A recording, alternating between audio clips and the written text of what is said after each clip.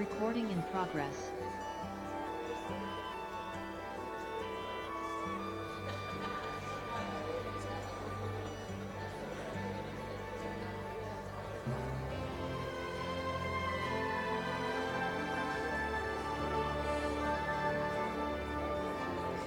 Recording in progress.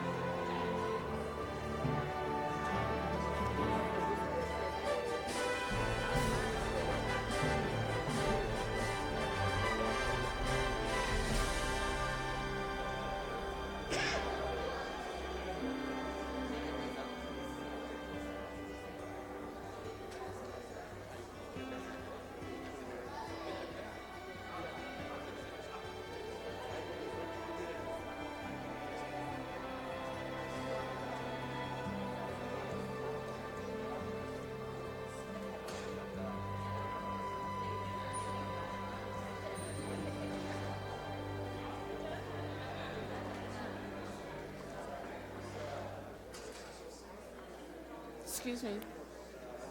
These go in the back. Okay.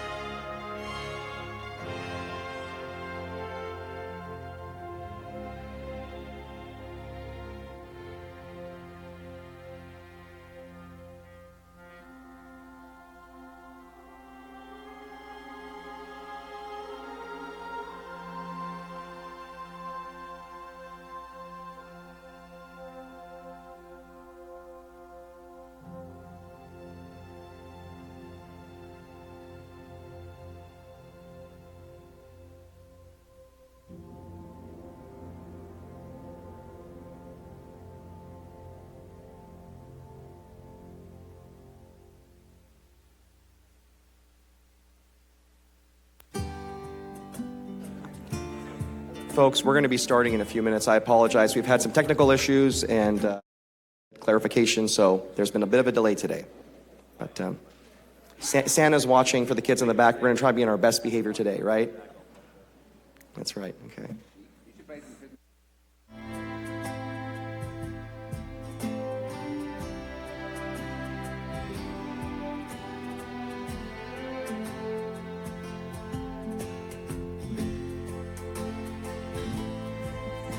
You can still talk. It's okay. Anyone knows a Christmas joke? PG? Oh, okay. Yeah, no one knows it. It's PG's a no. Yeah, okay.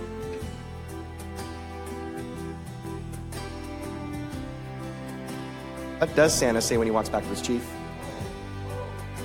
Oh, that's a good one. I like that. Oh. That's good.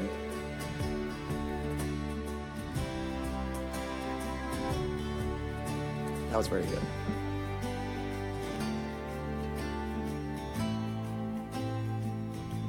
That was good.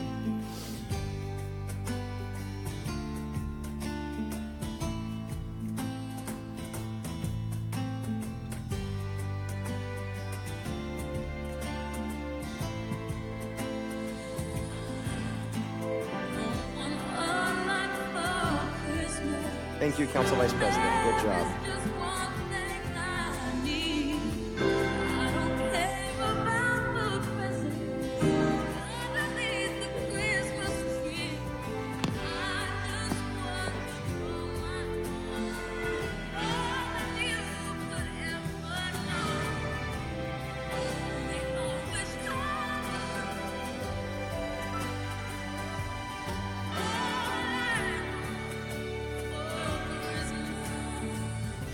All I want for Christmas is a vote no on SATA. Look at that.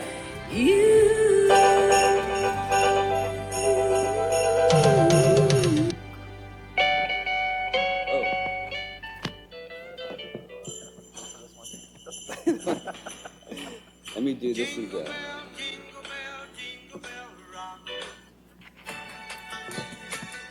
In recognition of Immigrant Day today, you guys can listen to this one.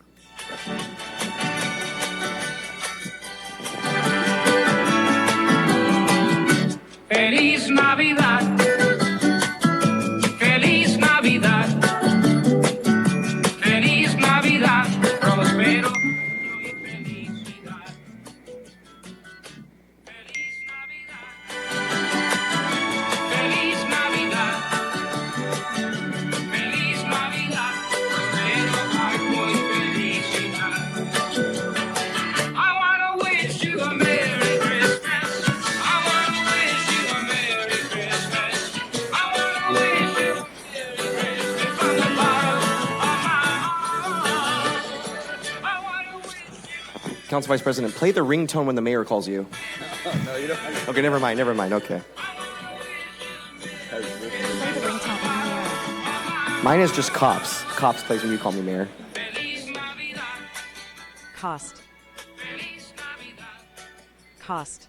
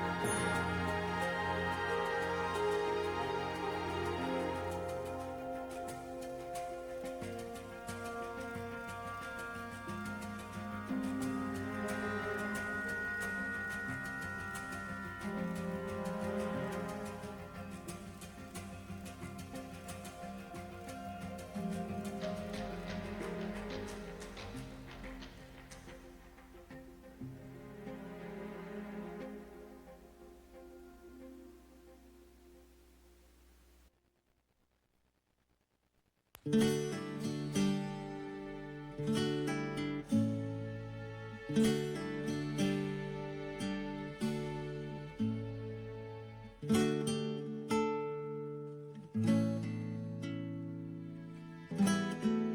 latest start we've had, but we're going to end this year strong. So I'm Mike Carbasi, Council President, and I call this meeting to order at 9:42 a.m. City Clerk, would you please call the roll? Yes, good morning. Please answer if present. Councilmember Perea. Present. Council President Mike Carbasi. Here. Council Vice President Arias. Presente. Councilmember Maxwell. Present. Councilmember Vang. Present. Councilmember Richardson. Here. Councilmember Esparza. Present. With 7 members present, we have a quorum. Thank you so much. Next is the invocation led by the Pledge of Allegiance. Today's Pledge of Allegiance will be led by Councilmember Richardson. But for our invocation, we have the Very Reverend Father Ashud Kachadorian from Holy Trinity Armenian Apostolic Church.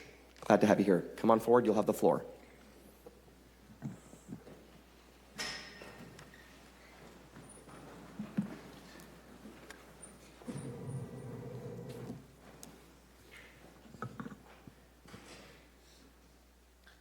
Let's pray the Lord's Prayer together.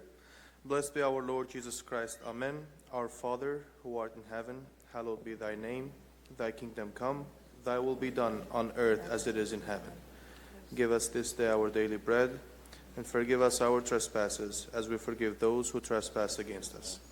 And lead us not into temptation, but deliver us from evil. For thine is the kingdom, the power, and the glory, now and always and forevermore. Amen. Almighty God, we come before you with grateful hearts for the life you have granted us. Empower us to be instruments of your peace and messengers of your love. We humbly beseech you to bless the United States of America, guide our national leaders, and protect our citizens.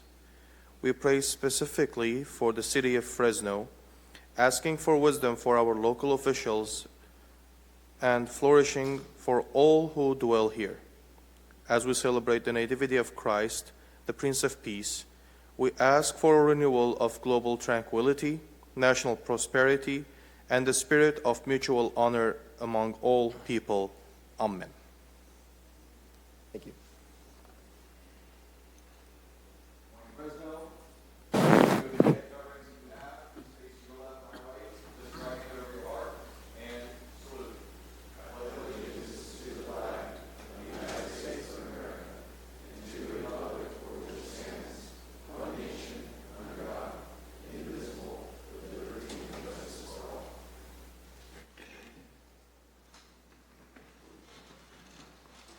Our next item of business will be the approval of the agenda. City Clerk, are there any changes or items removed from the agenda today? Yes, Council President. First, I would like to indicate that there are interpreters available.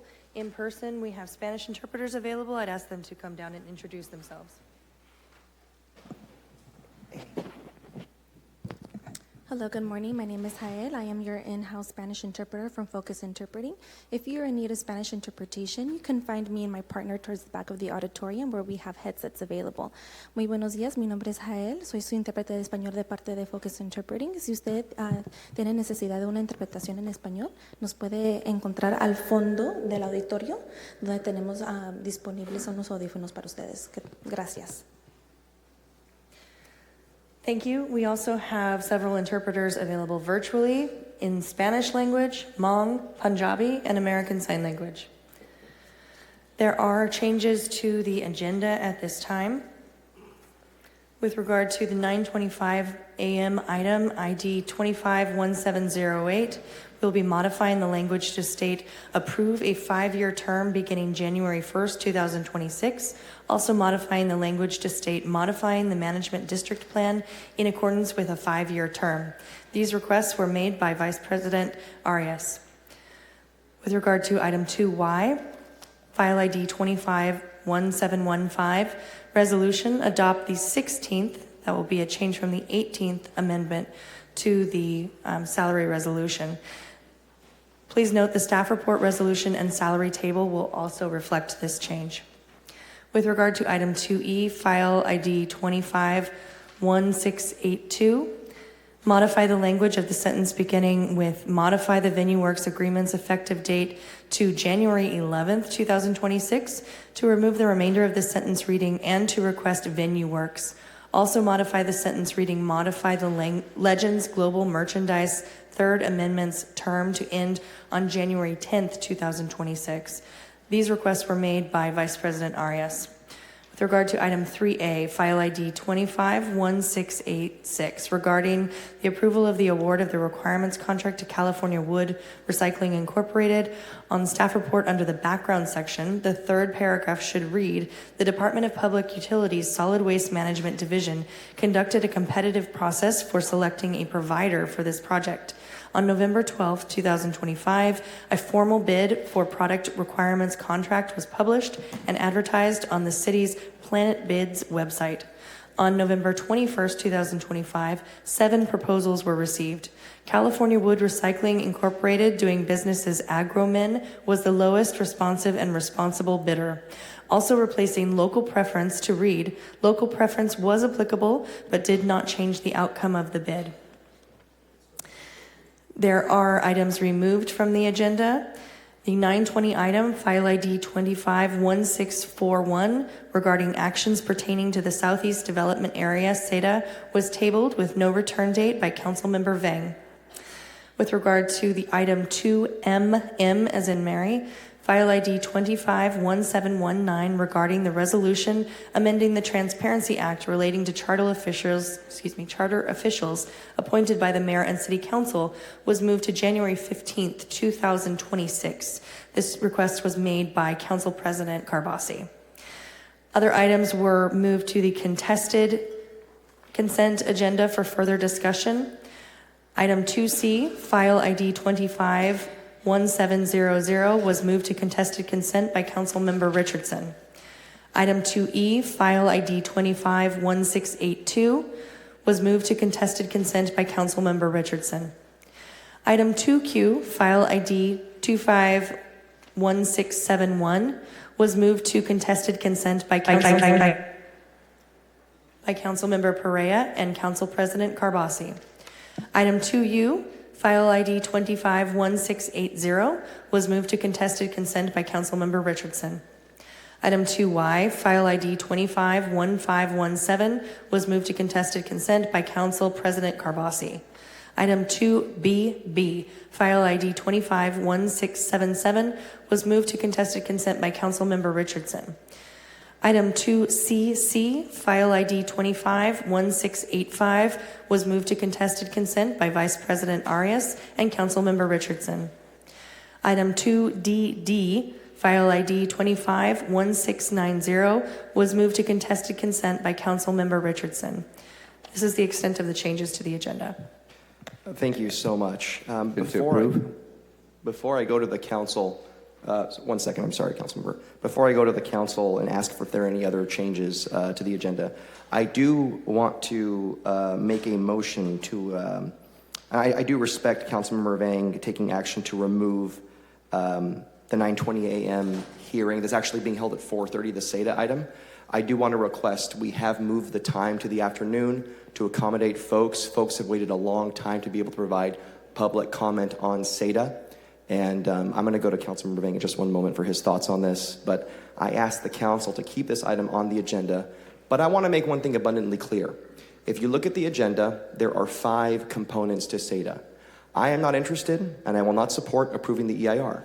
I'm only interested in hearing public input and giving direction to staff to do a financial analysis to come back to us at a later date. That's all I want to do. Not approve SEDA, not approve the EIR. So, but we have to have that opportunity for the public to actually speak. And I'm going to make a motion to keep that item on the agenda, if there's a second to do that. Okay, thank you, Councilmember. Did you have any comments, Councilmember Vang? I do. Thank you very much, Council President Carbasi. The agenda, which is scheduled for the 4:30 p.m. today, is the resolution certifying the final environmental impact report, adopting the facts and statement overriding considerations, approving mitigating, monitoring, and reporting program, adopt the Southeast Development Specific Area updating the land use map, and authorizing the Planning and Development Department Director or its designee to update the text, etc. And then finally select an alternative described in the IR. And so that is the full context of this item. And when I asked to table this, it is to table the entire item as it is presented to council today. As I have publicly stated in the past, I cannot and I will not support this item as it is today at this very moment. This item contains over 10,000 pages of data, studies, and projections, and represents over 2 decades of work. It would be a grave disservice to my predecessors, and more importantly, a disservice to the residents who I represent to rush a decision of this magnitude today. We are talking about potentially the biggest project in the city in the next 20 to 30 years. And I'm going to do my due diligence and give its plan, if there is a plan, its utmost attention. So my goal has been to hear from everybody, and I have done that.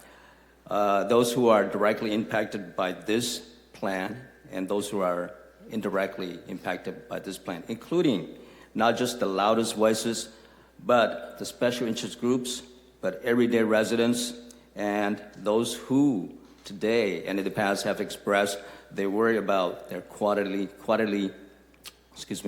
of life. I have heard concerns that are very valid, and I've heard concerns that are not so valid. I have heard your fears that are real, and I'm not done listening. And I intend to continue this tour as I am satisfied that everybody has been heard before this item is being brought back to the council as it is. I do understand that while the city needs to grow, to remain competitive, and development will happen, especially in Southeast Fresno, whether we have a plan or not. But I am not convinced at this time that SEDA, as it is presented today at this very moment, is financially feasible. And so therefore, I am not prepared to move forward as it is right now, that is in front of me. And I encourage my colleagues to consider tabling this item until we have a feasible financial plan from administration. That's the comments that I have, Council President. Thank you. I completely understand. What I would say is I agree with you in a lot of the points you've made. I think part of what I'd like to hear this item, I'm not going to go into detail of the item because that's not what we're allowed to do at this time. We can only talk about the agenda issue, is it will allow the public that has concerns to actually finally be able to speak to us, much like a couple of months ago, we approved the West Area Plan, went through a long public process for decades, but the public had that opportunity. The other thing is, part of item 5 is instructing the administration to do a feasibility study. So if it does come back, we can actually address that concern of it. But they can't do that unless we authorize them to do that. That's one of the reasons why all I'm requesting, I want to make it very clear, I will not motion or support the EIR or the approval of SEDA. That's not what I would do today.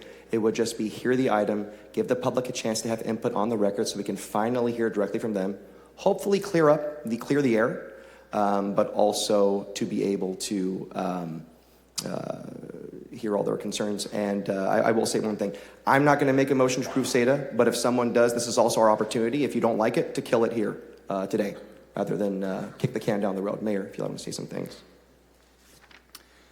Thank you, Council President. I'd also like to encourage the council to hear the item today. This has been in the works for many, many decades, and as stated by Councilmember Vang, there's been a lot of information out there. Much of the information is not true. It's rumors that have been spread, and it's unfortunate for many of the people that live in these areas that are hearing this misinformation.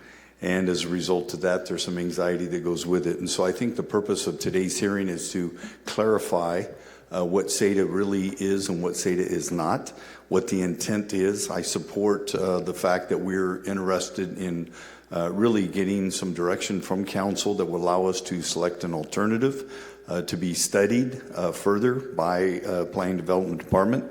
And we're not looking at opening up the 9,000 acres of SEDA, which I've heard many, many times. We're actually only looking at opening up a bottom portion of SEDA which is between Jensen and North Minnewawa and Temperance, and that being for flexible research and development only, no housing, which would allow us to attract some advanced manufacturing into Fresno so we can have good paying jobs. And secondly, to only open up a small piece of area just north of Jensen, south of Hamilton, bordered by the Briggs Canal, that will allow for some housing. So those are the things that we're hoping to have today. And then the faster the community can come forward and express their concerns, the faster this council can give some direction, then we can study the alternative and then look at the financial impact that will have on our city. And so that's the importance of hearing that item today. Thank you. We're going to bring, thank you, Mayor. We'll bring this back to the council. And as a reminder, we really aren't supposed to get into policy details. So go ahead, Councilmember. Yep. Thank you, Council President Carbasi. Again, I am in agreement mostly with the mayor and the council president, but as it is presented today at this very moment, I cannot support this agenda that is scheduled to be heard at 4:30, and so my motion to table still stands. Thank you. Sure. Councilmember Perea, followed by Council Vice President.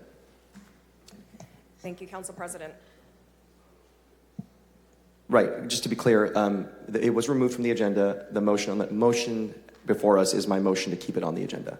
Thank you. Okay. So I agree with Councilmember Bang. I don't think this item is ready to be approved today, and if anyone makes a motion to approve it, I won't support that. One of the criticisms we get on this item specifically is that we've been kicking this can down the road for decades upon decades. This matter has been agendized and noticed for today, and I anticipate there's going to be hundreds of people coming out at 4:30 to have their voice heard.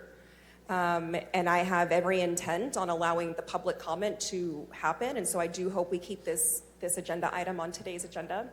Again, I will not be supporting the item in its current form, but I do think it's important for the community to also hear from us. Where does the council stand on this issue?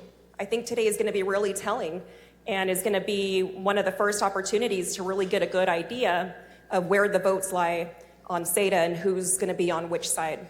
So I am going to be supportive of keeping this item on today's agenda. I think we owe it to the community. I think we owe especially to the community for them to hear where we stand on this item. And, I do think the administration needs to hear directly from the council members and the public as to what the direction needs to be. I think at some point this item will come back before us for approval, but it certainly won't come back in today's form. So what form will it come back to us in? I think that's going to be debated today, and I think it's up to us to give the administration very clear direction as to what we see. Specifically, what the community has been asking for is that financial feasibility study, and so that is something that I certainly want to see as well, and that's direction that I anticipate we're going to be giving the administration to do, is to go back and conduct that feasibility analysis. So, Council President, I will relinquish the rest of my time, but I will be supportive of keeping the item on today's agenda. Thank you, Councilmember. Council Vice President. I appreciate the comments that my colleagues have made, but I also want to, not that I'm going to say I've been here for 25 years like Member Chavez used to say, but I have been here for 7 years, and there's been some rules that we've always had honored on this dais. And one of those primary rules is to default on the timing of an item to the member of that area, because ultimately that member has to answer to his constituents, and especially when items are not of timely nature. In this case, SETA does not have a legal deadline. It's been discussed for 30 years. There is no legal or financial reason why we must do this today. If the member needs more time, and his constituents and residents need more time to understand the 10,000 pages of documents that, per the agenda, the staff is going to ask us to give them direction and authorize expenditure of more resources and more time, both from staff and consultants, to come up with a financial plan, then we ought to honor that member.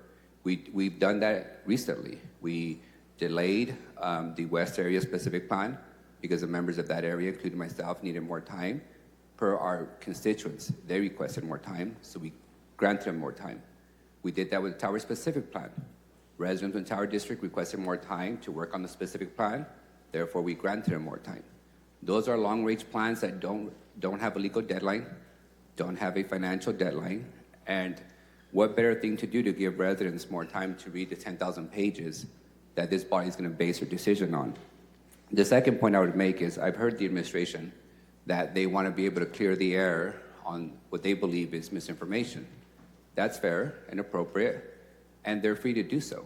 They don't need direction from us to go on and engage in a public, communication campaign to clarify whatever they think is incorrect. The mayor and his administrative staff is well equipped to do that on their own without any authority or resources needed by this body to be granted. I would encourage that they do that if they feel there's bad information out there. Lastly, I would simply ask my colleagues, put yourself in Member Bank's shoes. If somebody was recommending direction on 45,000 potential homes, what I've heard today so far is most of us don't intend to approve the full scope. So then what's the rush? Then let everybody get to their Christmas shopping, enjoy Christmas break and New Year's, and we'll pick this up early next year if necessary. But there seems to be, and I mentioned this jokingly to the mayor earlier, we just finished the Christmas parade. We did grand openings for the parking garage, the airport yesterday. A lot of huge wins for the city. And we had the opportunity to end in a high note by finishing today's meeting equally as we've done the rest of the year. Instead, we're going to have people here till 10 p.m. frustrated that they have not had an opportunity to read 10,000 pages, frustrated that we might grant direction that's going to be more costly. So what I would implore my colleagues is there's no legal deadline or financial deadline. And we should always default to giving the public and ourselves more time if it's available to us before we rush into any decision that has billion-dollar implications. Those are my comments. No, I truly appreciate those comments, and we're going to go to Councilmember Esparza in a moment. I just want to be clear. Regarding timing, there's no actual rule. The sponsor of this item is the administration, and as council president, I received dozens of emails from residents saying, would you please hear this in the evening, later in the day, so people that want to get off work can be here. And it's true, we may be here till 10 o'clock, but you know what? We get paid to be here, and you have an expectation that we're going to stay so every person can speak. I'm willing to do that. I think in the last week there has been a lot of very negative public discourse. I think there's a lot of special interest on all sides with their own agendas, spreading a lot of information that I think has created a lot of divisions in our community on this issue. What we really need is an opportunity for public input. That's my biggest reason for supporting this, to finally give the public a chance to talk to every one of their council members before we ever even make a decision, whether it is to kick the can down the road again and again. I have a tremendous amount of respect and sensitivity to Councilmember Vang. I understand where he's coming from. I don't disagree with him at all. I get it. And I think our intent is the same. I just want the chance to have public comment today. I think we've already delayed this item out of a request. So we're here now because it's already been delayed, much like the West Area Plan. But we finally let the public speak, and we made a pretty good decision on that one. And I want to make it very clear, I'm not going to support the EIR today. I'm not going to support approving SATA today. That, for me, that's not on the agenda. But I will support public input, and I will support using that input to finally give staff direction to conduct a financial analysis, which is what the public keeps asking me to do. Councilmember Esparza. Yeah, thank you, Council President.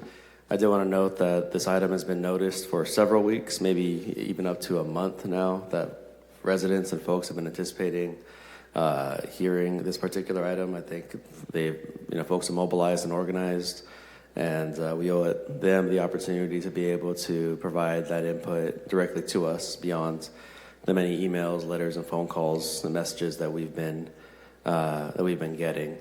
The other thing I will say is that as the other council member who represents the border to SATA, and also as the most senior council member on this body, that we do tend to defer to the member in which it's in their district.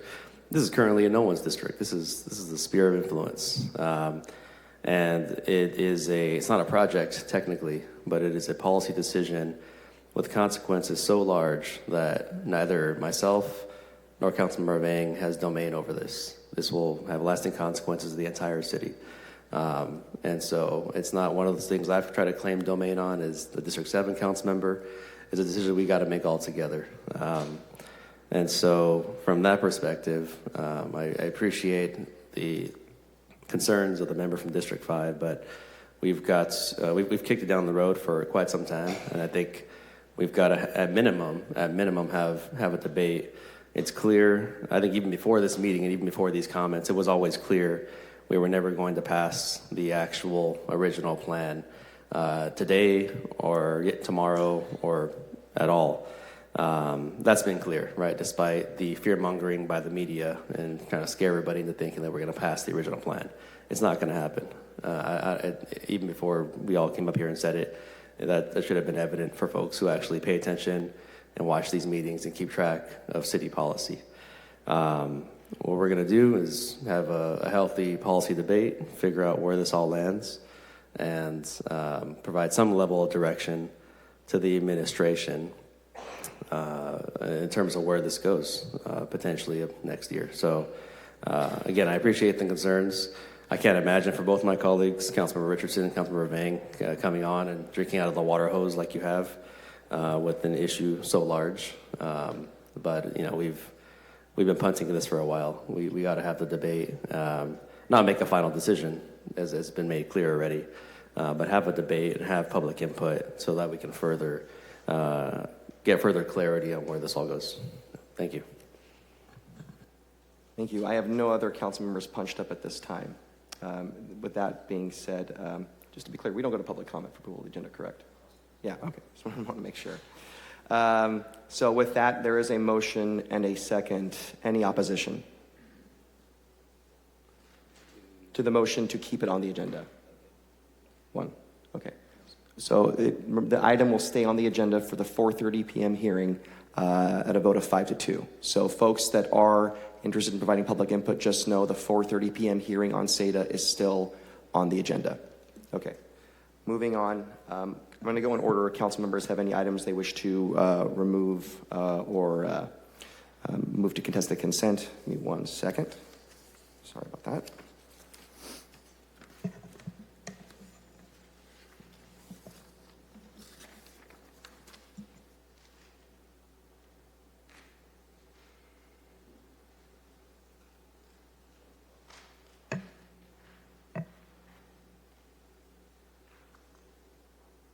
Okay. If council members, are there any items you wish to remove, continue, or pull from consent for discussion? Councilmember Perea? No further items. Okay. Council Vice President? Councilmember Maxwell? Okay. Councilmember Vang? No. Okay. Councilmember Esparza? Councilmember Richardson? Councilmember White? I'm kidding. Okay. There being none, is there a motion to approve the agenda as amended? Moved by Council Vice President, second by Councilmember Maxwell. Any opposition? The item passes 6-1 with Councilmember Vang voting no. Now we move on to ceremonial presentations. For those of us new here, we always say this is the best part of the meeting today. It's the fun part. And I know the kids are going to love this one. The first one is Fresno Animal Center presents Pet of the Month. Let's see what they have for us today. Oh, here we go. Come on up, Brian.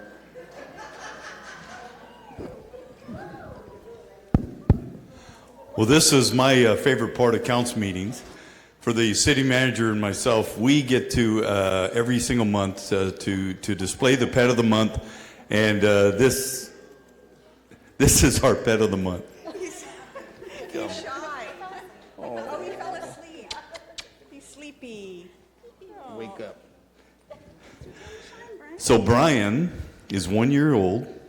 As you can see, loves to cuddle, and he just woke up from a little morning nap, so he's a little bit tired today. But we every month we run our own animal center, and we invest a lot of money as a city, taxpayer dollars, $20 million into this center, and because we believe that the animals that are out there are our pets as well. And so we want to make sure that we provide them a good home. And once a month, we bring a pet in here to see if somebody will adopt that pet.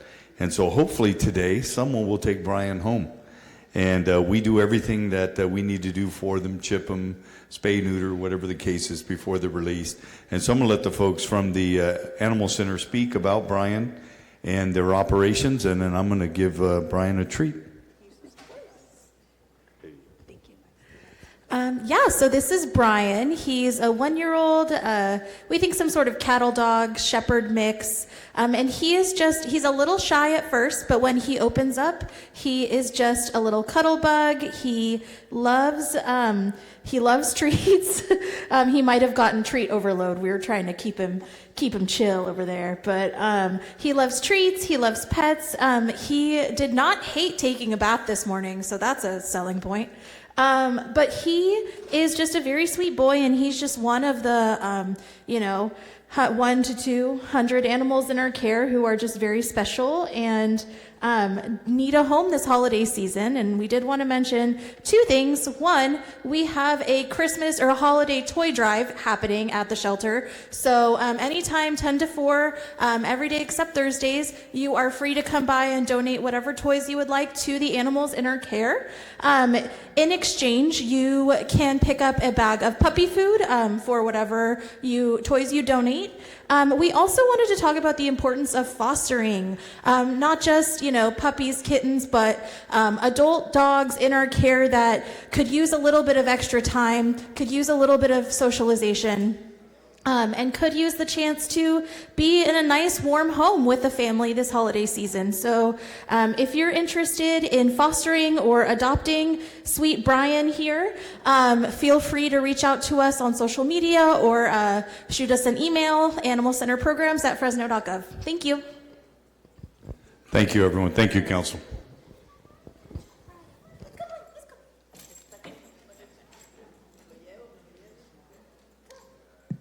Okay, next is a proclamation for International Migrants Day, and the sponsor is Vice President Arias.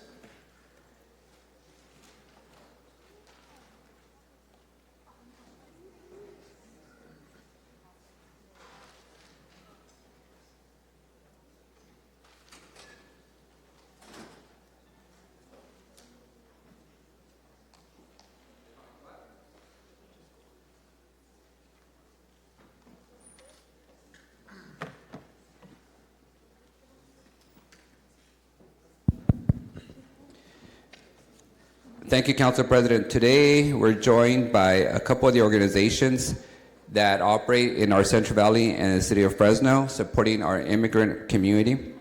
They include the California Immigrant Policy Center, Centro La Familia Advocacy Services, United Farm Workers Foundation, Services, Immigrant Rights and Education Network, Centro Binacional para el Desarrollo Indígena Oaxaqueña, the Coalition for Human Immigrant Rights, Central Valley Immigrant Integration Collaboration, Civic, and ELF, the Educational Leadership Foundation.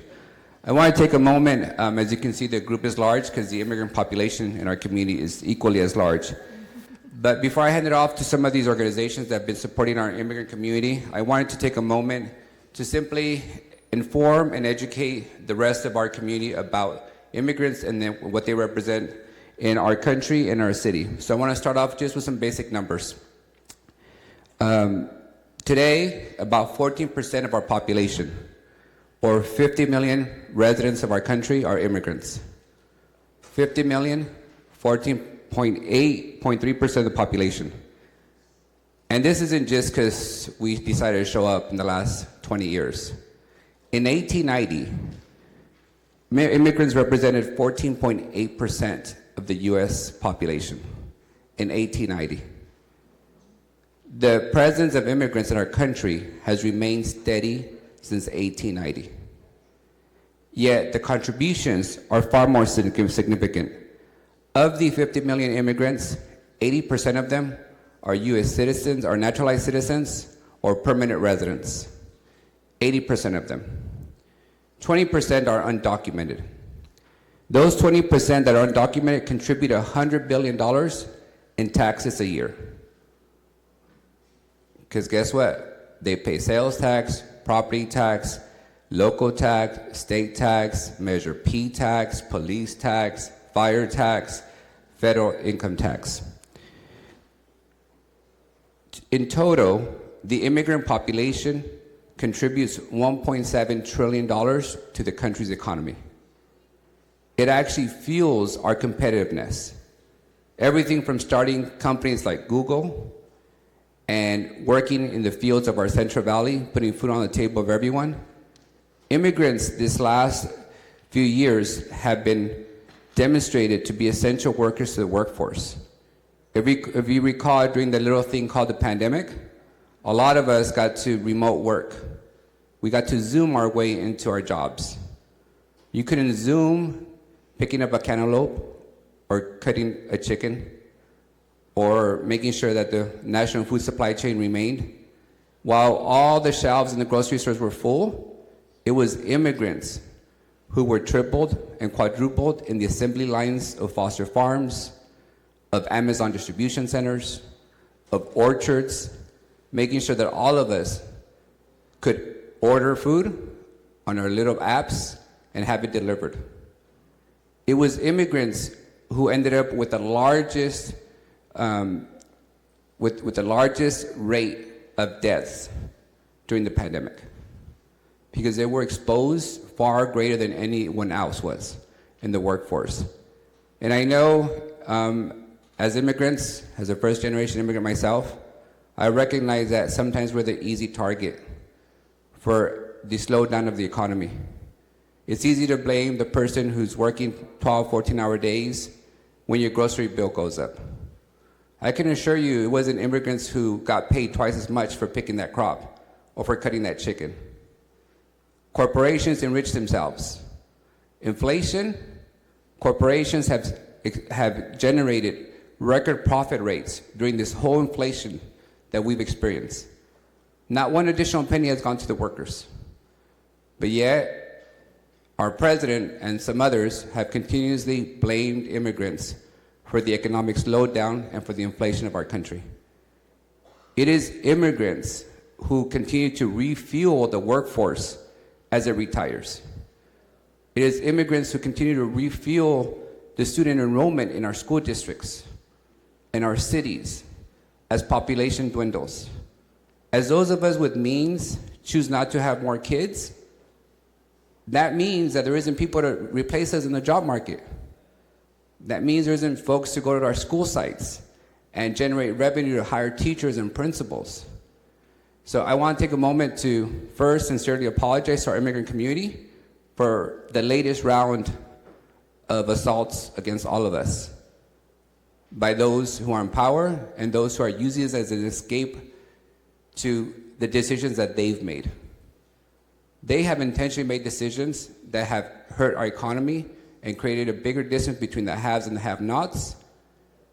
And secondly, I want to thank them for continuing to stand up as people are being chased at their job sites, as people are being victimized and attacked. We were told years ago they're going to go after the criminals. What are they doing now? Chasing people at work. So we've been there before. We're there again. And these folks here with me today have remained steadfast in supporting their parents, their grandparents, their neighbors, and all the folks that help our city generate its revenue and excel in its community. So I want to thank all of you for being brave enough and courageous enough to continue to stand on behalf of our community and remind the rest of the country. Find a new scapegoat, or at least look at yourself in the mirror and ask yourself, is this what we signed up for? Because we're not the problem. If it wasn't for us, the country would be far worse off. And there isn't an invasion of immigrants. Immigrants have remained steady since 1890. So find yourself another scapegoat, President, because it's not us and it won't be us, and we won't stand silently to allow you to engage in the false narrative. With that, I'd like to turn over to our friend Mario, who leads the Educational Leadership Foundation and who's been at this work. I also want to take a moment to also add, because our Hmong community is here today too, It is your generation and your parents who saved so many of our military men and women. When they were shot down, it was your family members who put their lives at risk to save them. And you have come into this country now more than 50 years ago, and you have demonstrated that the American dream is possible, and you have also led and raised your kids and contributed to our economy as the rest of the immigrant community. So thank you, not only for your service to our men and women in the military, but for making sure that you continue to celebrate your culture and your traditions, and that you don't lose yourselves as you integrate into our country and you continue to contribute. That's what makes America great, and that's what will always make America great, no matter what everybody else tries to say. Thank you. Thank you very much, Council President. Thank you for that comment. Good morning, everyone. Mario Gonzalez, Executive Director for the Education Leadership Foundation. I just want to thank our council member here, Vice President, Council Member Arias, and the council member for recognizing the importance of immigrants in our community. We are a country of immigrants. We've all migrated to this country at one point or another. One generation, two generations, 10 generations ago, we've all migrated to this country. Unless we're part of the First Nations, we're all immigrants. And so it's important that we recognize that fact that we are here with a hope to contribute to this economy, contribute to this country, to make this a better place, a more safe place for all of us. Our work encompasses working with our immigrant community, ensuring that their rights are protected, ensuring that they know what due process is, ensuring that the due process is followed and abide by it, and ensuring that those who are in need have a place to go. We cover a large region from Kern County up to San Joaquin County as a community, providing services to those most in need. And it's not just alone. Our friends here from the Fresno Center, who are not up here with us, but happy to join us, they do a lot of good work as well with our immigrant community. And so all those in front of you, those in the audience sitting with you, and those who are listening to us today are important aspect of the fabric that makes our community a better place. So thank you again. Thank you for this recognition. Thank you. Council Vice President, I just want to thank you so much for bringing this item forward. My father, as you know, fleeing a revolution, was an immigrant to this country, and I wish when he was here that there was a group like this defending their rights and their fears. So thank you for doing that. Thank you, Councilman. Thank you. Thank you, ladies. If I may read the proclamation? Go ahead. Whereas the United Nations General Assembly recognizes December 18th every year as International Migrants Day to recognize the contributions of migrants while also highlighting the challenges migrants face. And whereas migrants often have temporary, uncertain, or no immigration status and may be exposed to precarious and vulnerable working and living conditions with limited access to essential services. And whereas, despite the challenges they face, migrants have proven to be a source of prosperity, innovation, and sustainable development to this country. And whereas immigrants from across the globe call Fresno their home and choose to work, live, and raise their families here for generations to come. And whereas International Migrants Day is an opportunity to celebrate the continuation of migrants in the city of Fresno and to raise awareness of the thousands of international migrants who come to Fresno each year. Now, therefore, be it resolved that we, the Fresno City Council and Mayor Jerry P. Dyer, do hereby proclaim the 18th of December 2025 to be International Migrants Day in the city of Fresno.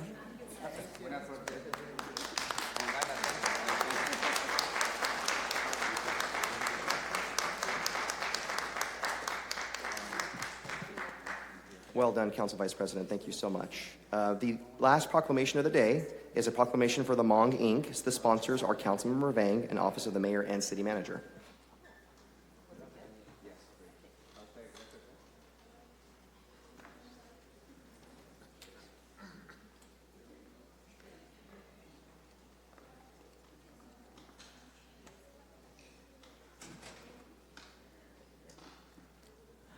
Thank you very much, Council President Kerbasi. Can I have the Hmong Inc. Come up here, please? Dr. Tulu and everybody, please come.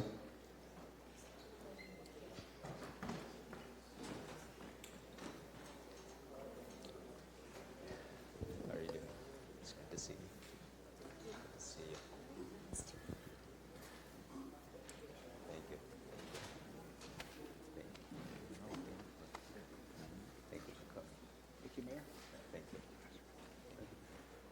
good to see you. Thank you very much for coming.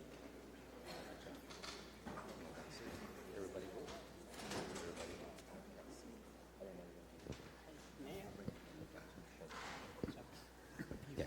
Good morning. Nhớ rong thầu shen gió, and that is Hmong.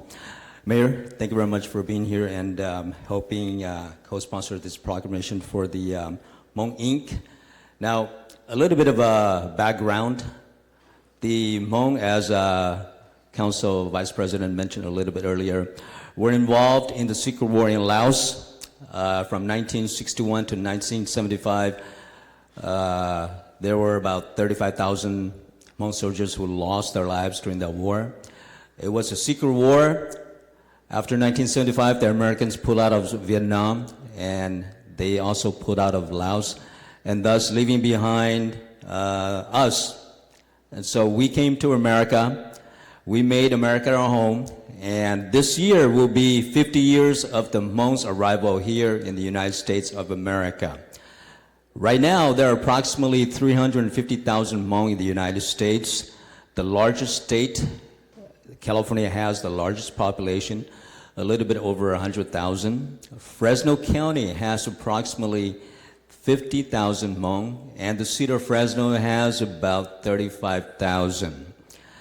Every year around this time, October and November, whether it is in the United States or in Laos, we celebrate our new year. Basically, from January to September, October, we work in the field, we raise our families, and then we find 1 or 2 weeks to celebrate the new year, which is the harvest year.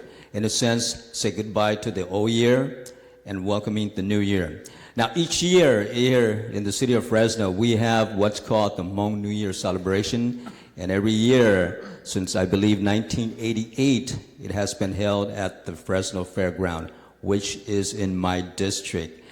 And so there has been, I believe, only 1 year during the COVID year where we do not have the Hmong New Year celebration.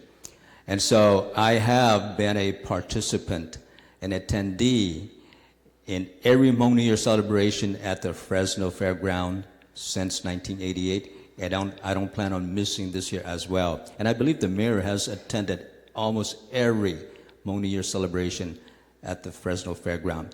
Now, to put that into perspective, at the beginning, there were 7 days to celebrate the Hmong New Year, drawing over 150,000 at that time. So imagine 150,000 people participating in the Hmong New Year celebration. The last couple of years, that number of days has been reduced to 4 days, and the number has reduced a little bit, but it has hovered around 100,000 people. So imagine 100,000 people coming to the fairground, coming to the city of Fresno, spending, staying, and providing economic to the city of Fresno. And so this is an important event not only for the Hmong community, but for the city of Fresno. So we are here today to honor the organization that for the last 2 years has ran the Hmong New Year celebration and the Hmong Inc. And so each year, the Hmong New Year celebration encompasses a time for families to get together, to toss balls, and to be out there to see friends, relatives, and obviously there's the food. And so we have incorporated certain traits into our Hmong American New Year celebration. And so I invite the community to come to this year's Hmong New Year celebration. Again, it will take place at the Fresno Fairground, starting the day after Christmas, December 26th, 27th, 28th, and 29th. And I believe we're open from 9 to 5. And so the public is welcome to participate, to be part of the festivity, to enjoy the celebration, and to enjoy the food. And again, it is my honor to represent District 5, where the fairground is part of my district. And so I would turn the mic over to the mayor. Thank you, Councilmember. And I too have a deep relationship and love for the Hmong community. I've been to well over 30 Hmong New Years in my time here in the city, and had the privilege of cutting the ribbon many, many times, and and being a part of the festivities. But, you know, as we go back in time, there's a reason why we celebrate our Hmong in our community.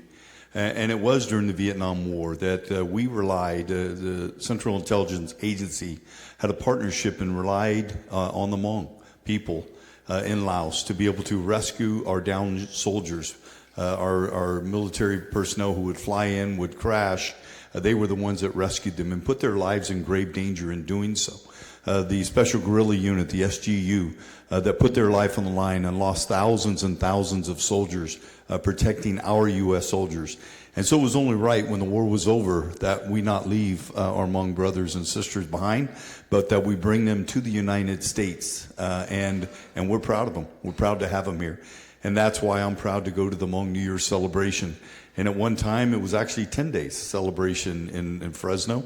And it is the largest Hmong New Year celebration anywhere in the United States.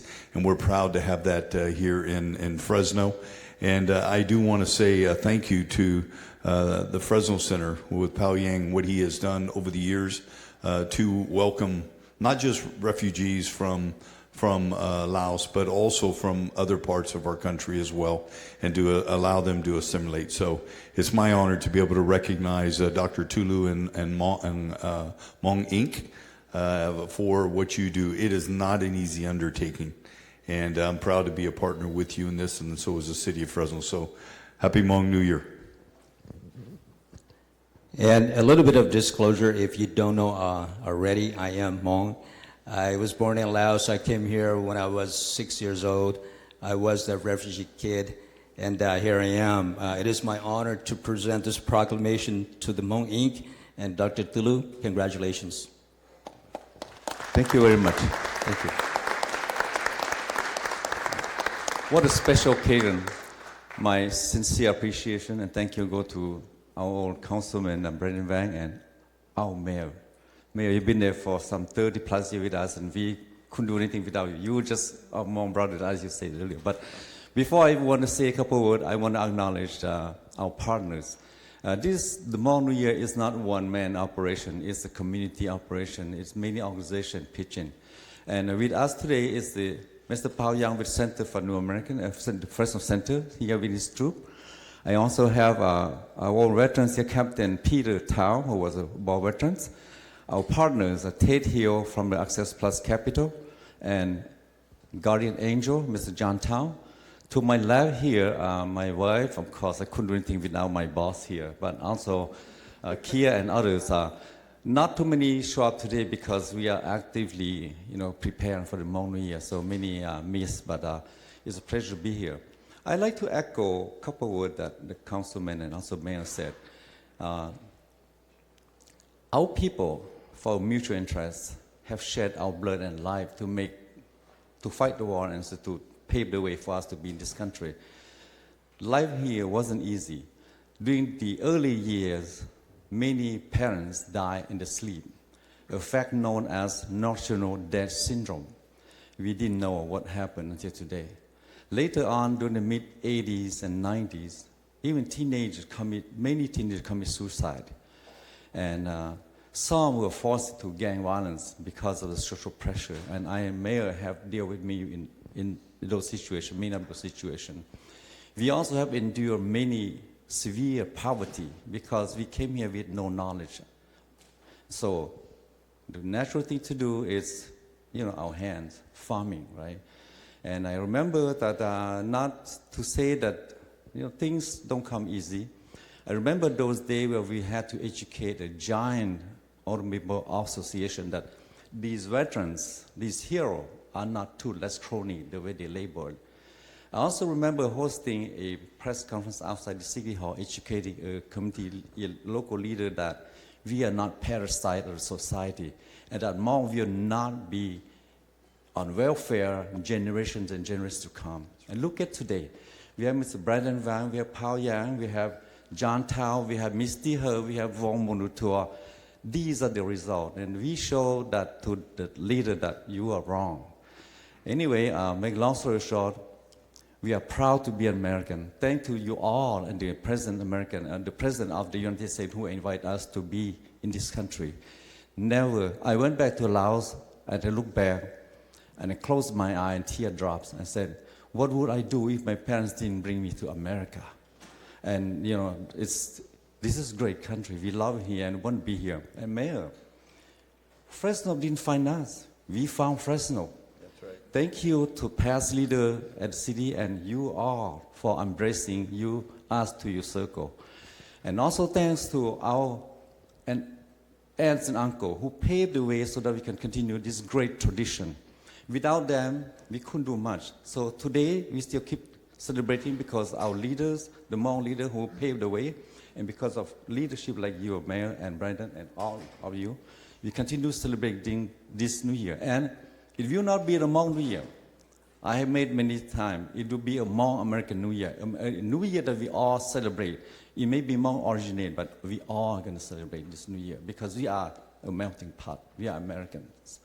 Thank you very much, Mayor and Brennan, for inviting us to this very special occasion. Thank you. Clerk, can you please read the proclamation into the record? Thank you. Gladly. Whereas this year marks the 50th anniversary of the Hmong community's migration to the United States, Fresno is home to one of the largest Hmong populations in the world and has the largest Hmong New Year celebration that brings in over 100,000 attendees annually. And whereas the first Hmong families began arriving in Fresno after fleeing the Vietnam War, during which the Central Intelligence Agency, CIA, recruited and trained soldiers to form a guerrilla force to fight in the secret war and counter the spread of communism. The Hmong New Year serves as a time to honor the bravery and resilience of the sacrifices made by Hmong soldiers. And whereas Hmong New Year is the celebration and welcoming of the new year, it is a time to reflect and honor traditions, culture, arts, and community. And whereas the traditional Hmong New Year marked the end of the harvest season and brought together generations to engage in traditional practices such as ball tossing, dance, pageantry, and the showcasing of traditional Hmong embroidery. And whereas the Hmong New Year celebration bid was awarded to the Hmong Inc. on May 23, 2023, the Hmong New Year has a deep cultural history at the Fresno Fairgrounds and has been recognized as one of Fresno's largest cultural celebrations.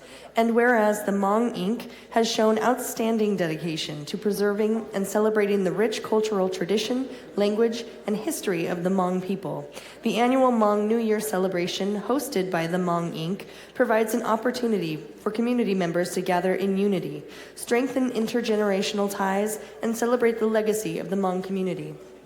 Now, therefore, be it resolved that we, Mayor Jerry Dyer, Councilmember Brandon Vang, and the Fresno City Council do hereby acknowledge the Hmong Inc. in the city of Fresno.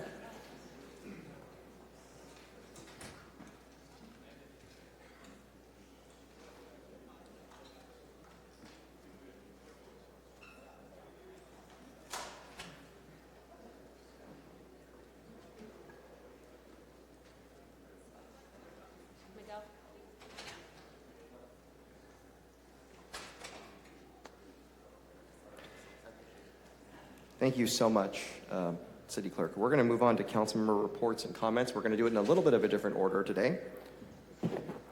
We're going to start with Councilmember Maxwell. Thank you, President Carbasi. It has been a busy couple of weeks in District 4. We've been doing a lot of tours and events these past 2 weeks. I want to give a shout out to Casita Feliz. This is a relatively new nonprofit located in the Tower District that help a lot of folks in the community that are LGBTQ. They have a lot of great programs for folks in different age groups from all across Fresno. And I know Council Member Perea helped secure a huge grant for them earlier this year, and they were very thankful for that and have been able to do some amazing work in our community. So shout out to Casita Feliz for all the great work that they're doing in our community. Last week, I had the opportunity to go to the ribbon cutting of probably one of, if not the most beautiful hotels in Fresno. This is the Hyatt House that just opened up at Campus Point. This is truly a beautiful place to stay if you're visiting Fresno. It's right across the street from Fresno State. So it's going to be perfect for parents that want to drop off their kids or pick them up during the holidays or summer break. For folks wanting to watch the Bulldogs play in the Pac-12, wanting to go to the Shakira concerts or a concert at Save Mart Center, this is going to be a great opportunity and a good source of the city's income comes from our hotels. And the more people we could get to stay at hotels, the more revenue the city generates. And this is going to be a great opportunity for the city's local economy. So shout out to Lance Cashing Company, all the contractors and engineers and architects that were involved in that project, because it really did turn out very beautifully. Last week, my team hosted a Mingle and Jingle Holiday Block Captain Appreciation here at City Hall. We had about 40 block captains from across the city of Fresno and their families here in the foyer, just to thank them for the work that they do. We have the best police department in the state of California, but our officers can't be everywhere all the time, and we really do rely on our neighbors and our block captain network to be our eyes and ears and keep us informed of what's going on in the neighborhood. These are the folks that are reporting suspicious activity, code violations, infrastructure issues in their neighborhood. They make our job a lot easier, and so we're really appreciative of that group as well. This past weekend, I played pickleball for the very first time. I don't know if anybody's a pickleball fan out there. It is a growing sport in our region. We're building a new pickleball court in District 4 at Vinland Park. Should be open early summer of next year. But we went out to talk to the Fresno area pickleball group. They're keeping our parks active. They're keeping our parks engaged. And we were able to donate a couple hundred of pickleballs to that group, and just some really great people. If you hadn't had an opportunity, it's a good way to stay physically fit, something I need and something I'm going to be doing more hopefully in the new year. A couple days ago, my staff and I toured the Historical Society Archive over on Kern Avenue here in downtown. Previously located at Kearney Mansion, they're moving here downtown. Some really amazing artifacts. If you're a history nerd like I am, they have a lot of cool information from the late 1800s and early 1900s all the way up to today. I know tomorrow they're doing a press conference, I think, with the mayor to talk about some historical artifacts that have been unearthed in downtown Fresno. So if you haven't had an opportunity, it's cool adventure for you and the kids to check out, learn a little bit more about our local Fresno history. I'm sure the mayor's going to talk about this one a little bit, so I'm just going to be brief. Yesterday, we did have the Fresno Yosemite International Airport Terminal expansion. This is the largest public works and investment and largest airport expansion of the 21st century. Opening up 2 new gates, it's going to help facilitate traffic in and out of the airport, hopefully allow us to attract some new airlines and some new destinations, domestically and internationally. It is a really beautiful terminal, and flights are leaving, I think, already. As of last night, we have flights already taken off out of the new terminal. So have it right before the holidays, hopefully ease some of that holiday traffic here before Christmas and New Year's. And then lastly, last night my office did host a holiday book drive at Club One Casino. I want to thank Kyle Kirkland and our friends at Club One Casino for hosting that event. Every year we try to do a different event. We've done toy drives in the past. But last year my staff and I got really involved with the Dolly Parton Imagination Library. It's a really cool nonprofit. They wanted to come to Fresno County to essentially give free books to children in Fresno County ages 0 to 5 at no cost. Every month they have free books mailed to their homes for them to keep. We were able to raise $500,000 and have it matched by the state of California to get that program up and running here in Fresno County. But we wanted to extend that service to kindergartners and first graders. And last night we were really successful. We raised close to 1,000 books that we can start distributing to kindergartners and first graders across central Fresno.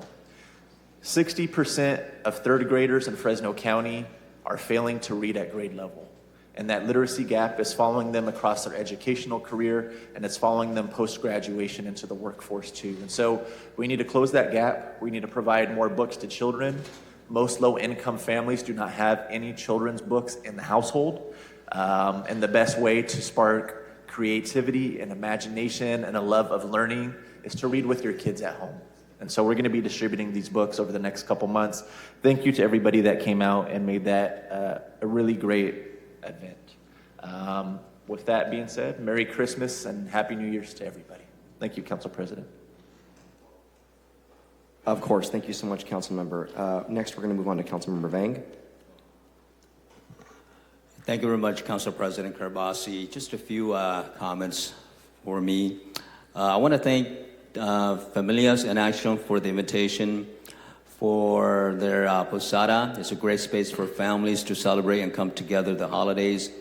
There were about 200 toys we distributed in Southeast Fresno, and the children enjoy the festivity, and I'm sure they're enjoying the holiday. Also want to mention that the fire department luncheon was attended by myself and my team. Almost every member of my office were there to participate in that annual fire department luncheon. And thank you very much to the firefighters and the personnel for putting that together. It was a great event.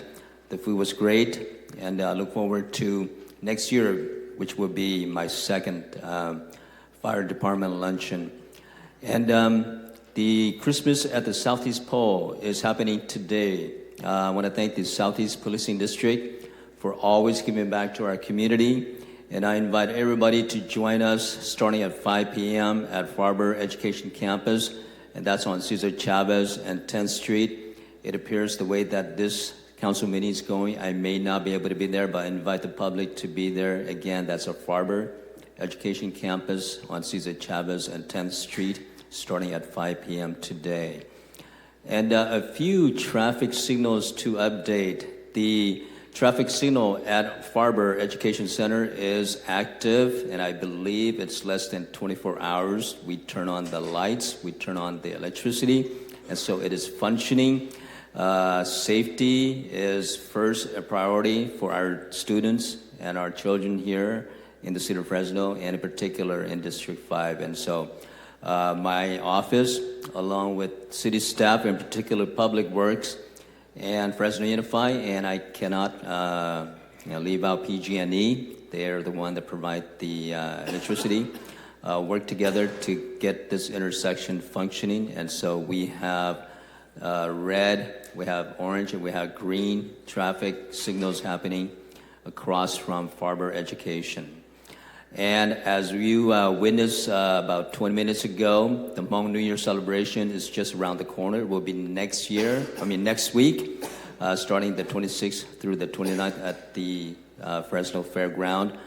Again, I invite the public to come to participate in the festivity, and by all means, go and help the vendors, in particular the food.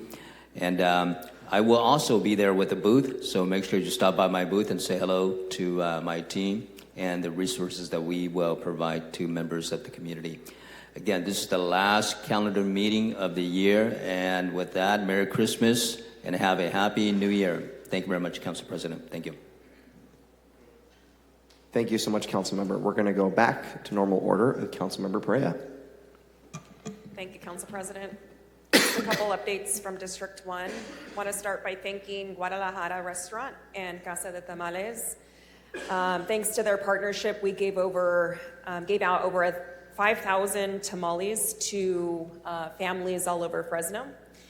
And also want to thank Shine for Education. We partnered with them to give out over 500 pairs of shoes to children at Ewell Elementary School. So now is definitely the season for giving, and I'm just really thankful for partnerships with our local organizations and for the generosity of many, many community members who have all contributed time and or dollars to make these events possible for our City of Fresno families. Council President, that concludes my remarks today.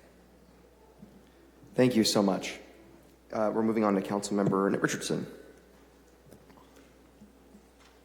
Good morning, Fresno. It's a chilly day in District 6. Everyone else has covered Christmas, so happy 5th night of Hanukkah we're coming up on this evening.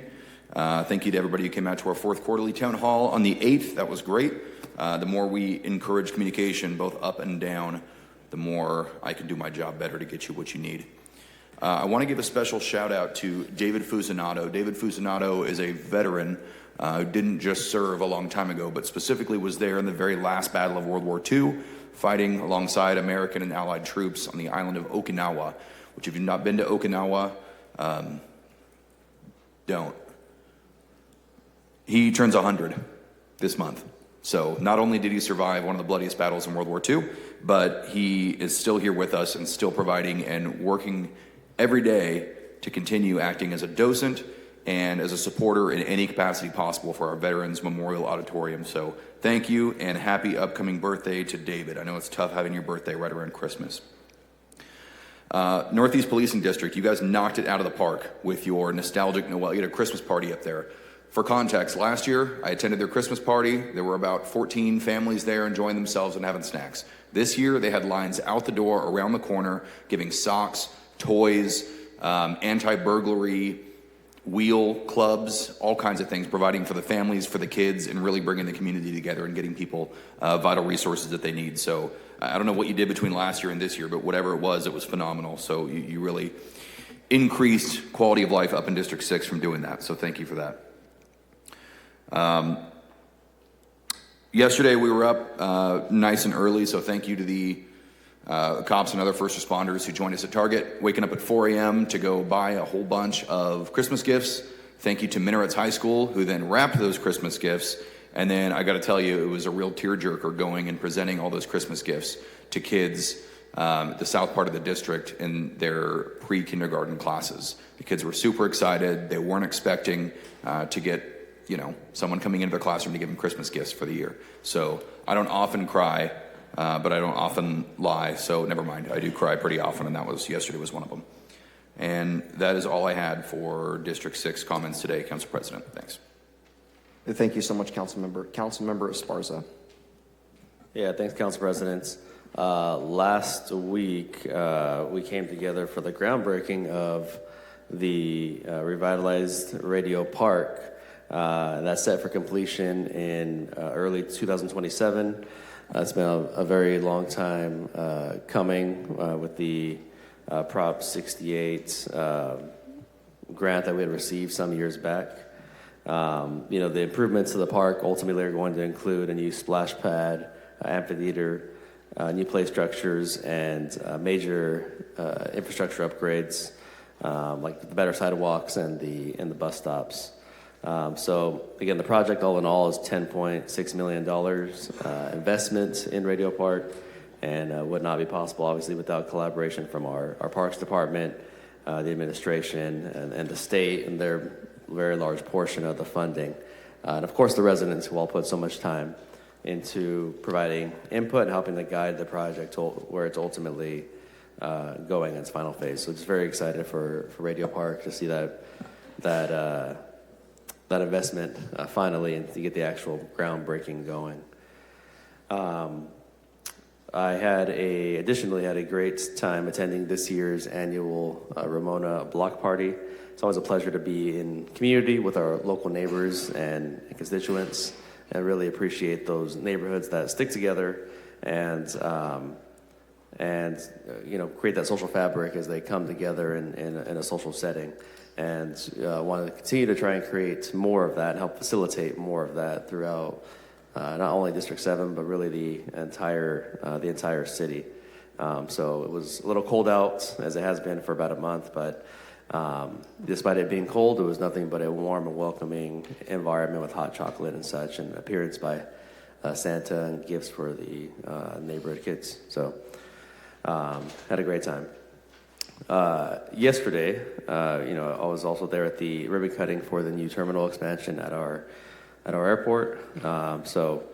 Just very proud of how we stayed on track. We broke ground on that just over 2 years ago, I think fall of 2023, and we stuck to the timeline, and we were able to get that open here before the end of 2025. So for those of you who fly international, you'll be getting a taste of that new terminal here very, very soon.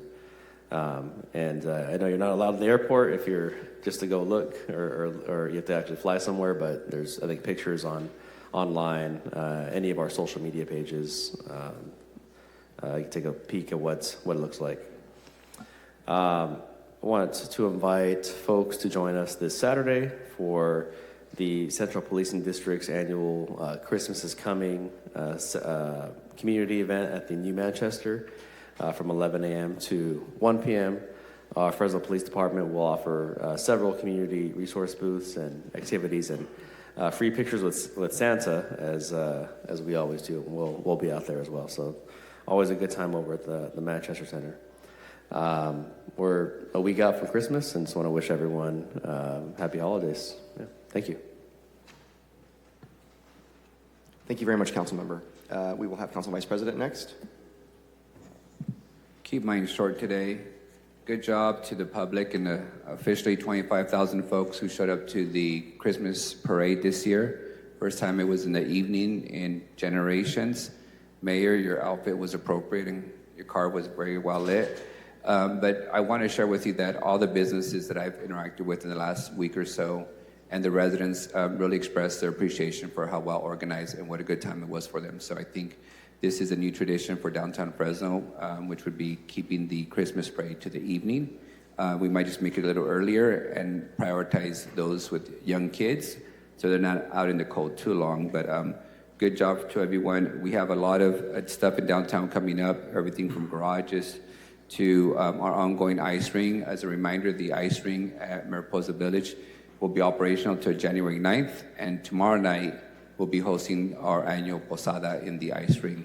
I do want to say thank you to City Manager. Yesterday we had a few dozen folks from kids from the Mosqueda Center at the ice ring, thanks to the partnership with the Parks Department. The rest of this week through the weekend, we'll have a lot more kids who will be able to attend the ice ring free for them and their families, as this is a public benefit to everyone. So I do appreciate everyone's work on that. And lastly, have a Merry Christmas. Hopefully after tonight, we will all be friends and we'll be able to, enjoy Christmas and the new year. In all seriousness, we have some really, really big items to finish the year with.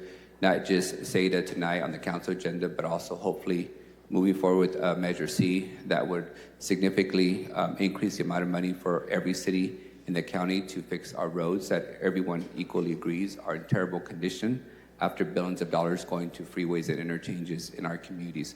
So there's more work to be done today, and I do want to appreciate everyone, especially staff, for all your department heads that are here. I know we ask a lot of you. I know we put you on the spot for last minute changes. Even our city clerk today, we were a little delayed because a lot of us have changes to items. But genuinely, it means that we're paying attention. It means that we're doing our jobs and reading material, providing feedback and weighing in. So I do appreciate the staff. Hopefully our city manager and mayor will compensate you accordingly. And if he does, congratulations. If he doesn't, he's being stingy. So Mayor, don't be the Grinch this year. Pay your people what they're worth. Thank you all for the year. Thank you, Council President. So a couple things. I want to give a shout out to Captain Jordan Beckford for Northwest Fresno, along with the staff there, command staff, and all the officers. It was fun decorating the Northwest Police Station this year. And then yesterday we had Shop with a Cop, where the officers go out and they do, with outside funding, will raise money and along with the chaplaincy and buy gifts for kids. We got to go out there too. Our office did a small sponsorship and bought some gifts for kids at different schools, including Pinedale Elementary, which is in our council district, Northwest Fresno. So a lot of those kids were able to make their little list, and we'll do the best we can within a budget to shop for them. And I learned about a whole bunch of new kid things. It was just Ninja Turtles when I was a kid. Now it's all kinds of Ladybug and all that stuff. What was that one we talked about, council member, for your kids? Miss something? Miss Rachel. So I learn something new every day. Yeah. Tia Raquel? Tia Raquel. Okay, so a lot of new, really cool things kids have. But I'm just so you know, my favorite Ninja Turtle was Raphael. So in case you wanted to know that. We had 2 community meetings over the last couple of weeks. I want to thank the folks that met out that were concerned, including Jessica Vaughn, a former Woman of the Year for Northwest Fresno, concerned about some of the changes we're making at the Milburn Overlook with the $1 million overhaul that the mayor and I announced earlier this year. That work will be complete in May, and I think we were able to dispel some of the rumors and answer their questions. And then the residents around Tatarian Elementary, and I want to thank Scott and Jill from Public Works, Jill Gormley, and of course ILO, and staff for helping us prepare for that meeting to come up with some traffic mitigation issues. I think we actually are going to have a pilot program that the residents approved to help alleviate some of their ongoing concerns. So we're making some progress. A piece of sad but good news, and if we can put Lupe's picture up. So Lupe Perez, our good friend, has been with the city of Fresno for over 25 years, RDA City of Fresno, and she is retiring. And I don't know how you're retiring after 25 years. You're like 30, so I don't know how that works, Lupe, but somehow the maths. But thank you for your many years of service. You're a good friend and great public servant, and wishing you well. And if you get bored, just come back. It's fine. And then on a sad note, the other slide, if you put that up, I know some people might think this is silly, but President Truman said if you want a friend in Washington, get a dog, and there's a reason for that. So Vinny Giannetta, who, as you can see in the top right corner there, actually got a certificate for Dog of the Year for District 2. If there was ever a dog that was people, it was Vinny. He was the proverbial good boy, and I know that he was a very close buddy, I would say twin, of Gary Giannetta. Vinny unfortunately passed away. I met Vinny while walking door to door. He smelled the bacon strips I keep in my bag because dogs would show up and I want to be able to, earn their vote. So Vinny wouldn't let go until I gave him some food, some snacks. But he's always a very, very good dog. And you see a little picture in the bottom left corner when he was a puppy. And I can't remember how old he was, but for a dog of his size, I remember he was into the teens. He did live a long life, but it's just very hard, especially this time of year, to lose a pet. Mayor, we saw a beautiful one now. I mean, it's just the hardest thing to go through when you lose a loved one like that. So wishing the Jeanette as well. And then lastly, Happy Kwanzaa. Merry Christmas to everyone. And I do want to say Happy Hanukkah as well. Unfortunately, there was a terrible attack at Bondi Beach in Australia where 10 members who were just celebrating Hanukkah in a public beach were gunned down. And it just goes to show in this world, we have if we're going to get to a great society, we still have a lot of work to do. So I'm going to request that we adjourn in memory of the 10 victims, including an innocent 10-year-old girl, and at the other end, an 87-year-old senior who actually survived the Holocaust, but couldn't survive bigotry in 2025. So I think that we need to just remember to count our blessings and be grateful that we live in a country where we can celebrate freedom and religious differences and do it in harmony without violence. So thank you, and I want to wish Merry Christmas to the residents of District 2, and I appreciate the opportunity to serve you. I'm sorry to end on a somber note, but it's important that we say that and recognize those victims. So next we're going to have the mayor. Mayor, can you pump us up a little bit? I'm going to try. All right.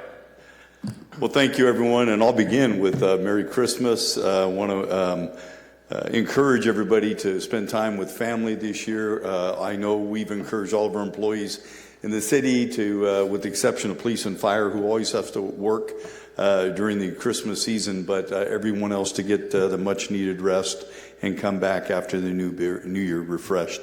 Some of the things I'm going to say are repetitive, or maybe I can add to some of the things council mentioned, but very, very proud of our ice rink downtown that's adjacent to our new Mariposa Plaza. It is absolutely incredible to go out there. It looks like a Hallmark setting. And I was out there last night again. I spoke during the Fresno Area Hispanic Foundation social gathering, and it's beautiful. The igloos that are set up, the ice, to see hundreds and hundreds of people come out every single day to take advantage and to be a part of that ice skating activity. And again, for the people that donated, there were over $250,000 that was donated to the Fresno Area Hispanic Foundation to put this event on, and part of that came from our city, $45,000. So thank you for that. And this week, as you heard, Councilmember Arias and I got to be a part of the groundbreaking of a new garage that we've been working on for a few years, thanks to money that we received from the state of California, $43.7 million through an IIGC grant, as well as the $250 million award from the state of California. We were able to break ground on this 8-story, 8-level garage, 603 parking stalls, and it will be beautiful. It's not going to be your typical garage. When you look at the design and what it's going to look like, it's going to pattern after a library that was downtown nearby called the Carnegie Library. And so only fitting, I shared with Councilmember Arias, I hope at the appropriate time we can refer to this as the Carnegie, and people will take advantage of that. And then yesterday's airport ribbon cutting, the new terminal. I want to say thank you. All 7 council members were there. Hundreds of other people were present, and it was one of the things that I'm most proud of as the mayor. That terminal expansion, as we all know in this city, the airport is growing at a phenomenal rate, 2.6 million passengers in 2024. That number continues to thrive and to grow. Now we have Ike's Sandwich Restaurant in there. We also have Los Amigos that will be opening up in 4 weeks, as well as Mad Duck in Terminal 1. And to see the additional 2 gates is something we've needed for a long time in that area. And those are dual gates. During the day, they'll be utilized for domestic flights. And at evening time, as you go down the escalator, they'll be utilized for international flights. And during peak hours, or peak season, sometimes we have 6 or 7 flights to Mexico per night. And then the murals that have been displayed throughout, thanks to our partnership with the Cultural Arts District, are really, really nice. And then I think you heard us say yesterday that in March, everyone will be invited back so that we can do a form of a dedication for our former director of our airports, Henry Thompson. Also, the parade, as mentioned by Vice President Arias, was phenomenal. I mean, it was taken back. I didn't even think I was in the city, Fresno, when we were riding through that parade. There were people 9 deep on the sidewalks, lined all the way down Fulton, as well as the Brewery District had a line around the corner to get in. Festive atmosphere. People were excited, and I look forward to continue to do that. There were about 25,000 people, which is really more than the Veterans Day Parade that showed up for this event. And then this week, Councilmember Perea and I had the opportunity to be part of Amazon's Proud of My Parents tour at Amazon, and some Christmas excitement there as well. And then lastly, not that we have enough going on with our Southeast Development Area discussions tonight at 4:30, but also we have our COG meeting tonight at 5:30, and that is to be able to have the final phase of the Measure C renewal approved in terms of the implementation guidelines. Once that happens, then we can start bringing it before the various bodies of elected officials throughout Fresno County to get approval so that we can make sure we get that on the ballot for November of 2026. Again, much needed.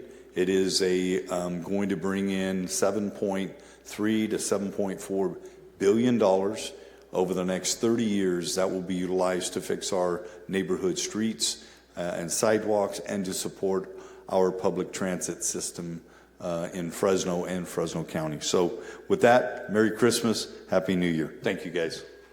Thank you, Mayor. Merry Christmas. City Manager. Thank you, Council President. As Council Vice President Arias stated, we have been able to take kids out to the ice rink in partnership with the Fresno Area Hispanic Foundation. And it's going to be kids from all of our centers coming up between now and January 8th. Mosqueda, Inspiration, Fink White, the CAP Center, El Dorado, Romaine, Holmes, Quigley, Sunset, Einstein, Lafayette, Melody, Highway City, Pinedale, Frank H. Ball, Maxie Parks, Mary Ella Brown, Dickey, Ted C. Wills. So everywhere where we have any sort of youth programming, we are going to be taking those kids. I understand that they'll be doing a 1-hour skating session. They'll have the little ice skating guides, those things so you don't fall down that you can push yourself on, and then they're being provided a pair of gloves and socks. So that has been a great partnership to be able to get some of our youth out there who may otherwise not had an opportunity to enjoy the Mariposa Winter Village. And then also congratulations to Lupe Perez for Downtown Lupe. For all of her years of service to the city and certainly commitment to downtown Fresno. She is sort of the encyclopedia of downtown. And I know, Tyler, I'm not sure if you know what an encyclopedia is, but in the old days, it's a really thick book where you would go. It's Google on paper. Just kidding. Sorry. Yes, thank you. Okay. Anyway, so thank you also for acknowledging the hard work and dedication of all of our hardworking city employees. who many of whom, in addition to police and fire, will be out working still. Our solid waste people, our public works people, our utilities people, facts, you name it. The city has to keep moving, even though it's the holiday, and while a few of us are going to be taking some time off, they'll still be working. So thank you to all of the dedicated city employees for all that you do every day. And at some point, you're going to get a day off, and we hope that you take that time to enjoy, rest a little bit, and take time to spend time with your families. And then Merry Christmas to all of you up here on the dais. And after today, I guess we'll see you in the new year. So thank you, Council President. Thank you, City Manager. Okay, so we're going to move on to scheduled hearings and matters. We're going to move on to our 9:10 a.m. hearing to vacate 2 portions of city-owned right-of-way located in the eastern intersection of Tuolumne and Fulton Street and the southern intersection of Tuolumne and Van Ness Avenue. Councilman Vice President, would you like a presentation on this item? No, Council President. I just want one confirmation from staff. Is this in connection with the development of the garage and the housing project? Yes, it is. Thank you. Motion to approve. Okay. There's a motion. Is there a second? Okay. We're going to go to any other questions by council members. I don't have anyone punched up at this time. Okay. We're going to go to public comment. So on this, you can say, thank you. We need to open the public hearing. Yeah, we've done that. So we did staff presentation. Questions by the council. There was a motion, but we are going to public comment. So public comment, if anyone wishes to make comment on the 9:10 a.m. hearing to vacate 2 portions of city-owned right-of-way located at the locations I mentioned, please do come forward. Okay, not seeing anybody come forward, we're going to now close the hearing and come back to the council for discussion and action. So there was a motion by Council Vice President and a second by Councilmember Perea, correct? Okay. Any opposition to that motion? There being none, that motion passes 7-0, so the 9:10 a.m. hearing passes. Moving on to the 9:15 a.m. hearing to consider annexation application number P23-00446, pre-zone application P23-00449, development permit number P23-00702, and related environmental assessment number P23-00446, /P23-00449, /P23-00702. Apologize for the word vomit, but that's what's on here. Any council members requesting a presentation on this item? Okay, so no presentation. Okay. All the information is available on the record, of course, so we would have a chance to review it and the public as well beforehand. That's correct. Got it. Oh, we have a question by Councilmember Richardson. Yep, here we go. This is the District 6 southwest corner of Willow and East. That's correct. Just any idea why this has taken so long? The city's developed around it for years and years, and I know it's been is it the owner? I believe it wasn't the owner. I believe the environmental assessment, which was in process, was delayed due to the PEIR decision. So the environmental assessment had to be amended, revised, and that was the delay. Okay. Are there businesses already looking to occupy that corner? Yes. I read some descriptions that talked about medical offices and things like that. 3 buildings. Only one tenant is known. It's a pediatric dentistry business. The other 2 are no known tenants yet. Okay. All right. Thank you. That's all I had. Okay. We're going to go to public comment at this time, and then we'll come back to you, Councilman Richardson. Any other council members wishing to ask questions? No one's punched up. Public comment. This is the 9:15 a.m. hearing. Does anybody wish to comment on this item? Hey, if it's regarding housing, then It's not. It's not? This is regarding the 9:15 a.m. hearing to consider annexation application P23. I can go through the word vomit again. But No, do you go have ahead, any comments on this particular project? No, Des? Rosie. Okay, but there'll be plenty of time to speak. Don't worry. So thank you so much. Motion to approve. Okay, motion to approve so we're going to close the hearing. Motion to approve by Councilmember Richardson, second by Councilmember Vang. No one else is punched up. Any opposition to this item? The 9:15 a.m. item in District 6 passes with a vote of 7-0. Thank you very much. At this time, we do need to go to closed session for a portion of closed session. City Attorney, will you read off the closed session items that are on the agenda? And we will be back after that discussion. So please do sit tight. Good morning. Today in closed session, we have items 5A through 5H. The item that we will be going into closed session on now is item 5A, conference with labor negotiators, all units listed on the agenda. Okay. No, just that item. Thank you. Yep, we'll do that now. We'll take public comment in closed session, specifically that item. And this is in regards to item 5A on closed session?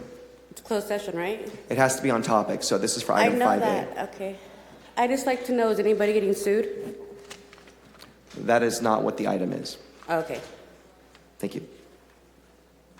But good catch, thank you for that. Okay, anyone else wishing to speak on item 5A? This will be your opportunity. Okay, we're going to break for closed session. We will return before the lunch hour. Thank you very much, folks. Okay, so we are going to resume the meeting. City Attorney, is there anything to report out of closed session? Nothing on item 5A. Okay, I'm going to do one thing, just because we have some kids that are here today. Did any of you want to speak before the council? I know you're here to wait. You're waiting. We want to maybe choose one of your members to come forward and come up to the mic and speak. You can have more than one. It's fine.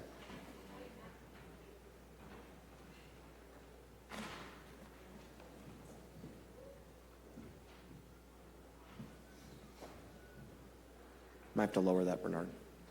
Bernard. Possibly. Don't be shy. It's okay. So what you do is you come forward, you say your name, you tell us your favorite sports team, and then you have 3 minutes. Okay. My name's Elijah. My favorite sport is baseball. Okay. And on the 24th, our ministry is doing a little children's event. We're going to make crafts, we're going to have hot cocoa, and you guys are more than welcome to come. Thank you. That's a great way to celebrate Christmas Eve. Thank you, Elijah. Thanks for being here. You're welcome. Good job.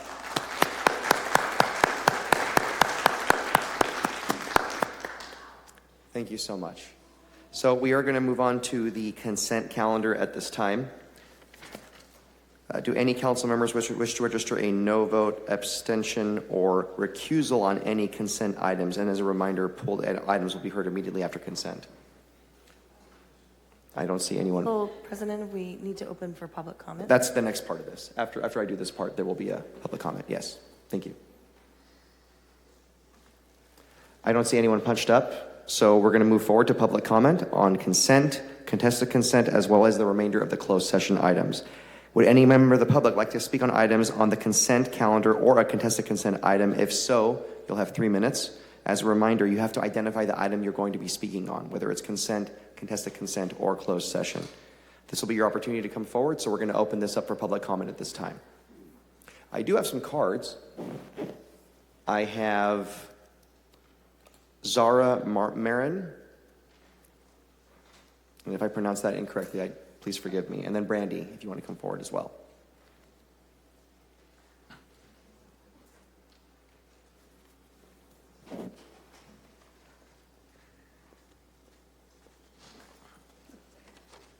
Yeah, I think so. Ugh, now I feel like it's tall. Good morning or afternoon, members of the council and members of our community.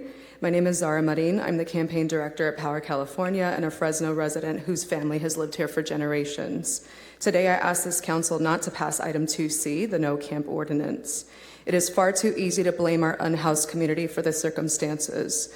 While a common narrative suggests this crisis is merely a result of substance use, the reality is that our unhoused community consists of parents, veterans, former foster youth, and lifelong Central Valley residents who call Fresno home. They are human beings who have dreams for their futures and families who love them, yet they have been forgotten. While not all struggle with mental health or substance use, the trauma of lacking food, water, and shelter creates a cycle of harm that increases the need for the very services they cannot access.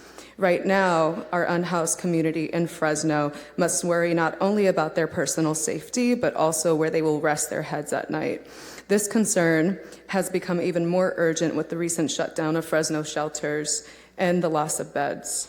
On top of facing the cold, many must now grapple with the fear of being incarcerated simply for camping, which now includes standing in areas labeled as prohibited.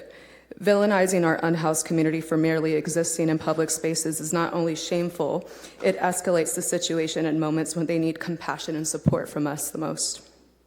Beyond the shortage of beds and harsh weather, they now face an additional ban on using shopping carts to store their only belongings and face jail or fines for simple acts of sitting, lying, or standing.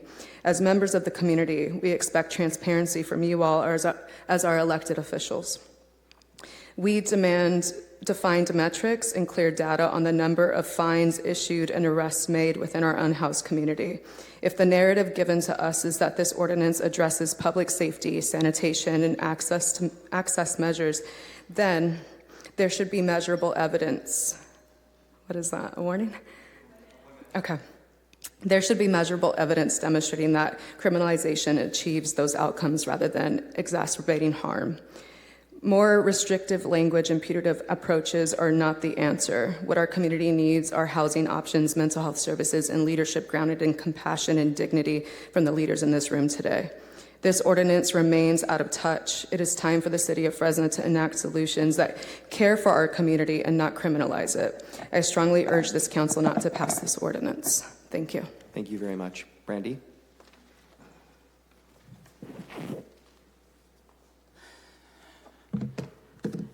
Strikingly, this amendment comes up 1 week before Christmas when our community members with nowhere to go will be outside while it's raining. After enduring storms and a record number of days under 50, they will have the possibility of having all their belongings taken and or being arrested for this ordinance for the same reasons, nowhere to go. Issuing and enforcing injunctions will not change that, nor the added prohibitions, and the amendment of adding sleeping and shelter supplies to camping are cruel considering the need to survive with these. I want to share the appreciation of the words earlier standing for our immigrants and point to that to you, council, that those being targeted by this ordinance are your constituents. They are your residents as well. People whose value and how you see them should not change because the side of the front door they're on has changed. But you should address why that has changed, including the highest demographic of those unhoused being elderly on fixed incomes who cannot afford rent and are among those who have been arrested this year. We know that the issues of poverty are complex and that humans involved shouldn't be objects of problem solving, and that needs to be extended to our unhoused who are without shelter and cannot simply cease to exist because they have no permanent housing, which is our greatest need. Their need to sit, lie, sleep, stand in public places should not be considered a nuisance or criminal, and the fact that those who are not identified as unhoused are not being arrested for many of the same activities, like waiting for a business to open, betrays the discrimination and fairness of this ordinance.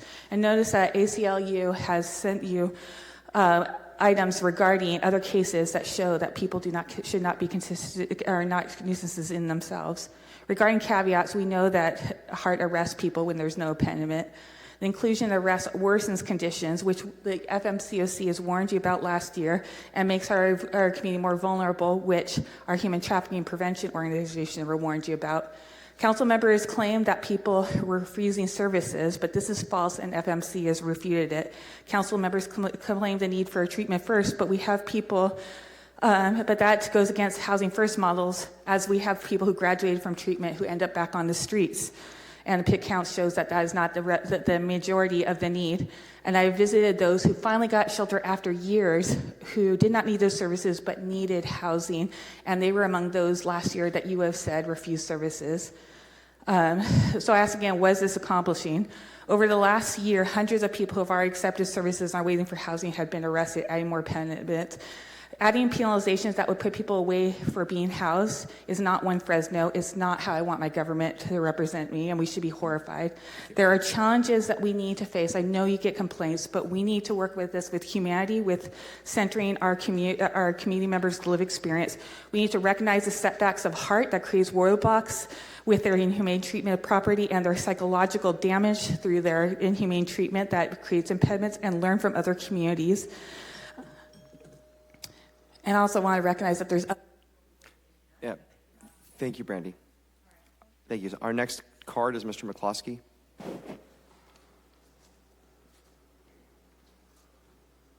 Thank you for the opportunity to address the council and happy holidays. I just wanted to say I put in information request, so I know exactly how many arrests and citations there have been. There's been over 1,700 arrests, 900 some citations, the rest of those being 900 some arrests, the rest of those being citations. And the city attorney's office has only filed on 137 cases. So obviously, what are you guys doing with this ordinance? It wasn't well written in the first place, and now you want to amend it to make it tougher for the defendants to defend themselves against these charges. So you want to include standing, sitting, sleeping. Well, you already have sleeping, but you want to include having possession of bedding material, which is over the top. What are you thinking? You want to make it illegal to possess a tent or a gear that you need to survive by? As you know, there's a class action lawsuit asserting 26 causes of actions, false arrest, malicious prosecution under the 4th and 14th Amendment of the U.S. Constitution, unconstitutional search and seizure of property, violations of the Americans with Disability Act, violation of due process, state endangerment, violation of waste of public funds. So, Mr. Jantz has he claims that you'll be able to defend this lawsuit. Sorry, we're not talking about the 8th Amendment here. The Supreme Court decision, the Grant Spaz decision, was based on the 8th Amendment. There's state laws here, numerous civil rights violations under state law. There's constitutional law, 4th and 14th Amendments as well. Instead of spending money on law enforcement, which has been a total waste and very ineffective, and I have good reports from a member of this council that the police are complaining about having to arrest homeless people all the time for a lot of reasons. It's very time consuming, takes away from their regular jobs. They complain about having to have homeless people in their vehicles. So we know what's going on out there. And the fact of the matter is, it's a failed policy, very expensive. It's time to really try to mitigate things with this policy rather than add enforcement to it. What you're doing here is basically making it illegal to be alive. And you're doing it just before Christmas. Do you have any heart? Do you have any compassion among you at all for those that are out there? And we know they're not all addicts. Even if they are addicts, they need help. They don't need to be castigated and criminal. Thank you so much. The next speaker is Pedro Martinez. And as a reminder, folks, this is the time to provide comment on consent, contested consent, and closed session. Please do fill out a card because this is the last one I have for consent, contested consent, and closed session. Thank you, sir. You have 3 minutes. Good morning, council members. My name is Pedro Martinez. I'm with Leadership Council. I'm here to respectfully oppose item 2C, the prohibition of camping in public places, and stand in solidarity with other residents speaking on this item. While we understand the desire to address public health and safety concerns, the ordinance ultimately criminalizes people who are unhoused rather than addressing the root cause of homelessness. Policies like this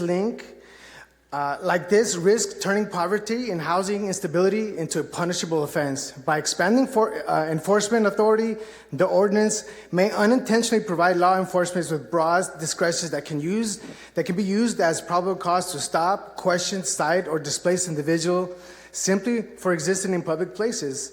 This opens the doors to harassment of those perceived that are unhoused, rather than focusing resources towards the collective community agreement. The language used throughout the policy emphasizes enforcements and penalties rather than support, care, or housing solutions. Terms that phrase unhoused people as violations or nuisance contribute to the stigma and reinforce the system that prioritizes punishment over protection. This approach conflicts with the fundamental duty of law to enforce, to serve, and protect communities, including the most vulnerable members. Additionally, criminal fines, citations, and legal hurdles only deepen instability when people are forced to repeatedly relocate, navigate the court systems. It becomes far more difficult for them to secure employment maintain appointments, access service, and are move more towards and prevents them from moving more to a permanent housing. These cycles do not solve homelessness, they prolong it. Instead of criminalization, Fresno should use funds towards solutions led by people with lived experience in homelessness. Community-based trauma-informed services are proven to be more effective at building trust, connecting people to resources, and supporting long-term stability. Eliminating criminal fines related to homelessness and shifting towards supportive engagement would help break community stigma that shadows unhoused residents, which affirms all residents' dignity and humanity. We urge the council to reconsider this ordinance and pursue strategies that prioritize affordable housing, community service, and compassion over criminal enforcement. Fresno can lead with policies that truly improve the public safety while honoring the rights and well-beings of all Fresnans. Thank you for your time and consideration for the comments that are resident in all you're saying, and we definitely look forward to working with you all on all these issues. Thank you, and happy holidays. Thank you. I received 2 more cards. As a reminder, this is the time to speak on consent, contested consent, closed session. I'm also going to add unscheduled communication. So I have D. Barnes, and then I have Nikki Real.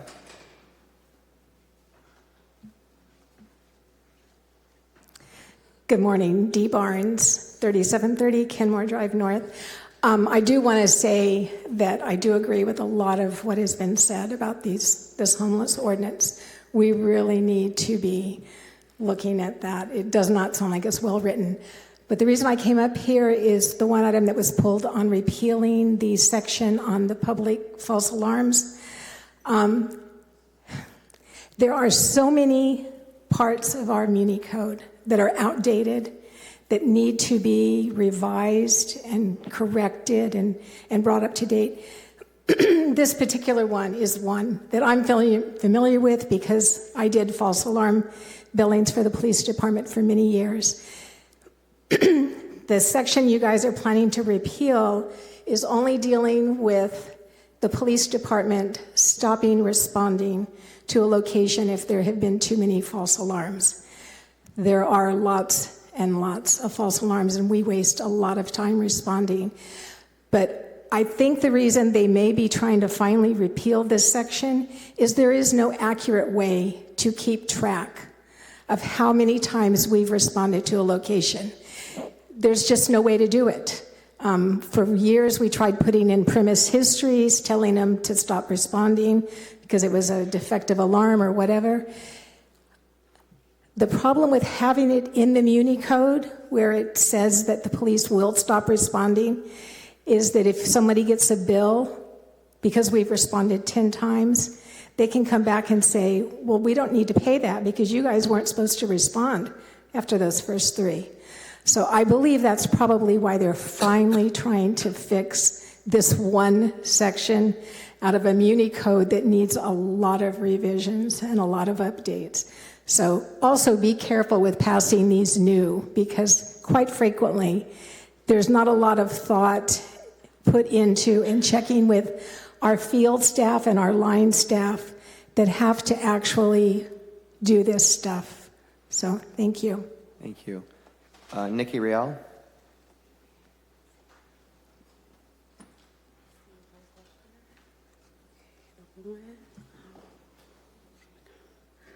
Okay, I guess it's 2C. Even though you guys jammed a bunch of, right, there's a few things in there. This is consent, contested consent, and Is closed 2C session. consent? Yep. Okay, then. That's That's what I the time. said, This is yes. the time for that comment. Yes. Okay, so correct me if I'm wrong, but it was like a few weeks ago that, what was it? That somebody actually took to trial the, what is it? The something about the camping, but actually they took it to trial and went through the jury and they won. Basically, the city lost when it comes to it. But speaking on 2C, as I said before, of course, you guys can never maybe understand because you guys are in a different position or situation. But yes, people need to be accountable for themselves, but also these service providers and these people who are in charge of this money have become too comfortable and are not really, they are professionals at writing these grants, but they cannot fulfill even like 75% of it. I know, I've been through these contracts, I've looked at it and I could see it. And as far as passing this ordinance, whoever wrote this up, I would be really like, because they wrote this really bad. And you could just tell it says, no person may, when it talks about, let me see. And since this has been such a hot topic, I would expect that you guys have taken the time, maybe an hour or two out of your, you know what I'm saying, to get familiar with this and just do a little homework. It doesn't take much time. So, because I really don't think you guys may have, or else you would be also saying, how much time do I have? A minute? Fine, that's good. Okay, but it says right here, no person may sit, lie, sleep on a property designated as sensitive use, and that includes public park, public library, city facility. It even says warming and cooling centers, city permitted shelters. I mean, that doesn't even make any sense. So, yeah, this doesn't make sense. So all this stuff and people coming out and speaking about this, just read it. It doesn't make sense. It's clear, okay? And that's why these lawsuits are happening. I don't know. Sometimes they say just throw something at the wall and see what sticks.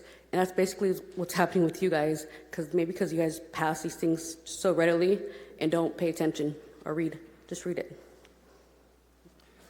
Thank you. Is there anyone else from the public wishing to provide comment? This is your time on consent. Oh, contested consent, closed session, or unscheduled communication. My name is Brunette, and I'm with the Heat, the Southwest Fresno community. Why don't you guys take that money from 2K and put it and give it to the homeless people? You guys are also closing down different motels to build, you call affordable housing. What is affordable? It doesn't make any sense. You put these people in places and they stay there for 30 days and then you put them out. That is not helping. You guys are taking federal dollars and misappropriating federal dollars, and you're going to get audited for it. We want to make sure that we give you an understanding that's what's about to happen. We're going to write Washington, D.C. and find out why it is that the city of Fresno continually to take money. Everybody got their hands in the pot from District 1 to District 7. The general fund, you got your hands in it. Southwest Fresno has pulled in billions of dollars.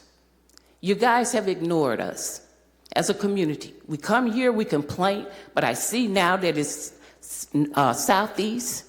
You guys want to take time out to listen to the community. You guys have not sit once in Southwest Fresno and listened to the community. You haven't asked for our input. You sit here and listen to your colleague, Miguel. He doesn't have any community meetings. But you guys got your hand in the pot.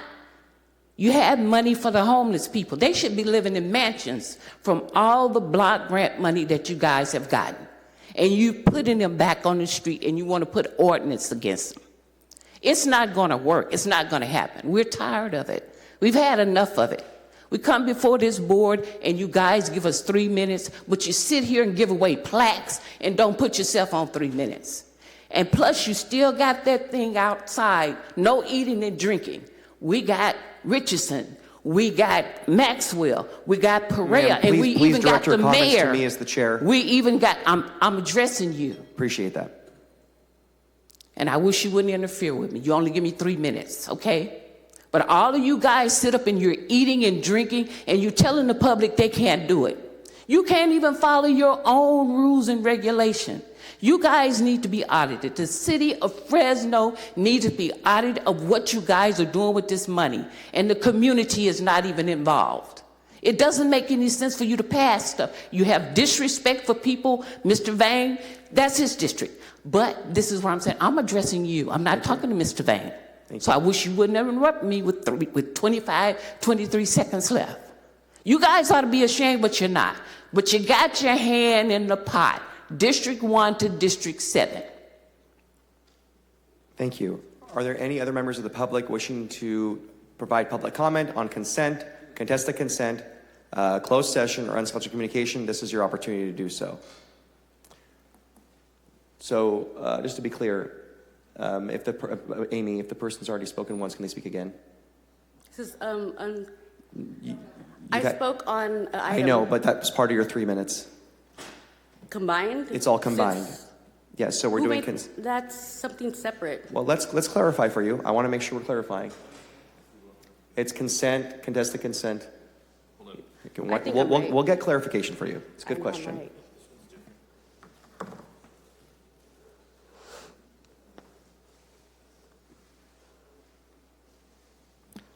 We'll give you 3 more minutes. Thank you. I was right? Yes. That didn't sound, Sure. It didn't sound right to begin with. That's how, Sure. you know, they say you don't have to know everything to know something's wrong. You just have to know enough. That's how I feel like when I come across a lot of this stuff. You just know there's something wrong with it. And really, what was it? There's a lot of things that people want to do or change. They just don't know how to do it right now, but they will be able to if they really try and do their homework. So, yeah, a lot of things that we don't like, there's an answer to. We just got to find them. So, yes, I very much do not appreciate you trying to say that those two are combined. That shows exactly how you don't know, like, the rules. Okay. Thank you. Merry Christmas. Okay, so at last call, consent, contested consent, unscheduled communication, and closed session. Okay, we're going to close the public comment portion of the meeting. Bring it back to the council. Is there a motion to approve the balance of the consent calendar? Moved by Councilmember Maxwell, second by Councilmember Perea. Any opposition? There being none, the consent calendar passes 7-0. And with that, we're going to break for lunch, and we're going to come back at 1:40. Thank you very much. We're going to get to business in a moment. There were 2 folks that actually gave me cards, and they were from their group with the children, from the Home for Children. And let's see, I have their cards here. If you both want to come forward now, that would be the time.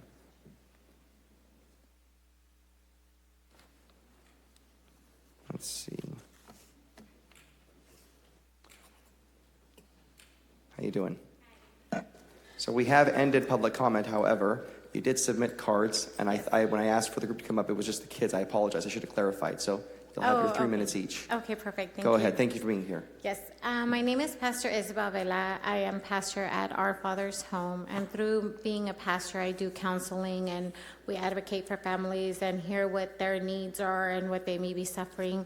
There's been a couple of families. I was able to bring one of the women here with me here today that have came to us, and they've told us that their properties have been reassessed illegally, meaning that they've never submitted documents that there's any changes to call for a reassessment on their taxes. They're either elderly, disabled, and they obviously don't have the finances for that big increase.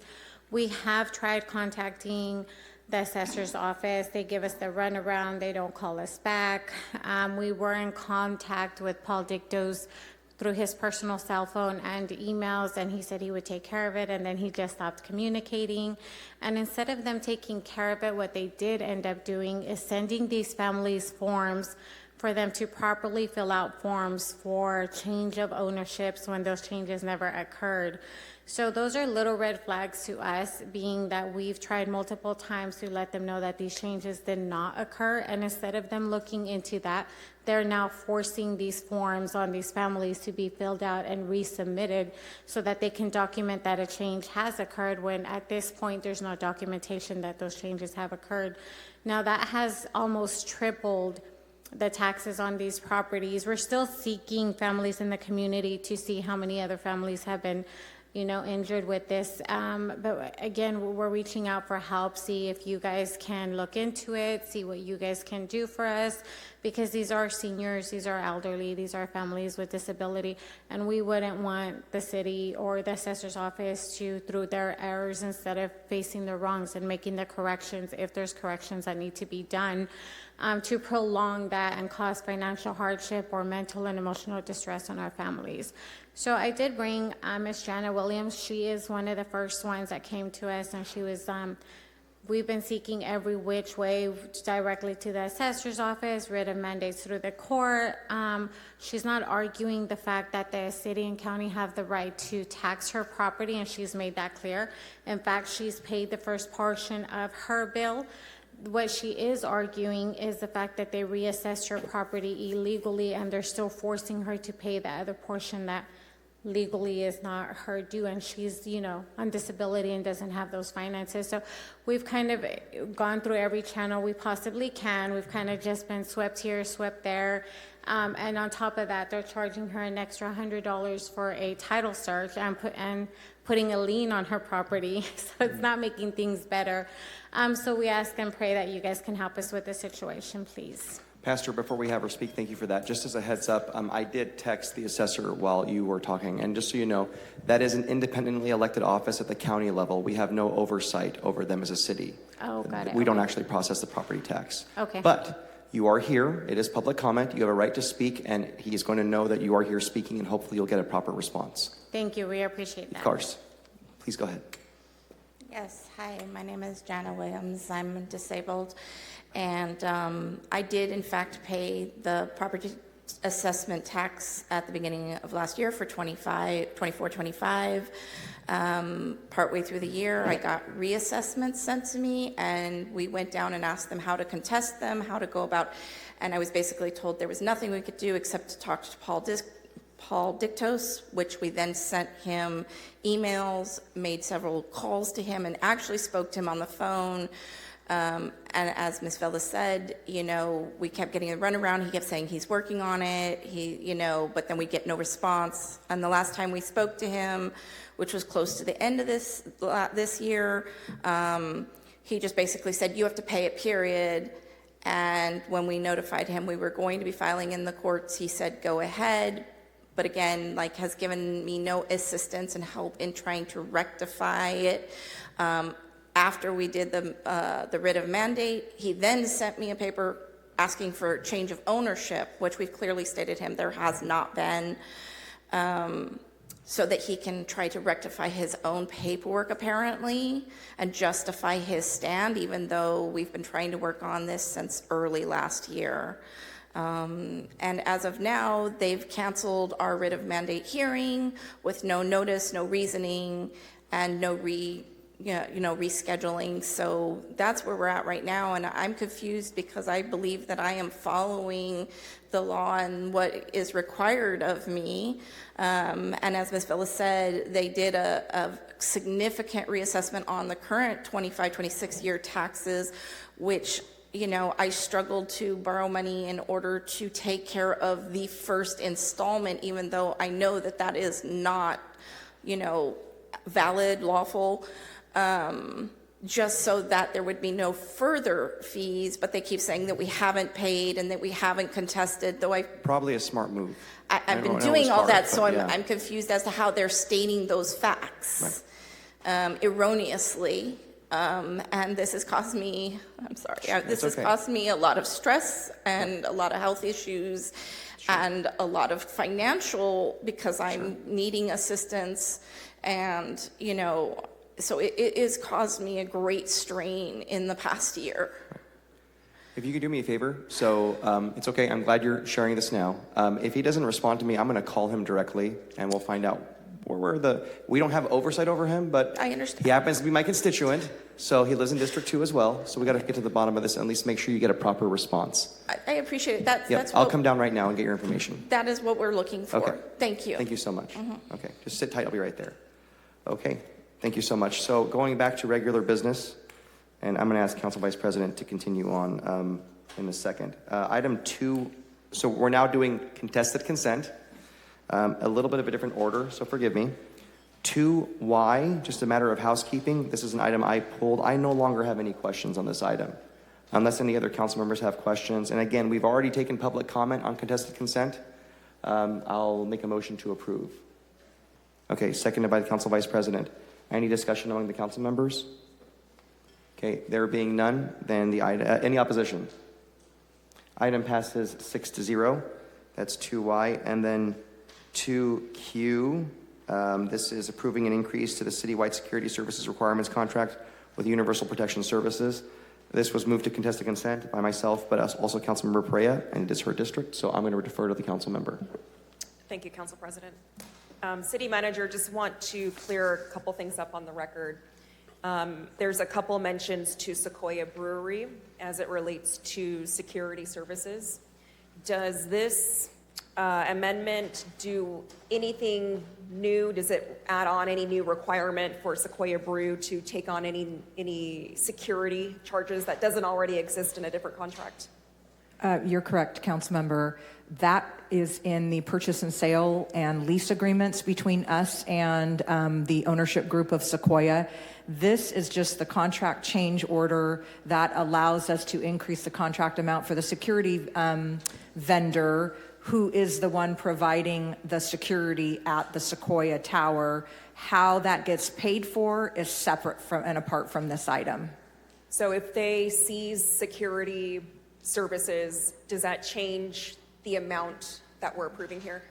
Yeah, ultimately, the amount would be determined once escrow closes, which on the escrow can close, it opened in beginning of November.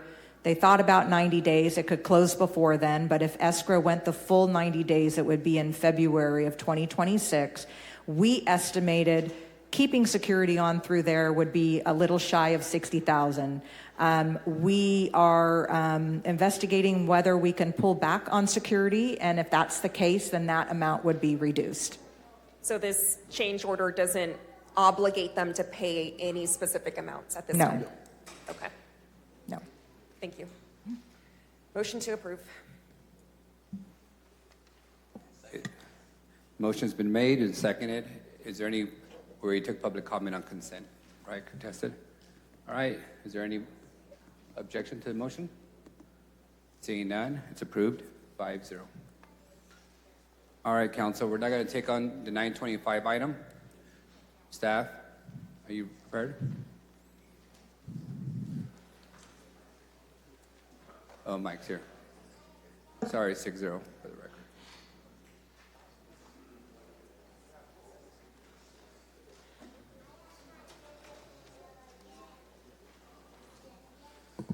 Good afternoon, Council. I'll provide a brief just overview of the purpose for today's hearing.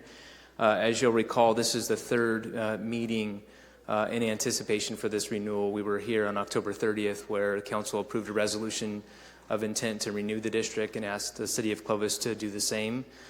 They have since done that. We had conducted a public hearing on November 20th regarding the renewal as well, and then today's final hearing is to recommend the approval of the renewal of the district, the Fresno Clovis Tourism Business Improvement District.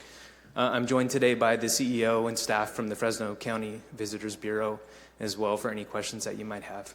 Great, thank you. I'll go out to the public at this moment. Anybody wanting to speak and address the item from the public?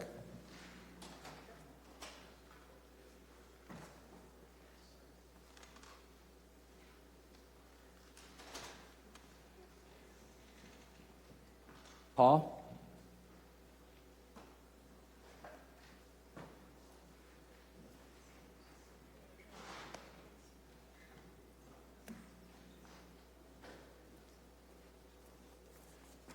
Thank you, Council Vice President.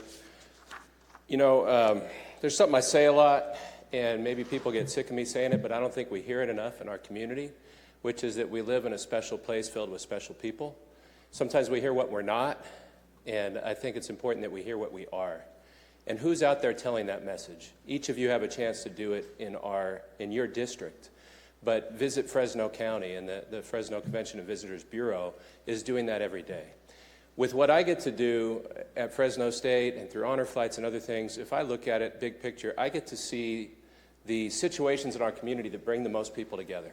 If you're at Fresno State and there's 40,000 people there, they're all united around the Bulldogs, but they don't all live in Fresno. If you come to one of our honor flights and that airport is packed, and thank you for your support of that mission, a lot of those people don't live within the city limits of Fresno.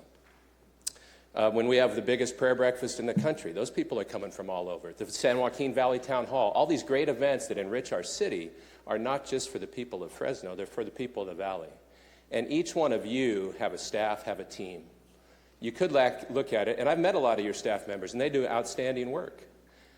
You could look at it as, none of my staffers would have a job if I didn't get elected. Or you could say, I could never do the job that I'm doing without those staff members. And I think when it comes to our valley, Fresno is the leader of a team. Fresno sets the tone. When Fresno leads, the valley follows. And if you leave your followers behind, nobody wants to follow you anymore. So I think extending this, in my view, is a chance for Fresno to lead, for bigger events to come to our community. You know, Fresno might have a chance to host a college football bowl game in the next few years with the new conference, the Pac-12. One thing I've thought of for years, you know, that LA is going to have the Olympics in a couple years. Maybe the next time LA hosts the Olympics, Fresno can have an event here. We see that, you know, and Brazil's hosting the Olympics. There are 400 miles between venues. There's no reason that we can't do those kinds of things. And the organization that carries that message forward for Team Valley that Fresno is the leader of is the organization that you have a chance to extend this opportunity for. So thank you for hearing me out. God bless you. Brandy?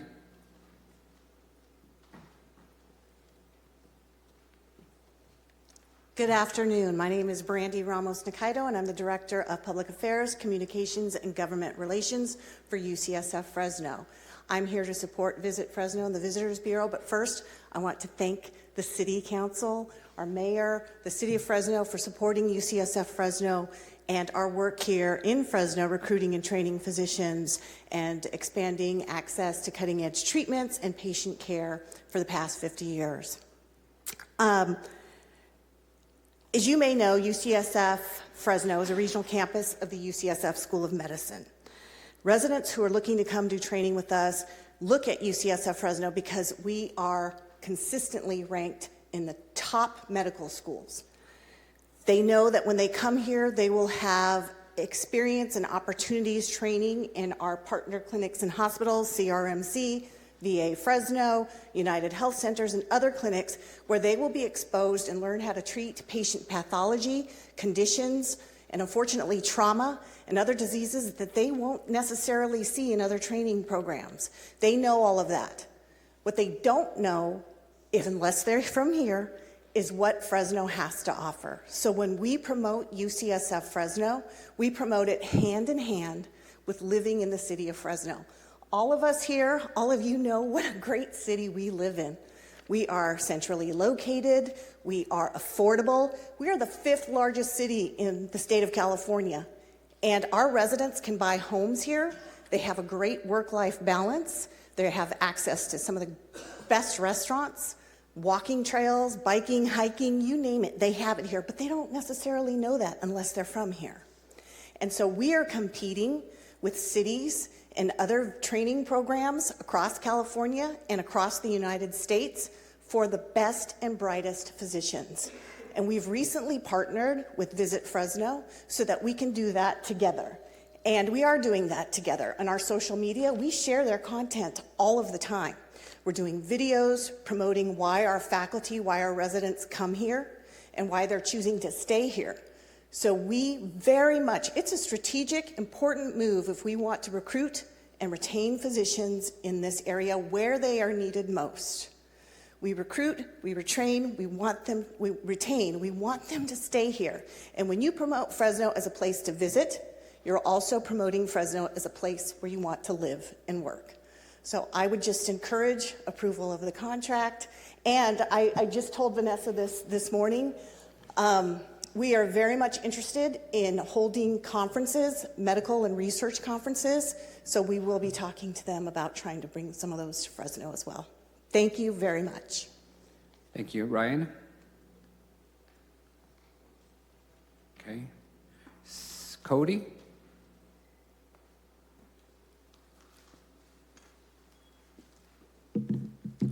Good afternoon, everybody. My name is Cody Johnson. I am the general manager to the Hyatt House Fresno Campus Point location that we just opened last Wednesday.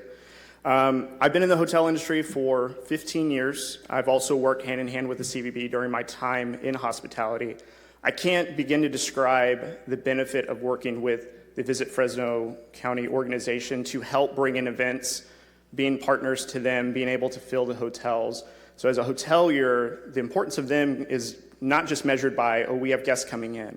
They also have other programs that could help train our front desk or others to be ambassadors, so to speak, for Fresno, to help represent Fresno County and what they have to offer.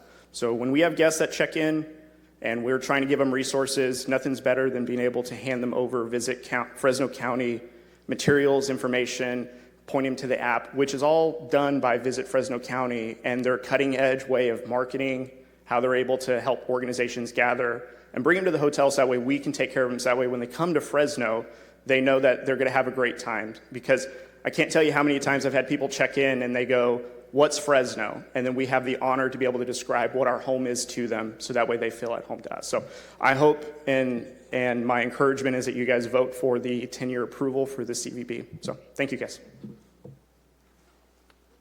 Vicki?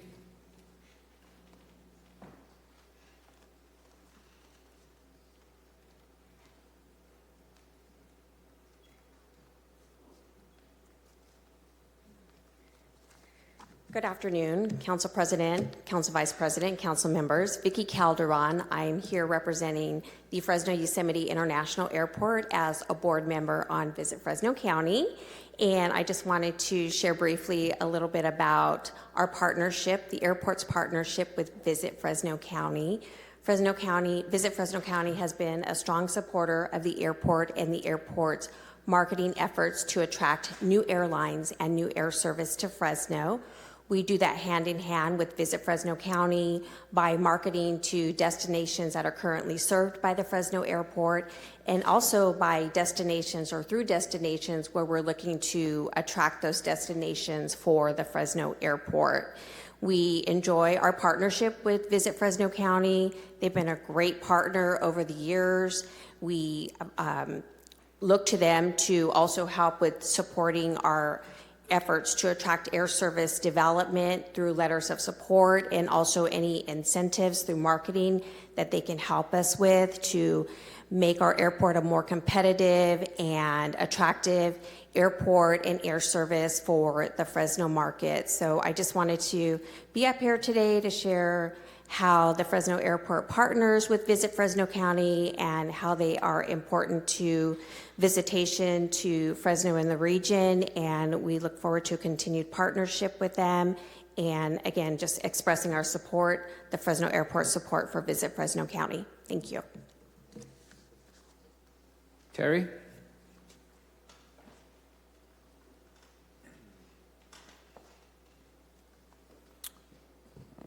Good afternoon, council members.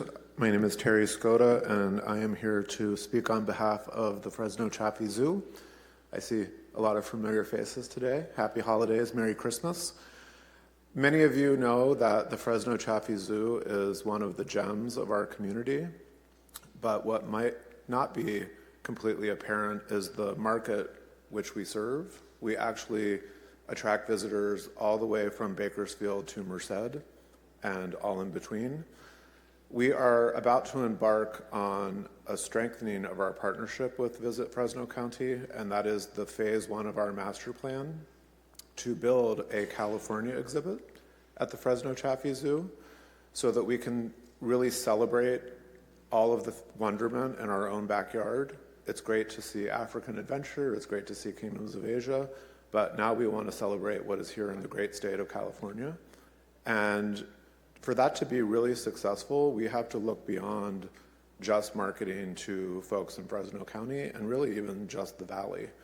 There are upwards of 5 million people coming through Fresno every single year to go up to these amazing national parks. Many of them are already spending a night here in our community. We're hoping that in partnership with Visit Fresno County, we can convince people to spend maybe 2 nights or 3 nights and visit our zoo.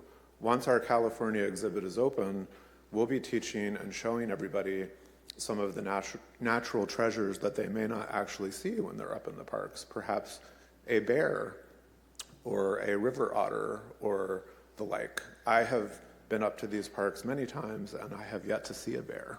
So I'm looking forward to that. So I'm here to strongly encourage you to renew this support for what is really an invaluable resource to our zoo. Thank you. Thank you. Anne? Is there any Anne? No? Seeing that, that concludes our public comment today. I'll bring it back to Dias. I do have some questions, unless, oh, actually, I don't know who else signed up, Mike, but I have some questions.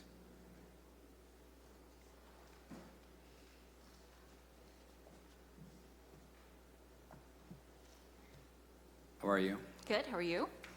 I was telling our administrative staff today that as I reviewed the list of hotels that are being applied the tax fee as demonstrated in your exhibit of your plan,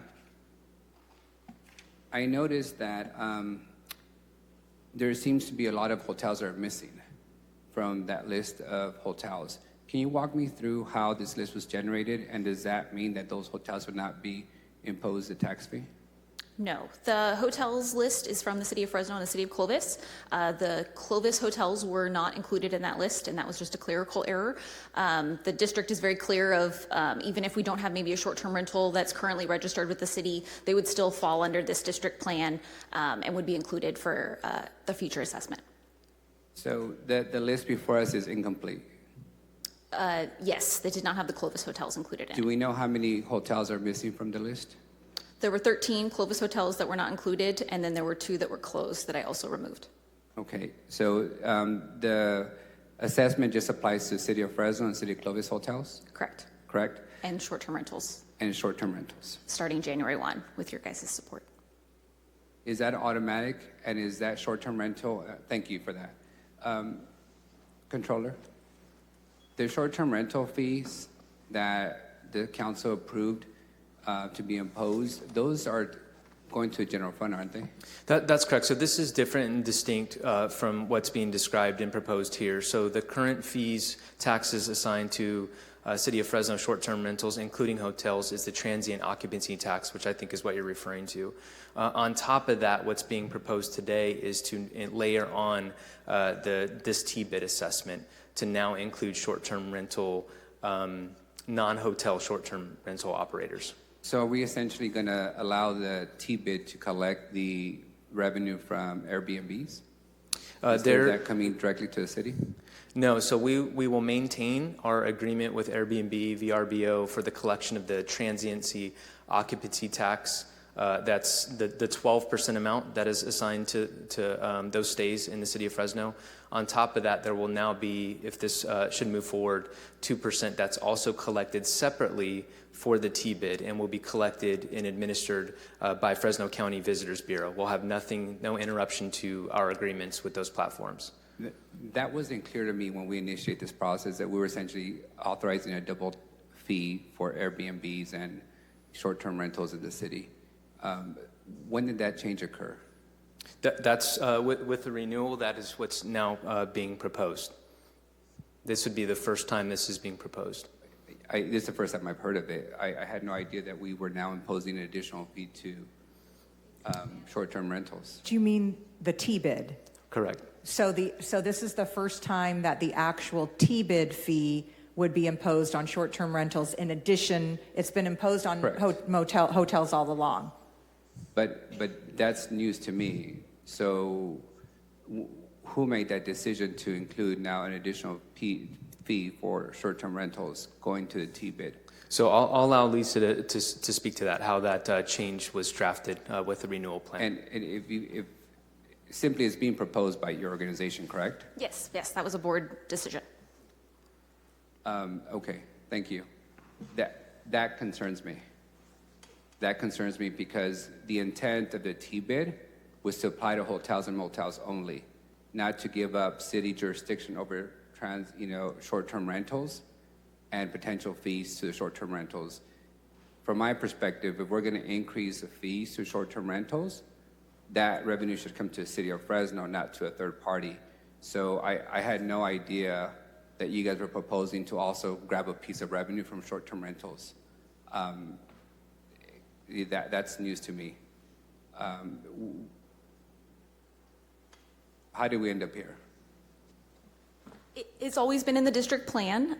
Since 2 years ago when we were working on this, all the addresses in the back, if those are all individual short-term rental owners. We have seen through our data that short-term rentals are starting to take away from hotels, so that was the reason for adding it.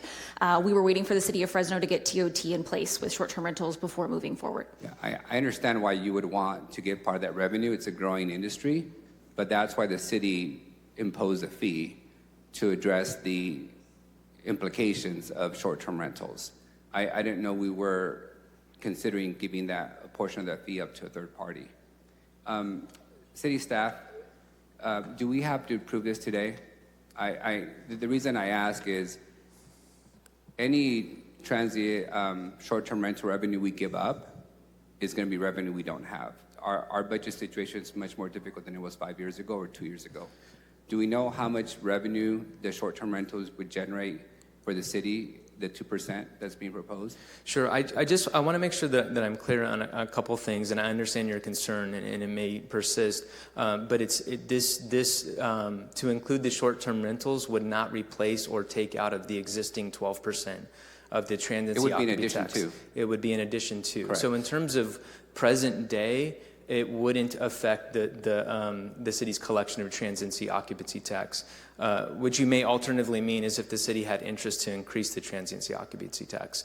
So that's the difference, and I just wanted to make sure I was clear on that. And next month we start developing our budget for this upcoming year, and in that process, staff typically looks for different ways to add additional revenue to deal with the shortfalls that we expect. I'm hesitant to give up this potential additional revenue to a third party at this point. The applicant is proposing already to increase the rate of revenue, correct, by 2% in year one, an additional 3.5% over a couple years, correct?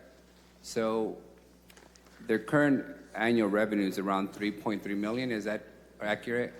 For the T-bid, Fresno and Clovis included, about $3.5 million is what's anticipated by this plan.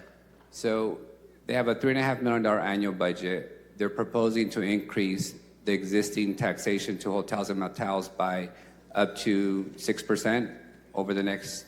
It will cap at 3% beginning in year 7. So the current schedule is to maintain the current rate of 2% for years 1 and 2.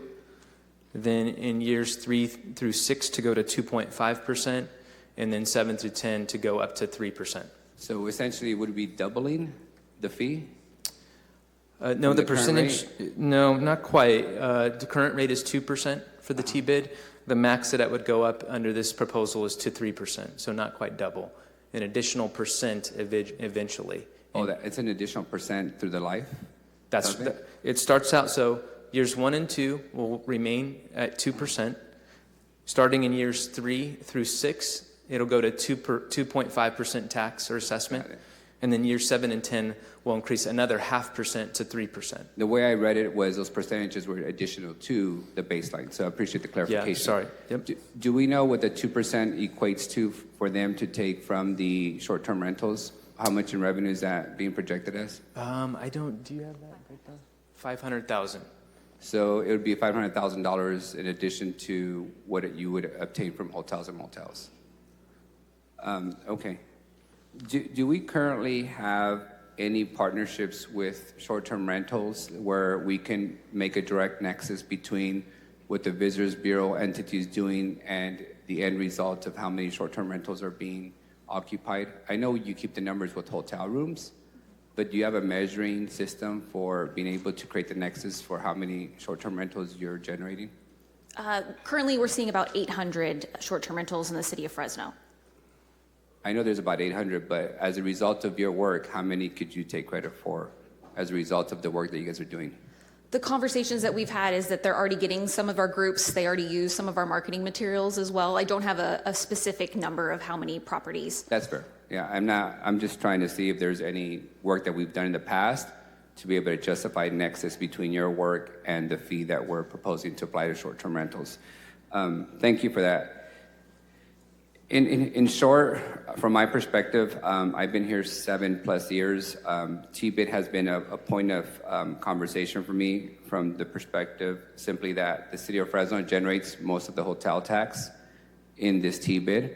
I looked at the expenses of your organization over the last several years, and I noticed a clear pattern that the city of Fresno was not getting what it was contributing to the TBID in terms of supporting events in the city of Fresno, attracting exhibits, attracting convention centers, all of which I'm trying to be very measured about because I know convention centers have also changed. They've gone to destination cities, San Diego, Las Vegas. But with that said, we're paying a tax. And as we look at revenue challenges, we want to make sure that whatever we put into the system, our residents get back as well in terms of investments. Secondly, on today's agenda, we have a contract with the convention for the management of the convention center, which historically used to be connected to this whole operation. In that contract, we're proposing 5 years, 3 years with 2 one-year extensions to give future mayors and future councils the ability to make changes if things are not working out. So I am supportive of TBID. I believe in your guys' work. I'm a little concerned about us giving up short-term rentals in a year that we're going to be looking for money under every single city couch and everybody else's couch. So I'm a little concerned about that. $500,000 may not be a lot today, but it is definitely a growing revenue source. I think it will limit our ability as a city to raise that fee also, because at some point you price people out when you charge too many fees. And short-term rentals is a growing industry in our area. But I'll be willing to give you the benefit of the doubt, knowing that if we approve a 5-year agreement, then the next council, next mayor can also reassess whether this relationship continues to work in the interest of the city of Fresno residents who are contributing to these efforts. So I do appreciate you guys' work, and I do wish you the best of luck. With that, I'll make a motion to approve.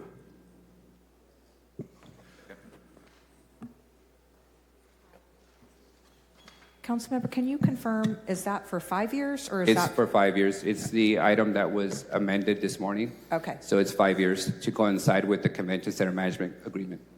Okay, thank you. Member Maxwell.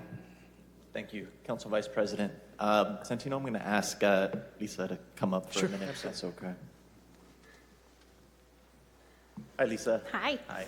This is the third time this has been on our agenda, right? Yes, it is. Yeah, and third and final, right? Yes, I've had ample time to look it over, and not just on this specific item, but over the past 4 years, you've been super transparent. I think we met a couple months ago where we talked through a lot of this, walked me through my questions and concerns, and you were very open about it, and I really appreciate that. And I appreciate the work that you do, too. You do a lot of work that the city does not have capacity to do, and I think when Visit Fresno does well, City of Fresno does well, because the more people you're attracting to Fresno as tourists or hotel stayers or go shopping, the better our revenue does, and that gives us the opportunity to do more awesome things in our city, like hire more police officers, plant more trees, and fix more potholes. So I really appreciate the work that you do. You brought a strong lineup behind you. My colleagues haven't worked individually with some of these people. They are amazing, and they do great work in District 4, but beyond that too. Cody, you and I cut the ribbon last week at Hyatt House. That's probably the nicest hotel I've seen in the city of Fresno for a very long time. It's beautiful. It's across the street from the Fresno State Campus and Save Mart Center. I know you're going to be bringing in a lot of people to that destination. Brandy, I know you're located downtown, but you guys have a reach all the way up into District 4 and all across our city. Healthcare is so vital in a place like Fresno, where we have so many low-income families and folks with serious health issues. I really appreciate the work that you do, and I know how contingent that work can be on the revenue that comes through these means. And Paul, the voice of Fresno State. I mean, you've been a champion for so many things, right? Whether that's our veterans, that's how I got to know you, but also being a champion to bring Fresno State into the Pac-12 conference. That's going to be huge for our community, our culture, and our economy. Vicky, yesterday, had a pretty big day at the airport where we opened up a new terminal with 2 new gates. The whole idea is we're going to be attracting more people to our beautiful city and showing them what Fresno has to offer, like Fresno State and the malls and the hotels that we have. The zoo, I mean, everybody across the city of Fresno enjoys that amenity. And so I'm opposed to the motion on the table. I think that the 10-year agreement that's being presented to us today is the one that we should be considering. I think, just like anything, right, whether that's development or anything else, these industries need reliability in order to function properly. And I think they need the full 10 years to do that. And so I'm not going to support this motion. I'm going to ask my colleagues to also not support the motion on the table and reconsider for the full 10-year agreement. But we'll wait to see what happens. But strongly support what's in front of us. And I really appreciate everybody in the audience here today because you guys really are doing amazing work across the entire city. Thank you, guys. Thank you, Lisa. Thank you.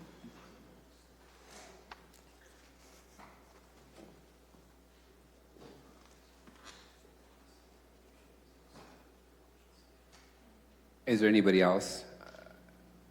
Councilmember, question. You asked about how much money we're getting regarding the city of Fresno's portion of Airbnb and whatnot, and what was the answer about what we're doing with the money? The answer is they anticipate $500,000 from short-term rentals. What can that money be used for? Let's say no matter who has the money, what can it be used for? And again, Council President Carbasi, I'm not sure if you heard my response earlier. That's $500,000. That's in addition to the city's transiency occupancy tax. So this $500,000 that's estimated is new T-bid assessment under this proposal. And so I'll let Ms. Oliveros talk about how that might be used. Not all of it goes to them. It's just a portion of that, correct? Like when we look at our budget, we see TOT revenue that comes into the city. So again, and I'm sorry if I'm not being clear, our current transiency occupancy tax is separate and distinct from the discussion today. Very similar. I see. But that revenue will not be impacted by today's action per se. So maybe let me ask it this way, Santino, I apologize. The new fee we're talking about is not our TOT that we see on our budget. Right. This is a separate fee that hotels pay for, visitors pay for at hotels. Yes. There's a new portion of that fee, and that is collected by the venue, or in this case, Airbnb, and it'll be transferred to the entity. That's right. So it's the T-bid versus the TOT. But today, we're voting on giving the authority for that money to get transferred. Today's proposal includes expanding the T-bid assessment, which was historically just been assessed to hotels, to also now include short-term rental Airbnb stays. Okay. Right. Got it. So but we have to authorize it as a council for that to happen. That's correct. Okay. Fair enough. My other question then is, and maybe this is for Ms. Oliveira, what can the money be spent on legally if it's collected? In the district plan, it has everything that we're able to spend. Typically, we're wanting to focus on what is going to generate more hotel rooms and overnight stays to this area. So that's really how we operate with sponsorships, marketing. If they're not coming and putting heads in beds, then it doesn't really matter. Fair enough. But is there a IRS regulation or some kind of regulation for how we can spend that money? Let's we have our TOT money comes into our budget, we spend it on certain things. Are we limited to how that money can be spent, or does it have to go into, like, for example, supporting the mission of more people coming in, like you said, advertising, for example, Fresno? Yes. The full list is in the packet. It's for marketing, anything that'll generate the overnight stays, getting them here, beautifications, wayfinding signage, anything that'll improve the visitor experience. So that's been something I've also just had conversations if we can take this. And this is internally how you're going to do that. Maybe I'm not being clear. I apologize. But legally, are we allowed to spend it in other ways, or does it have to be spent for which makes sense how you want to spend the money? Is that a fair question? Yeah, it's a great question. So it's governed by, and it's included in the packet, the Streets and Highways Code, which has governmental code sections on what are the money uses of the fund. Yes. So even if we got it to the city, which we could do that, I'm not against that idea, by the way, that portion of it, because we do have a lot of challenges with some of these Airbnbs. I just want to be clear about if we do collect that money, can we spend it on the same things we spend our TOT money on, which is pretty much anything. I would say essentially, right? Ultimately, it's determined by the board management association. Even if we collect it instead of passing it on to them? Are you referring to our TOT? No, I apologize. The money that we're authorizing today to be collected at Airbnbs that is normally collected through, not the TOT, but collected through hotels. We're expanding that. Great. Right. There's going to be new revenue generated. Correct. Did we get a dollar amount on that portion? Did you say $500,000? It was $500,000 was the estimate. The question. If I may, Council President, if I understand your question, prior to the tourist district, this used to be done by the city staff working for the Convention Center's Visitors Bureau before it got split out. The money was eligible to make improvements to the Sound Arena Convention Center. It was part of the funds that we used to operate and subsidize the operation of the Convention Center and Sound Arena prior to it being outsourced whenever it was 10 plus years ago. As we set up the T-bid has a performance plan. I don't know what you call it, but it's a plan. And that plan outlines how you and where you can spend and invest the money in. That plan, of course, could be revised by your board, but it does outline your proposed expenditure. So from my perspective, if this was to be brought back in-house, if we don't have a T-bid, then we could use the money for everything that would also result in more folks showing up to Fresno. And just the last point I'll make to the council is we have actively been losing motels in the city that pay a TOT tax because we've been converting them to shelters and tearing them down for apartment complexes.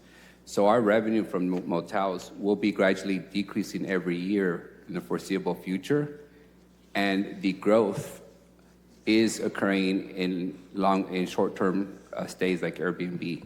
So I think that's why we need to stick to a 5-year because there's two major things at play here.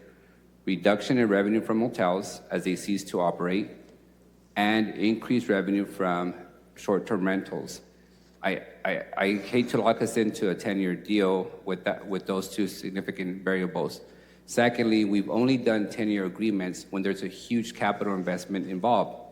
If you're a garbage company, you got to buy $20 million worth of trucks. You want that return on investment time. In this case, there is no such huge capital increases they have to get a return on investment on. It's simply services. So I think 5 years is appropriate. It matches up with the operation of the convention centers, which is our primary driver of hotel stays in the city. Okay, folks, thank you for your patience. So on this item, we are waiting for city attorney to provide some information. So what we're going to do is we're going to have to come back to this one. So please sit tight, but we also don't want to keep people waiting because we have other business before us as well. So we will come back to this timed item shortly once we get the proper information from the city attorney's office. Council President, would we be able to go to item 2E because we do have a time crunch? Yeah, I know, and unfortunately we're behind too, so we will do 2E right now as an Edward. So 2E is the actions pertaining to the Fresno Convention and Entertainment Center Management Services Contract. Move to contest the consent by Councilmember Richardson. So you'll have the floor, Councilmember. Council President, I'm showing that 2 echo request was made by the Council Vice President. I'm sorry, I just have this sheet with me where it says that. Yeah, on the sorry. On the back there. Yep. Yeah, motion to approve. Second. Okay. There's a motion and a second. We've already taken public comment on these items. I have Councilmember Esparza punched up. Yeah, I had a question for the new vendor or operator, if they're here. They are. There they are. Welcome.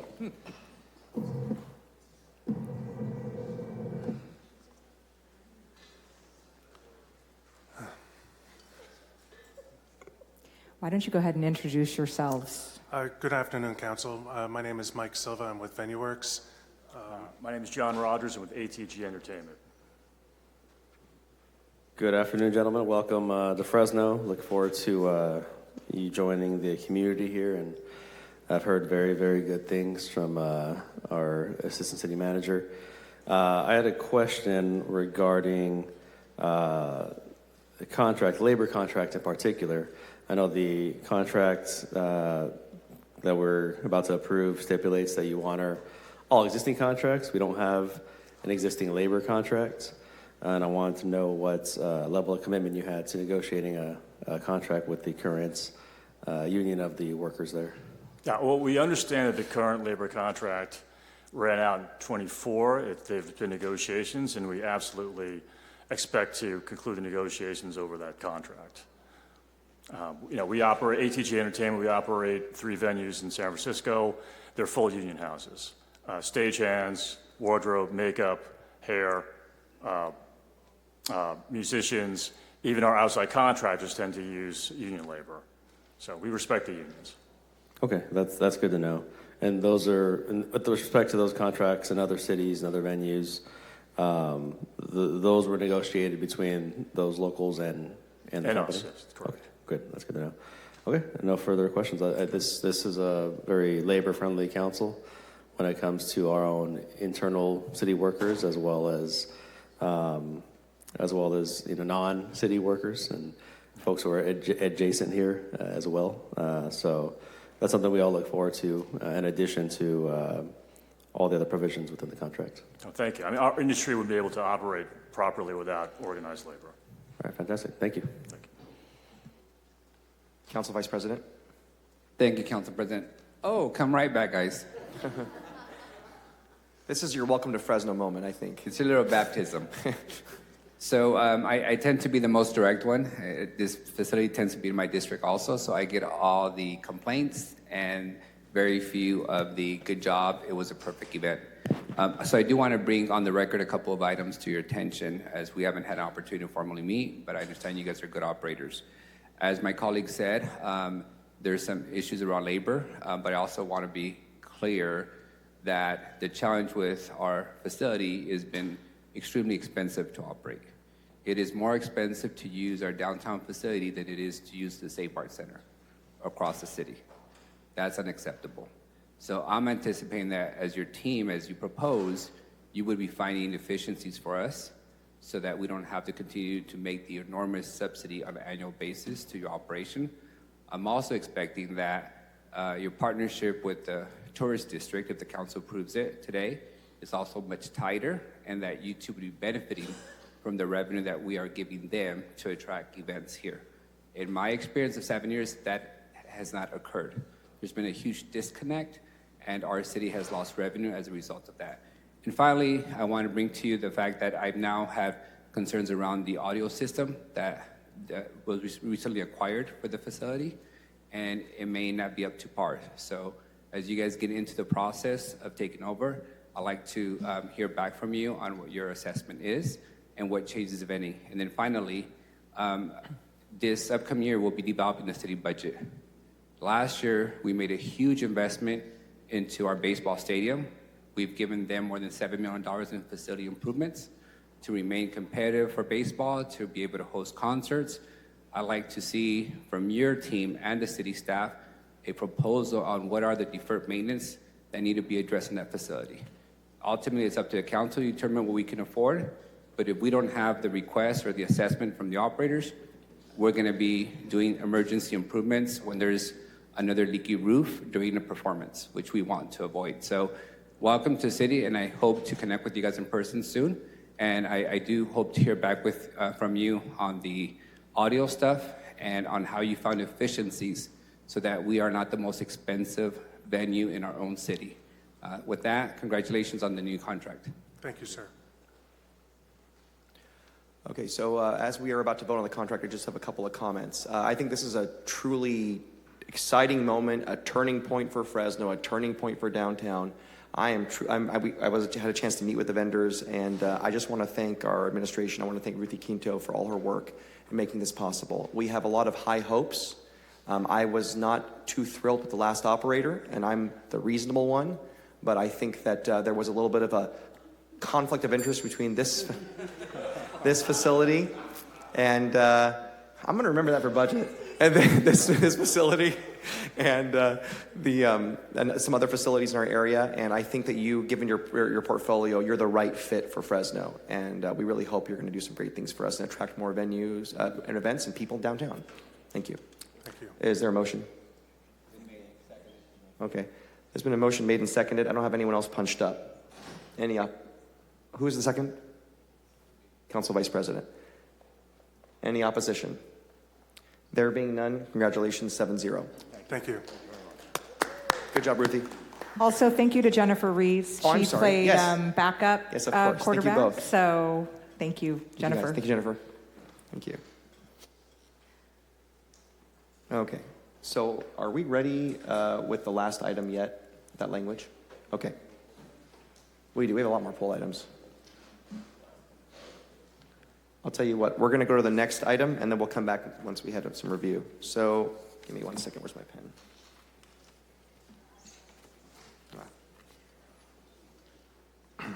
Yeah, we'll do, no, I want to do the PD one. We're going to do 2CC. That is, bless you, repealing section 10-812 of the Fresno Municipal Code relating to conditions on police response to public safety alarm systems. That was moved to contest the consent by Vice President Arias and Councilmember Richardson. From my perspective, staff, I'd just like to hear in layman's term what exactly you're proposing, and if this change is approved, how it would work for the typical business. Absolutely. With the change. The proposal is to repeal the current requirement that the police not respond to false alarms after 3 false alarms. We find this in conflict with best policing practice. What we would propose instead is to respond and continue to respond, and if someone does not want to fix their alarm system after the false alarm, then we would recommend a fine that would allow us to recover the cost for those responses. We think that will motivate people to get their alarms in order and at the same time allow us to respond appropriately as a law enforcement agency. The recommendation on the table is that we would have 1 free alarm, false alarm, every 6 months, each part of the year. False alarms beyond that would be $215 each. Do you have numbers on how many false alarms we get a year that we fine folks for? I don't have those with me right now, no. Okay, thank you. My last question, and more of a comment, is this week I was visiting California All Steel, located here, what we call South Downtown, and their concerns that they were expressed to me is that whenever they call police for a burglary that took place because the alarm was set off, and there's been a burglary, in their instance, all the electrical wire was raided from their facility. There was equipment stolen, significant vandalism, that the department's position was unless there was bodily injury, a police report would not be generated. As a result, they couldn't submit their claims to their insurance company. So I just want to get clarification from the department. What is our practice and expectations for anybody who calls as a result of a burglary or vandalism? Is it our policy to produce a police report for them? Yeah, bodily injury is not even a component of the crime of burglary. That really doesn't sound like very good information at all. And if there's miscommunication there, we'd like to clear that up. We want to capture that data each and every time there's been one of those crimes committed, because we never know when that particular crime might be related to another 2 or even 3 that we have in other parts of the city. So we want to respond to those. We want that information. So I'd love the information to reach out quickly. And I'll forward you the information. Is there a practice to produce police reports whenever businesses request them? It is our, yes, either online for certain crimes, they're eligible to report online, or we will respond and take those investigations. On a case like that, that's a very serious commercial burglary. We want to come out and investigate that. We want to dust for latent prints. We want to look for physical evidence. We want to look for adjacent video cameras in the area. We want to do a good job on that. Okay. I will forward you the details and to the Captain Southwest. I look forward to that. Great. Thank you. Those are my questions. All right, good afternoon, sir. I think I'm up next. Sure. So overall, I'm a fan of this, right? As opposed to stopping policing, you're going to hold people accountable after a while if either their system is faulty or their building is faulty or whatever else. But I want to know from business owners in my district I've spoken with, yes, do we have any sort of amendments or considerations for businesses who have private security who will also respond when that alarm goes off? And what are the considerations there as far as, hey, something happened in our business, our security is going to go respond. Maybe it's a false alarm, maybe it's the real thing, but either way, there's sort of that barrier between the business owner, security, and then you guys. So what you've explained is exactly what I use at my own home. I have private security at my own home, and when the alarm goes off, that security company has information to contact me directly so that I can make a decision as to whether or not the police are notified. So then that prevents a false alarm. So when my alarm system goes off and I know it's bad, I have that opportunity to work with private security to say, don't call the police yet, reset the alarm, and I'm good. And then I take that liability on myself. So that's how that works. I think they're not through any disservice of yourself or anyone else. I just feel like I think there's some more information that can be put out there for the business owners to understand that relationship and maybe some best practices. Just like we'll put best practices for them for, crime prevention through environmental design or what have you, or trespassing or enforcing laws on private property. I think that more information can be put out there. I know my office, I'm sure some of our others would like to reach out and work with you on that, because if they're already paying for security, now they're also getting false alarm bills at the end of it, when really their security should be in place, like you said, being that mitigating factor. Maybe they don't know that. So is that something that potentially we need to reach out and do a little more information on that? Sure, I'd be happy to work with that. Typically, we get the great information from our private security providers. They're really good about that because they don't want their customers to have unnecessary costs or unnecessary responses. It also kind of drives home the necessity for their service. If it were not for my private security company, I probably would have billed myself for 2 or 3 false alarms. So there's a value inherent there that's very important too. Okay. Alrighty, I appreciate it. With that, I would be in support of passing this, knowing that we're going to go forward and work on an educational campaign. So motion to approve. Thank you. Thank you. I have some questions, Chief, and I may have misunderstood. So if I'm a small business in the city of Fresno and I get a false alarm, I believe the procedure was you get a false alarm and then within 1 year, a subsequent false alarm gets assessed a fee. Is that correct? So what we're looking at now is a free false alarm for the first 6 months and a free one for the second 6 months. I think it was your recommendation to have 2. Okay, so I appreciate that. So it could be up to 2 a year, but if the second one happens within 6 months, there is a fee. Yes, sir.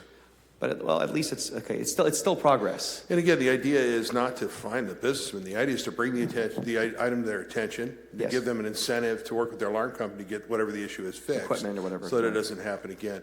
And then the PD has to recover the cost for the additional calls. Of course. And the fee was $215? $215, yes, sir. Does that increase over time, or is it just it's the fee that we set every year when we set fees? That's my understanding. It's a flat fee, sir. Okay. So if you're a small business, the alarm goes off the first time, PD does come out, which takes resources away from other areas.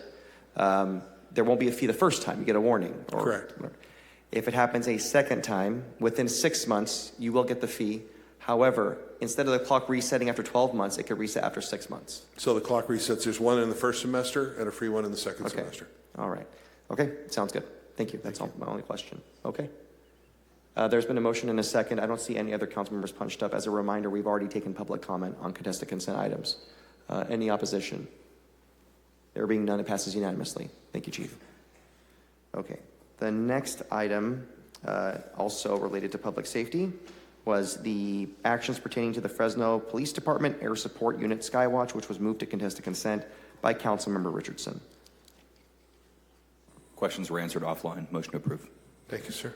Motion approved, second by Councilmember Esparza. Any discussion from any council members on this item? I have a question. Yes, Councilmember. City Manager, this item originally was to be paid for by the sale of an abandoned, was it an old police report office in my district? This item isn't. The new helicopter was. But having said that, I understand where you're going with this. We have an offer. Where is she going, by the way? Excuse me, what? Where is she going? You mentioned that you understand where she's going. What does that mean? She wants to know what the status of the sale of the house is in her district, right? That's exactly right. I got you, council member. Yeah. We got an offer. I need to check with Nancy Bruno. If I remember correctly, we needed to do a rezone on the property from public institutions because they want to put housing in that location. I just need to check on the status. But we did get a good offer for the property for a decent dollar amount, and I just need to check on that. Okay, thank you. Mm-hmm. Okay. Any more questions on this item? All right. So there's been a motion and a second. Any opposition? The item passes 7-0. The next item is 2BB, as in Bredefeld. Actions pertaining to the Fresno Police Department's technology contract with Axon Enterprises, Inc. This was also moved to contested consent by Vice President Richard Arias. I'm sorry, I'm confused. Who is it? Oh, it's Richardson. It was me. I'm teasing. Get motion sickness from both you guys. You have the floor, sir. Thank you. This question was answered offline as well. There's an understanding that I'd like to take a peek at the training syllabus for the UAS operators. I understand we have more people than birds, which is a problem that you want to have. So looking forward to that. And with that, motion to approve. There's a motion and a second. However, I do have Councilmember Maxwell punched up. Hey, good afternoon, Chief. What body of law governs your department's usage of drones? FAA regulations. Does that regulate if you're allowed to use them when a crime is not being committed? So we're talking about search and seizure law. We can use the drone. The question is where, I think, is where you're headed. And Under what circumstances are you able to use them to surveil? so we can use drones in a public area, and we can also use the drones in private areas when we have an exigent circumstance. Someone in the neighborhood that's a violent criminal that we're trying to apprehend, some threat to the community, someone that's in danger for protection of life, for instance, a missing senior or someone who's at risk. Those are all examples where we could use those. And that's we get governed real by case FAA? by case. Well, it's FAA and it's also the courts for search and seizure issues under the Fourth Amendment. Gotcha. So that's established on multiple levels then. And it's constantly evolving, sir, as our world always is. I was just curious. Yeah. Happy to support it. Thank you, Chief. Yeah, thank you. I do have a question. Yes, sir. Is the video footage that you capture in the drone, whether you're using it for official purposes or trainings or with suspicion or no suspicion, is that video footage considered what we would consider your video footage from your cameras? Video evidence?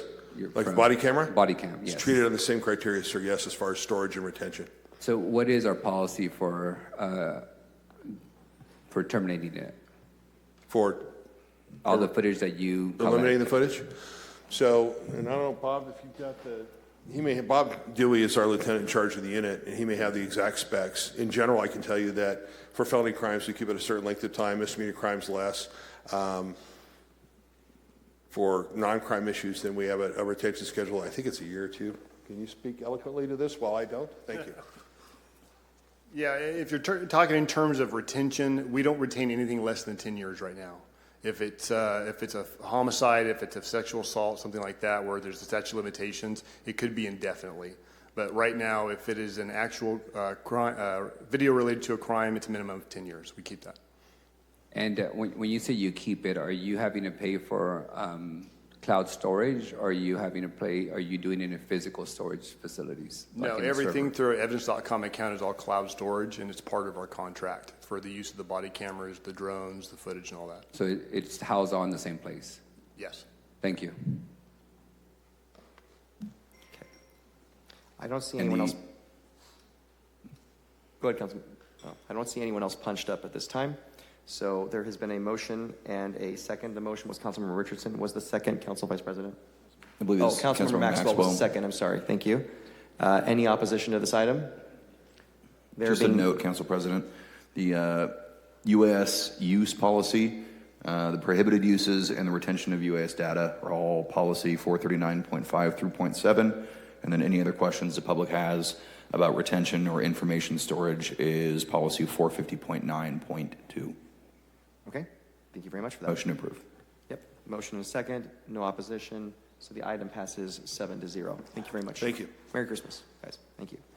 We have two more contested consent items left. 2C, actions pertaining to the amendment of various ordinances. This was also moved to contested consent by Councilmember Richardson.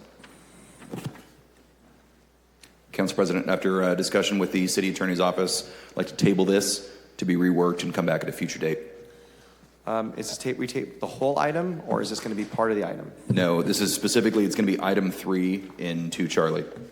Okay, so you want to, how would that work, Council? The motion would be to approve all items except for 2C, and except for which one? 2C, sub 3. Sub 3, and sub 3 will come back at the next meeting or a later date, or? Later date. Later date. Later date. Unspecified. Okay, does that make sense, City Clerk? Yes, table sub 3 to Labor Day meeting, correct? Okay, I'll second that. Councilmember Perea. I just want to clarify, what's the purpose of tabling and what changes are we Yes. asking City Attorney to come back with? So the city attorney's office and I will be working to make all the changes. We've got about a half page here of wording that didn't seem to be with the intent of the ordinance. For example, it prohibited me from standing or sitting in a public park. It prohibited people from laying down in the warming centers, which are open overnight. And it also prohibited people from standing on sidewalks. So I think the wording needs to be tightened up. We'll be working with the city attorney's office to do that, to make sure there aren't any unanticipated or accidental effects from passing of this ordinance. Is that accurate, City Attorney? Yes, council member. That's what you were proposing? Yes. That's what you're proposing? It's a joint request from both of us. No. I'm sorry. I think what the, never mind. So you're proposing what the council member's proposing then? I am not proposing per se what we've got to meet first. Wait, so I want to be crystal clear. I want to be cautious. I personally have not written this policy, right? Because if I did, I would be sponsoring the policy. This policy is sponsored by your office. So if the council member wants more time, and if you need more time on the policy, that's one thing. If the request is for this one member to rewrite the policy on your behalf, that concerns me. That is not what's going to happen. Councilmember Richardson is free to bring his own ordinance. This is still my ordinance. I just want some time to be with him. He pointed out a few things that I want to discuss with my team. That's fair. Yeah. And just to be clear, if there are significant amendments to the ordinance, that means it has to come back for a first reading, Correct. second reading. Correct. City Attorney, I would just, if there are changes made by the next time we meet, I would like to see a red line version of that and what's being proposed today. Absolutely. You guys will all get a copy of any changes that are going to occur. I would ask Council President, the maker of the motion, to give a specific date after consulting with the attorney when it returns, because this item is highly contested, and I don't want to leave it up in there that might come back in 6 months or Good question. Let me ask this. The next council meeting at the first of the year, we My have about a understanding month. is do we have an approved schedule yet? Well, regardless, we do have the first meeting set up from last year. Was it in Correct. January? So We might need more time than that, so I prefer the second meeting in January. Could we just say second meeting of January? I think that's sufficient. second meeting in what is it, the 29th? I'm Forgive grabbing me. the date. Yeah, it should be exactly 14 days after the 15th. Yeah, so so it's 2 weeks after. So the first one's the 15th, so you want the 29th. Yes, Council please. Vice President, would that be enough? That's sufficient. I just want to make sure it's noticed to the public today and to the rest of us. That'll be the second meeting in January. Okay. Is that good? Okay. So there's been a motion and a second. We are approving most of the 2C except for item 3, which is coming back the 29th. Correct? That's correct. Okay. Any opposition to this And item? yes, clarified, that is January 29th. Thank you. Okay, no opposition. The item passes 7-0. Thank you. Thank you, council members. Okay, the last item for contested consent is 2U. Let's see, resolution authorizing the city manager or designee to apply for and accept up to $500,000 from Fresno Unified School District to fund Blue Space Aquatics programming. Move to contested consent by Councilmember Richardson. Good afternoon. Hi. Very quickly, this was the same program that came up during the budget season as being behind, which was going to require us to impose a fee on subsequent swimming classes for kids.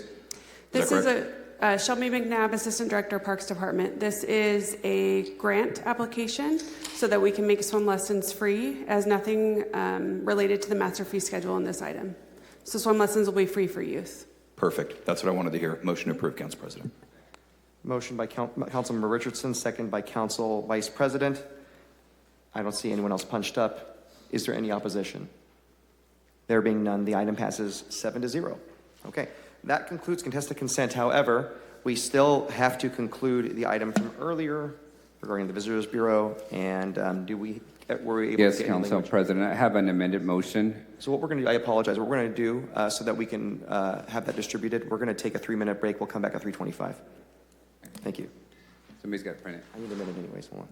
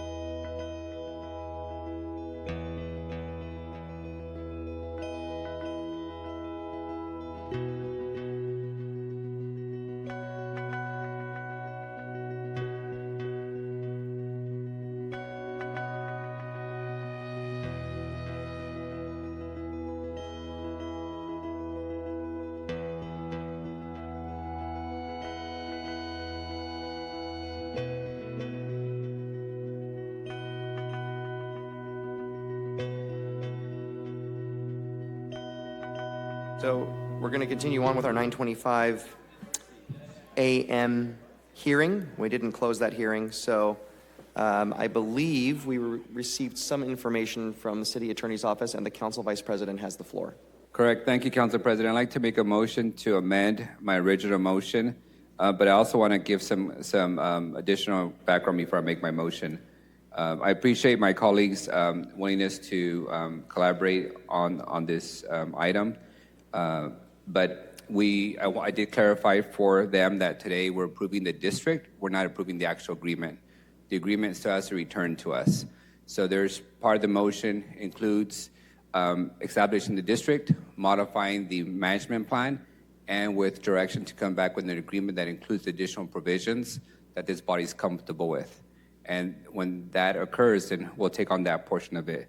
So my motion is to amend my original motion to modify it for renewal for a term of 10 years, and to modify the management plan to require the Bureau to include the activities listed in Government Code Section 36606. And those of you who know, it's a long list of activities that would now be eligible to be funded by the district. And the direction also is for city staff to work with the district to bring back an agreement that includes a provision that if the bylaws of the entity were to change, where the city of Fresno is not represented on that governing body, it would void the whole agreement. We want to be clear that this body has an active role in the governance of the entity for the full 10 years. And if there's ever any changes to the governance structure where the city of Fresno does not have those seats on the board, then it would void the agreement. That's my motion, my amended motion, Second. Council President. It has to be seconded by the original maker of the motion. Who seconded that original motion? I was a seconder of the original motion. Do you agree? But that motion Seconded. didn't pass. Okay, did. I'm amending my original motion. Are you okay with that, or do you want a whole new motion? Okay. So the motion has been amended. The motion maker and the person seconding the motion have agreed to those changes. Any more discussion from the council? Okay. There being none, any opposition to this item? There being none, this item passes unanimously. Thank you all. So that is the balance of the consent calendar and the timed items. We will have closed session next. Council President, yes, I sir. do want to make a motion to reconsider one item that we previously approved. I'd like to make a motion to reconsider item, where is 2C? It was a contested item we just approved? Yes. Okay. So so in this case, there's been a motion and a second to reconsider an item we've already voted on. Okay, just want to make sure we're following procedure. Okay. Any discussion on this? This is just to reconsider the item, not discuss the item itself. So I apologize, sir. The opportunity to speak on contested consent has already expired. We've already taken public comment on contested consent, unscheduled closed session, but there will be another opportunity if you're here for the SEDA hearing later. Okay, so any opposition? Go ahead. We're not discussing, we're just on the motion itself to reconsider it. Okay. Okay, so Sure. No opposition. The item is now being reconsidered. So 2C is being reconsidered.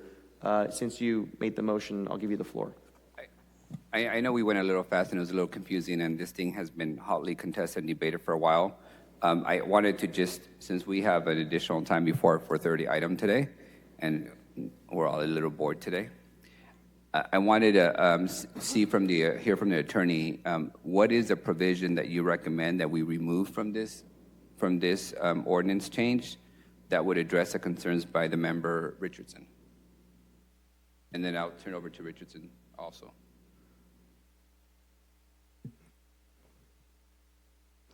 Andrew Jan, City Attorney. I just want to make clear that if you are to pass it today, my recommendation would be to remove certain language I've provided you, Councilmember Arias, on sub C, sit, lie, sleep, and strike that. And just to be clear, that is not Councilmember Richardson's recommendation. That is my recommendation if you want to pass it today. So your recommendation is to delete what portion? I'm sorry. Sit, lie, sleep, and under sub C. The way it reads is sit, lie, sleep, or. Or. So that section to remove that? Yes. Okay. And I'll turn over to Member Richardson. I didn't get to hear your concerns. Okay, out of transparency, that's not the only change that's being proposed here. If you go to page 2, there's a whole paragraph D that's going to be inserted. There are changes in what is now a new paragraph E as an echo. Paragraph F has changes as well. I mean, there are all kinds of... Look at page 3. Page 3 has paragraph G with all of its subsections. Those are, I mean, there are a bunch more changes than just that first sentence, which I learned after digging into it further. In its current text, this would bar, it just says person, right? So this would bar you or me as well from sitting on a street, not Siri, I wasn't talking to you. Like, let's see, for example, you cannot sit at a school, at a public park, or at a public library, based on the text here. You're not allowed to sit or lie at a warming or cooling center or a city-permitted shelter for the unhoused, which is somewhere that seems like sitting and lying are pretty fundamental activities there. You shall not loiter or stand in a sidewalk. I understand the intent, but the text has to be very specifically curtailed to be what we want to happen, and the current text doesn't do that. So I understand what we're trying to do here, but in the interest of responsible government and not accidentally writing things we don't mean, I think there's some sharpening and polishing of the text here that we can perform. As the city attorney's office has instructed me, these changes here, and plus or minus a few, can be made with a little bit of time. And it sounds like waiting till January 15th may not be enough time given folks' busy holiday schedules, I'm sure. So I appreciate that, Councilmember. I have a question for the city attorney in a moment when he's ready to go.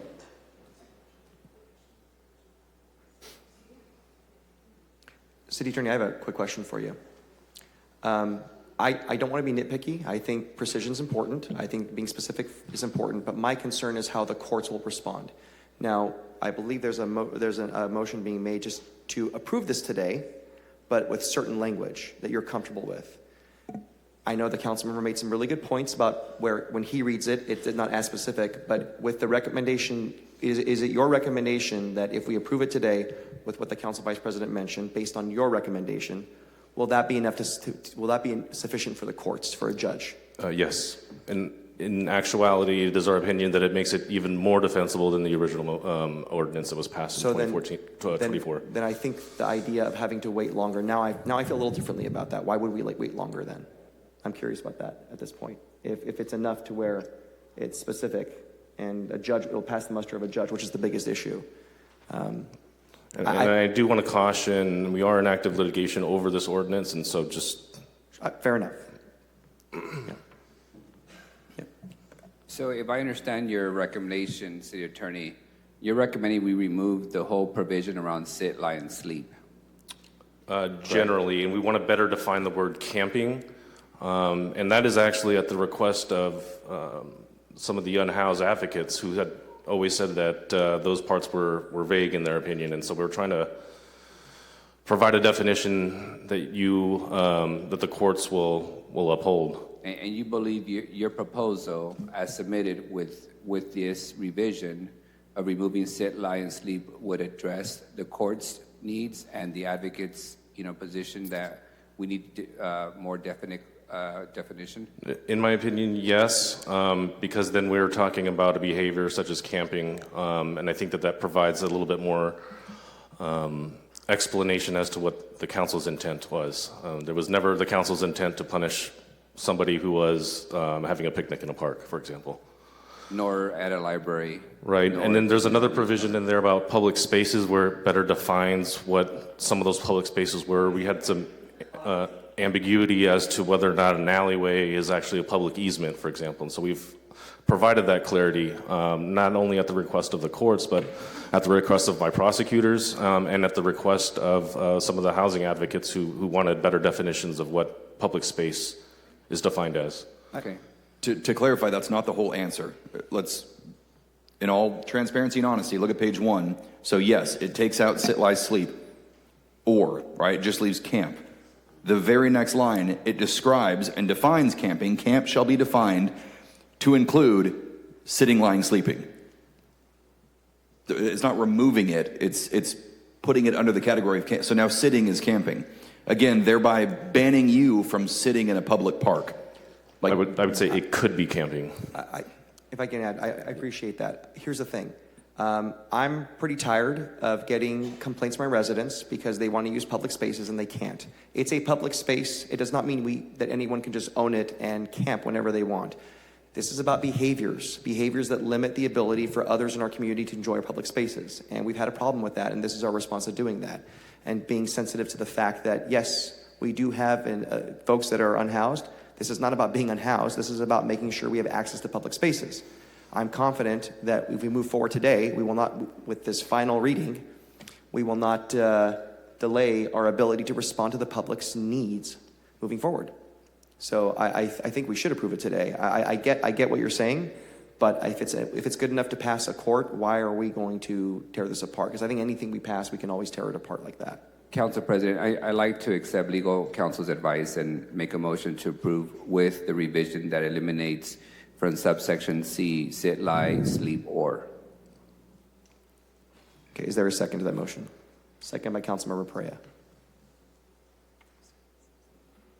We're still in discussion. If any council members want to punch up and comment, they're welcome to do so at this time. Okay, so we're going, at this point, there's no other discussion. We've already taken public comment on contested consent. The motion has been made by Council Vice President, seconded by Councilmember Perea. Any opposition to the motion? Vehemently, yes. Okay, one vehement opposition. The item passes with a majority of 6-1. Okay, thank you. Okay, so we do have a closed session. We have the SEDA hearing that has been moved to 4:30 at the request of the public. We can't obviously hear that now, and we wouldn't do that until the time comes. We do have 3A. 3A, but 3A we cannot hear until 5 o'clock. Yep. I believe we have to be, is that still correct? No. You can hear it at any time. 3A, the one on the requirements I thought contract? there was a noticing requirement that we have to wait until 5 o'clock because something wasn't noticed in time. I'm losing my mind. If I told you that, I apologize. No, I believe. There was a whole email about it. I'm sorry. Huh? Yeah, please come forward. No, I apologize. No, if we're okay. I thought that was misspoke. discussed in agenda conference. Come on forward. Unless the attorney at the clerk tells me that we can't hear 3A, I don't think there's a noticing requirement on this. Hi, Paul Amico, Director of Public Utilities. That was a requirement that we got from purchasing, that we had to post the bids for 5 days. The bids were posted right around 5 o'clock on Friday of last week. Now I remember. So Sorry, I thought you meant today. Unless we can, unless we, because I think we have to. You got the bell right there. We have to, yes, you were right, Councilman. I'm joking. I'm kidding. We'll be here till midnight. No, don't You're do going to that. get your chance. Don't I worry. deserve that. You are correct. No, I'm teasing. I was mistaken. Because I forgot earlier. Don't worry. I thought don't you worry meant about today, and I was I like, know. I'm losing my mind today. No, it's all good. It's been a long, and it's not even. We just shouldn't forget it in the middle of what is a very high stakes. We hearing. shouldn't forget it. No, we won't. Someone put a reminder on the phone. Yeah, I think what'll happen, and I'll announce this when we get closer to the 4:30, is we are going to we're going to be here for a while. We're going to listen to everyone that wants to speak, but we're probably going to come to this item in the middle of SEDA or before we take a break. Yeah, before a break probably. So now what we're going to do is we're going to break for closed session. If you are here for SEDA, please do fill out a card. We will not get to that item until at least before 4:30. And we look forward to seeing you soon. If City Attorney can read the remainder of the closed session agenda. And as a reminder, we've already taken public comment on closed session. Good afternoon. The remaining items on closed session are items 5B, conference with legal counsel, existing litigation, Titus Clark versus City of Fresno. Item 5C, conference with legal counsel, existing litigation, Rodolfo Valdez Guzman versus City of Fresno. Item 5D, conference with legal counsel, existing litigation, Joseph Perez versus City of Fresno. Item 5E, conference with legal counsel, existing litigation, South Fresno Community Alliance versus City of Fresno. Item 5F, conference with legal counsel, existing litigation, Megan Gonzalez. For Victor Cardenas, a minor, versus City of Fresno. Item 5G, conference with legal counsel, anticipated litigation, one potential case. Item 5H, conference with legal counsel, deciding whether to initiate litigation. City of Fresno versus Diping Huang.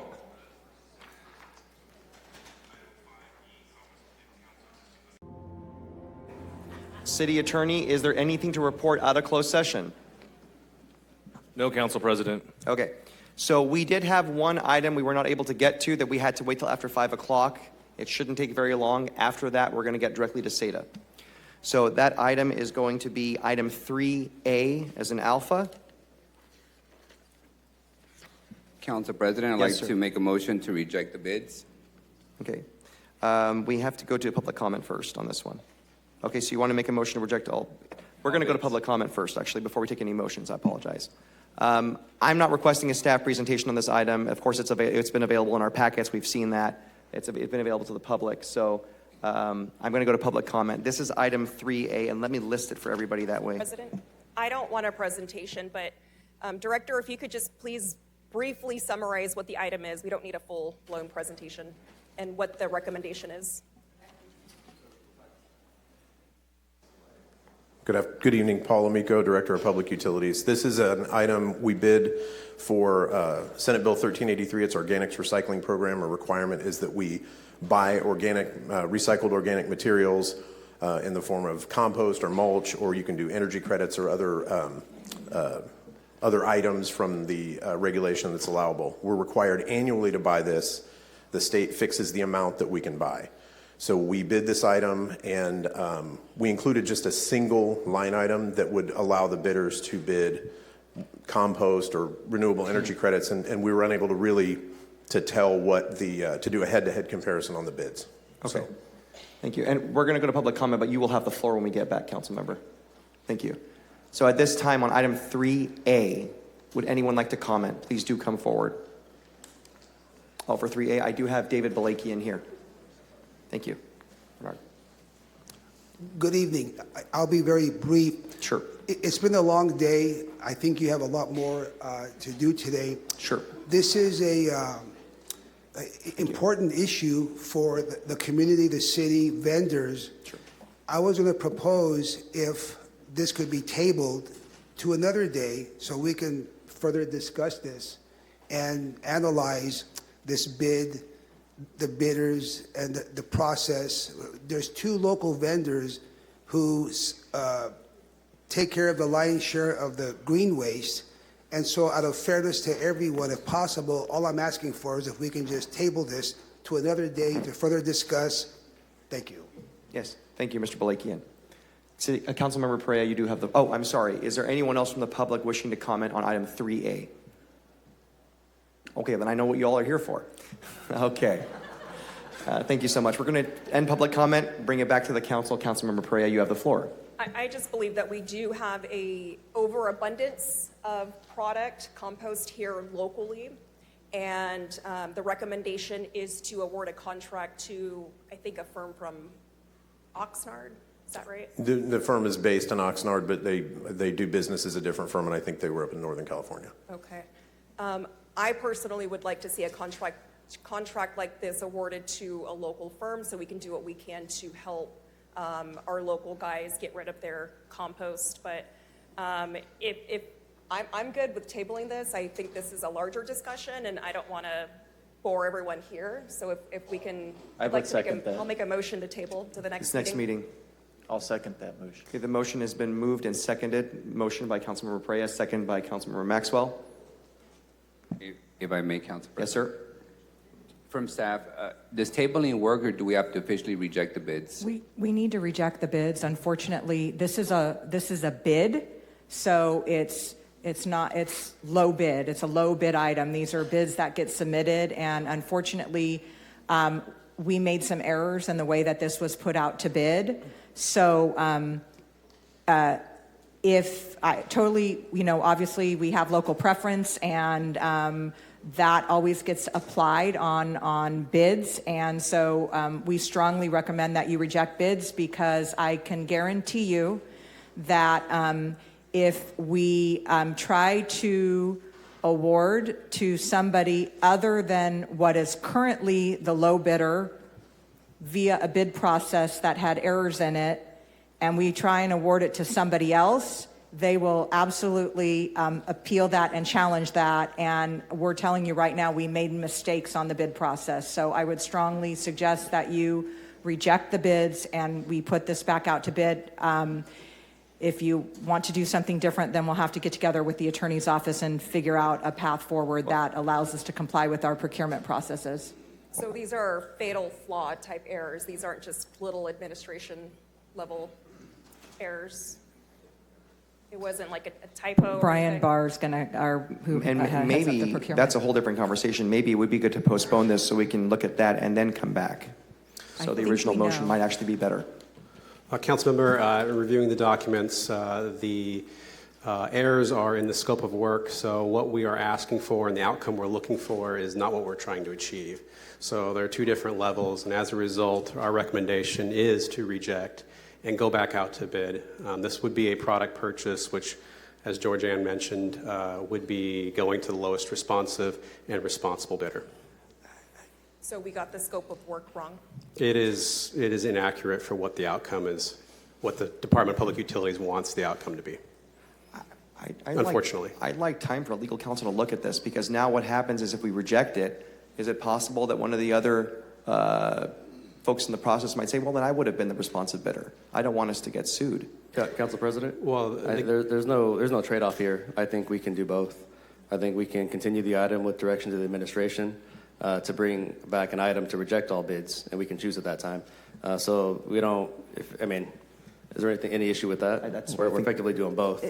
It's certainly within the purview of the council, whatever you guys want us to Yeah, do. we buy ourselves time, but we have the direction for that item, and we can choose to pass that item on January 15th if we choose. Well, I'm going to leave it to the motion maker and the seconder if that's what they want to do. I'm good with that. Okay. All right. So can I just clarify the motion? So the motion is to table this item to the January 15th meeting, but we are giving direction to the administration to come back with a item to reject all bids. If I may, Council President, for the benefit of the public, I want to just explain in basic English, as I understand it, what this item is. Essentially, the state requires us to not send as much of green waste to the landfills as possible. So when we pick up all your green waste and we send it to a local place to become into mulch and dirt, the state is also requiring us to buy back that mulch if we need it as a city, so that we further reduce the amount of green waste going into the landfill. So when we do our parks and freeways, we buy that material. So it makes sense to me that we would award that to a local company versus having trucks down the 99 coming to Fresno, fully loaded of mulch that we could easily buy locally from our local residents who generated green waste. So I think you guys are correct that you kind of missed the target on the scope of work, but I am interested in making sure we buy local, we reduce the amount of truck miles that we travel within this area. If I could just make one point in terms of detail. The requirement from 1383 is that we simply buy organic material in the form of mulch, compost, or buy energy credits, or we buy renewable gas and other things. So it's not that, and we're required to buy 43,000 tons of this material. We don't have a market for 43,000 tons here. So this provider, the low bidder, would be distributing that material in other places. We have the ability to purchase it and bring it here, but they don't necessarily have to bring it all here. Okay. Next, I have Councilmember Richardson. We reject all bids. We come back, new bidding process, same vendor could bid and win it again in theory, right? That's true. And we want to clean up the bid form so that it allows us to evaluate compost versus renewable energy versus those.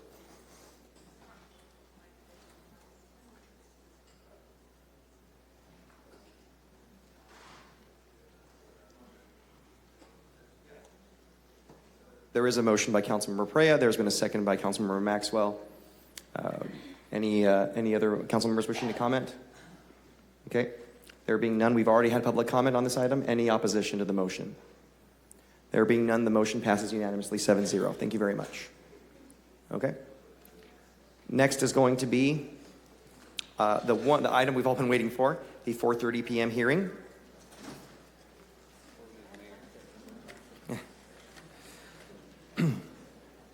And at the request of the community, this item was originally scheduled for 9:20 a.m., but out of respect for all of you, we are holding it later in the day. So this is actions pertaining to the Southeast Development Area. We will start with a staff presentation, which will start with the Mayor of Fresno. Thank you, Mayor. Thank you, Council President, and welcome everyone this evening. And thank you for Council President for adjusting the time so we could have the appropriate public input for this matter. I'm hoping that what I say prior to the Planning and Development Department coming up and making a formal presentation, that some of the things that I say leading into it would be shed some light on the matter, help council maybe to understand a few things that we're attempting to achieve as an administration, excuse me, and hopefully to clarify some misinformation that that folks in the audience may think is occurring. First off, the item you have before you today has significant importance, certainly to the neighborhoods, but also to the future well-being of the city in terms of job creation, housing opportunities, and economic prosperity. Since 1958, the Southeast Development Area has been identified as a future growth area for the city of Fresno, which is why it is included in the city's sphere of influence. As a reminder, this environmental impact report was initiated by a prior council and by a prior administration, and we are carrying out the direction of that council today. The study was paid for by Housing and Community Development Department at the state level to the tune of $625,000. There were significant delays along the way in completing the environmental impact report as a result of COVID and a number of other factors involved. Although the entire 9,000 acres of the Southeast Development Area, referred to as SADA, has been studied as part of the environmental impact report, there has never been an intent by me or this administration to open up all 9,000 acres for development at once. SADA is a long-term development plan that was intended to be developed over a period of several decades, and some parts of SADA may never be developed. I do not support sprawl or leapfrog development. We've seen that in our history in Fresno. But I do support smart growth and incremental development.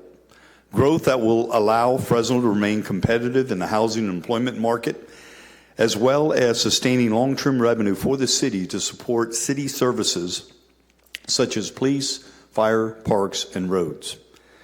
There's been a lot of information circling about SADA in our community that is simply not accurate. And so I hope to clarify some of that misinformation tonight. To avoid piecemealing, the environmental impact report covers the entire 9,000 acres of SADA. There was a request, why can't we study less of an area? And the law simply does not allow it because of piecemealing. However, this administration is only recommending a small portion of SADA be considered at this time for development referred to as South SADA. First, a 1,547-acre area bound between Jensen and North Avenue, between Minnewawa and Temperance, with the land use designation of flexible research and development without housing involved. An area that would make Fresno much more competitive and attract advanced manufacturing jobs in our city. The second area is approximately 467 acres between Jensen and Hamilton. Hamilton, as you know, is south of Butler, and east of Temperance, surrounded by what's called the Briggs Canal. The designated land use for this area is primarily neighborhood residential, and that would promote affordable home ownership opportunities up to 4,800 residential units. This plan will increase property tax revenues for the city, which currently comprises 40% of all general fund dollars. Those general fund dollars are what support, again, police, fire, roads, and parks. This plan will also keep Fresno residents from moving to Madera and Clovis in order to buy a suitable home of their choice. This plan allows for manufacturing jobs to be created in Fresno versus Visalia or nearby jurisdictions, which we've been seeing for the past several years. Currently, the city of Fresno has less than 5% of suitable inventory for industrial development, whereas the state of California's average is 7.5%, and currently Visalia has 16% suitable inventory. That creates an unlevel playing field for us in the city of Fresno. My staff and I have had over 40 meetings with individuals and groups listening to their concerns, and I have to say it was very enlightening, and many of those concerns have been very, very valid, and I hope to address some of those this evening. Again, much of those concerns centered around urban sprawl, subsidizing new development, detracting from our infill efforts, or reducing services to existing city residences. In order to alleviate those concerns about urban sprawl, leapfrog development, or developing outside of this initial phase, I am recommending to this council that ironclad safeguards be put in place to address those concerns. Safeguards such as, number one, 70% of the residential land must be developed before any future phases would be permitted in that sphere. Number two, that we would require a supplemental environmental impact report for any future phases in the sphere. Or, number three, to require a voter referendum prior to any future phases being developed. In short, let the voters decide if there is a desire to go beyond the initial South Seda area. Once council provides direction on a preferred alternative, several alternatives are being provided to you tonight, all in the South Seda, a financial analysis will be conducted to demonstrate that phase one can and will pay for itself from the initial infrastructure to ongoing services. As we all know, developers are required to reimburse the city for all infrastructure costs. That will be the case here as well. And thanks to this council, the new tax sharing agreement in the Southeast Development Area generates 51% in property tax to the city of Fresno as compared to 38% outside of the Southeast Development Area. Again, the previous measure was 62% of all property tax for new development went to the county of Fresno. The city got 38%. In the Seda, we now get 51%, and the county gets 49%. In addition, since 2005, new development areas are required to have a community facilities district, as all of you know, which requires residents within that new growth area to pay an additional property tax increment that covers ongoing maintenance, street repair, and landscaping for that particular area. This is in addition to the Community Facilities District that we created, CFD 18, about 4 years ago, that requires residents in that particular new growth area to pay an additional property tax that will cover police and fire services. And we did that so that when we opened up new areas, we would not pull police and fire or other services into that new growth area. As a result, I am 100% convinced that not only will the new development in the South Seda pay for itself, I believe it will free up existing resources to better serve existing neighborhoods within the city. And I believe that financial analysis will show that. As a side note, I know there's been a lot of discussion around the costs associated with existing property owners having to pay for the hookup of city utilities. I empathize with those folks. I'm suggesting that as part of this study, a community benefits fund be considered to ensure that residents do not bear the burden of those costs. If we're going to require people to hook up to city utilities in this South Seda area, that we would create a community benefit fund that would require the developers and the people developing in that area to pay for those costs. I also want to mention that Sanger Unified's Lone Star Elementary School, which is about 100 years old, exists within the area designated for flexible research and development in South Seda. I've met with the superintendent of Sanger Unified Schools and committed to him that the city of Fresno would include in our study ways to minimize any negative impact to that school, which could be an enhanced infrastructure financing district that would allow us to remove that negative impact. And so today, we are asking council, I am asking council, to refer items 1 through 4 back to staff.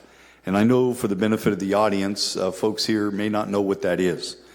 But we're asking council only to refer these items back to staff and not take action, which is number 1, certifying final environmental impact report. We're not asking for council to approve any type of EIR this evening. Number 2, to adopt the Southeast Development Area Specific Plan. Again, we're not asking council to do that tonight. We want that referred back to staff. And as well as number 3 and number 4. And here is what we're asking tonight for council. To simply select an alternative described in the environmental impact report, and to direct staff to prepare an updated Southeast Development Area land use map reflecting the selective alternative, confirm that the selected alternative is within the scope of the EIR. C is to prepare a financial analysis for the plan, and D, make any other minor updates to the plan necessary to accommodate the selected alternative, and E, return back to council for consideration. And I've been asked, how long will that take? I don't know, but we anticipate, based on feedback I've gotten from council, based on some of the things we have here, it will likely take 6 months or there to have that research done before we would ever come back to council. And so that is what we're asking this evening. I know a lot of people are going to come up with public comments, which is good. And I, number 1, want to apologize to the folks here because I'm going to have to listen to most of it on recording because I'm required to attend a COG meeting this evening that started a few minutes ago. And that too is to make a decision on an important renewal of Measure C that we've been working on now for the last year. And that measure will generate $7.3 billion countywide over the next 30 years, money to be used to fix our existing neighborhood streets and support public transportation. But I promise you, as soon as I can cast my vote, I will be back here at council to listen. And so lastly, I want to say this. I spent my entire career working in the city of Fresno and serving neighborhoods. And I want folks to know, as the mayor of this city, the last thing I want to do is to do anything that will harm the city today or in the future. And that's my commitment. But the easy thing to do as a mayor would to take the action of the previous council and to kick that can down the road and to not deal with this issue. But I feel that would be irresponsible of me as the mayor to do that. And I want you to know, and I think you do know, that not one single piece of development will occur in the Seda, South Seda, during my administration. Not one house will be built. Not one single business will come in during that time. It requires planning. It requires infrastructure. It requires all of that. But I do know that if we want this city to be fiscally solvent in the future, if we want to provide housing opportunities for people to have home ownership, and if we want to provide good paying jobs for people in this city, we have to open up some growth areas, but to do it smartly. And that's what I'm proposing to this council tonight. Okay. Thank you. Thank you, Mayor. Before you head out, I just want to thank you for clarifying what you're asking for us tonight. This agenda lists 5 items, but the only request is not certification of the EIR. It's just number 5, which is to give some direction regarding one of the alternative areas and a fiscal analysis. That's correct. The fiscal analysis, people have asked before, how come we haven't done a financial analysis? Because we haven't had the exact scope of the project to study. For example, if you're going to put in infrastructure, which is water and sewer mains, yes, developers have to pay for that. The reason I chose to go south Seda versus up north, where a lot of people wanted us to go, to include the Clovis Unified School District, as well as many of our developers, wanted us to open up the Seda in the northeast portion. That would have cost us a significant amount of money to do that in infrastructure cost, somewhere around $267 million to put in that infrastructure. By going on the southern part of Seda and only opening up the Jensen Avenue, since we're closer to our wastewater treatment plant, that cost for that stretch is about $61.7 million, but the return on investment would be sooner because of the development that it would occur sooner. We haven't figured out the cost of the piece to support the residential, but we know water is nearby. And we do need to put in sewer mains, and that would probably be, we're guessing, $30 million. Again, to be paid back within probably the next 5 to 7 years. So that's our commitment. And again, I just want to say thank you for allowing me to present tonight. Thank you. Mayor, I have two council members that have punched up. First is Councilmember Vang. And before they speak, I just want to say the audience has been really terrific. You've been very patient and respectful. Staff's going to present, council members are going to comment, you're going to speak. It's really important you do just what you've been doing so far, where we don't talk above each other, we listen to one another. We are going to wait so everyone can speak. Thank you all for being so great and showing how great the city is. Yeah. And let me say thank you to the audience as well, because to be able to speak in this council uninterrupted is unheard of. So thank you very, very much. Thank you guys. Thank you all. Thank you. God bless. So I have Councilmember Vang and then Councilmember Pereira. Oh, I'm sorry. Go ahead. Thank you very much, Mayor. I know you're in a hurry to go to another meeting, the council or government's meeting, but thank you very much. Just a few quick questions. But first, again, echoing Council President Carbasi's point, thank you very much for being here tonight. I do appreciate you making time to come to City Hall. This is a very important issue to every one of you here today. Mayor, just clarification on what your presentation was. You said 70% of the residential land must be developed in that sphere. Could you define in terms of geography what that sphere is, and that 70% residential must be developed before it can be moved on to the next Seda region? That the area I spoke of on the residential, and the reason I didn't say on the flexible research and development, because really the only flexible research and development per se in the Seda is the part that we're looking at opening. There's I don't know that there's very little anything outside of that. But I will say for the residential piece, I know that's the big concern. Are we going to be taking away from our infill? And what we don't want to do is open up all of Seda and allow a free-for-all development in that area, because that is going to hurt in my opinion, that will hurt our infill efforts. And as you know, we've been trying desperately to do infill housing, 800 affordable housing units this year in our city, 1,600 next year. So we're going to continue with that. Downtown Blackstone, we have 6 developments on Blackstone. That area is between Jensen and just south of Hamilton. Hamilton is south of Butler, so it's Jensen, south of Hamilton, and slightly to the east where what's bordered by the Briggs Canal. It's about 467 total acres within that projected area there. So we're saying before any growth on residential happens outside of that 70% of that would have to be filled. Council President, if I may just request that you excuse the mayor. Yes. He's going to be late for Measure Yep. C, and we need you for that vote. Yeah, thank you. I appreciate you. Thank you very much. Thank you, Mayor. Thank you. Anybody else? I think all we're right. gonna go Merry Christmas thank and you. Merry Christmas to all you guys. Thank you. Good luck. Thank you all. Thank you, Mayor. So the next step is going to be the staff presentation, and you'll be able to follow along on the screen as well. And Director, you'll have the floor whenever you're ready. Absolutely.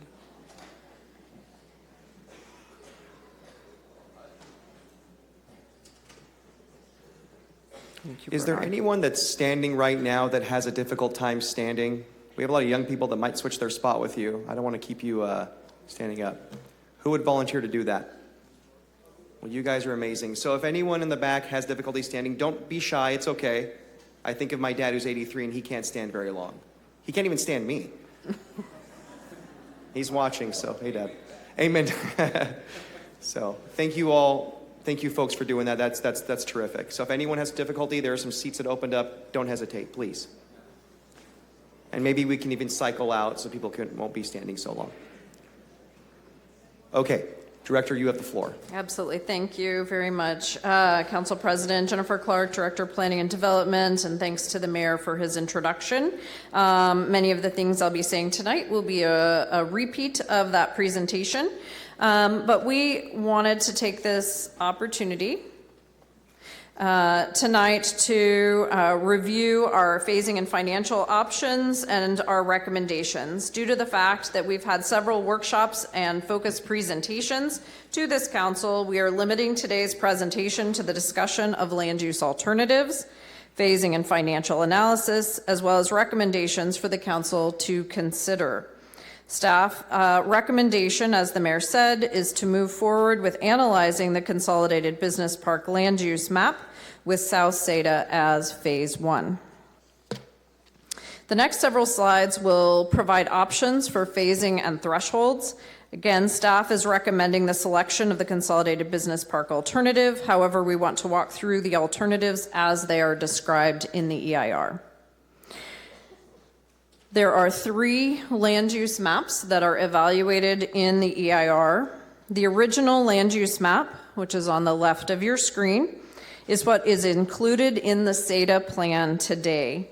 This land use map proposes a mix of land uses that accommodate low, medium, and high density residential uses, community town centers, which support local commercial and civic uses, and regional town centers, which propose larger scale retail attractions. The original land use map could accommodate up to 37,000 jobs and 45,000 homes. CEQA requires the EIR to analyze a no project alternative. The no project alternative analysis must discuss the existing conditions and what would be reasonably expected to occur in the foreseeable future if the proposed plan was not approved. If the SEDA specific plan is not approved, development could still occur according to the general plan land uses as shown in the map in the center. The no project alternative could accommodate up to 17,900 homes and 29,000 jobs. The consolidated business park alternative was identified in the EIR as the environmentally superior alternative. This plan accommodates 21 fewer homes and 1,000 fewer jobs compared to the original land use map in the plan. In addition, this alternative consolidates the flexible research and development land uses into the southern portion of the Southeast Development Area, otherwise known as South Seda. As previously mentioned, staff is recommending the selection of the consolidated business park alternative, so that is the map on the right-hand side of the screen for further analysis. These are the 3 land use maps which were analyzed in the EIR. In addition, the EIR also contemplated the farmland conservation alternative, limiting uses in the eastern buffer to agricultural uses only. The farmland conservation alternative is a policy that could be applied to any of the 3 maps. It is not a land use map. So let's talk a little bit about the consolidated business park alternative, which is the recommendation of staff. This alternative provides the best balance of jobs supplemented by housing. Staff recommends phasing the plan in this alternative with South Seda as phase 1. So in this map, you'll see South Seda is outlined in red. As the mayor stated, this area is bounded by Minnewawa, Jensen, Temperance, and North, which is the flexible research and development south of Jensen, and then a small portion to the east of Jensen. Also identified on this map is South Seda, which is north of Jensen, east of Temperance to the Briggs Canal. The remainder of the area is identified as future reserve. The jobs housing balance of this alternative, in addition to the proximity to existing utilities, reinforce the goals of the plan and make it the most logical for the first phase. South Seda consolidates the flexible research and development uses south of Judson and redistributes some residential uses north of Judson and east of Temperance.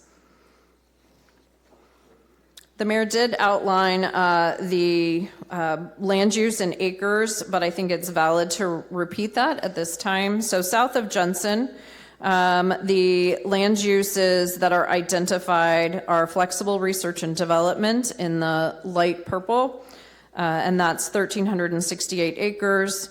Office center, which is in the darker purple, 63 acres, and institutional in the light blue, which is 116 acres. North of Judson and east of Temperance, neighborhood residential, 406 acres, mixed residential, 41 acres, community town center, 11 acres, neighborhood town center, 9 acres, for a total of 467 acres east of Temperance. Prior to development of a future phase, staff is also recommending council to consider certain thresholds. Examples of thresholds that the mayor provided earlier include requiring 70% of the residential land in this as described in this phase would need to be developed before the city could permit the next phase. Or the city could require the preparation of a supplemental EIR prior to the city investing in the next phase, or a voter initiative to limit city investment in subsequent phases. Again, these are a few examples. Council could select any combination as thresholds before the city could invest in another phase. Staff is additionally requesting the council identify the preferred alternative. Once the alternative is selected, staff will prepare a fiscal impact analysis and an infrastructure financing plan for phase 1 only. There have been a number of requests for an analysis of not just construction costs, but ongoing operating costs. Until there is a selected alternative, it is too speculative to conduct these studies at the level of detail necessary.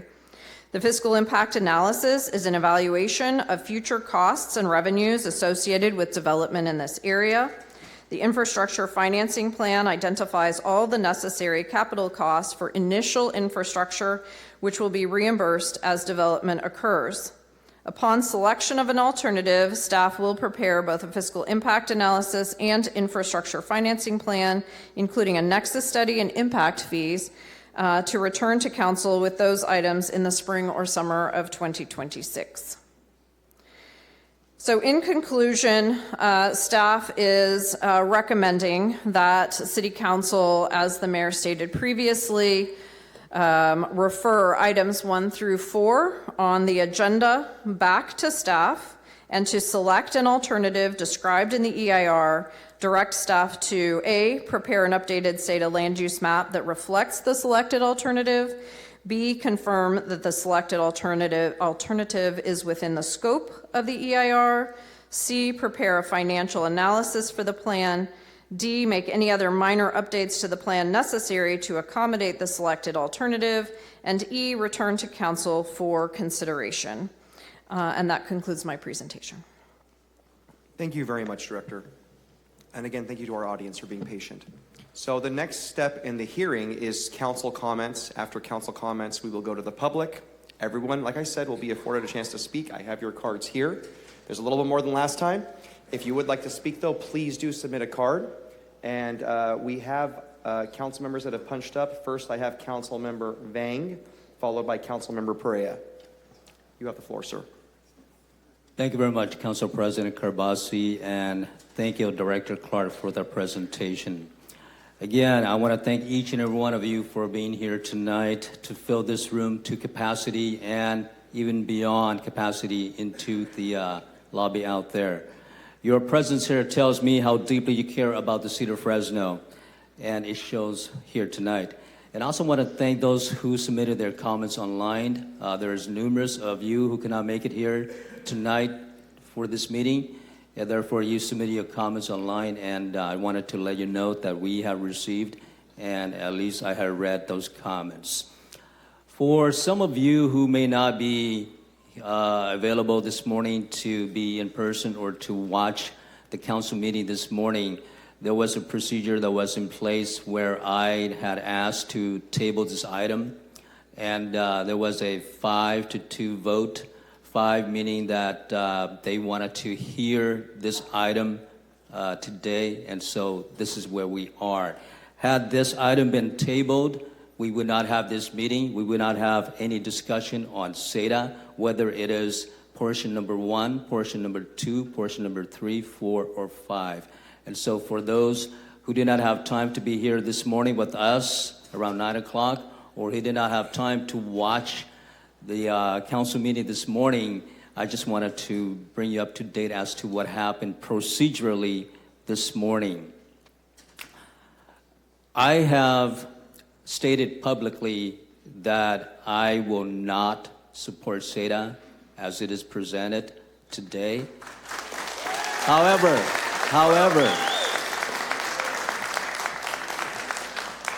I am open to listening, and I have done my listening tours. At the beginning of this year, when I ran for this seat, one of the issues that I had engaged with the constituents was about SEDA. And throughout the campaign, I've heard hundreds of people, and I've talked to hundreds of people, and I even walk into your living rooms and have that conversation for hours. And some of you may be here tonight. So thank you very much for welcoming me into your household and have that lively conversation about SEDA. I also have heard you loud and have heard you clear. I understand that there are real fears out there, and this plan can and it may change your lifestyle. And I will continue to do my tour of duty to listen to each and every one of you until I feel satisfied that if there is a SEDA before this body down the road, if there is one, I want to make sure that I am informed. As you know, I am the newest council member here on the dais, and the agenda that is before this body encompass 10,000 pages. Just imagine 10,000 pages of information going back to over 2 decades. And I can honestly say that I have not absorbed every page of that 10,000 pages. And so for me to make an informed decision on any item in particular, an item that will impact us for the next 30, 40 years, I want to do my due diligence and dwell into those 10,000 pages and make sure that I understand the impacts. I know that tonight, what has been said on by the mayor and the presentation is the options 1, 2, 3, and 4 may not be voted on. We're going to consider number 5, but then again, it is on the agenda. And for me, at this very moment, if there is a vote on any of those subsections, I am not comfortable because I have not had the time, 1, to understand fully what SEDA is, including the infrastructure and the financials involved. Additionally, I felt that I have not do my tour of duty, do my listening tour, have conversations with people in my district, have conversations with people who will be impacted by SEDA, whether it is SEDA South, SEDA Central, or SEDA North.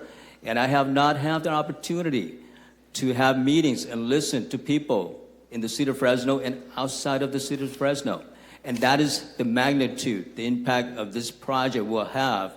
It is beyond District 5. It is beyond what is encompassed as SEDA. It is beyond the city of Fresno. It is even the county and the Central Valley in terms of economic and in terms of air pollution, water, etc. And so these are issues that at this moment I'm not comfortable because I have not had the ability and the time to learn and to understand the impact on our lives.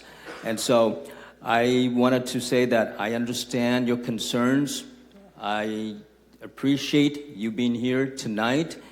And at the same time, I want to hear my colleagues on the dais here to see what alternatives they have, including those who probably have questions. That's why we're having this hearing tonight. And so, Council President, that's my comment for the moment. But if I have additional comments, I will punch up and provide those comments later on. Thank you very much for the time. Thank you. Yes, thank you, Council Member.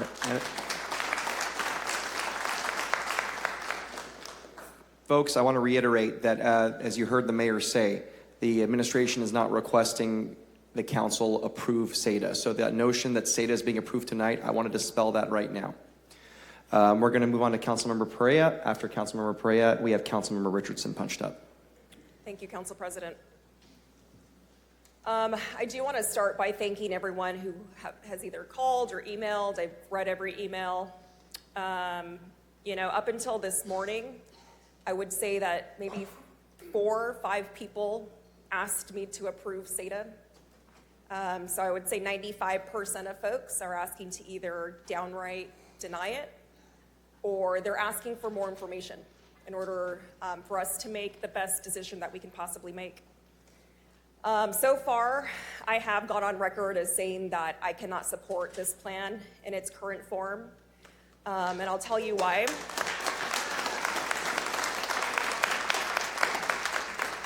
In order for me to support a plan or a project, it has to make sense, right? Common sense. And I'll tell you that I represent the Tower District, and my district goes all the way past the 99. My district goes all the way past Highway 99, all the way to the city limits. So the western part of my district encompasses a growth area. It encompasses an area that we just approved a specific plan for. And one thing that I've heard from over and over again from the residents out there is they know what it's like to have growth impeded upon them when there was no plan in place. And I can understand that. Right now, one of my family's homes included, we were in the path of development. And I'll tell you that the residents west of the 99, they call just about every day asking, when are we going to get our sidewalks? When are we going to get our parks? When are we going to get a doctor's office, a grocery store? Right? They have been long promised just basic necessities that we for so long have not given them.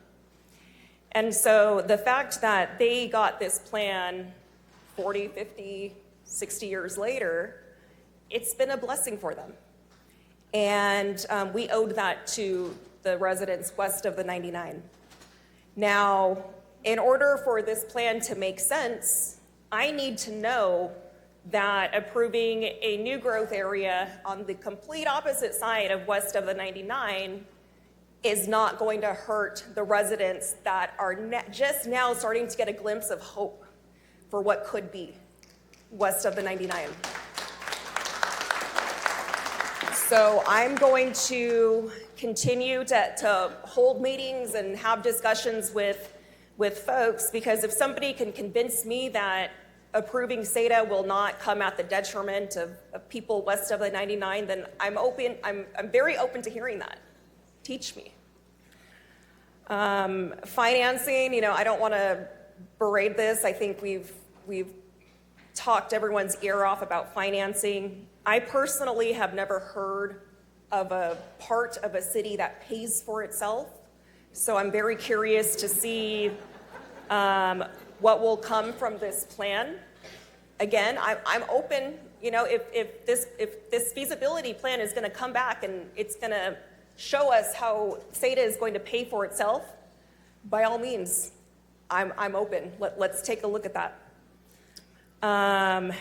We just recently maxed out our bonding capacity. We approved a $100 million, we call it Pave Now, Pay Later. So we are paving our inner city roads at the moment. And I'll tell you that right now, I would like to think. We have a historic amount of paving occurring right now in District 1. But I'll tell you that although I am becoming good friends with the neighbors of the roads that I am paving, there are still so many neighborhoods in District 1 that I don't have funding for to pave their roads. And so it's one of those situations where you feel like a winner 1 second, and then the very next second you're knocked down again because you remember that even though you just spent I think it was $1.8 million to repave Fruit from Clinton to Dakota. Great for that part of my district, but there are still so many parts of District 1 that have gone without for far too long. CFDs, I think this is my first question. So one of the funding mechanisms that I have heard thrown around is the ability to annex into community facility districts for either lighting and landscaping or public safety services. So my only question is, if this is a funding mechanism that we're going to rely on for the financing of SADA, do developers have the ability to opt out of being annexed into CFDs?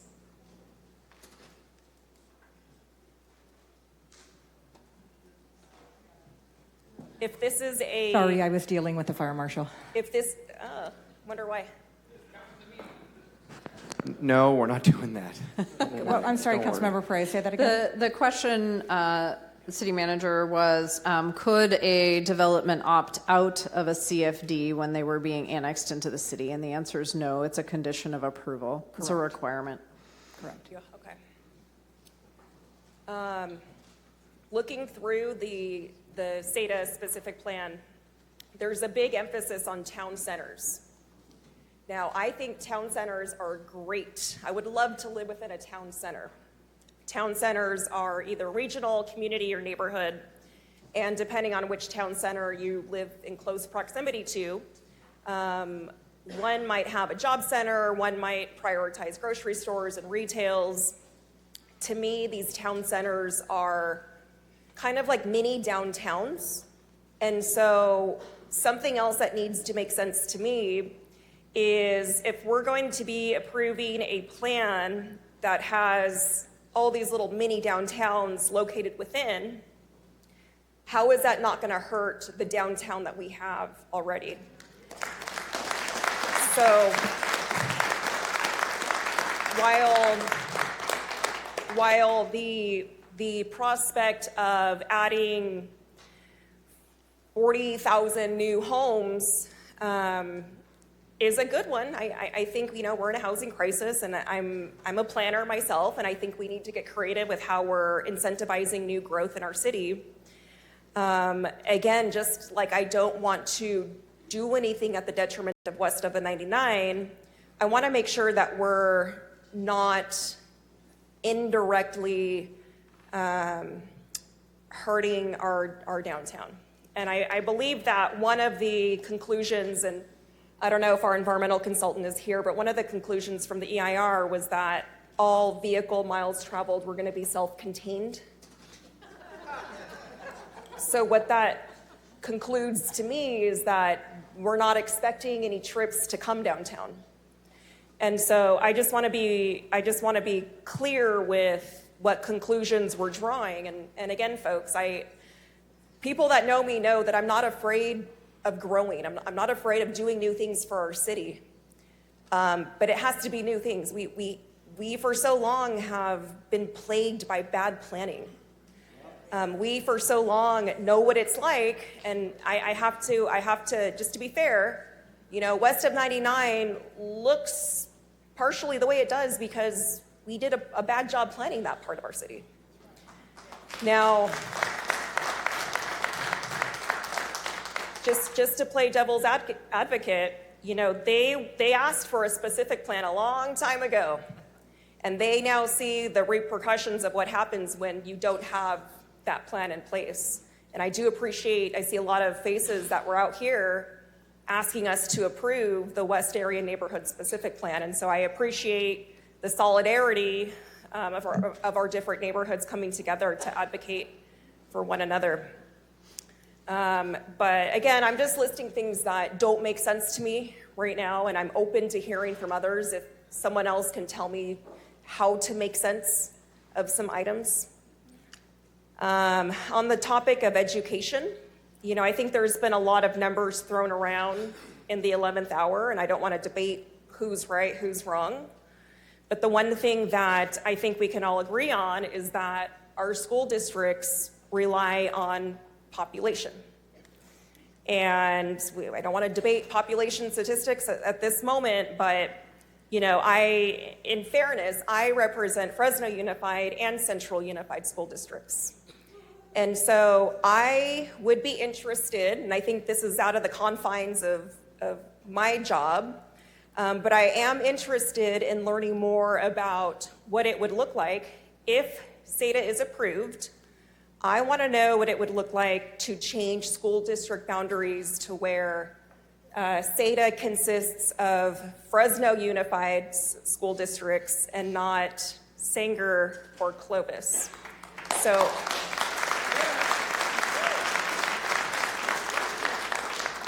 as a planner, I have to plan for best, but also worst case scenario. And so I haven't heard from my colleagues yet. I don't know if this plan is going to pass, but if it is, then it's going to be up to people like me to make sure that it's something that is going to have as little impact as possible on us, whether you're in the Tower District or west of the 99 or downtown. So these are just all things that I'm playing around with in my mind, because if this plan does pass at the end of the day, it needs to make the most sense possible. And I'm not saying we're going to get to a point where it's going to make sense in its entirety. But I'll tell you that I'm, in my capacity as a District 1 council member, selfishly, I want to make sure that we are supporting our school districts first. Phasing, I am open to discussions about phasing. Again, that has to make sense too. I don't think anyone's asking to open up SETA in its entirety, not all 9,000 acres at once. And so if this plan is approved at the end of the day, what would phasing look like? I think there's been some discussion about referendums. There's been some discussion about you have to hit this threshold first before you can move on to the second phase. So I want to hear from my colleagues, but I'm definitely open to what a phasing plan would look like. If we are going to grow, it does need to be controlled. We need to figure out, and that's going to be up to people like us with your input as to how we should grow.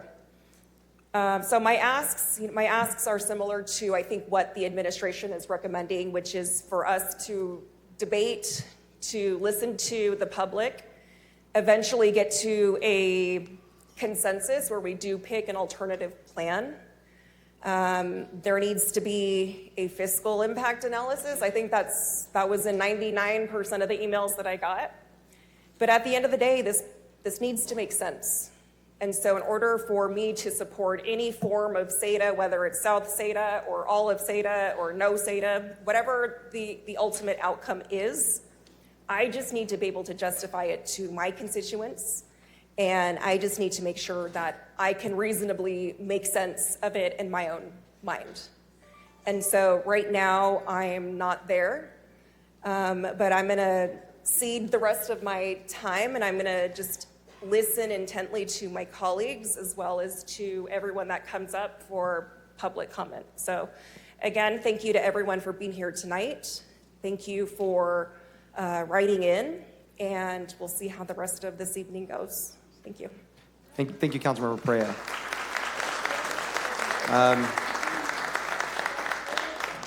Before we go to Councilmember Richardson, you guys have been really amazing. I've heard a lot of claps. I've heard a lot of cheers, especially for Tower. So I thank you for the love for Tower.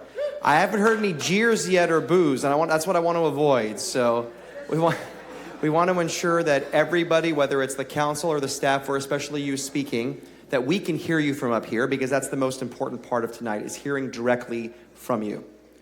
So let's be respectful. Let's be respectful of this process, okay? Next, we're going to have Councilmember Richardson. Council President. Oh, I'm sorry. Speaking of booze, I have one piece of bad news. The fire marshal has said we are over capacity. The danger is, should something happen, there's an emergency. The way it is now, people will be trampling over one another. Now, we are setting up chairs outside, but these sides have to be clear.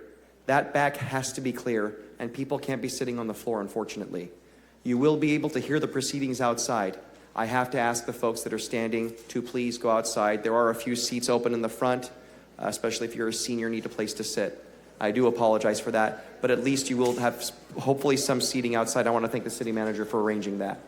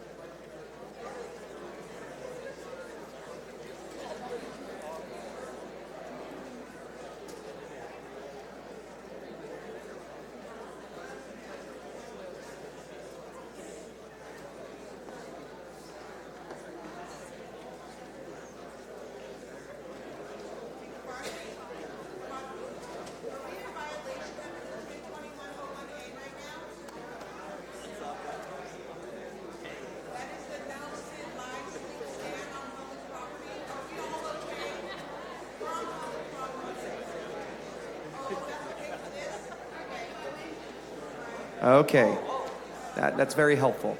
Okay, what we're going to do, I think we're going to try and leave the doors open so that folks out there will be able to hear as well.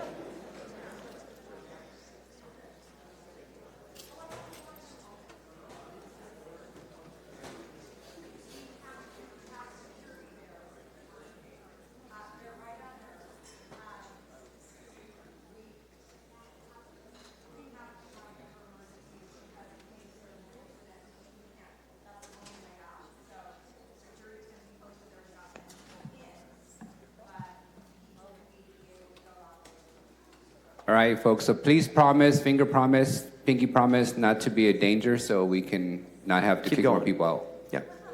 All right. Okay. Thank you so much. Okay, we're going to keep moving on. Councilmember Richardson has the floor.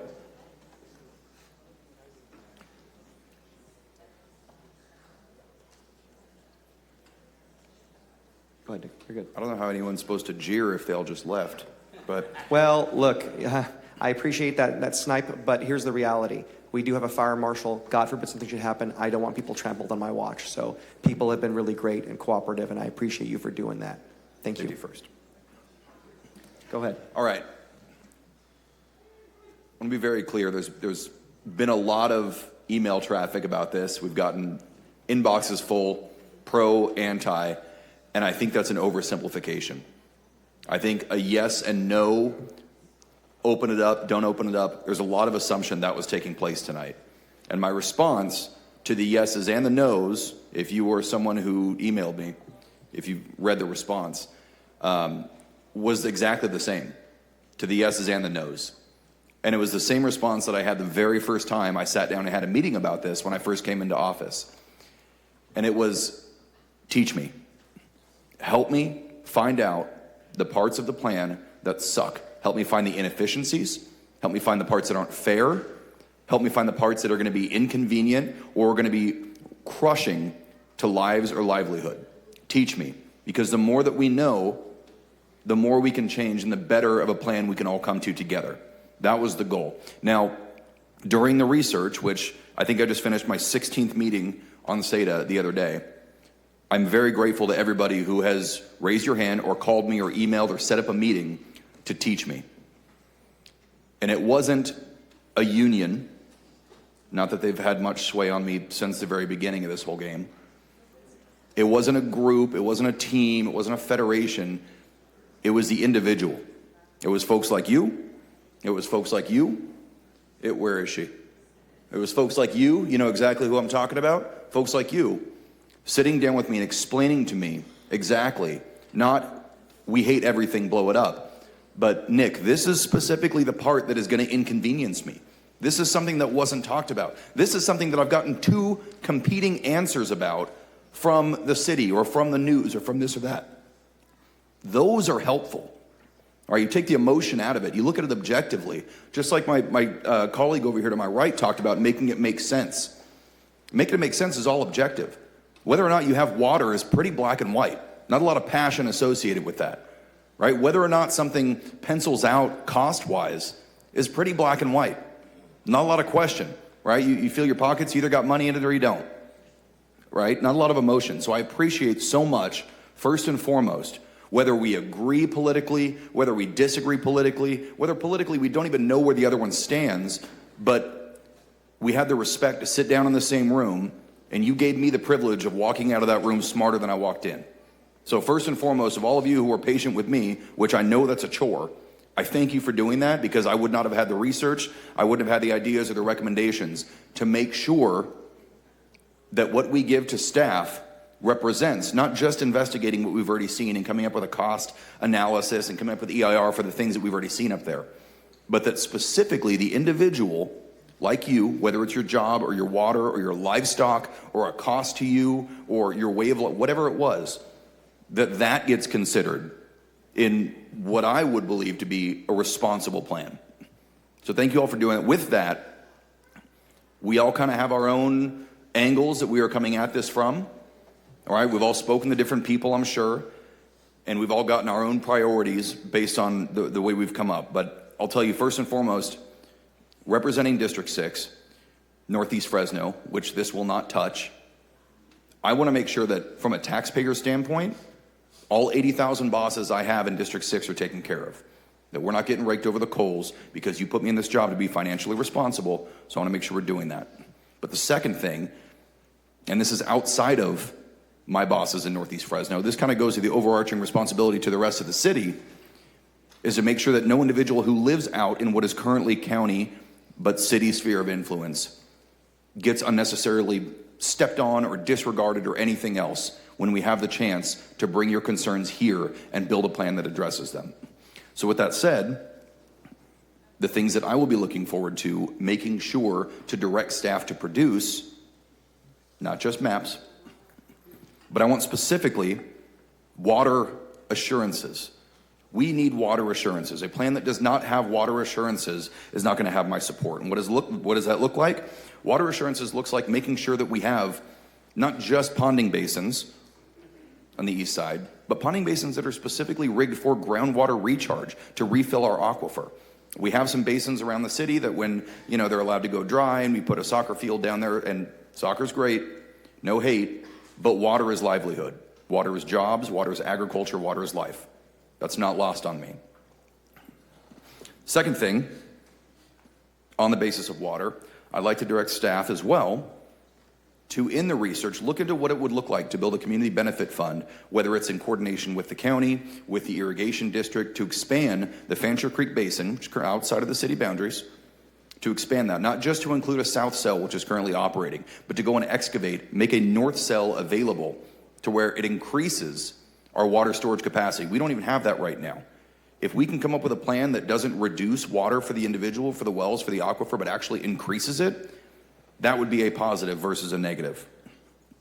The mayor already took my community benefit fund to offset the cost of the water hookup, so lay up on that one.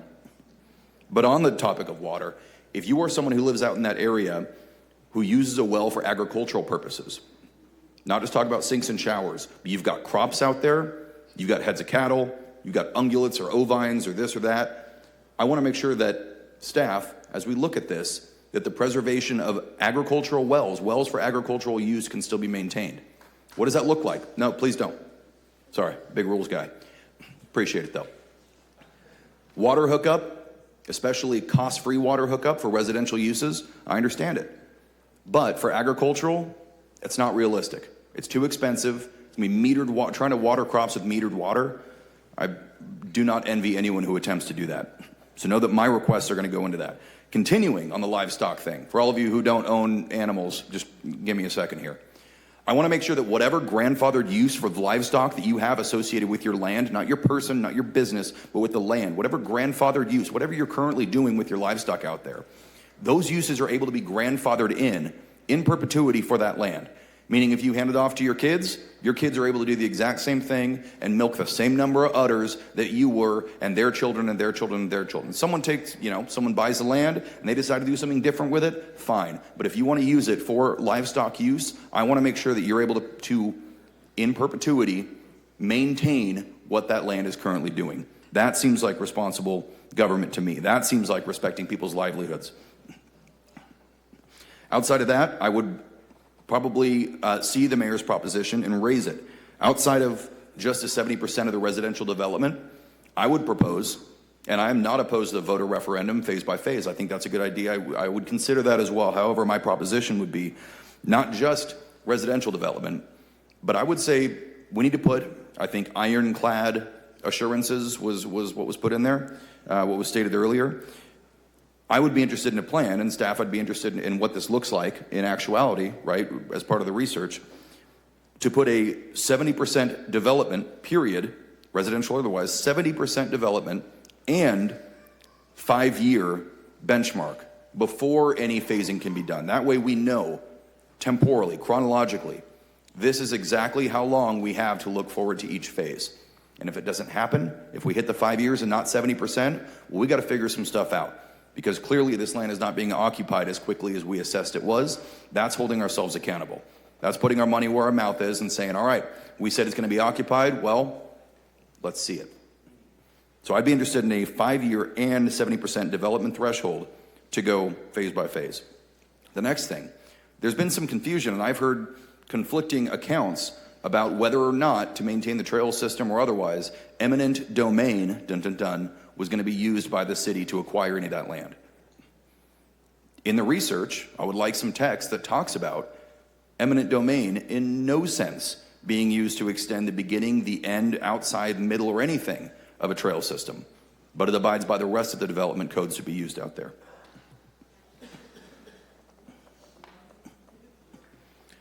So obviously I had some very specific things that came from research. It came from you all taking your time and inviting me out to your corners of our beloved Fresno to learn these things. And I'm sure my colleagues will come up with some other assurances, but I wanted to make sure that we prioritize the individual livelihood, the maintenance of water, and that we're not unnecessarily stepping on anybody else. Yes, the financials will come out. And a plan that is financially irresponsible, it doesn't sound like anybody on this council is going to be a fan of that. So count me in with that. Fiscal responsibility is huge. But I don't want the details to be lost. I don't want a plan to be approved and have someone feel like they were forgotten about or like city council wasn't listening to them. Because as I've stated before, none of us would have this job if it weren't for you. So with that, I'm excited to hear the propositions from my colleagues, to hear what they're going to propose, and keep this conversation going. And hopefully we can learn something from you all tonight as well. Council President, that's all I have. Thank you very much, sir. Next is Council Vice President. Council President, as the council knows, and maybe the public, I'm probably the most long-winded from the group, and I sincerely have about an hour of questions for staff. So I would ask that maybe we consider a break, give folks an opportunity to go to the restroom before we start with the hour of questions to staff on this item. It is 10,000 pages, and although I haven't read every single word in the 10,000 pages, I have read quite a bit of it, and I have at least an hour of questions for staff. Fair enough. Since we have so many people here and the restrooms aren't only so large, why don't we come back 6:45, around then? Thank you, folks. Translators, I think maybe there's been some talk about not having translators, and we will have translators throughout this meeting for anyone that wishes to speak, and they're back there, and thank you for being here. They're waving right back there. So we're going to resume the meeting. Again, y'all been really patient. Council Vice President has the floor. Thank you, Council President. So are you saying the door is being open? There's a lot of noise coming? Okay. Keith. Okay. For the folks, that's a good point. For the folks that are in the lobby, we want to keep those doors open so that you can be able to hear. But if there's too much noise in the lobby and we get complaints from folks inside, we'll have to close them. I don't want to do that. So thank you for that. Okay? Let me know if it gets too noisy. Council Vice President. Thank you, Council President. I do want to just appreciate the fact I know break is inconvenient for some of you attending tonight, but we do have a lot of professional staff and they've been sitting down for a few hours. And if we start the questioning where we know we're going to ask them specific questions and they're not in the room for restroom break, it just prolongs the experience for everyone. Additionally, the vast majority of the requests we got was for an evening meeting that started at 5:30. We tried to be as accommodating by allowing dinner to be served in the foyer instead of outside, trying to make sure that you all understand that this is your house, this is your government. And so I appreciate the patience thus far, and I would hope that it continues that way as we proceed with tonight. With that, Council President, I do have some questions for our staff. Who would be the planning director? Just before I start with my specific question, Director, I do want to recognize this reality. This is, in my view, the most significant policy decision we would make in my tenure. Has been mentioned, 10,000 pages of documents and a multi-billion-dollar decision, but yet we got the thinnest presentation that I've ever received for an item. And I know that we've had these conversations several times, and this mayor's recommendation has shifted to a much different proposal, but I still want to recognize that for such an important endeavor, the public deserves a lot more explanation on how this would have an impact. In the communications that we've received since day one of this conversation, and most recently, the last 2 weeks, there's been a few references that I want to have the staff address. One of them was in reference to what the Planning Commission action was taken. I recall that the Planning Commission took action that was inconsistent with the recommendation of staff and inconsistent with the recommendation of legal counsel. There's been several notices that we received from the public challenging whether the action by the Planning Commission was legal and whether it was appropriate. And what I want to understand from you, Director, is, and legal counsel, is did the action the Planning Commission take in any way undermine our ability to consider this item tonight? And what was the action that they took that was different from what was recommended? So in terms of legal defensibility, I would ask the city attorney. I'm going to have to go back and check. And again, some of our legal advice are given confidentially, so I just need to be clear that I'm not going to divulge any type of... Nor do I want you to, but it's also clear that when we give the Planning Commission legal advice and they don't follow it, it creates liability for the city. I'm not comfortable answering that question either. Fair enough. What was the action, what was the recommended action and the action that the Planning Commission actually took on this item? Yeah, so the Planning Commission is a recommending body. They are not for this type of action. Certain things they are a deciding body, but in this particular case, they are a recommending body. They recommended to the City Council that you consider the plan and the environmental alternatives. It was not a recommend approval. It was a recommend to consider the plan and the alternatives. This morning, I believe it was, actually on Wednesday, we received an email communication from the former Ag Commissioner for the County of Fresno, Jerry Prieto. And in his opposition message to the council, he listed several impacts that had not been addressed by the environmental study. In that, he references the potential loss of value of the agriculture land. Was that considered in the environmental study? Did we study?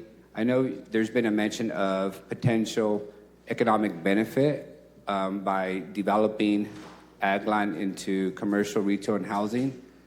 Did we also analyze the delta, what would be the loss of ag land and ag production value? And if so, what is that loss? What would it be? Yeah, so let's talk a little bit about what CEQA does analyze in the terms of ag land and how that is analyzed. So I would actually ask, Sophia, are we going to, do you want to handle this, or what is in the EIR as it relates to ag land? And I can tell you it's not a fiscal impact analysis, is not the way ag land is evaluated from a CEQA perspective. Director, if you can help me, there's been references to the economic benefit of this plan. Are we not identifying the economic losses that the plan would also create? So part of the recommendation tonight before you is to evaluate, is to conduct a fiscal impact analysis. And if that is an additional piece of analysis that the council would be interested in, certainly we can do that. But that is not from a CEQA perspective. That is not what CEQA analyzes when it analyzes how a potential plan, and that's dependent entirely on whether or not property owners sell their property for development, right, has an impact. So CEQA does not analyze the financial impact. That is correct. Correct? But somehow your guys' report and the mayor's presentation is suggesting that there's a financial benefit to doing this work. How did we arrive at that conclusion if we haven't studied it? So what the mayor said was that we would conduct a fiscal impact analysis based on the alternative that the council is selecting. He did say that, but he also said publicly and today that this would be a huge economic engine and driver for the city.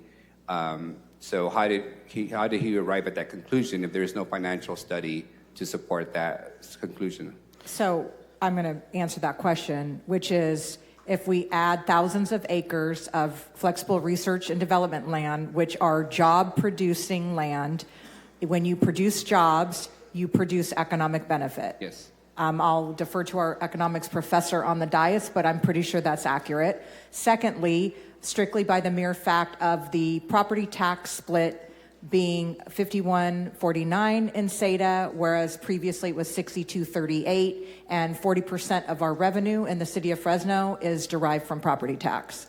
I understand that, but that would assume that those properties sit vacant and are not creating economic development now, revenue now, or jobs now. Ag land, by definition, is creating thousands of jobs every year. It's not vacant. There's property taxes being generated.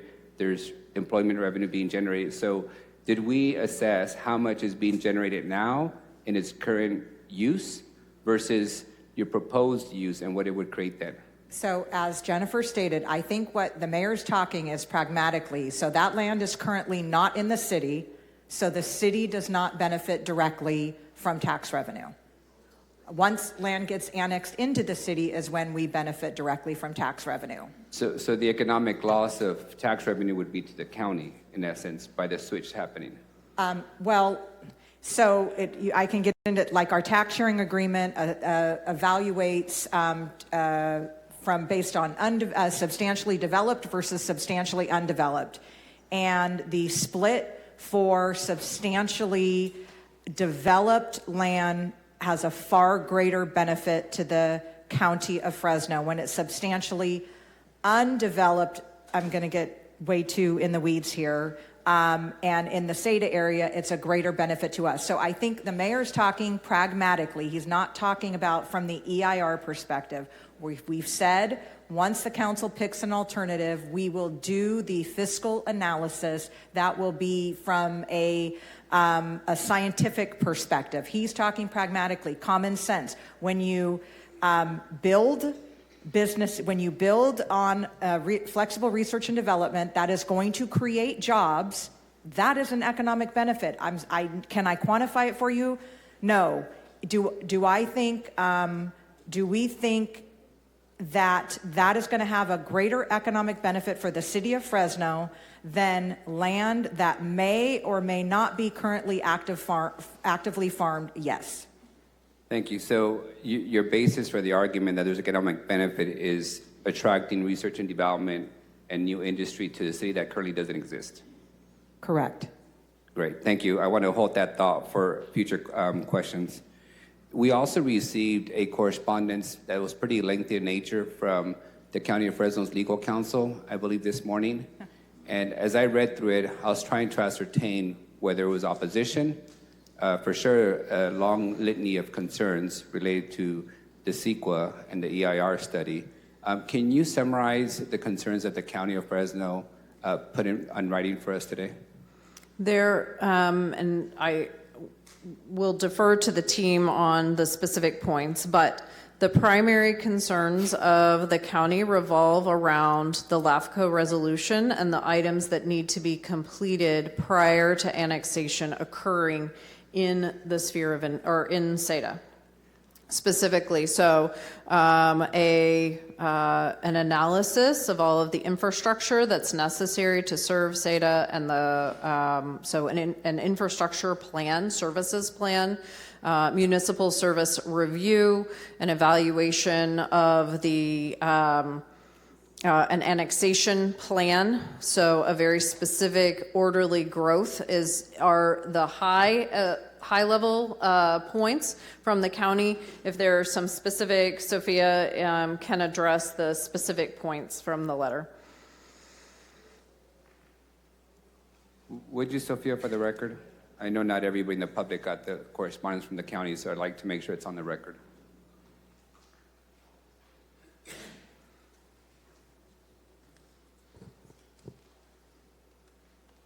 For the record, I agree with 10% of what our county supervisors have to say, but I do think it's important to put it on the record.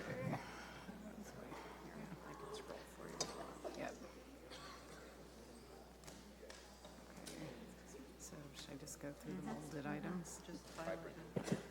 Okay.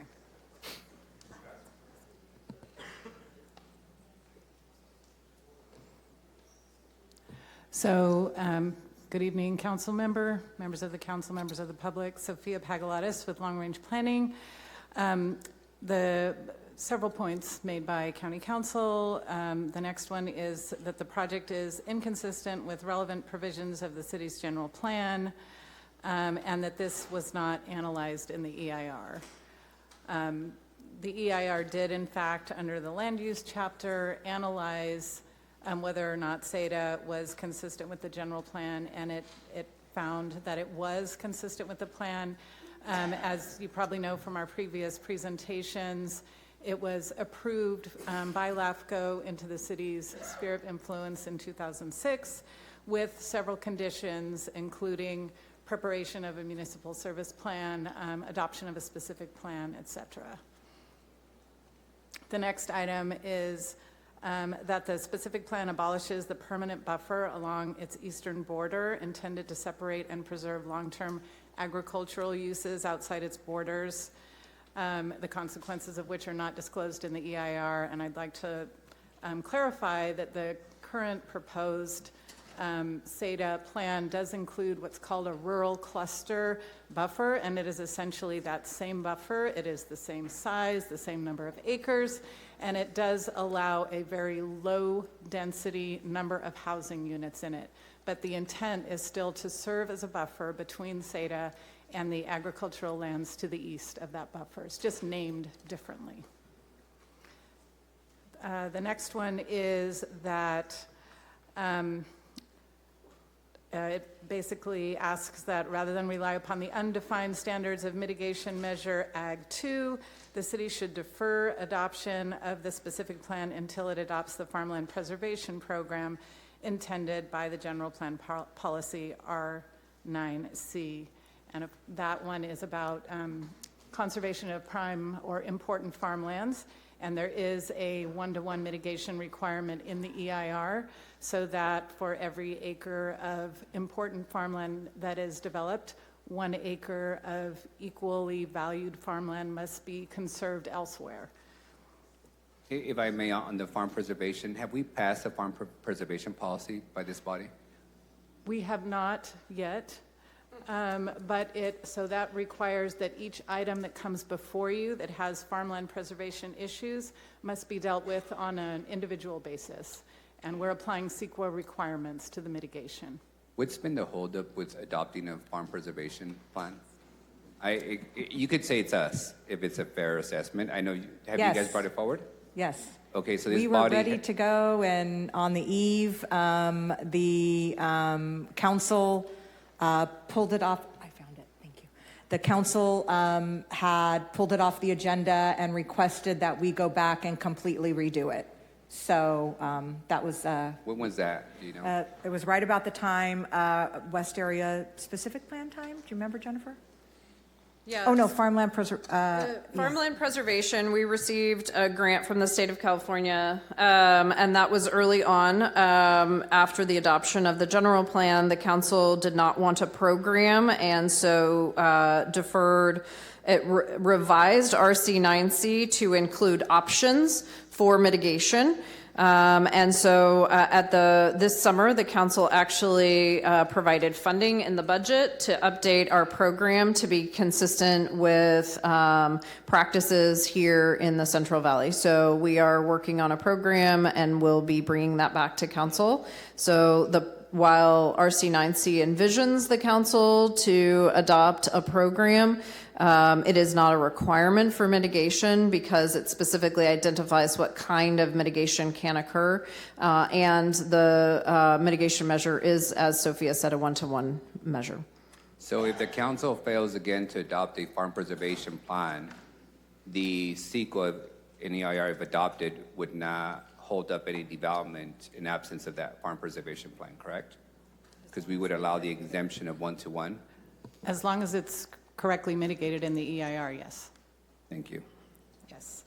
The next provision, which is H in the letter, says the draft EIR does not assess the adequacy of existing city ordinances to support the existing rural residential neighborhoods within the plan.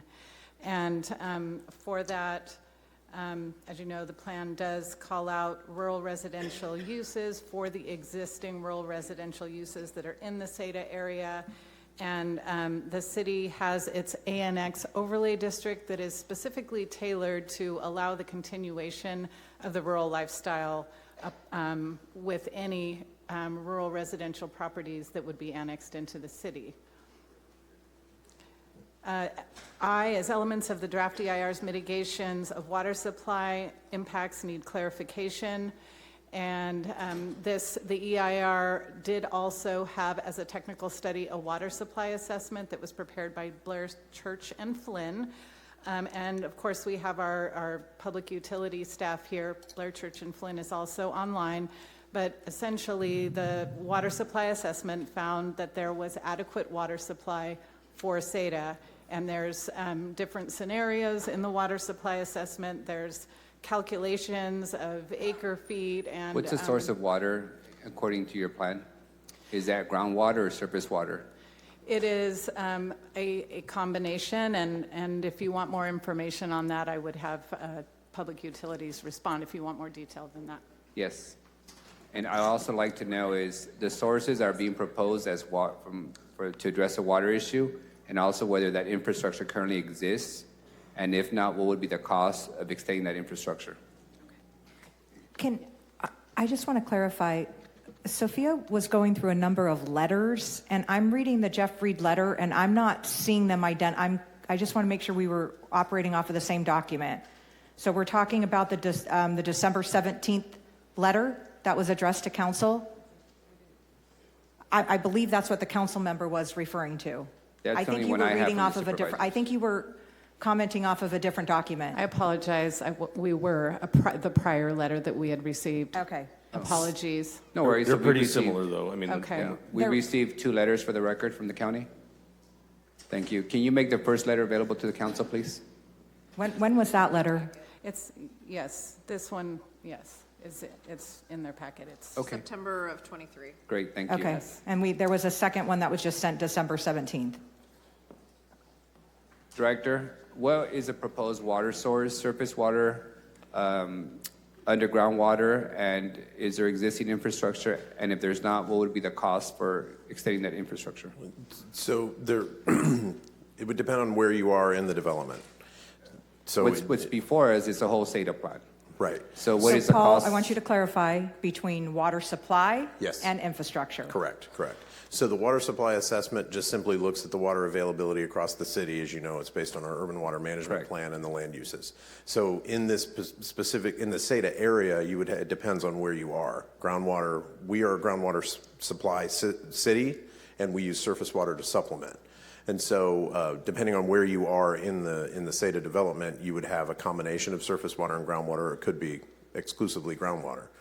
We would need to start laying out the development area, and then would be sizing the infrastructure at that point. But we don't have On a anything to size macro to. level, Yes. is there sufficient water supply between surface water and groundwater for the SADA area? Yes. Thank you. And on a macro level, what is the cost to extend the service for the whole SADA area that's before us today? Not the South SADA. I'm focused right now on the whole SADA plan because that's what's on the agenda. We would need to have an alternative that we would need to size that infrastructure to. So you have not sized the cost of the whole plan that's been studied for 2 years and 2 decades now? We do have some sizing for that infrastructure based on that plan, but. So what is the cost of that sizing? I would have to get the document and. That's in the financing? Correct. Was that in the financing document, It is. Jennifer? If you could provide it for us, please. We need, I think it's table 5. Mm-hmm. And when they get you that number, I just want to make sure it's clear that this number does not necessarily mean this is what the city is required to spend. It means somebody is required to spend Correct. this money. And most of the time that somebody is ratepayers. No, No. completely not true. Sure. New development, no. Ratepayers do not provide. Tomato, tomato. We can debate that in a bit. No, it's pretty much a legal thing. Oh, I know. That's not the entire. I love Georgianne, by the way. She makes me better, I make her better. I love you too, Miguel. I owe you some tacos too, Georgianne, city manager. So the current estimated infrastructure cost for water, for potable water, is approximately $721 million. 721 million for portable water? Potable water, yes. For the SADA area? Correct. Do you have the numbers for the sewage system?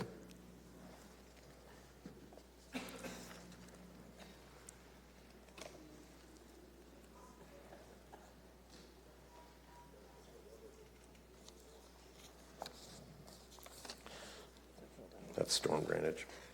Give me a second. if you Sure, would, please. absolutely, Director. I apologize, I would have given you my questions in advance, but it took me a long time to get through these documents.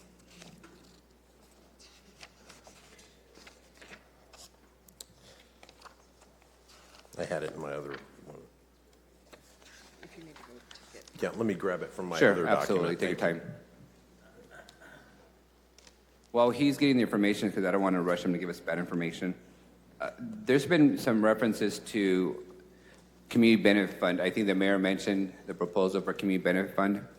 I think there's been 2 community benefit funds essentially in the city. One of them is in my district. Another one is a version of that is at the airport, funded by the federal government to provide noise mitigation to homes underneath the jets that fly there. In my district, residents, individual homes have received the maximum of $5,000 as a part of the community benefit fund.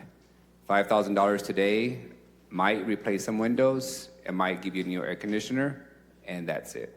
It does not in any way cover the cost of higher electricity bills, higher water bills, connection fees in any way, or any of the other impacts. So I just want to make sure that we're clear that as you all are proposing a community benefit fund, the size and magnitude of that community benefit fund would have to be huge to cover the actual impacts that people would feel as a result of any SADA development. So I just want to put that on the record. It's actually not huge because the number of people who are directly impacted, it's a finite number. It's not the entire 40,000 acres of SADA. It's a finite number. Wait, do you know what the number is of people that would be impacted by SADA? Jennifer, I know we. So South SADA, we South know. SADA has So let's start with Yeah. SADA general because that's what's on the agenda. We now. let us start with, we know for sure what the South SADA is because we've counted those. Go ahead, Jennifer. South SADA has approximately 23 residences. 23 residents, how many properties? That she means The properties. residential properties, Residential properties. correct. So you're not accounting any mitigation funds for anyone who doesn't have a residential property?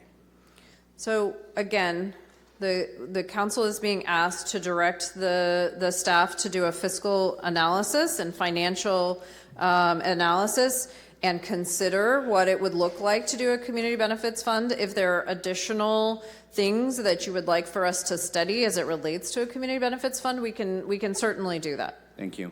Do you know how many What the residents? mayor was referring to, council member, was the comments from some of the residents about the requirement of when city sewer and water is in front of people's houses, the requirement to hook up to city, and his level of discomfort that that the residents would be responsible for that because they aren't interested in annexing, but the sewer water lines are going in front of their house. So it was his desire as part of the analysis to have a community benefits fund that would be put together that would provide a funding source for those residents to be able to hook up instead of having to pay out of their I pockets. understand the concept, City Manager, and it's also true that the reason we would have to consider that path is because under the current law, you cannot use current ratepayer money to connect non-ratepayers, correct? Correct. We do have, and we have a financing plan that we have used, I think, very minimally over the years. Yes, correct. So it would have to be either a general fund expense, which the mayor's not interested in, or it would be a condition of, as part of this, to be some sort of community benefit fund that, as development occurred, they'd be paying into this fund that would assist with residents hooking up. Let me also confirm this. When the city develops in a section, it includes a development of a water pump, a water well. And that water well, as the director mentioned, we primarily operate through groundwater, correct? Correct. When we set up a water well near residential homes, aren't we going to have an impact on their own water wells? And does the mitigation fund pay for their increased costs in drilling the wells deeper if we're not requiring them to connect to a city system? Or, because I've heard two versions. One is, we will find somebody else to pay for you to connect to a city system if you choose. Two, I've heard, is we're never going to require you to connect if you don't want to, which I don't think it's allowed under several rules and state laws. But I haven't heard how we're going to compensate people whose water wells are going to be reduced by another 50 or 100 feet, and it's not cheap to drill a rural residential well. So what is a proposal to help people mitigate that impact? We haven't gotten to that point yet with this, and so I can't speak specifically to what that mitigation plan. So we might haven't look like. analyzed that yet? No, we haven't But analyzed that. it is true that when we build a city well, we end up lowering the water levels of nearby properties. Well, not necessarily. We have to study where that city well goes. We do a lot of work to site those wells, to look at the groundwater aquifer and where we're pulling that water from. Normally, we pull from a much deeper in the aquifer. What's the number that you have for the sewer infrastructure? Okay, so let me clarify that there are two components to the infrastructure that when we list this number. First is the backbone infrastructure that would be part of the city system that would be extended to serve the areas. That's the backbone infrastructure. So on the sewer case, backbone infrastructure is about $118 million with a total sewer cost, and that would be everything to serve the area at $344 million. So about $344 million in sewer infrastructure. Correct. Thank you. Director, while I have you here, what's our bonding capacity currently in the water rate accounts? How much can we borrow against, both from water and our sewer infrastructure funds? That's a very complicated question. It's pretty simple. I know we've dealt with it before. Well, in the case of water and sewer infrastructure, that depends on the rate that we charge for that. And it would depend on the... Well, we currently have the rate that we have now. So under the current rate structure... Under the current rate how structure... much bonding capacity do we have on both funds? In water, not much. I don't have that number calculated at the moment. In the sewer, again, we would have to look at that, and that's a very complicated question. All right. Can you get me an answer to that question tonight? I know we have our finance team in place, and we know what our bonding capacity is. We do it for budgets every year. I can do my best for that, but that's fair. we have a rate consultant that we work with, and I can go look at what we're. Thank you. Okay. The reason I'm asking is we know for sure that our general fund bonding capacity is basically zero. I think our water capacity is basically zero. So I'd like to know what our sewer bonding capacity is, because ultimately this plan suggests that we're going to front the money, and over time, Hope Development pays us back, Well, right? not entirely. So who's putting up the $100 million up front? So I think what we've talked about on South Seda is what we're proposing. One of the reasons why we are only recommending South Seda is for the mere fact that to go anywhere up the Temperance alignment, it would require a new sewer trunk line. Cost prohibitive. A sewer trunk line traditionally is what we would construct, we would bond, and it would be, the payments would be via developer impact fees. On water's a little bit different. Water is generally constructed development by development. If you look at our city, there are water lines all over, and a development will go to where the closest water line is and extend that water line. So we very rarely are constructing water lines ourselves, and we're very rarely constructing sewer mains. Trunk lines, yes, we prefer to construct sewer trunk lines ourselves, but we have every single day right now in Southeast Fresno, there are sewer lines and water lines under construction by developers. They do it, they pay for it. So when the mayor referenced the upfront cost that Seda South would represent, remind me what that upfront cost he represented to be? I believe it was the extension of the trunk line in Jensen to get from, is it Maple? That's at Peach and North. Okay, Peach and North. I'm sorry, Peach and Jensen. Or Peach and Jensen to the east up into to Temperance. So what's the full upfront cost that he referenced? There's two upfront. Yeah, right. But I believe it was 61 million. 61 million? So where are you getting the 61 million from? The 61. That would be what we would bond. Right.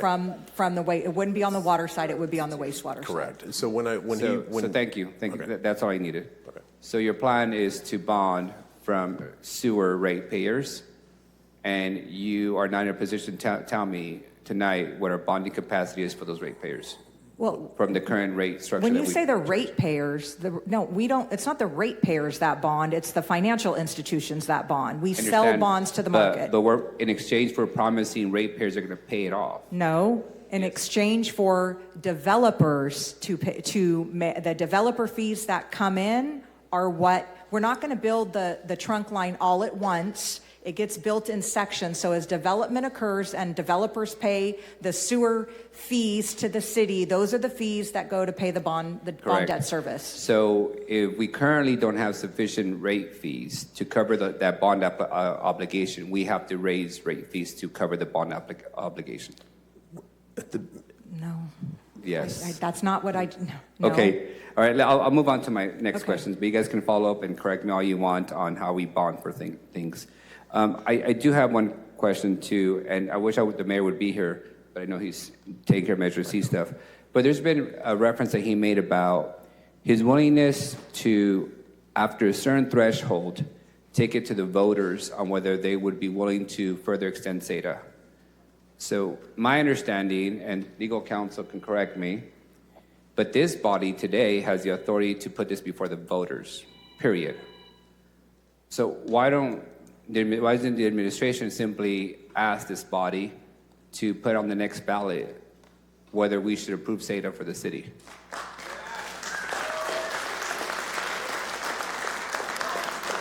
Sorry, guys, I'm not trying to put on a show. I'm simply asking, because the legal counsel, isn't it true that we simply need 5 votes to put an item before the ballot?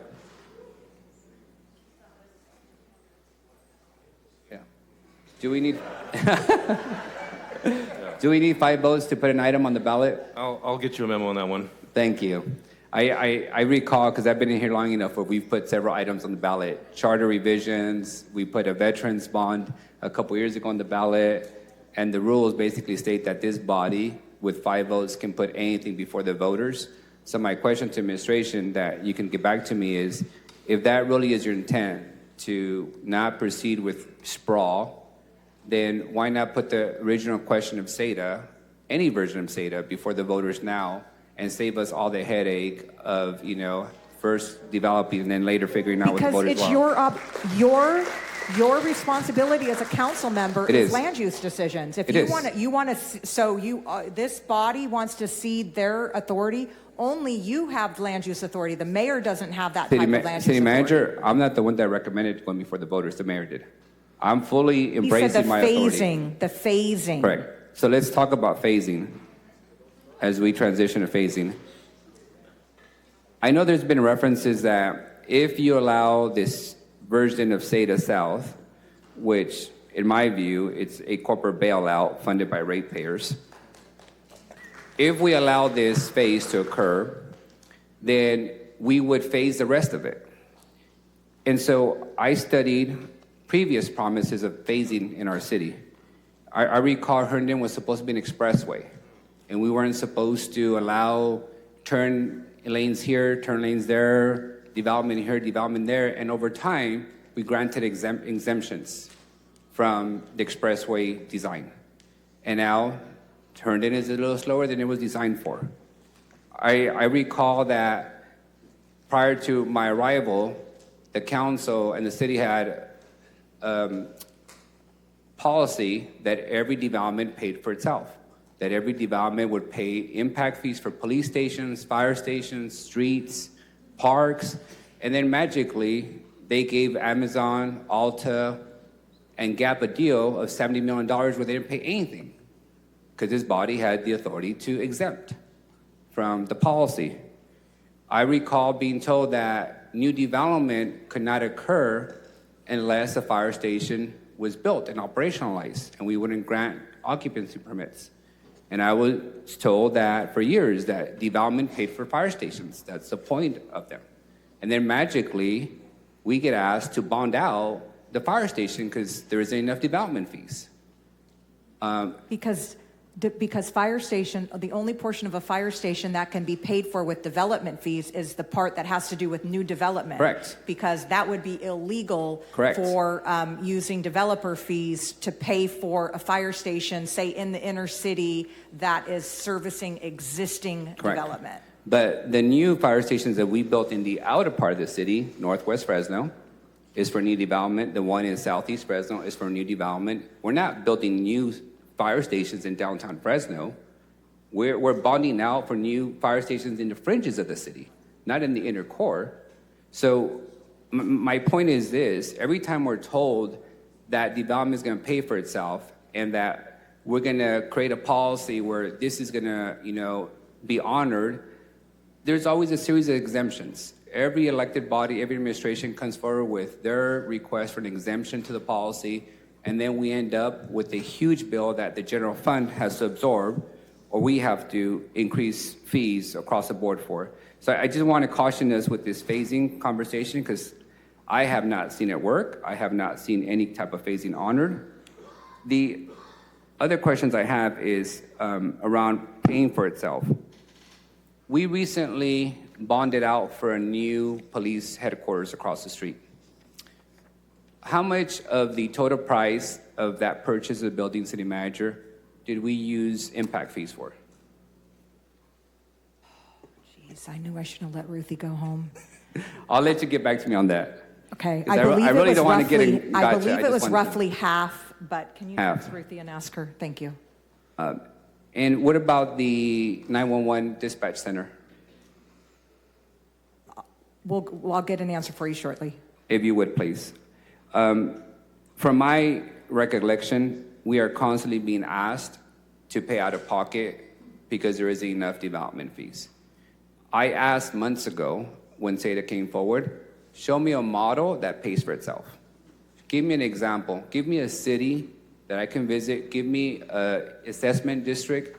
Give me whatever you call them so I can see for myself that they do pay for themselves. To this day, I have not received anything. I'm struggling to understand either they don't exist or we're not aware of them. But I want to be cautious when we reference things like paying for themselves, because the last thing I want to do is mislead voters and residents and then hand them a multi-billion-dollar bill 5 years from now, because without a fire station, people's lives would be at risk. Or without water security, people's lives and health would be at risk. It's not directed at anyone, it's directed on the fact that that's been the case. Now, back to SEDA. When I first saw SEDA come forward, it was in the context of we have a housing crisis and we need to build thousands of new homes. Fair enough. But since then, we've approved the West Area Plan. And I did my homework on the West Area Plan because I want to make sure that we're clear on what we approved. For context, the West Area Plan in 2010 had 33,257 residents, 15 years ago. When we approved the West Area Plan, it had 42,000 residents and 225. That's a growth of about 9,000 residents in 15 years. And that's in the prime time of housing boom and building and permits. And those are nice middle-class homes, entry-level homes, everything you can think of. Everything that's being suggested is needed in your SEDA South. That plan authorizes 83,000 homes, units. Single-family, multi-family, a ton of commercial retail. So what I'm struggling to understand is where's the demand at?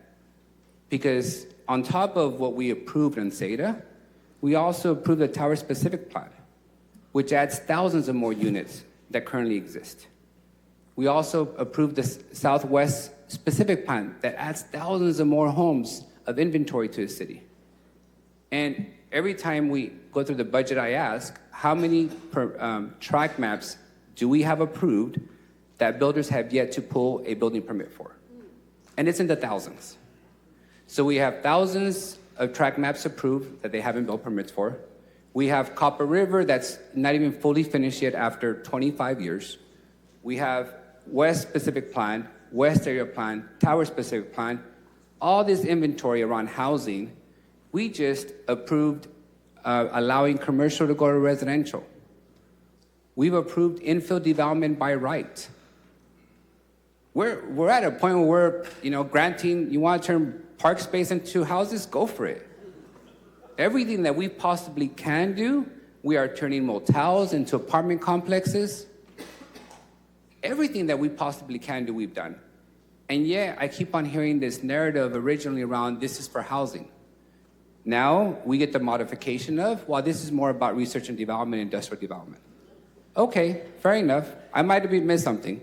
The mayor referenced inventory that we have, inventory that Visalia has, which I think it's like compare yourself to our 5-year-old brother. No offense to Visalia, but we're not in the same league. So I had my staff prepare some information for us. If you can pull up the PowerPoint, City Clerk. As a representative from the area that has the most industrial zoned area, we looked at what is the inventory that we have around industrial development. As you can tell, those markings demonstrate all the existing industrial that's available in the city. Research and development can go essentially everywhere. Next slide, please. These are industrial properties up for sale. Buildings and empty parcels, fully zoned. People can come in tomorrow and develop, right? That's just one portion of town. Next slide, please. These are current properties are available for sale for lease in our city. We have a ton of inventory. Beautiful buildings, historic buildings, modern buildings, all being advertised as available. Next slide, please. We even have our friends at the industrial development sector offering 3 months rent if you move in. Right. Now you tell me who's offering 3 months rent for an apartment complex right now or a house. You only offer 3 months rent when you have way too much inventory. That's the common sense and practicality. or when you have a building that isn't as attractive Yeah. for use. For sure, that's possible. That's why we have plenty of vacant land that you can build on.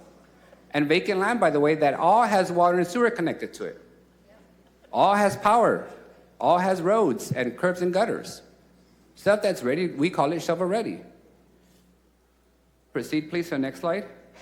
We have what we call the famous Roding Business Park. Has a full interchange, 180 in Marks. A lot of empty land that's industrial. There's nothing there but the SPCA animals and cats. So, and you know, then you continue, next slide.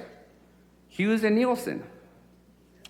We just finished groundbreaking a new 1 million square foot warehouse just right there, distribution center, the latest Amazon in the city. It's heavy, it's light, it's commercial, it's retail, it's research and development zoned. Proceed with the next slide. Next slide. As you can tell, they're adjacent to existing development. They're available, whether it's empty land and empty buildings. Next slide. Next slide. And next slide, please. Next. Here, pause there for a moment.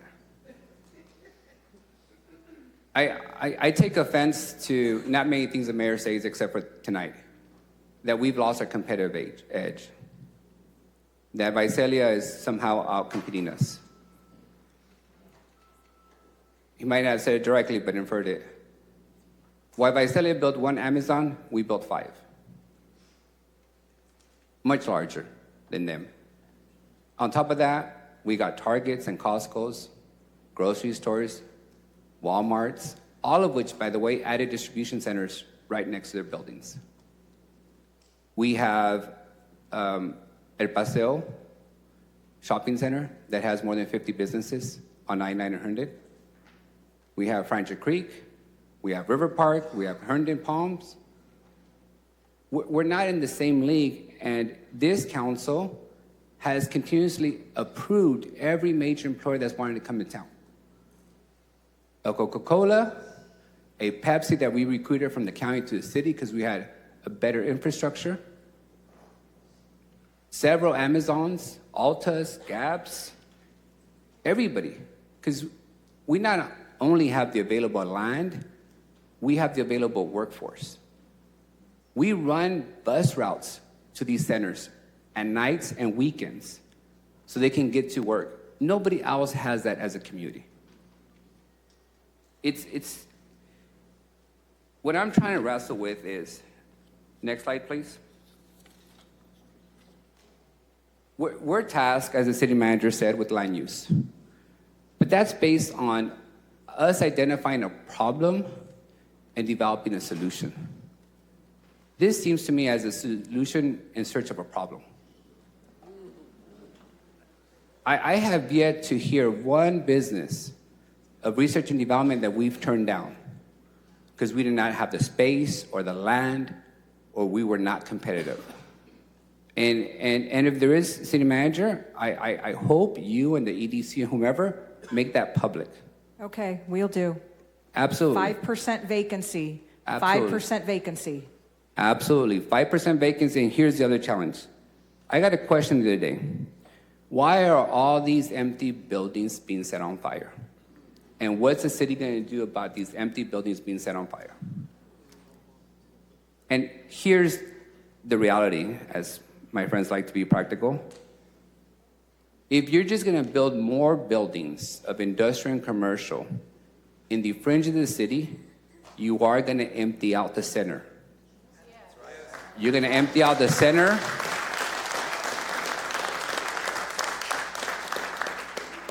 All those buildings that we have just south of here in the industrial zone, the buildings we have in Calwa, all those job centers will be emptied for the new tenant, for the new landlord that's going to give them a better deal with the newer and shiny building. And then those buildings are going to become fire hazards, and they're going to drain our general fund over calls and calls and calls, because guess what? I have yet to see our city bill a building owner when their building is set on fire. after we have cited them multiple times, after we have told them that they need to develop their building, we have yet to collect our money back when we spend hundreds of thousands of dollars putting out their buildings time after time. So just the way sprawl empties out residential, your research and development proposal is going to empty out all the commercial industrial in the city of Fresno. Can I expect your yes vote on every single inner city industrial project that is going to be adjacent to people who are going to be in opposition I to will them? be happy to approve an industrial operation in Copper River by your house. Because If there I was- will not guarantee, There's no- I That's will not okay. guarantee, That's just silly. no, it's not silly, It because is what you're silly. suggesting is that You're we. the one who's No. you are the one who won't allow these projects. City manager, You're the one who look won't at my allow voting these. record. I am looking at your voting record. Look at my voting record. Amazon was built under me. Coca-Cola was built under me. Pepsi Cola was built under me. So don't you dare question my ability to attract jobs into the district. But what I will not do is shove an industrial project in somebody's residential neighborhood when we ignore them, because guess what? We wouldn't do that to Copper River. I hear you. I totally agree with you. But you're suggesting that we have all of this vacant industrial land, and I'm telling you the reason why it's not filled is because there's opposition to people going in there. City manager, That's why there's- show me one industrial project that this council has denied. Show me one project that this council has denied. Okay, I'll bring you the list. Ultimately, Bring me they the came list. back and approved. No, not this council. This council ultimately supported you. You helped. No, create we opposition. mitigate, city manager. Okay. Just the way you're suggesting you're going to mitigate for rural residentials, we mitigate for our urban residents when something new wants to move in. We mitigate. How do you mitigate when there is an existing building? There's an existing building. How do you mitigate? Give you an example. A couple weeks ago, we had the historic warehouse building where the initial raise-in packing was taking place. The owner did not want to have it registered historical, claiming that Right. registering a historical was not going to allow his business, which is storage, to continue. This council approved the historic designation to preserve the design. But there was the no history. opposition. Hold on. There was opposition from the owner. Yeah, from the owner, but not from the opposed it. surrounding. The owner opposed it. This council approved it, and guess what? The owner is still proceeding with operating it as a storage facility and investing money Apples into it. and oranges. It's not. There So, were no thank you, City surrounding Manager. neighbors that were opposed. Thank you. The next area I want to bring up is, since this is no longer a housing solution to the housing crisis, because we've clearly articulated and based on our actions approved more than 100,000 new units while still having thousands of track maps that are yet to be pulled and built. This is now becoming about we're not competitive in industrial and in business. Again, the record that we're considering today is absent of that. It does not include a list of businesses that have been denied or a list of businesses that chosen not to come here because there wasn't available land or property. If the record included that, I'd be happy to have that discussion, but it doesn't. It's about potential. So let me also identify this challenge for us. The world of distribution centers. A few years ago, everyone was jumping on the bandwagon. Thousands of jobs per building. True, that occurred. And then Amazon decided that we're going to automate stuff and put robotics in. The same facility 5 years ago that generated 4,500 jobs, today only generates 500 jobs because the robotics have taken over. If you talk to distribution brokers, they'll tell you the market has basically flattened out. Now, Walmart has as many distribution points than Amazon does. Now, every retailer from Target and everyone else can do home delivery. The industry has caught up with itself. What worries me is that the only industry that is not being talked about, and for me is the elephant in the room, is we keep on referencing research and development with no specificity. What does that mean? Does that mean we're going to be testing monkeys and rats and dogs? Does that mean we're going to be doing infectious diseases? Do you want to answer to that, or you just want to? Give me a second. Okay. I clearly that information's on the record, so or else I wouldn't have to pose a question. Well, I just want to make sure that clarify that we're not going to be testing. Yeah, for sure. monkeys. Nor do I intend people to interpret that. Okay. Right? No, we open animal centers. We don't torture animals here. But the point being is, it's so generic that it's, in my view, an attempt to just not be able to argue against it. Who's against research and development? Just a way, who's against job centers? Who's against more jobs and more revenue? The question always becomes what is the trade-off? In my experience, the only industry in that world that's developing are data centers for artificial intelligence. And the state has passed legislation to streamline them. But here's what data centers demand: a lot of freaking water and a lot of power. And we've just been told that we have plenty of water for a bunch of stuff, and that we no longer are worried about adding thousands of homes, but we just want to do a lot of industrial development and research and development. The last time I checked, we're all getting our butts kicked with PG&E bills. And it's no coincidence that the sector that's being proposed is by our water and sewage plant that has a massive amount of water and massive amount of power. I would ask this body to be very upfront with the public. If we're going to have a debate about research and development, if we're going to have a debate that potentially at the low end is a $100 million conversation, at the high end, it's a multi-billion-dollar conversation and commitment of debt, then we at least be very specific and transparent with people now. Because rural residents have a right to know what's going to go up in their neighborhood, and we have a right to know what the cost of that development is going to be. Is it going to be higher energy bills for the rest of us? Is it going to be higher water bills for the rest of us?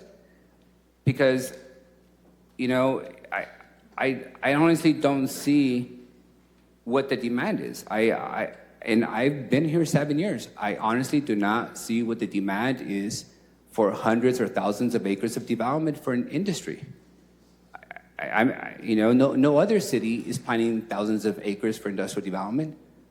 What makes it special that we're going to secure that? And what I would caution us with is, this is starting to seem like SEDA today is going to bankrupt tomorrow.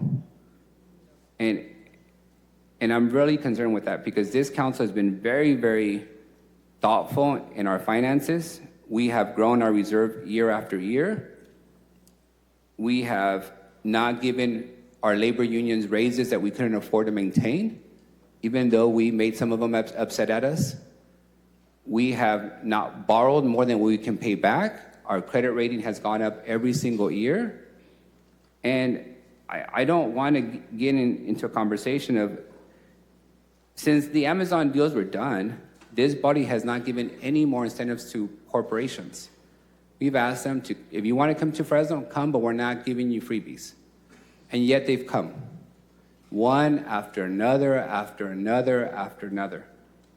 And I don't want to get into this conversation of giving them a huge $100 million, billion-dollar infrastructure subsidy that the rest of the ratepayers have to pay, or bonding it with the hope that they're going to pay us back, because honestly, it hasn't worked out that way.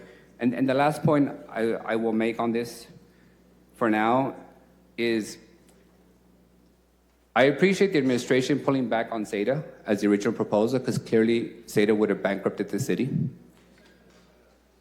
But from what I've read so far, there is no rationale or need for SEDA South. And SEDA South would potentially bankrupt Fresno Unified, Central Unified, Washington Union, and Sanger. And I don't think that's the kind of legacy this body wants to leave. And I think we ought to be very, very thoughtful about engaging in that. The major lesson I've learned in public policy is business is very good about socializing losses and privatizing profits. And I look forward to the long list of research and development that want to come to the city. And more importantly, I look forward to introducing them to several parcels in the city and the district that are available for them to move in tomorrow. Thank you.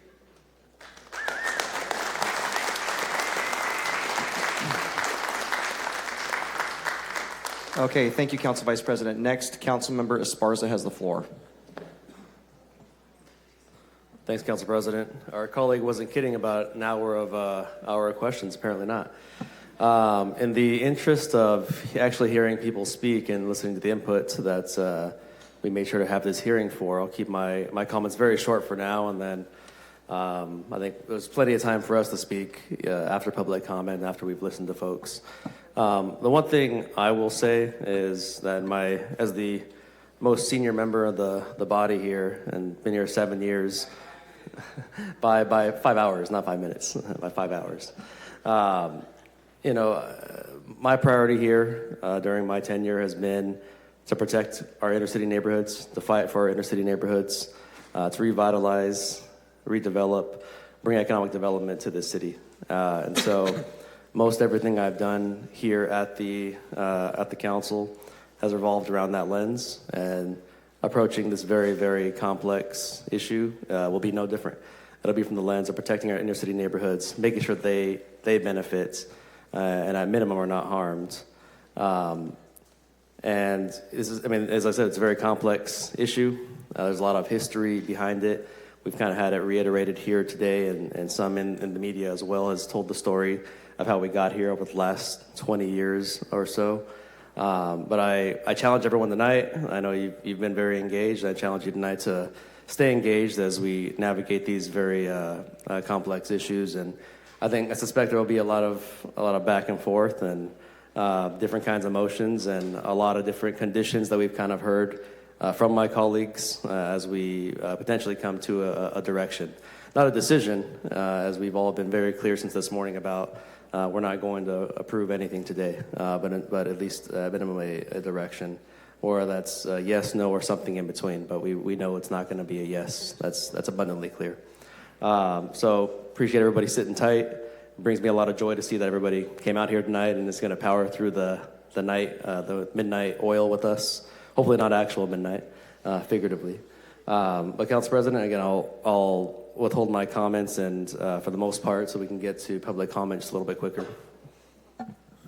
I appreciate that, and I'm going to do the same thing when my time comes. I'll just hold off my questions, and we'll go to the public. Councilmember Maxwell, you have the floor.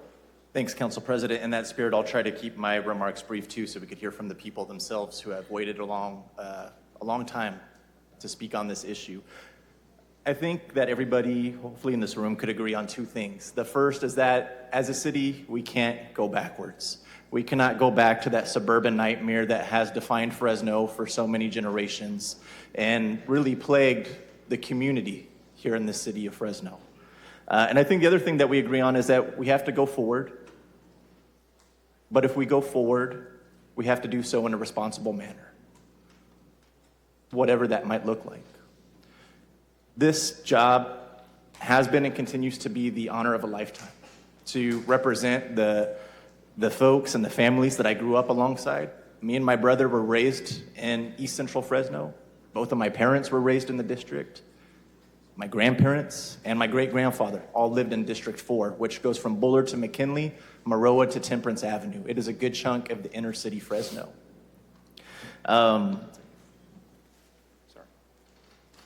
When I campaigned for office, there was a lot of advice given to me.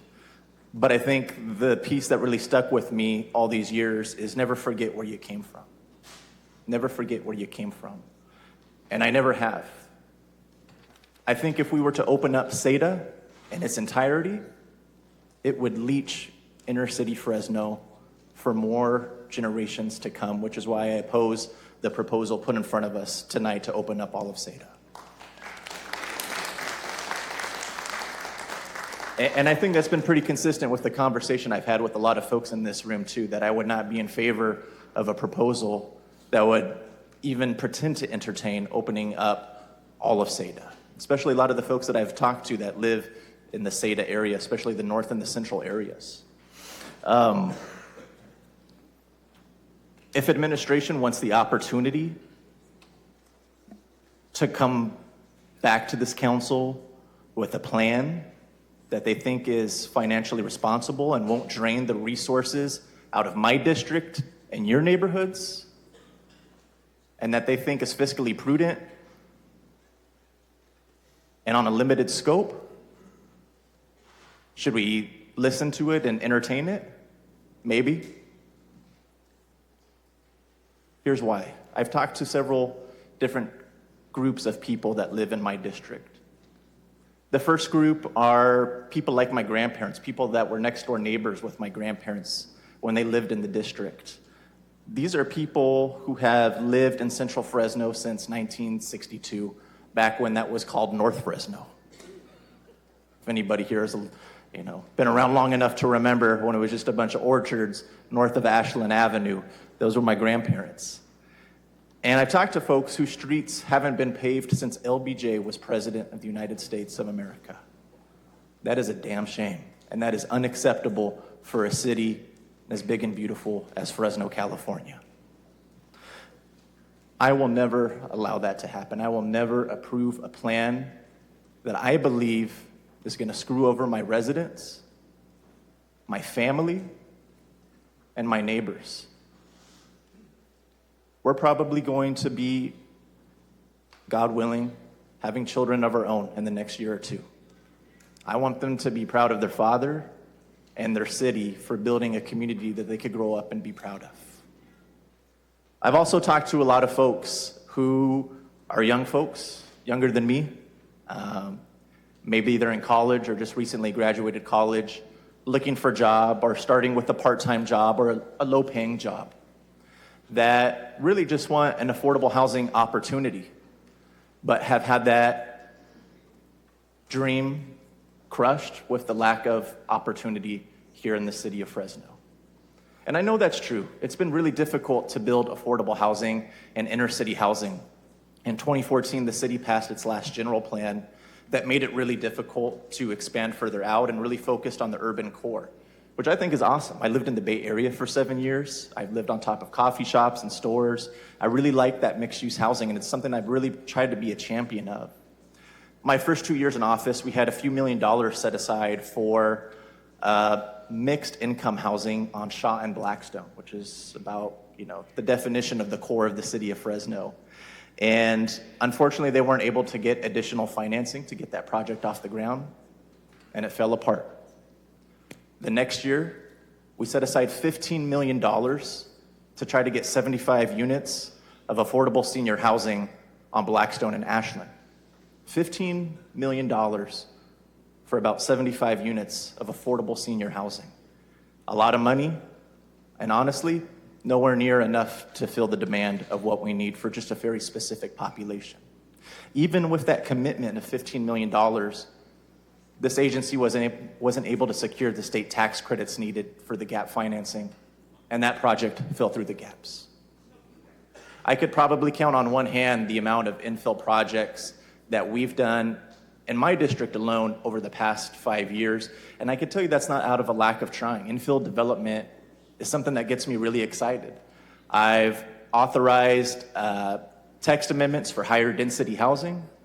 I've authorized ministerial approval to get these projects completed faster. I have authorized office to housing conversions. But I think that we could all agree, whichever side of this issue you're on, we really haven't seen as much housing go up in the inner core as we would have liked. I think it was a great vision. I think there's been some success, but I don't think it's to the level that we all dreamed of back in 2014. I've also talked to folks that do live in affordable housing or mixed income housing here in the city of Fresno. They moved in there when they were in their early 20s, mid-20s, still trying to figure out what their career path was. And now they're more established. They're in their 30s. They have children.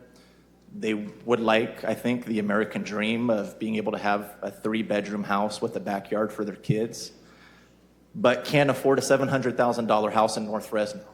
How many people can? $350,000, $400,000 house? That's an achievable dream for them. But we haven't done a very good job of allowing ourselves to build for that type of demand either. I think when we have an issue this controversial in front of us as a city, honestly, the sexiest thing a politician could do is take a hard and fast stance one way or another. Let's open up all of SEDA. Let's open it all up. Let's build, because that's what we've done for the past 70 years. And it makes some people very rich. But it hasn't been very good for our city. And there's the other side that says if you even entertain the notion of building any more single-family homes on the east side, your political career is over. Fair enough. You know, we're the ones that have to make the decisions, the hard decisions at the end of the day. But I think like most things, the answer probably lies somewhere in the middle, maybe closer to one side than the other. But I know what we've been doing as a city for the past 15 years hasn't worked. I know what we've done for the 50 years before that hasn't worked either. Unmitigated sprawl and leapfrog development is not the answer.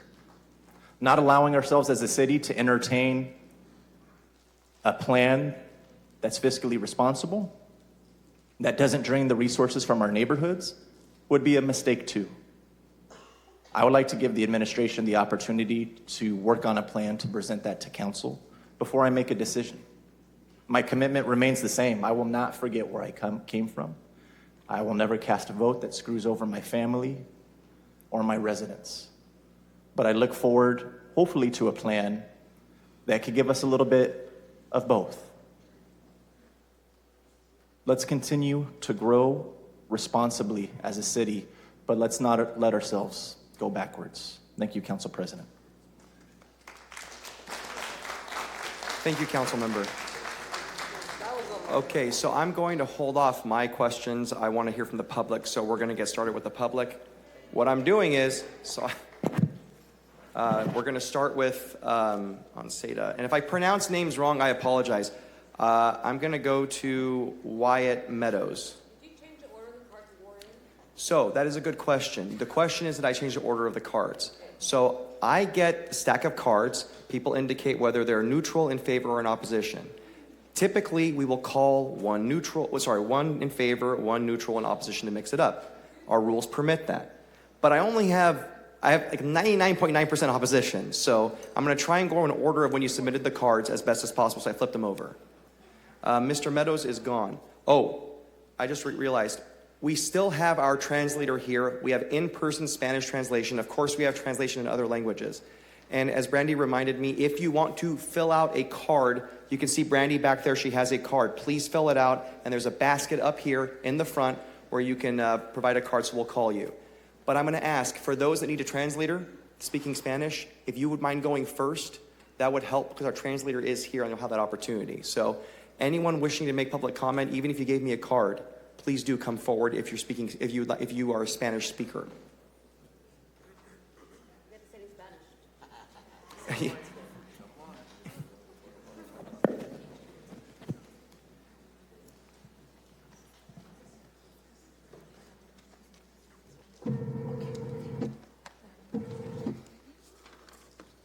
you. Muy buenas noches a todos. Mi nombre es Lilia Becerril. Vivo en el Distrito 5. Agradezco a las personas que estuvieron el día de hoy, miembros del Consejo, por el apoyo que siento que nos están dando, porque lo siento. Y cuando lo siento, lo digo de una vez. Entonces, yo vivo en el Distrito 5, mi vecindario. Estoy para pedirles respetuosamente que se retracten la aprobación del Plan de Desarrollo SEDA. Quiero hacer eco de las preocupaciones expresadas por la Asociación de Maestros de Fresno.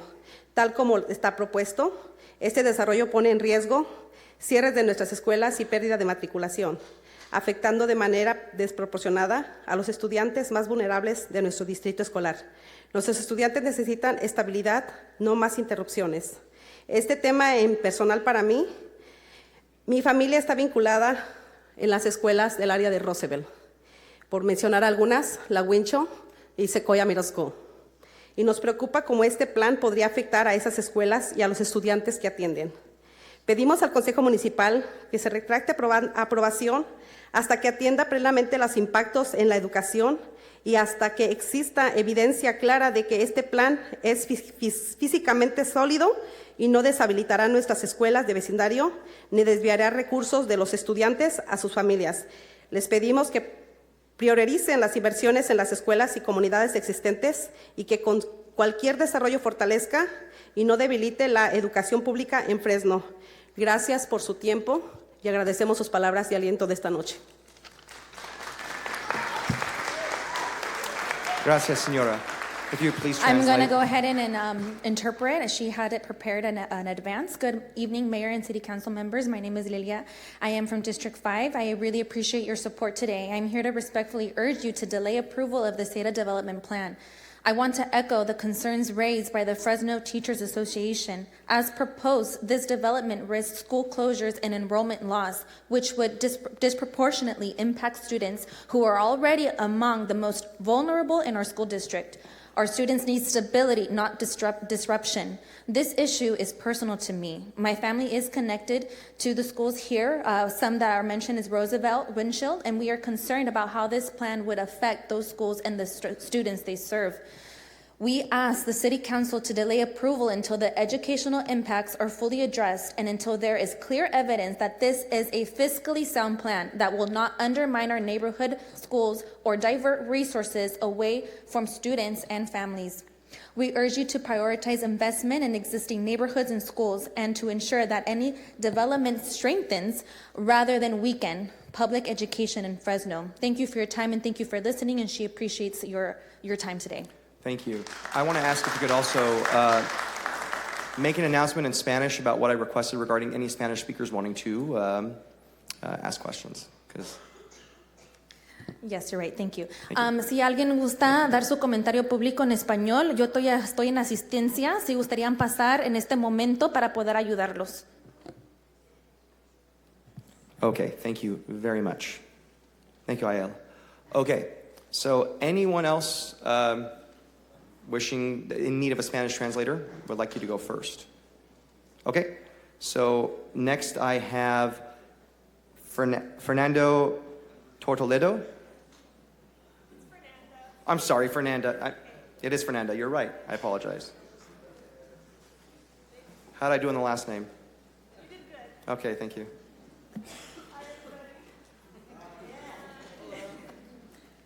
You will have 2 minutes. So my name is Fernanda. I'd like to start off by quoting the mayor. A few quotes is about 7 quotes. First, he is saying, trying to attempt. Some parts of SADA may never be developed. Unleveled playing field. 100% South SADA will pay for itself.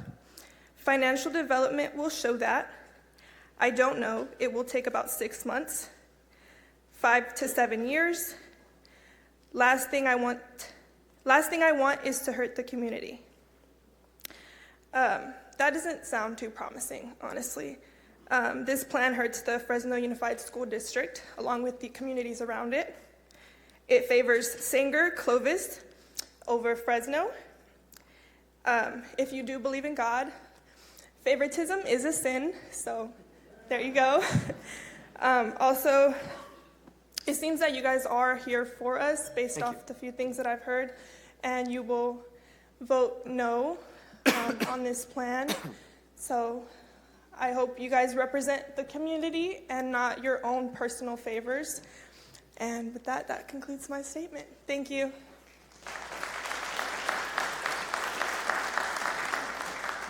Thank you, Fernanda. Next is Mark Reitz. Or Reitz, possibly. Hold on.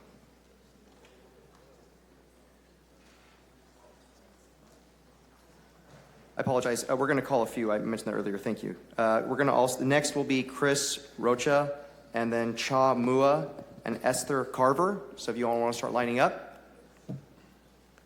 Thank you. Mark writes, the mayor sort of stole my thunder, really. But I'll start anyway. We'd like to congratulate and thank the city for their work on preparing this significant document. I've been working on it and meeting with them since 2007, almost 20 years. As longtime property owners of a family home and 20-acre farm for over 100 years at Temperance in California, we and our neighbors welcome the opportunity to provide input to the plan.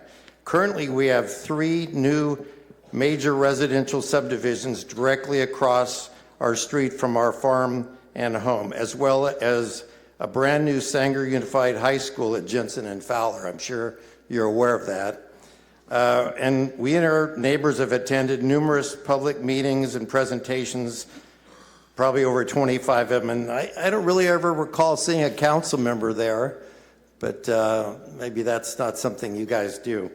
But since I won't go into it now, but we really we're glad to see the Alternative 2 Consolidated Business Park turned out to be the environmentally superior alternative. And I won't go into that because Planning Department went into that very well. And on today's agenda, I notice in Exhibit M, which shows the Consolidated Business Park alternative map with South Seda area highlighted, we'd be very much in favor of this alternative land use instead of the original land use. If these areas highlighted, shown as South Seda, are allowed to develop first, where the land use is shown, we believe it would be very beneficial to the city in terms of many jobs, reduce impacts to the environment, reduce costs, and be really an economic benefit to the city and all its residents, no matter where they live. Also, I wanted to... I'm sorry, sir, that is your 2 minutes. But thank you very much. Chris? All right, why build Freeway 180 all the way to Temperance? Thank you, sir. Stop. Thank you. Chris Rocha. And then next we have Cha Mua. After that, Esther Carver. And then Keith Berchthold. So if we can start lining up, that'd be really helpful. Thank you, sir. You have 2 minutes. Thank you. I want to begin with the mayor's slogan of One Fresno, because Fresno was never built as one city. Before Fresno existed, this land belonged to Yokuts peoples. With American settlement, Yokuts peoples lost control of their land, and those who remained were pushed to the margins of the city, including West Fresno. When Fresno was founded, Chinese laborers built the railroad that made this city possible. Once the tracks were laid, communities of color were forced to live on the other side of them. For black residents and many immigrants, West Fresno was not a choice. It was the only place they were allowed to live. By the 1930s, federal redlining maps were created to guide lending and investment. These maps labeled West Fresno, where people had already been segregated, as hazardous and were used to deny mortgages, block investment, and withhold infrastructure. City decisions followed. Polluting land uses, including slaughterhouses and dumps, were placed in West Fresno, concentrating environmental harm in the same neighborhood that had been politically excluded. Urban renewal then compounded the damage. Through eminent domain and redevelopment, homes and businesses were demolished. Families lost land, housing, and generational wealth. Cultural centers like Jericho and Black Broadway were erased. Fresno construction later displaced residents again. Each time West Fresno was told what was best for it, and yet West Fresno organized, helped create the specific plan, a community-driven vision for equitable development. Now in Seda, the city is once again saying, we know better. We see this reframing even today. Repaving Martin Luther King Boulevard was called an investment in the media. But repairing streets after decades of neglect is not investment, it is deferred maintenance. That is the hypocrisy. You cannot say One Fresno while repeating the same patterns. If One Fresno means anything, the city must finally learn from its history instead of repeating it by honoring the plan West Fresno has already created and listening to its own community. Thank you.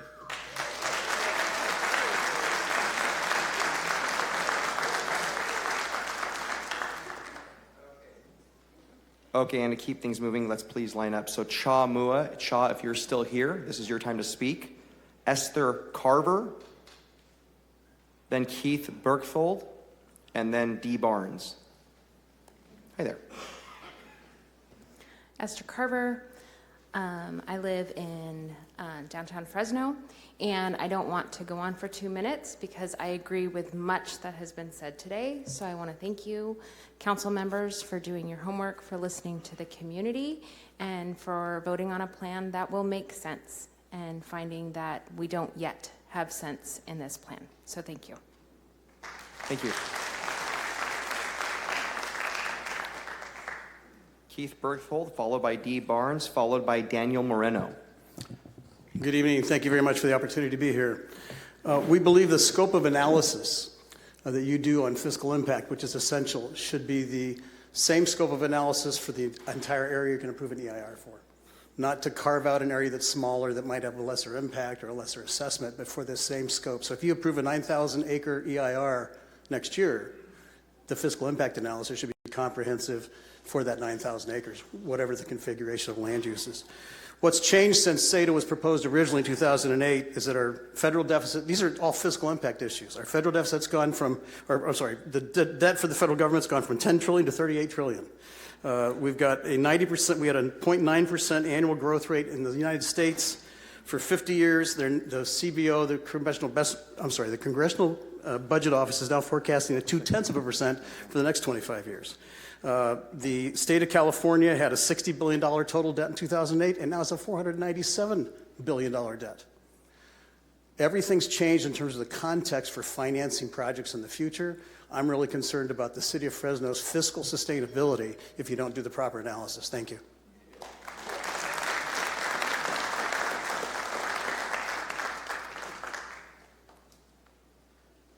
So we have Dee Barnes, followed by Daniel Moreno, followed by Vaughn Balanon.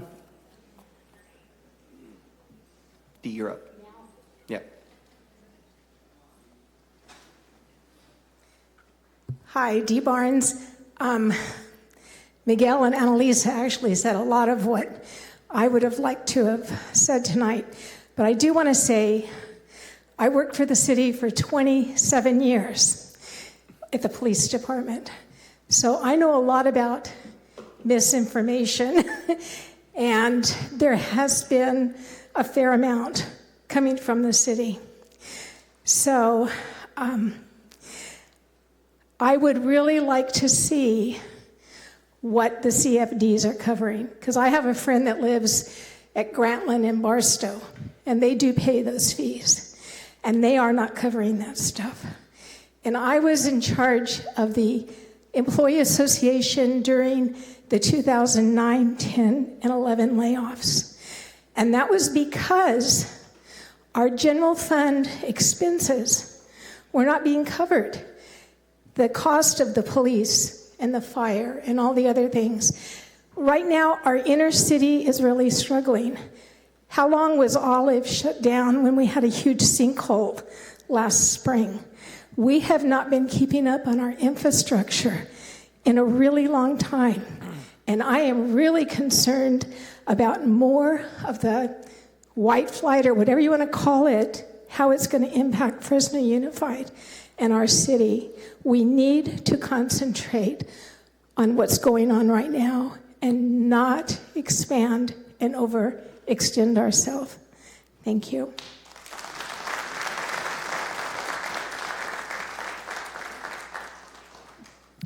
Okay, next we have Daniel Moreno, followed by Vaughn Balanon, followed by Rhonda Dueck. All right. Hey, everybody.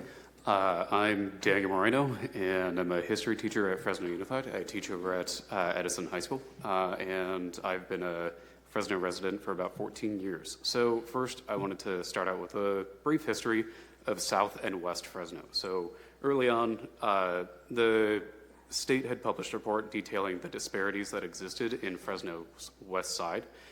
In 1918, Fresno joined other major cities in establishing a general plan to outline where heavy industry and affordable housing would be located. This was primarily in the southern part of the city due to the prevailing winds. And so I say all of this to kind of point out the history of eastward expansion for Fresno and the neglect of West and South Fresno. And so as a teacher, I make it a point to show my students a visual representation of these disparities on a map, showing them the lack of resources that are dedicated to these two areas. So for example, the lack of grocery stores near Edison, the lack of pharmacies near Edison, the lack of hospitals for pretty much the entirety of South and Central Fresno. So to move on to that, looking at the proposal with SETA, we can see that it's almost about $4 billion, which is a very hefty price tag. And if we look at what Clovis just passed recently with Measure Y, that tax was solely passed so that way they could build more infrastructure. So that way they could alleviate response times for emergency services and the issues with roads. Fresno is going to end up having to do this too, because we're going to end up seeing longer response times for emergency services. We're going to see worsening roads, worsening infrastructure, and the like. The other thing too is that this development ultimately impacts Fresno Unified greatly because it only benefits Clovis and Sanger, and hurts Fresno Unified, who's the city's third largest, which is the city's largest employer and also. Thank you, sir. Next will be Vaughn Balanon, followed by Rhonda Dweck, followed by Jose Luis Barraza. Hello, City Council members and Mayor. My name is Vaughn Garcia Balanon with the Central Labor Council. I'm here today first and foremost as a community member. I grew up in the unincorporated area of Lone Star, off of Jensen and Sunnyside. I'm a product of the Sanger Unified School System, and I'm here to tell you that SADA is the plan of engineered inequity. I grew up in a moldy Granville home with a cracking foundation and a leaking roof. I grew up witnessing the disparities between Sanger Unified and Clovis Unified, between Fresno Unified and Clovis Unified. I saw firsthand who received resources and who was often left behind. In Sanger schools, I learned that everything is political. It was political why we didn't get the same resources as Clovis Unified. It was political how the creation of a new Sanger high school catered to the affluent families from Fresno, funded by the property taxes from greedy suburban developers. I learned how Fresno Unified is deliberately portrayed as a bad school district to uphold the Clovis way of life, a veneer for white supremacy and exclusion. This project replicates and amplifies the same injustices. It is a choice to prioritize profit over people. SADA will burden working families with the consequences of more congestion, more pollution, and the destruction of farmland. This isn't about growth, it's about greed. It's about lining the pockets of developers with cookie-cutter, mold-ridden homes and car-centric suburbs while my generation continues to live in Fresno with up to $2,000 one-bedroom homes, higher living costs, and higher bills. And for what? Just for y'all to lick the boots of these developers. You're abandoning $1.2 billion in repairs for a $4 billion Delulu fantasy. The real shortage isn't land, it's a political will to build affordable info housing and a flexible research center across Fresno and now empty corridors.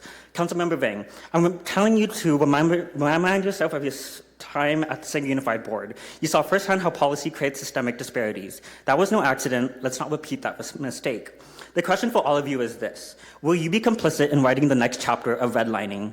Will you authorize a project that caters to the wealth and sprawl, lining developer pockets for the next 25 years while betraying your communities that are consistently exploited for their labor, neglected by your policies? Please, I urge all of you to reject all of SADA. Thank you.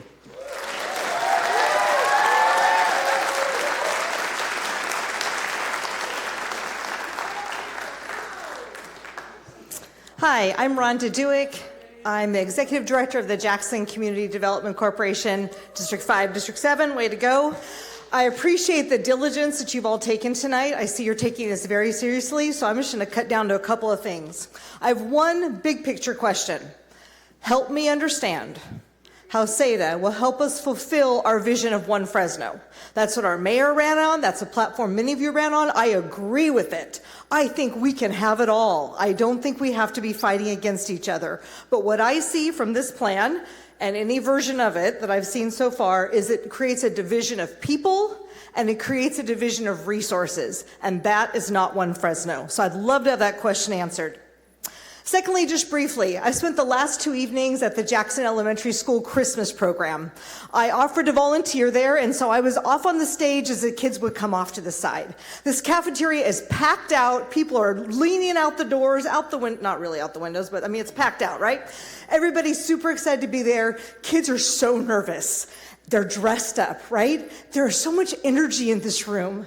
And as the kids came off the stage, I'm giving high fives. I'm saying, you look beautiful. You did a great job. Now, that might not ever really show up in test scores. But what we're doing for these kids about teaching love and joy and hope and possibility. And they're walking off the stage, and afterwards, parents are hugging each other. They're taking pictures. Kids want to go across the street to the neighborhood vendor that's selling hot chocolate. And many of these folks walked from their homes to this program because you see in Jackson, we all live right there. This is our neighborhood. And we have a lot of infrastructure needs in our neighborhood. There's a lot of people, I'm worried about them tripping over the sidewalks that are all janked up because of the old trees that we love, but they got problems. We need money for that infrastructure. We also need money for our park. Lots we need to do. This is what I want to say. We need to invest in the inner core. We need to be one Fresno. We can do it all.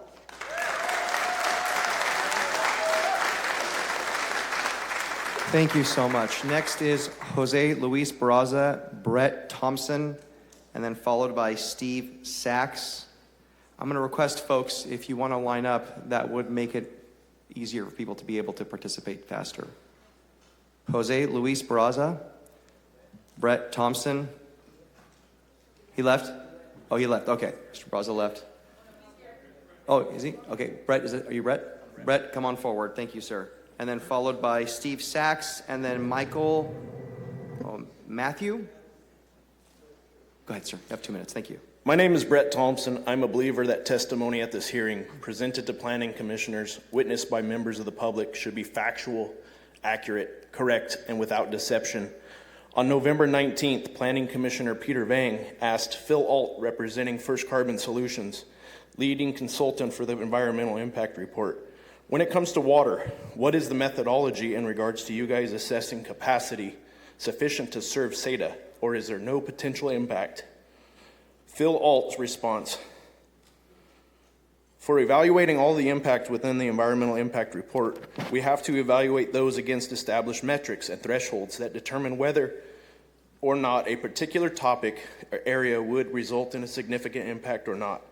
In regards to water, that is analyzed whether there's capacity within the city system to be able to provide that amount of water for future developments that would occur within the program level of what the city has programmed for development for water capacity. Again, that was also in coordination with Fresno Flood Control District and their projections as well. I felt this information to be dishonest. I reached out to Fresno Metropolitan Flood Control District.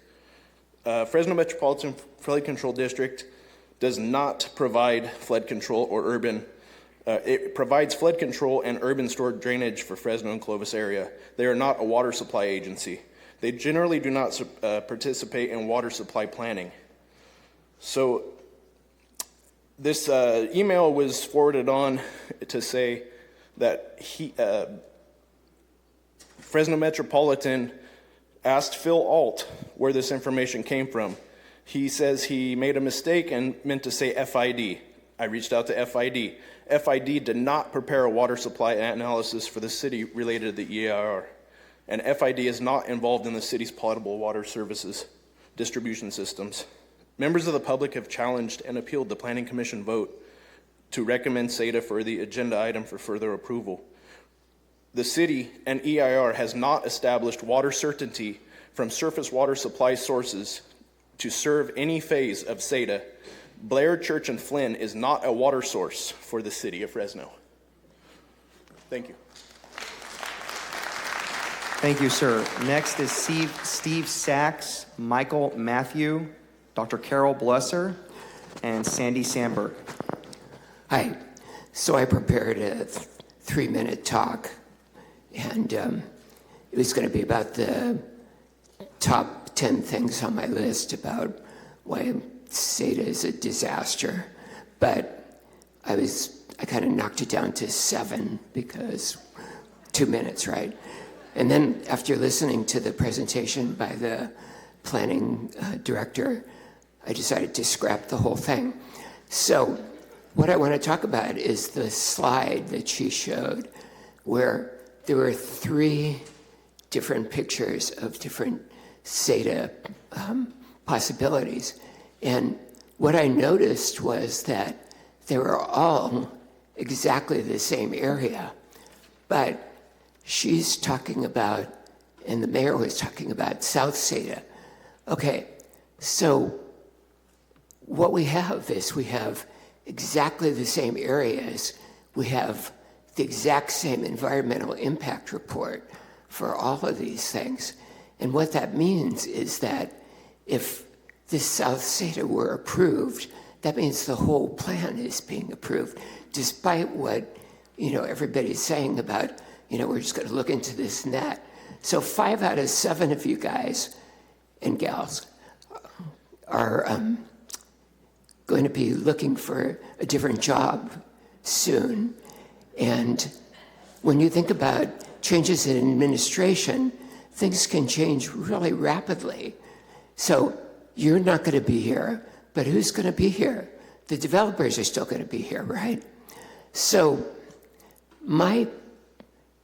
and when I've talked to people who know a lot more about this than I do, the words Trojan horse keeps coming out. So the idea here is that this whole thing, Plan 5, should be scrapped too.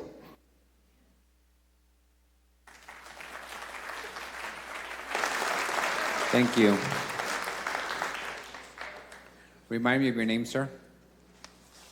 Michael Matthew. Thank you, I'm Michael. not even sure which comments are appropriate or germane to this discussion anymore. With all the accusations of misinformation that are flying around, I've become confused. But here are a couple of things that I know for sure. I'm being told by city staff that traffic in VMT is being mitigated and the claims by Caltrans are unfounded. Yet I can stand on the north border of my lot and see traffic on McKinley Avenue back up to its standstill every day, 1/2 mile from DeWolf to Leonard, as parents pick up their kids from the Bradley Center. This school is only at 25% capacity. I'm also told that CARB has no reason to worry about any air pollution. Planning staff says we have plenty of water, yet I watched 3 neighbors within 1/3 of a mile of my place wells go dry within the last 3 years. And all of us are now required to register our wells under a threat of a $100 fine if we don't comply. So I guess the FID and the North Kings GSA are run by nothing but a bunch of misinformed people also. Official population numbers from the state finance office are totally bogus according to planning staff. I just can't shake this fear that the council is not getting a non-biased exposure to the issue. The budget started at $800 million and now the estimate is $4.3 billion. How can anyone suggest that this project pays for itself with a $3 billion shortfall? And after 20 years, no one seems to be able to tell me the size or exactly where the trail will be located that splits my property in half. Yet 150,000 people will not only be allowed on that canal, but also be encouraged to be there while our water supply is exposed to who knows what. I just can't accept any plan that at its core would compromise the food and water supply to the community that I've lived in for 77 years. The substance, fit, and timing is wrong, and there's nothing worth salvaging here. Scrap this plan today, concentrate on infill and ample space that has already been set aside for development. I know I shouldn't direct anything at— Please direct your comments to me, sir. Please. Thank you. You owe me a shirt. Please, and thank you for your service. Thank you. Sandy Sandberg, followed by Dr. Carol Blesser, and I apologize if I pronounced that wrong, followed by Reverend Tim. Good evening. My name is Sandy Sandberg, and I live within the Seda area. Limited to just 2 minutes, I can only address the financial requirements and alternative plans. Exhibit T, the Public Facilities Financing Options Report, states on page 18 that all phases are above the feasibility threshold. Burdens above 20% suggest that a project may not be financially feasible. Range of the total burdens for the 4 phases are from 21.3% to 35.6%. All are above the 20% level. Exhibit U in the Municipal Code findings states that in the criteria A, one of the key elements within the specific plan is to achieve fiscal responsibility by providing a self-financing mechanism for the development and maintenance of the Southeast Development Area. Stated in the West Area Neighborhood Specific Plan, it says, while the expansion of the city's infrastructure allows it to grow, it does incur a substantial and lasting cost. In the past, such expansion was permitted without careful consideration of the long-term fiscal impacts to the city budget. This occurred at the detriment of the city's established neighborhoods, which then lacked needed funding for maintenance as funds became stretched over the broadening city limits. The financial report must show that Seda is self-financing for the development and maintenance. As far as the alternative, South Seda, Exhibit M, does not show the location of Lone Star School. Being that no resident is allowed in that, why in the world would they surround a school by flexible research and development? The nearest residential area is between 1/2 to 1.5 miles from the school, not compatible with walkable neighborhoods. The best alternative plan is to develop the just proposed and approved West Area Neighborhood Specific Plan.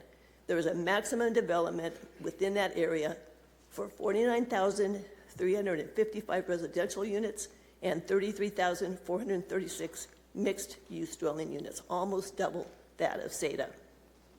In that plan, 62% of the plan is already in the city of Fresno limits. Only 37.3% is in incorporated areas of Fresno County. Fresno needs to concentrate on the existing plans and the ones proposed. Is that it? There are numerous other concerns, and I hope that we would be allowed to meet with the other council members. I've met with 2 council members, and I hope to have the chance to meet with the other ones so we can give more time to express our concerns. Thank you.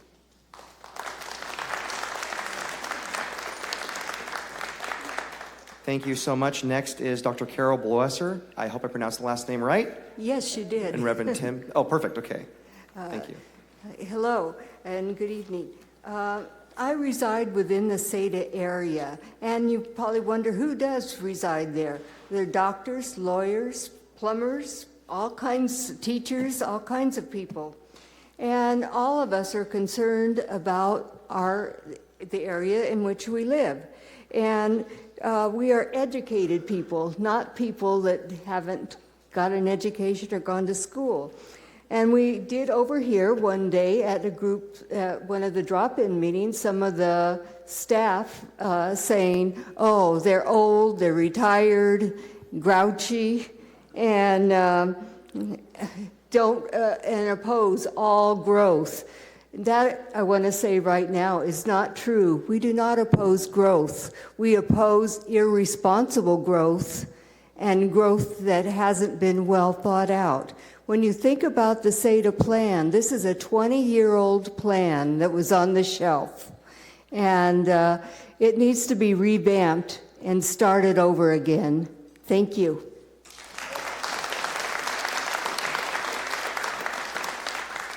Okay, Reverend Tim, followed by Daniel O'Connell, followed by Nathaniel Garza, followed by Roberto Figueroa Nava. Great. Hi.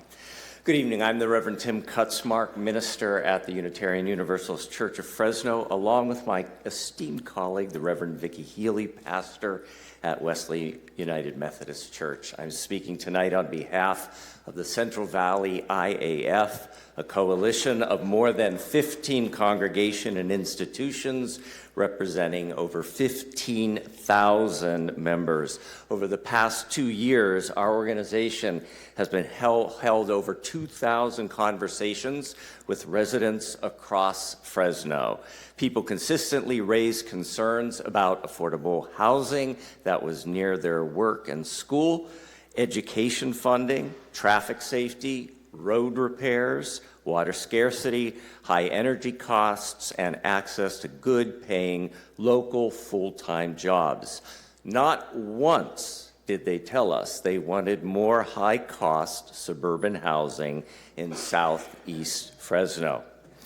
What the Central Valley IAF is asking is that the larger community and the larger community that showed out tonight in such force, that we all have a seat at the table to participate in developing a better plan that reflects the true needs and interests of Fresno's families and taxpayers. If there is to be a SADA for Fresno, it must address how it works with current specific plans to address the need for more housing, to address budgetary and environmental concerns, and to address current Fresno infill challenges and solutions. Thank you.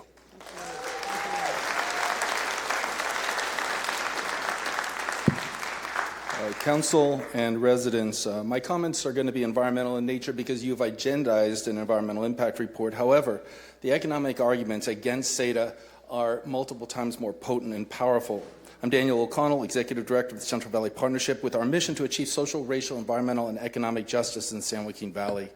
I serve in other roles, including as the Agricultural and Land Use Chair of the Sierra Club Tehipite Chapter, and I'm the author of In the Struggle, Scholars in the Fight Against Industrial Agribusiness in California. My doctoral research focused on how economic conditions affect community well-being and how to impact and affect change within systems, institutions, and structures.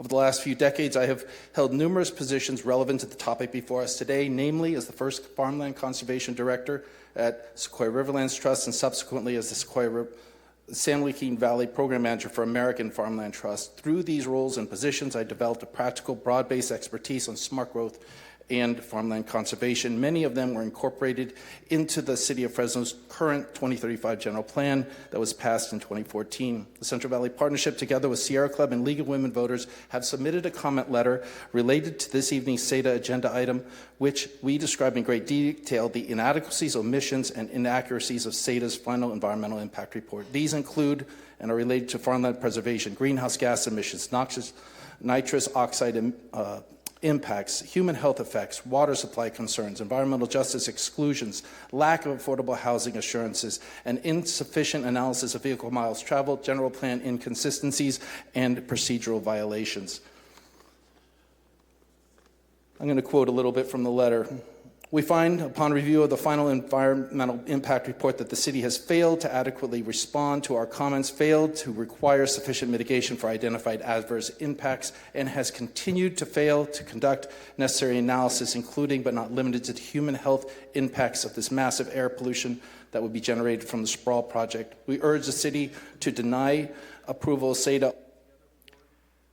Thank you, Dr. O'Connell. Thanks for being here.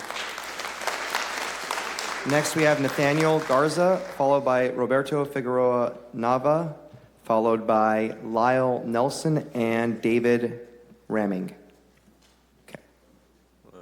I'm Nathaniel Garza. I'm from District 2. And I just started recently learning a little bit about SEDA. And I learned about the lucrative nature of rezoning and the history in Fresno about how, like in the 90s, there was a lot of controversy around that with developers and council members getting bribes and actually being convicted. And as a part of that, I did learn that Mike Caraballo, council president, is close friends with a developer who owns a podcast that he's a co-host a part of, I believe. And so I would ask that council president recuse himself from voting on SEDA or any housing development plans, as there's a pretty clear direct conflict of interest, and that, and there's been evidence of maybe some wrongdoing already in past. In like September of 23, there was CFD 18 on a housing development that was overturned, and I remember there was some, Jans, our city attorney, had even said that it was, not to quote him wrongly, let me quote that. It was legally indefensible about how they waived $1.8 million in annual fees for this developer's subdivision.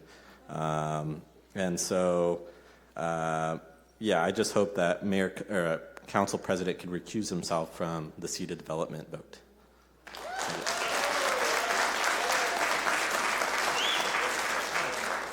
All right, been waiting for this. How goes it? I'll preface this by saying I appreciate how many of our council members see the importance of a mixed-use development future. All right, start. To do the same thing over and over while expecting different results is the definition of insanity. And this SEDA project is exactly what that is. It's repeating the exact same development pattern of low-density, car-dependent suburban sprawl, which has plagued our American cities for the past 70 years. SEDA is not going to pay for itself. These types of low-density sprawl have been proven to be financially insolvent. What SEDA will do is place $1 billion weight on the necks of Fresno taxpayers once it comes time to repave the roads. Fresno already struggles to pay for its road maintenance, and adding a new mega Clovis will only exacerbate this. Now, SEDA is going to cost $4.3 billion, an astronomical number for what amounts to a new white flight suburb. That is money that could go towards developing our existing land, towards filling in all these abandoned, rotten lots scattered across the city. There's one just a few blocks from here. It could be money that had spent on restoring some of the rotting historical buildings downtown, on building affordable housing, on a metro system, or any number of things. Why should we burn money on new sprawl when Fresno's core rots beneath our very feet? It's insanity. That's all. Thank you.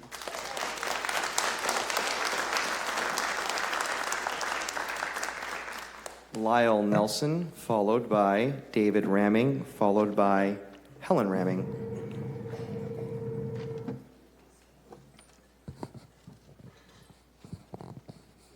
Hello, my name is Lyle Nelson. I'm a retired engineer, and I live at the corner of Church and DeWolf, which puts me right in the wrong place, according to the maps. I've lived in the CETA area for 53 years and raised a family there. Due to misinformation, lack of transparency, and overall inadequacy of the CETA plan, I ask that this plan be eliminated in its entirety. If a section of the plan is to be targeted, such as South CETA, a new EIR should be developed with new and accurate analysis in that area. I have a number of concerns of the current CETA plan, one of which I would like to address. We listened to the recorded tape of the November 19th Planning Commission meeting only to verify the misinformation that was given to the Planning Commission by the planning staff. Fresno future is dependent on decisions based on what is believed to be true. This could also result in Fresno's demise if the planning staff's statements are inadequate. Since we have no chance to rebuttal directly, we ask that the council members check into these matters and let us know if these are misunderstandings on our part. We have sent you a list of the areas we are concerned about. This information was given to the commissioners in answer to their questions. Please take time to verify our findings. Thank you very much.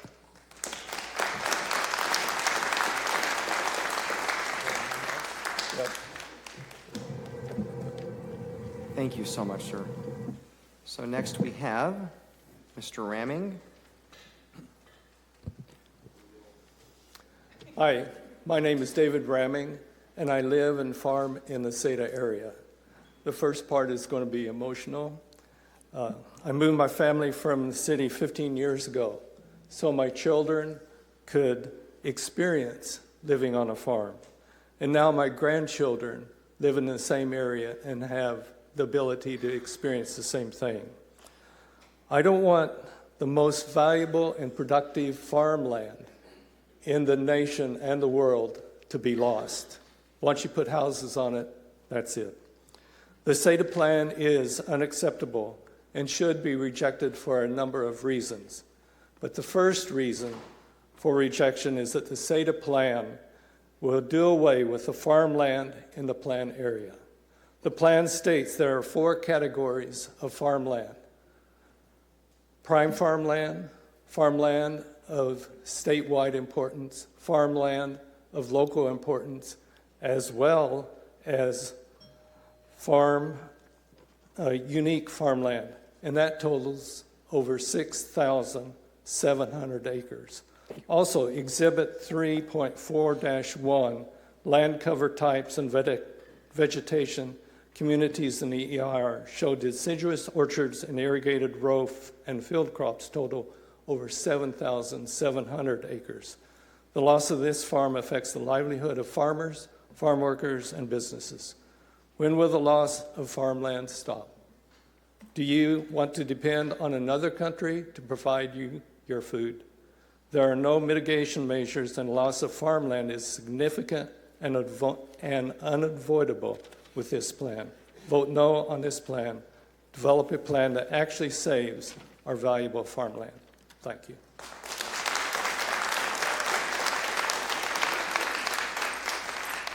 Helen Ramming, followed by Colleen Habib, followed by Will Upel and Veva Islas. Thank you. My name is Helen Ramming, and we farm within the SADA area. I oppose the SADA plan for numerous reasons. 60 plus have been documented and sent to you.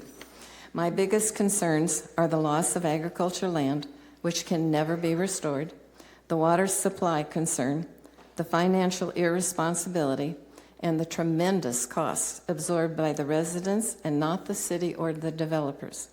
I am asking that the SADA plan be abolished in its entirety, and if part of it is to be targeted, a new plan be implemented with new studies and a new EIR.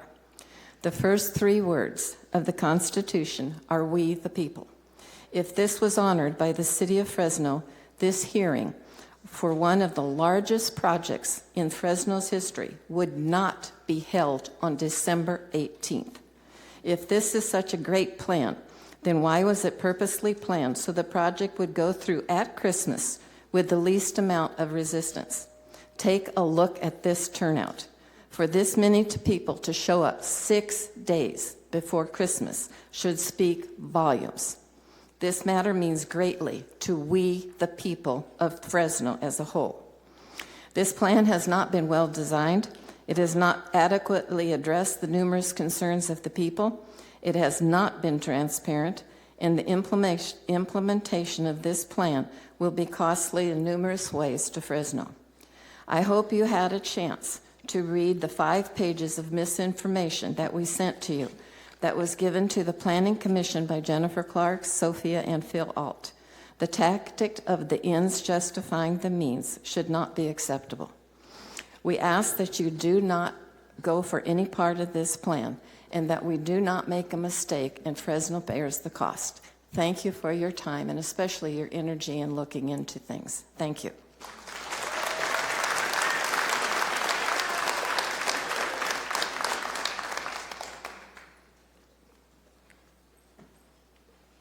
Hello, my name is Kellen Habib. It's okay, my handwriting is really bad, I'm sorry. Thank you for taking your time to listen to us. In November of 2013, the organization Strong Towns used Fresno as an example of what goes wrong with urban sprawl. We're here 12 years later, looking at another part of another plan that will do the exact same thing for multiple generations. I urge you to reconsider every aspect of this. Thank you for your time. I'll keep it short.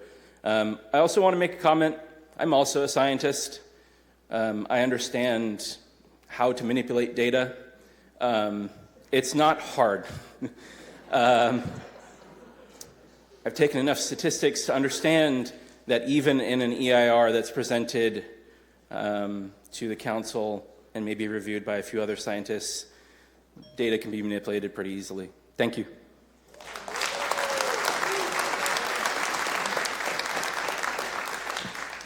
Council President, I was getting a couple text messages saying that Zoom was down. Can we just confirm that Zoom is okay? I just checked it. It was up.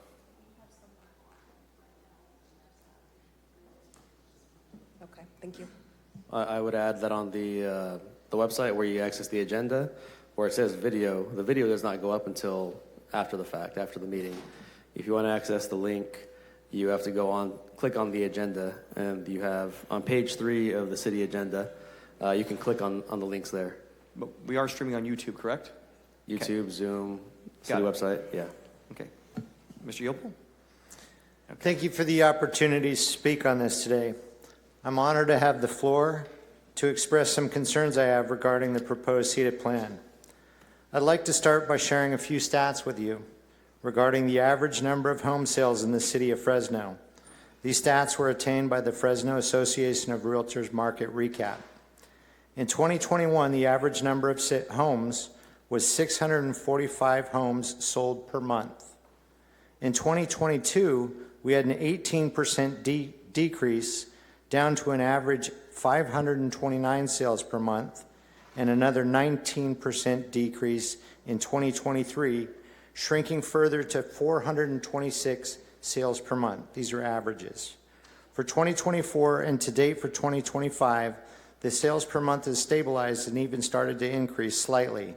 1.4% 1.4% in 2024 and 2.3% to date in 2025.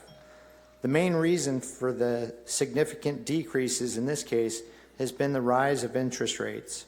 Unfortunately, items like interest rates, federal and state policy changes, significant events such as COVID or natural disasters, the exodus of the current California population, all these forces can drastically affect a real estate market and are external, beyond our control. So to this point, I've just brought up some concerns, but let's try to extrapolate some numbers. Earlier, I explained that the average number of homes per month is 442 sales per month. Let's say CETA gets 10% of those. That's 44.2 sales per month. And if the development is 43,000, that would take 1,018 months, or just under. So next we have Beva Islas. Followed by Alfred Aldrete, followed by Chang Yang, followed by Christian Rudino. Thank you. Thank you. Good evening, Council. I'm Beva Islas, resident of Fresno and board president of Fresno Unified School District, proudly representing students and families of Fresno. I'm speaking tonight as a representative of board leadership. Clerk Andy Levine joins me in opposition to SEDA. If SEDA is allowed to go forward, numerous negative impacts will arise for Fresno Unified Schools and neighborhoods within Fresno Unified boundaries. Despite what Mayor Dyer says, our district is concerned.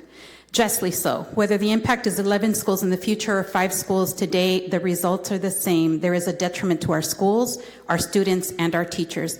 I'm concerned for them, and I'm sorry, I'm not elected to worry about Clovis or Sanger Unified, and neither are you. We are currently already suffering from a decline in attendance and enrollment, in part thanks to the horrendous immigration policies of our federal administration. Those policies will not end anytime soon, unfortunately, and now in addition, SEDA would further an enrollment decline, which means an additional decline in funding and fewer resources and less opportunities for our students, and ultimately a lower quality education for our students. No one should vote to support that. Please remember that public education is tied to enrollment numbers and local property taxes. A decrease in enrollment will lead to budget cuts, potentially resulting in larger class sizes, cuts to programs, and diminished extracurricular activities. The district would receive 0 new property tax or parcel tax benefit from SEDA, weakening our district's fiscal position over the long term. Boundary decisions that divert families to suburban districts today, tomorrow, or 5 years from now will result in greater concentration in the urban core, neglected infrastructure and abandoned buildings, which discourage investments and economic growth, increase crime and violence. You will hurt families and students living in the central and southern Fresno, families who cannot afford new housing. Where is your responsibility to them?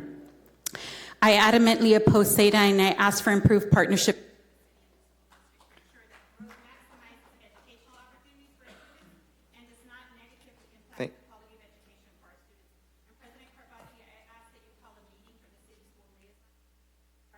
Okay, trustee, I have to treat you like everyone else. Trustee, I'm giving you one morning. Trustee, you are in these meetings. You know better than that. I give you. Okay, well, there's that. Okay, next is Alfred Aldrete. Forgive me, I pronounced that wrong. Chen Yang, Christian Rudino, and Manuel Bonilla. Good evening. Thank you guys for taking the time to hear me. It's awesome to hear the council pretty much in agreement and what seems to be listening to the public outcry against the Southeast Development Plan.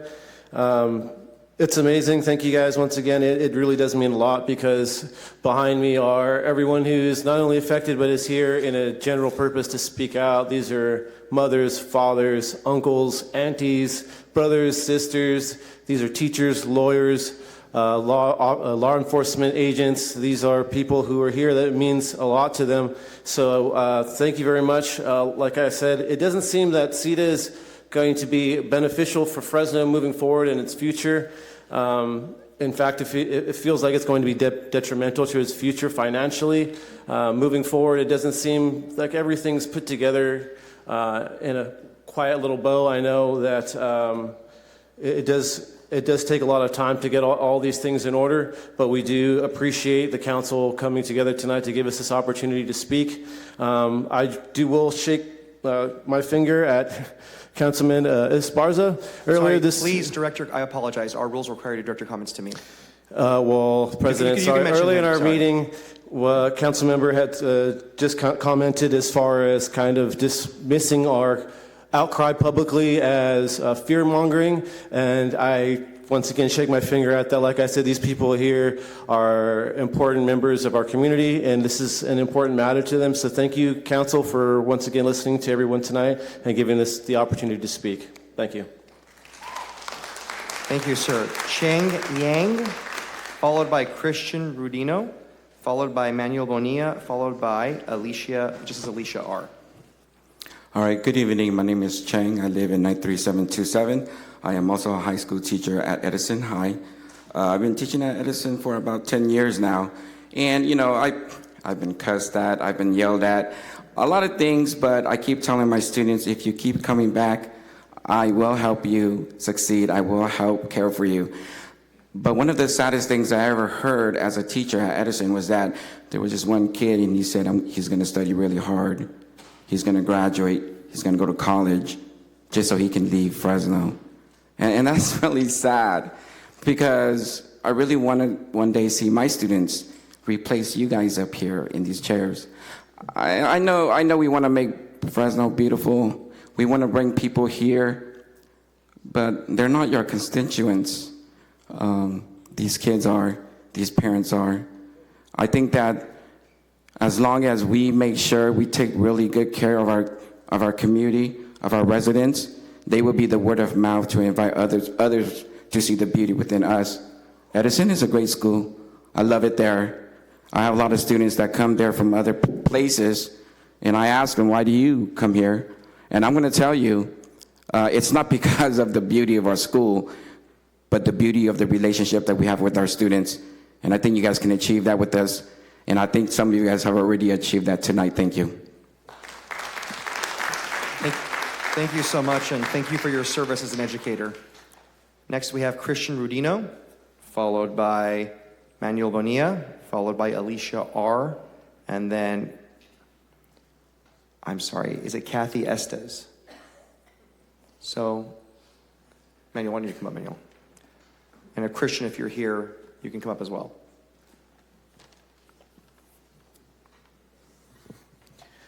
All right, good evening, council members. I want to begin by acknowledging the complexity of your role. Don't take that responsibility lightly. Obviously, there have been many different lenses in which this project has been viewed, and as you've heard tonight, and a lot of them are very valid concerns. Again, my name is Manuel Bonilla. I come here tonight first and foremost as a father of 3 Fresno Unified students, a concerned citizen who wants the best for our city and for our region. I also come as the president of the Fresno Teachers Association, representing thousands of Fresno Unified educators who serve our students across this city every single day. From that perspective, the SADA proposal raises some very serious concerns, not just for our schools, but for Fresno's long-term health as a city and as a region. From an education lens, you don't have to guess what happens when growth is pushed outwards without fully accounting for its impact on existing communities. We have seen this pattern play out in Los Angeles, in Oakland, throughout the Bay Area, and even locally in North Fresno. The results are consistent. Enrollment shifts from the core of our school districts, cost rise for students remain in neighborhood schools are destabilized. In effect, SADA would effectively subsidize growth primarily that will benefit Clovis Unified and Sanger Unified and in direct expense to Fresno Unified students. That's not theoretical, that is the structural consequence of decisions like this. And although we talk about school closures, there's a lot of impact in regards to cuts, layoffs, and programs that happen beforehand. This is not just an educational issue, it's a city issue. Strong public schools are the foundations of stable neighborhoods and the long-term economic viability of our region. Please, please, please rethink SEDA. Stop it, because we need to consider a plan that really serves our students, our families, and our region. Thank you. Next is Alicia R., followed by Kathy Estes, followed by Nandeep Singh, and then Jose Leon Barraza. So is Alicia here? How about Kathy? Kathy, come on forward. Thank you. And then after that will be Deep Singh. Well, I'm going to start with I'm honored to follow our FTA president. That's pretty amazing. I'm a teacher of 31 years. I came here originally to talk about FTA, and I am more pissed about what Jerry Dyer said than anything else. I am the first house at Running Horse that is now Dead Horse. That was 15 years ago, people. You didn't honor anything. We still have open lots in our area. But you're telling me that we're going to go build somewhere else. We don't have streets. I'm sorry. Mr. Arias, you said that you gave $5,000 for windows. I would love it if I could get $5,000 for my windows, because at 4 o'clock in the morning on Marks, when I'm hearing all the cars go by, it's really unacceptable, and we're going to go to a 4-lane. So it would be really nice if I could get that. But I find it amazing when you guys talk about this, that this is about land use, and we need homes, and we need this. What about with the area you invested in? So what, Trump doesn't build a golf course? So we're just going to leave it alone. So now we're going to go to the other area. We're going to make that look good. What about every Fresno State track person that invested in this area? What about the agricultural land that never got changed over to residential to become a house? What about the city water lot that was sold at least 23 times in that area and never developed? Did anybody go through to get the residential area approved in the ag before you guys move forward? Or are you going to make the same mistakes over there that you made with us? And you're going to leave it with us. And now we only have a Food Max and we only have a Smart and Final. Thank you so much. Thank you, Kathy. Next is Deep Singh, followed by Jose Leon Barraza, followed by Antonio Lopez. Good evening, Council. My name is Nandeep Singh, resident of District 1, also serve on the Central Unified School Board. In certain ways, the West of 99 community has been discussed tonight and used in some way as a foil of what happens when investments actually are not made, when roads are not constructed, when sidewalks do not get completed, and residents and neighborhoods get left behind. Mayor Dyer outlined this evening some guardrails, hoping to really sort of mitigate what he knew was actually the rising sort of community opposition. But the reality, if we're being honest, is that was not the original plan. That was here because all of Fresno really just came out and showed up this evening. We are being told that this can be slow walked, but as I shared in District 1, we've actually seen what that actually looks like. Again, that's broken roads, missing sidewalks, and neighborhoods still waiting to be seen. Tonight, there will be a conversation vote you will make, whether it's about procedure or we could talk about piecemeal development. But really at the core of this is actually trust. And trust is built by standing with people, standing with residents, and those Fresno community that's actually here. Many of them in this room this evening and actually took their time. What better Christmas gift you could give by standing and build and continue to build that trust with our Fresno residents. Thank you.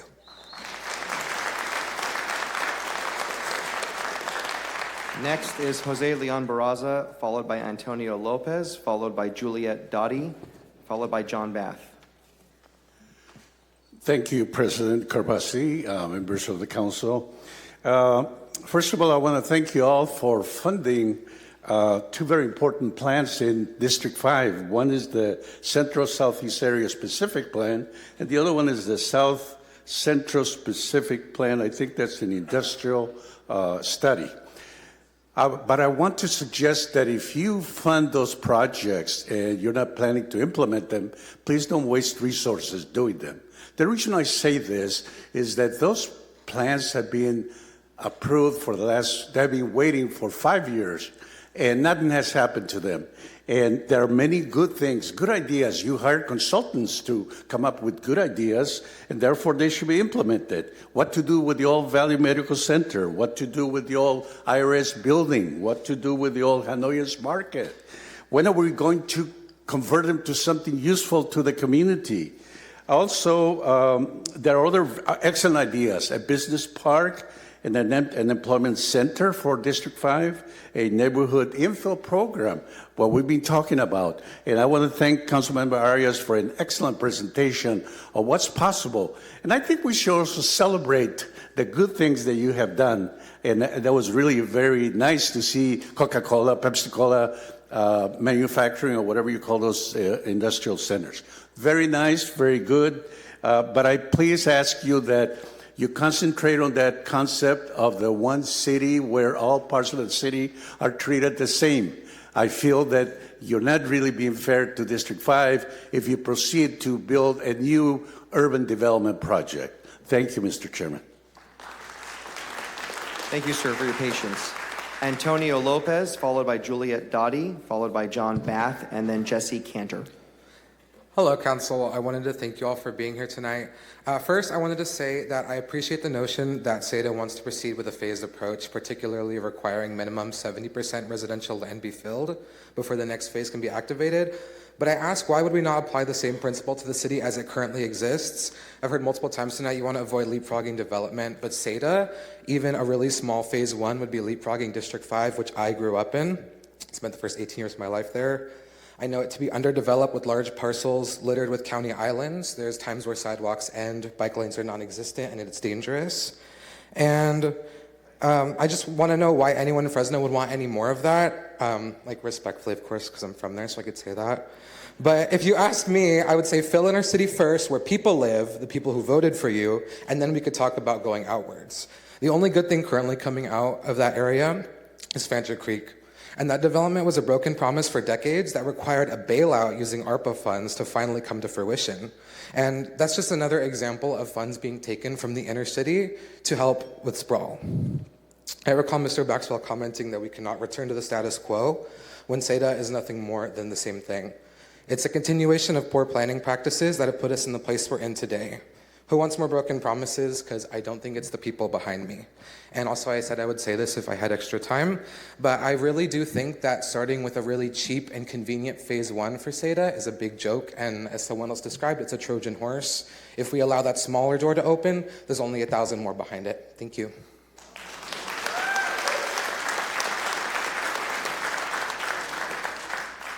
Thank you so much. Next we have Juliet. She did? Okay, thank you. Thank you for that. John Bath? Oh, good to see you, John. Thank you. And like John Bath, I'm a teacher in Fresno Unified. I'm a proud FTA board member. I live on Palm and Shaw. I'm a proud Fresnan, as all of you are. I pretty much changed my speech like a lot of folks because I feel like in many ways a lot of you guys from the dais really echoed a lot of the things that we wanted to say, and I really appreciate that. I really appreciate a lot of comments about a concern for Fresno Unified. And I feel a lot of energy in this room, and I feel like things are going the direction that maybe a lot of us are hoping they're going to happen. But this is one evening, and this is just one time, and one moment we're all together. But I know tomorrow phones are going to ring, conversations are going to happen, things are going to go on. There's always this drumbeat of drive, right? There's going to be development. It's going to happen. Something's going to happen. Maybe not this, but something's going to happen. And I want to say again, I appreciate your concern for Fresno Unified because no matter what, this development out there, no matter what, you can net it out to help inner city Fresno. But the development outside of the Fresno where we're leaving open spaces like Mr. Arias pointed out, that development will hurt Fresno Unified. So any of the growth out in those school districts is going to hurt Fresno Unified. I don't know if there can be land swaps. It's an interesting idea. It's something to consider with the school districts. I think that's challenging, but it's a great idea. But again, I want to say I really appreciate all the comments I heard and the concern for the school district and for everybody. And it seems like we're going the right way, and a lot of people are on the same page, but let's see what happens. I hope we can all stay engaged as a community. Thank you very much. Thank you so much, Mr. Bath. Jesse Cantor, followed by Nicholas Andrich, followed by, it just says Arissa, and then James Dunn.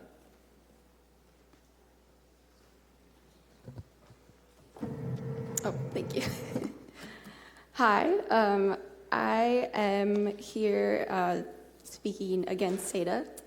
I work for a resource conservation district, which is a special district for the state. We were established to conserve soil and water and wildlife habitat, and our district serves eastern Fresno County, so SEDA is part of our district. We work with a lot of small-scale farmers, and I recognize that our agricultural landscapes could be more ecological, but the opportunity to bring back habitat, improve soil health, and recharge groundwater is gone once you pave over thousands of acres of prime farmland. And the small farmers we work with are already struggling to secure and hold on to land. These are the farmers that are often feeding our communities as opposed to exporting food elsewhere. And this development will only make holding on to land harder for these family farmers. As they get bought out by developers, farmland further gets consolidated into the hands of industrial agribusiness who prioritize profit over nourishing the communities they extract from. I am also a resident of Fresno who wants to see a bustling downtown with local businesses, not necessarily Amazon and Pepsi. I don't necessarily see that as a flex. I would like sidewalks, bike lanes, and green spaces, and I want to see infill development, affordable housing, and I want to see my unhoused neighbors housed, not dying on the streets. SEDA will not meet these needs. It will make a few wealthy people more wealthy. You're supposed to be representing us. You technically work for us. There are a lot of people who deeply care about community who showed up to ask you to vote no, not just on this iteration of the plan, but any iteration of the plan. Thank you. Oh, that was just 1 minute. Sorry, I thought that was my time. But anyways, yes, please listen to the people in this room and not the developers that pad your pockets.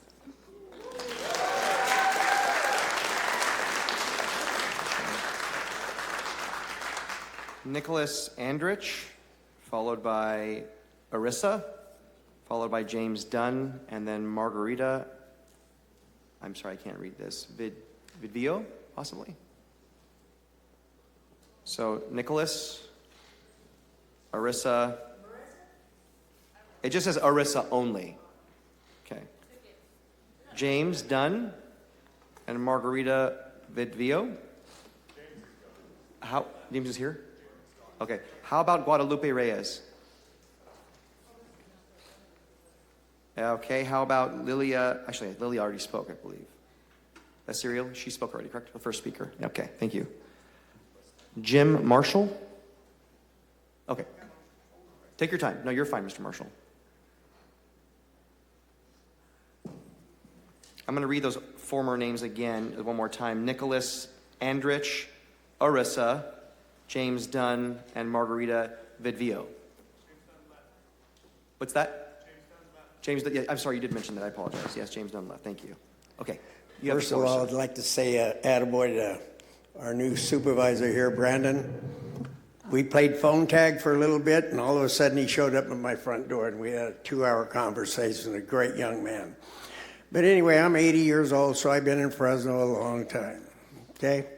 I moved in the Sunnyside area when I was 4 years old. That was 1949, okay? So I've seen a lot of things come and go, and I do have property in your neighborhood. But I live on Temperance Avenue. The Brest Canal splits the back of my property, so I know where I'm gonna go. Right now, we have a 100-mile-an-hour road. I went to the city and asked them to park one of their old cars there to slow it down. Said, we'll get back to you. 2 years later, I'm still waiting, okay? City doesn't get around to things. just like this project. This project is 35 years old. The city of Fresno did not have a general plan from 1990 to 2002. And we spent $12 million on it. We hired a company out of Berkeley to make this plan. Now, if you want to see the success of this plan, they did 12,000 acres in Salt Lake City. You can go look at the success. It won't cost you that much money. The only thing I'm asking, if not here, where? People want to walk their kids. They don't want to walk them. As soon as you walk, a block or two downtown Fresno, you're no longer going to walk your kid. You're going to take it back home. People want walkways. They want streets. What I would like to see, close Temperance off from Kings Canyon to Judson Avenue. There's only 20 of us living there. Okay, we have plenty of other ways to get out. The gentleman that had Mr. Vane's job before, his father's been a friend of mine for 30 years. He came to visit me. He turned... I apologize. That is 2 minutes. Yeah. Yeah. That is 2 minutes, sir. Yeah. Thank you. Thank you for coming up here. Appreciate you. Guadalupe Reyes, Balcar Gil, Dylan Savory, and then Elvia Olea. Or Elvia, sorry. Guadalupe. And then Balcar Gil, and Dylan, if you'd come on up. And then Elvia Olea. Good evening, members of the council. Dylan Savory, Executive Director of the 4-County Union Labor Council, proud member of District 1. First want to start by offering grace to our newest council members. We know this is a monumental issue. Really appreciate the comments that you both have made. And to be totally fair, in this process, a lot of people, maybe from this dais, maybe from the mayor's office, have referred to me and some of the coalition leaders as the masters of disinformation and folks that are attacking council members. And I really want you all to question where you're getting your facts from on this particular issue. Keith Bergthold, Patience Milrod, and I met with your city staff, and while the mayor wanted to agree to a lot of things, the city manager and the planning director continued to correct him that that was not legal, or he couldn't really do that, or why can't we just vote down this entire EIR and start over with a specific plan for just Salcedo? Let's take the mayor at his word. And he said, that's a good idea. And they said, no, that would be piecemealing. And then Keith Bergthold and Patience Milrod were able to correct them because, frankly, the real masters of misinformation here are your executive city staff. And they're either ignorant of the law or misinforming all of you on purpose, potentially because the city manager used to work for the largest commercial developer in the city's history, Mr. Ed Cashin, who stands to gain an immense amount of money from this project, spent most of his time developing in Southeast Fresno. We should ask, why is the mayor saying one thing, but then the city staff are correcting him? The truth of the matter is all of you could come up with this alternative tonight. You could vote down the CIR right now and then demand that your city staff come back with just Salcedo. And we could have a totally different conversation. That's legal. You can get more facts outside of your city staff. Please do your independent research and note that the information you're getting from inside the building is often jaded. So I really appreciate what you're trying to do with all the bells and whistles, but you can do it easier just that way. Thank you.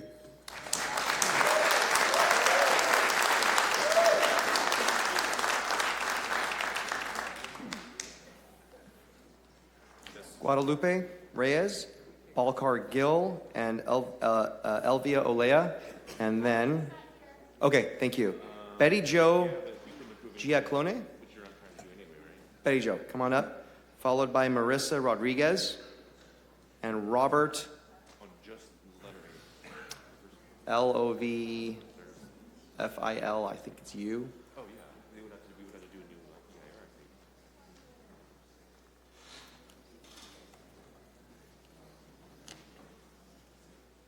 Do I press anything or just... You're okay. Just start talking? Yeah, you're fine. Perfect. There you go. Well, good evening, everyone. Last time I was at a city council meeting, I was accepting an award, and Dan Whitehurst was the mayor. but I never got a chance to give the acceptance speech, so I thought maybe I could no. Unfortunately, that's how long it's been, and it's nice to see all of you in person. I'm also proud to say I didn't vote for any of you. And that's because I live in Fresno County. And I know for our neighbors and many of the people out there, our biggest fear is being annexed in by Fresno City. We have enough issues to deal with living in the state of California, especially when we have 3 properties throughout the family of 5, 10, and 16 acres. They're coming after us. It's frightening, especially when my husband, who I hope he's still awake, but at this time of night, who knows? He's married to somebody with 2 X chromosomes, so he's used to nodding off when I'm talking. But again, that is our biggest fear. We have a wonderful community. We know our neighbors. When we got here and figured we'd be home by 6:30, I texted my neighbors and said, "Can you go feed my horses for me?" And they said, "Sure." We look out for one another. I'm not here asking for a sidewalk because I don't want one. We don't need the things the city has to offer. We need protection of the farmland that many of us have been trying to protect here in Fresno forever. I have to say, if I still have enough time, it is horrible driving from Clovis Avenue down Shields to Highland where it dead ends. It used to be nothing but orchards. Now. Thank you so much. If Betty Joan Giacalone is here and Marissa Rodriguez oh, I'm sorry, Betty Jo, that was you. Thank you. I like your spirit. Let's see. So Marissa Rodriguez. Mm-hmm. Yep. Oh, I'm sorry. Thank you. You have the floor. All right, good evening, everyone. Marisa Rodriguez. I teach ethnic studies and Chicano studies at Roosevelt High School. I'm also a board member with the Fresno Teachers Association. And so I have to thank you all because you are going to be the subject of my lessons in February. We talk about the history of redlining in Fresno. And I'm eating all this up. Thank you for the reporters here that are reporting. My students are going to be reading your work. I serve amazing humans that care deeply about the schools that they go to. You heard from some of our parents, you heard from our teachers. We care about our schools. This setup plan reeks, it stinks, like my students say, of investing in all these words, the growth, the potential. There are families that exist now. There are people, there are places that exist now that need advocacy, that need the funds, that need the streets, that need all the things. So I'm gonna live it, I'm gonna keep it light. I'm a history buff, I'm a history major. I love Hamilton. History has its eyes on you. We're looking, my students are gonna be reading about this because I got 10 more years in me, and I hope you all land on the right side of history on this thing. Thank you.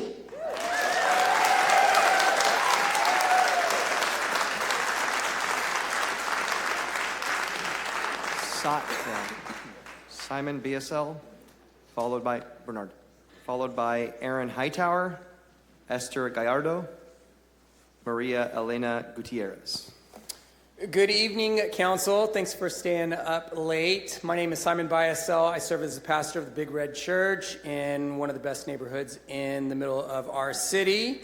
And it is my greatest honor to be the dad of 2 fourth-generation Fresnans who attend Fresno Unified School. We've been hard on the administration tonight, so I'm going to give them a compliment. There are some great slogans that our mayor's office uses. One of them is, great cities have great downtowns. I have a new slogan. Great cities have great school districts.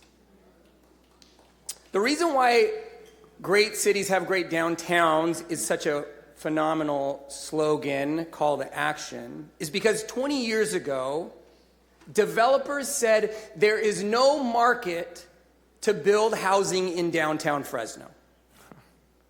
You're wasting your time, you're wasting our money, we're not going to build one home because no one's going to want to move there.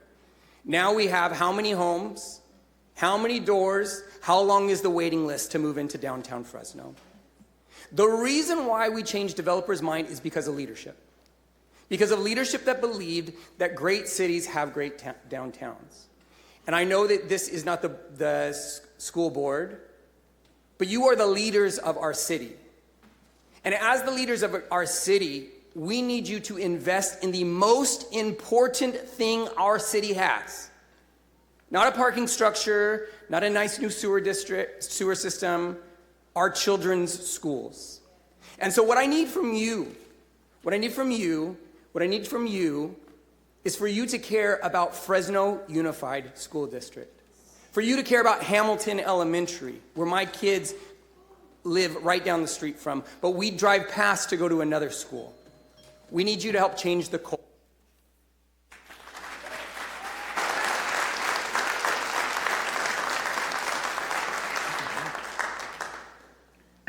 Aaron Hightower.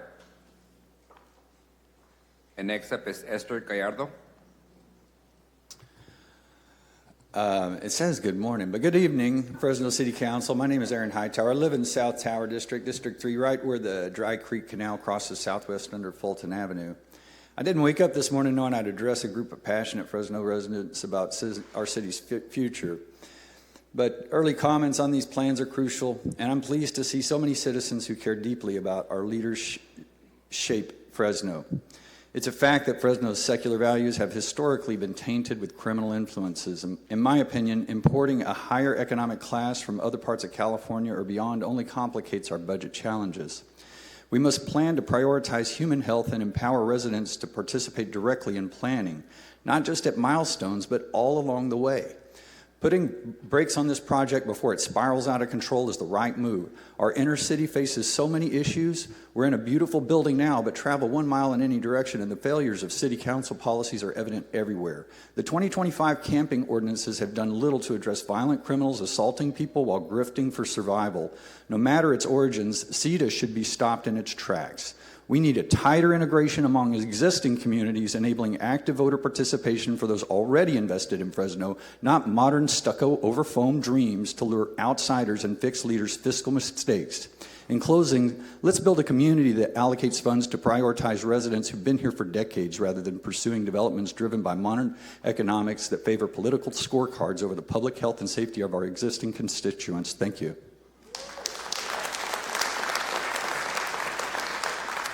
Esther Gallardo, followed by Maria Elena Gutierrez. Okay, Cecilia Alvarado. What about Marisela Fernandez?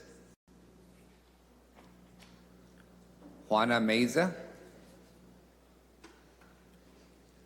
Gabriel Lozano. I think I see you in the audience. Come on down. Thank you again for your patience tonight.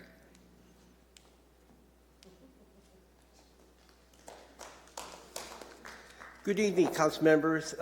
Please don't take this personal because I like all of you. I work with you. But I'd just like to let you know that I've served on the Central Southeast Steering Committee and the Active Transportation Advisory Committee. And I'd just like to give you an example, learn from your history. When they built 99, Freeway 99, it destroyed Chinatown. That was so diverse and economically sound, and they moved people, not of color, but the other kind, up to Fresno High and Tower. So another part of the studies that have been in Southeast Fresno specifically have been the Central Southeast Plan, the Willow Plan, and the Roosevelt Plan. All those plans were studied but never enacted.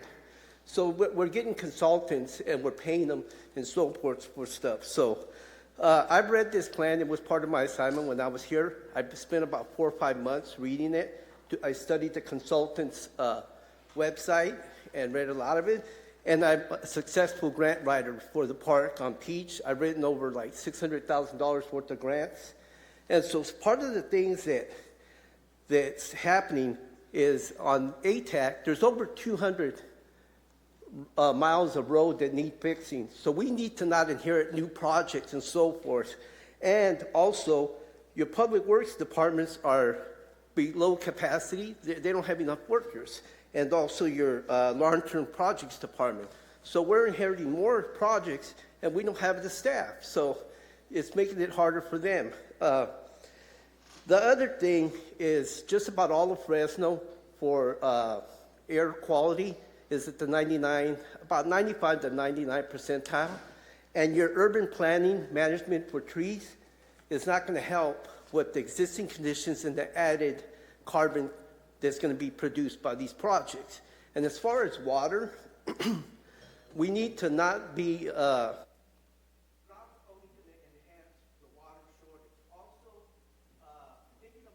Thank you.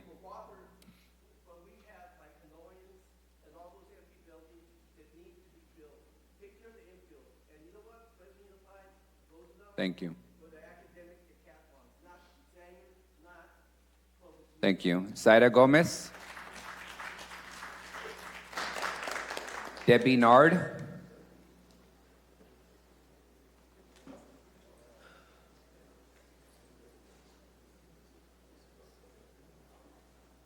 You have the floor. I'm okay, I think. Hi. Good evening, Council President. Well, he's not here, but good evening, members of the Council. I live in District 2, Northwest Fresno. This is the third meeting I've had in these chambers in the past month. So it does seem, and the second meeting I've actually had this week concerning this or my neighborhood. So it does seem like the holiday season is a popular time to try to sneak these things by. As a 40-year resident of a neighborhood that was well planned but not completely developed when we built there, I can tell you that approving this plan or any portion of it tonight will be disastrous for the citizens of Fresno, but most especially for the very good people that have made lives there and contributions to our agricultural heritage in Fresno.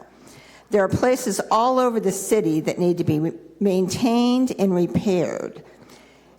In my own neighborhood, the city has made zoning decisions incompatible with the neighborhood. In addition, they have granted variances with developers that cause parking problems and traffic problems. To correct these, the city-caused problems would cost $4 million, we are told. And they say that this is not possible. So, of course, we, the citizens, are expected to absorb these mistakes. For the better part of the last 2 decades, we've had a shortage of police. It is only recently that we have had the funds for better response.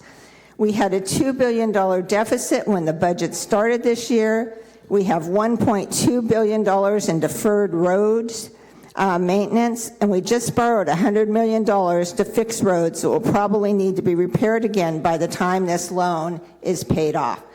There is no guarantee that Measure C will pass. At the Planning Commission the week before Thanksgiving, there were people from all over the city regarding this. Is that it? Or do I have a minute? That's it. Okay, well, if we're one fret. Thank you, Debbie. Thank you. Next is Jackie Holmes. Jackie, you're still here? Oh, you are. And then Brandy, followed by Luke Pretz, and then Daniel Brannick. Jackie. Hello, council people. You're doing good. Just keep at it.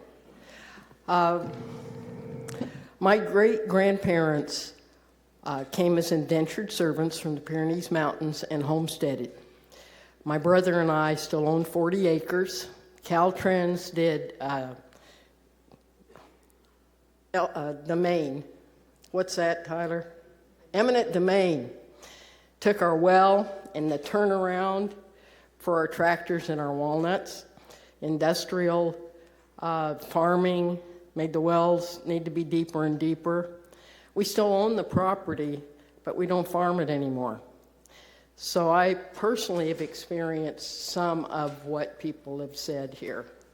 I'm also here, I'm a member of El Dorado Park Community Development Corporation. I hang out at Wesley parking lot sometimes. I've been involved with Drive for 5 years. I have never seen anything like this happen in all my time. I've stood here 40 years ago when we were granted $2 million to start an 89-house subdivision for Habitat for Humanity in West Fresno. And I was as young as some of you, and I thought we were going to change the world and eliminate poverty housing. But what I've seen tonight is something else. I'm so glad that I didn't stay home and watch Jeopardy and finish up with Hallmark and go to sleep. This is a ball for me because lots of people are still here. There's been some transparencies. The brokenness is awesome because the truth emerges. And I think most of us are all still here.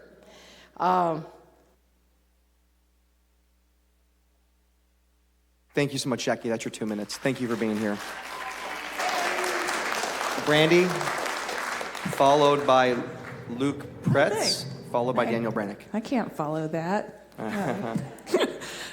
This is very brief. I want to share appreciation for everyone who has remained here this late and those who had to go home but have showed up. I appreciate much of the information and words that were spoken by on the diocese by our council members addressing this. I want to thank staff for their hard work on things for so long. And also I really want to thank everyone who has spoken up here. I wasn't originally planning on speaking because I knew people would verbalize much better the concerns and needs than I could, and I am right, and I'm grateful that they spoke up. I am concerned. I do have one concern, well, two concerns. So I'm concerned that what Dyer said, that people were misinformed, something he has said before, including with unhoused advocacy, and when clearly you can see that people have educated themselves here. They've done their homework, and they've provided well-educated responses.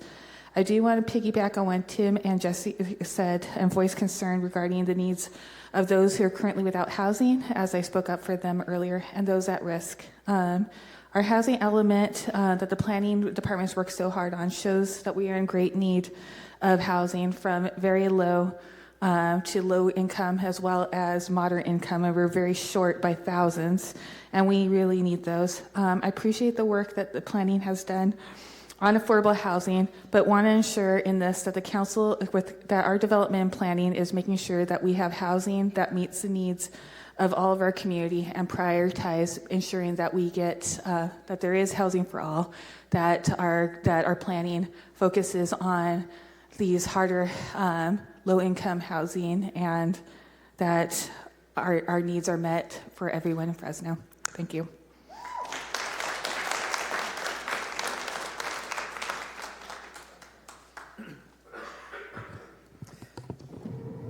Thanks. Yeah, I'm Luke. I'm a PhD in economics. I'm an economist professionally, and I've started looking at some of the numbers here, and they just don't add up.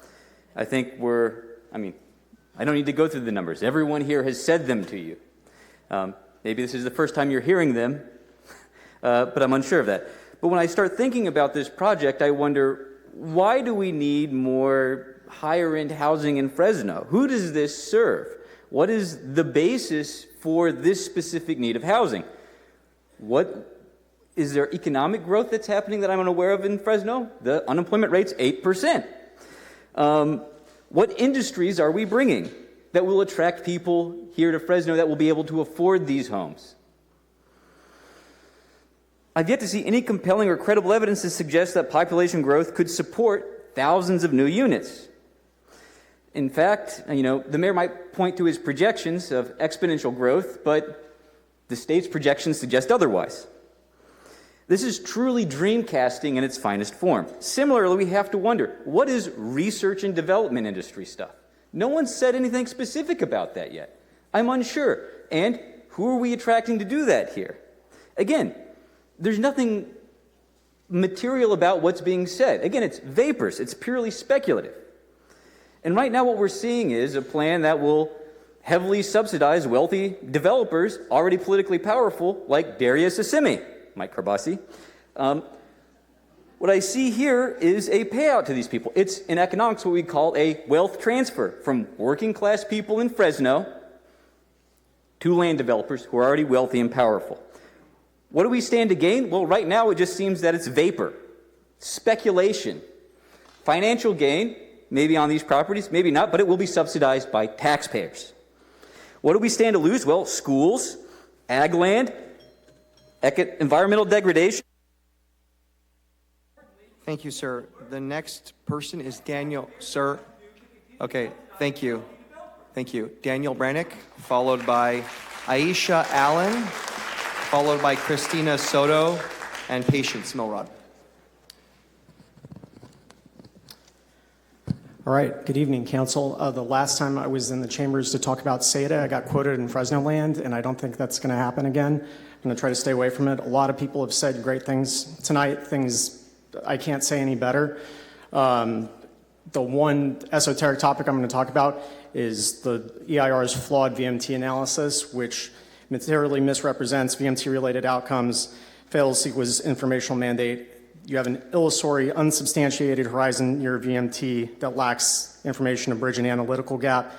You got a failure to analyze the intermediate VMT effects. There's nothing in the EIR on that, and that's extremely relevant for the phasing. And there's also just a failure to identify and disclose the fact that those impacts are going to be significant in terms of transportation impacts and GHG impacts in your EIR. You might be familiar, I've got a little bit of experience in CEQA litigation, but that's not what I really want to talk about. I laughed and smiled about everything said more. People from the dais, people in the audience, because it just is like, I don't know, it felt like a waking up tonight, and it felt like there's so many people in the community that are saying the same thing. It's really empowering. It's what Keith Berthold said, it's what Dylan Savory said, it's what Nandeep said, it's what Southwest Fresno said, it's what the Weston 99, Tower, Southeast Fresno, the Fresno's teachers unions, everybody's saying the same thing. I wish the mayor was here to hear it. He's just walked back in. I mean, I hope this really comes through as clear as it possibly can. It sounds like the recommendation before you is one that I can sleep over, so I hope that, that's what we're going to get. If it's anything else, I mean, you're seeing what you're up against tonight. So, again, I didn't show up to be articulate tonight. I'm not always, but I appreciate your time. I appreciate the way you took care of everybody to sit in the hallway, too, and just make it respectful, and I hope we did the same for the end of the year. Happy holidays. Thanks. Thank you. Aisha Allen, followed by Christina Soto, and then Patience.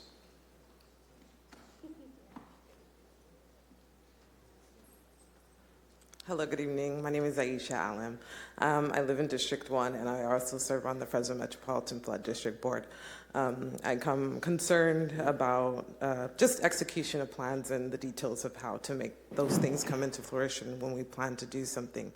One of my concerns previously was when we released down payment assistance programs that were available to our community, and it sounded absolutely amazing, and I was excited about those programs. But once the rollout came out and we got the details of those programs, it took me a few minutes to make a few calls to a couple lenders to find out where our residents would have to be as far as income to be able to qualify, which put them at about $60,000 income to qualify for those programs.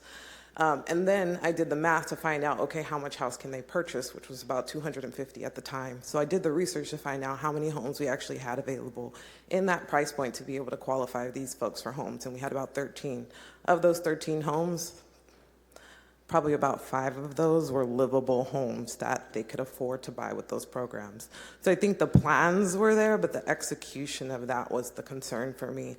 And so serving on the Flood District Board, it was a little, again, concerning when the budget came into conversation. Because as far as right now, I think the only one that has approached us is Councilmember Richardson about talking about the details and expressing the importance of water and the basins and how we can get the water recharge in there. But outside of that, the board had to be productive and work on the plans in advance without having the information to be able to give you guys a budget to provide. So again, I'm concerned about how are we going to execute this if the research is not quite up to par with that. So I do want to share that. And thank you for your Thank time. you, and thank you for your service on flood control. Christina Soto, followed by Patience Milrod, followed by Des. Des. Where are you, Des? I don't see. There you go. Oh, there you are. Sorry. Thank you.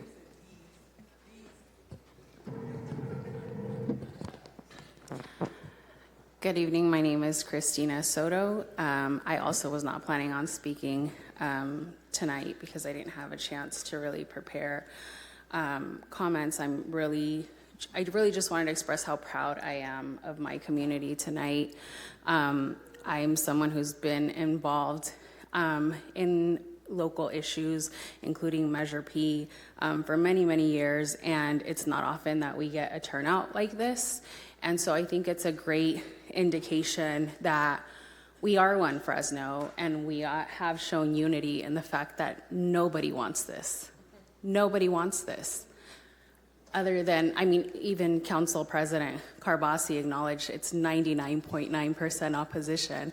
I assume the 0.01 is coming from our city manager and our council president and their developer friends who are running our city into the ground. This is planned disinvestment. This money that we are investing into what someone else called vapor, into a pipe dream, because you have to be smoking a pipe to think any version of this plan is a good idea or beneficial to communities that are here. When you talk about potential, you're looking at it. We don't need to bring outside people. We don't even know who these people are that we're talking about, who we're building this for. Nobody wants this. And I agree with Councilmember Arias. I'm in your district, District 3. I work downtown. Thank you so much for your presentation. I think it was very powerful. We shouldn't be, as Mayor Dyer said, kicking this can down the road. I think we need to leave it up to the voters. I think that's a wonderful idea. And put it to a vote and let the community decide so that we can finally kill this. The CETA needs to stop. Thank you.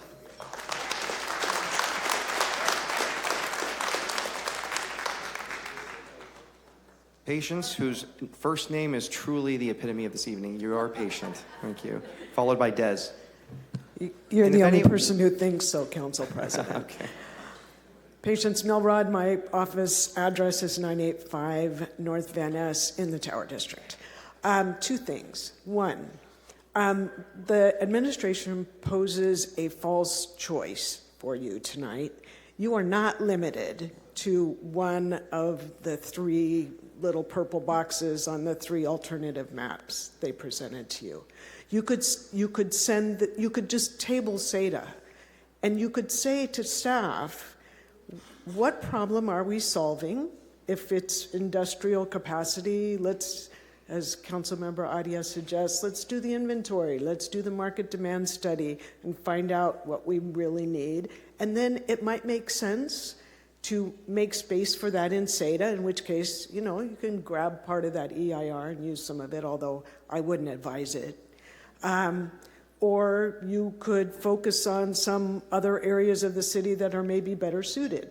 But you are not obligated to pick one of those alternatives, so please don't. The other thing is thought experiment. What if your way of thinking about development started with, gosh, what would be best for Fresno Unified? Prior councils are responsible for the condition of Fresno Unified. I have heard more than one council member use it as a whipping boy. Oh, nobody wants to send their children there. Shame on you. Your job ought to include what is best for Fresno Unified. How can we build up the neighborhoods in which our families live and where our schools serve our children? How can we ensure that they're safe and that they're well equipped? So please, if you could make that a priority instead of developer X has got inventory over here that he wants to develop, which I'm not saying you're thinking, but it is the culture of this city and it's hard to get away from. So thank you.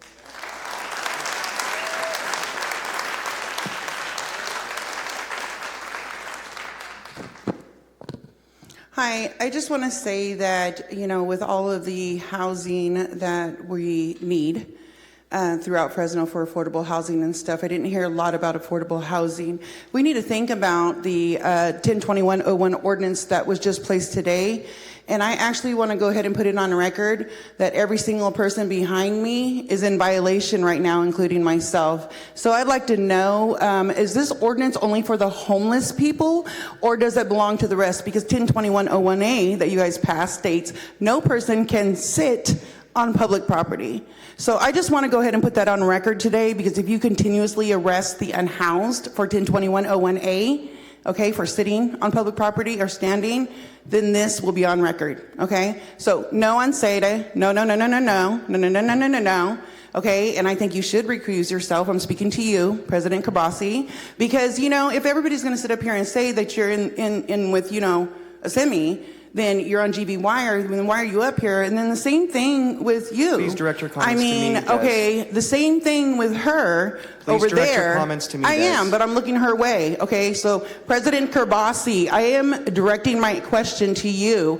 I am speaking about this woman over here, okay? City manager. Okay, I did not expect to hear that Assimi was going to take over CETA out there. So now I'm starting to feel like every gift you gave me was a bribe.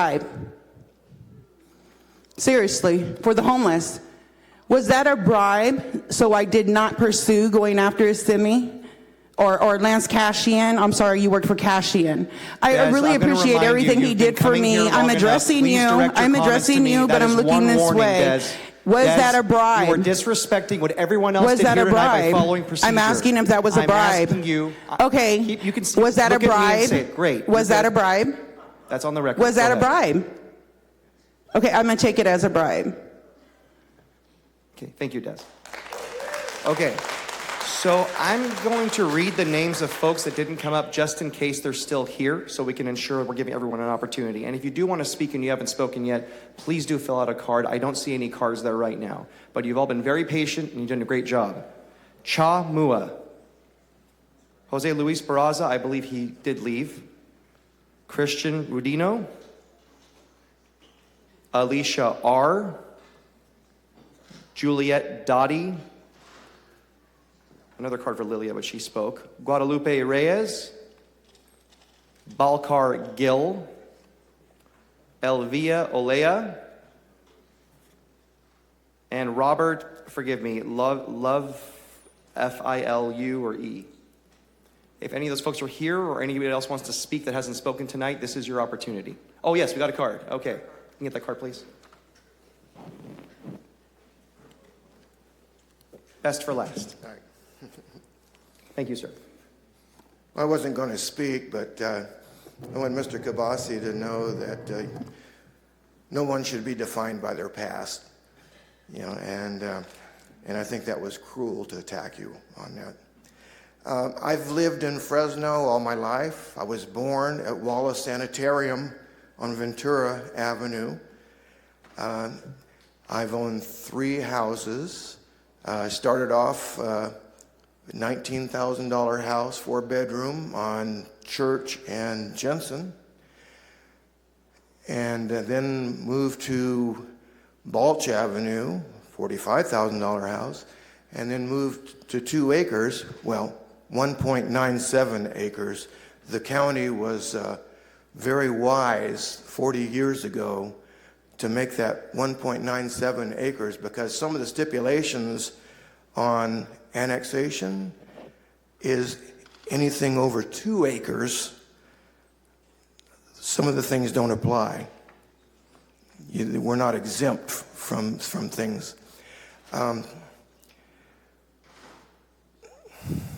We have been good neighbors to the city of Fresno, us in the county. We shop, we work, and we would do anything for our neighbors. I'll probably be dead by the time CETA happens. But my neighbor has 2 young children, and they love the country, and they don't want to be out there, 70-mile-an-hour traffic going down Olive, already down Fancher from the new high school they built. it's a racetrack.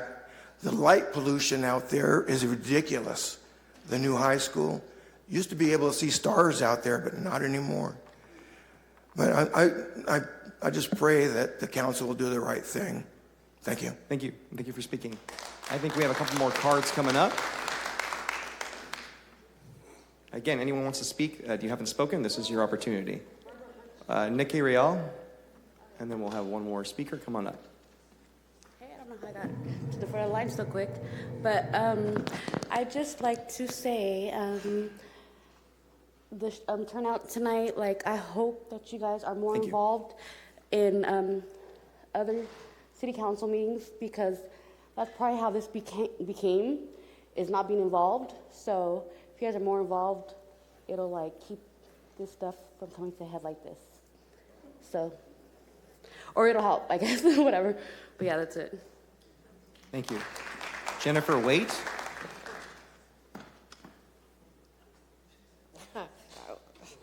Is that how you pronounce your last name? It's exactly. Okay, I take it back. It wasn't Patience, it's Waite. That's the name that... It is not a joke. I am Jennifer Waite. Okay. And You've been waiting a long time. I'm gonna have a hard time with this. My family always tells me I should never speak in public, but I've been a fabulous instructor for a lot of years for the American Red Cross, so I'm gonna try and think of it that way. I've been to a few meetings that have not, and I've not been able to contain my emotions enough to speak articulately. But what has struck me so much is how many people from everywhere have come to support what CETA is resisting. I've been to a couple of the meetings for West Side, been to a couple of those meetings for Tower. Those have all been approved.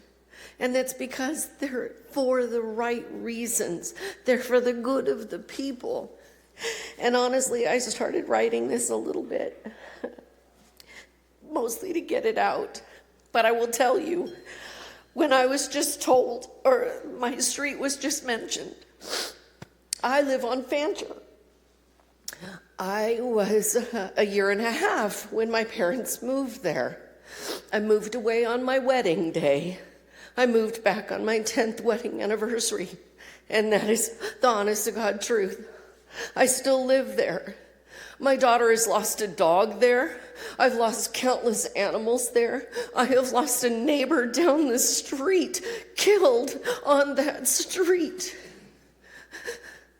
The amount of traffic that is being developed is absolutely asinine, and we have asked over and over, somebody please do some intelligent traffic planning.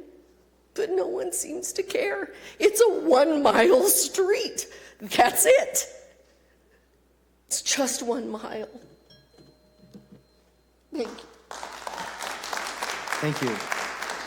Shelley Spencer, thank you so much. You did great, by the way. Thank you for coming up. It's not easy.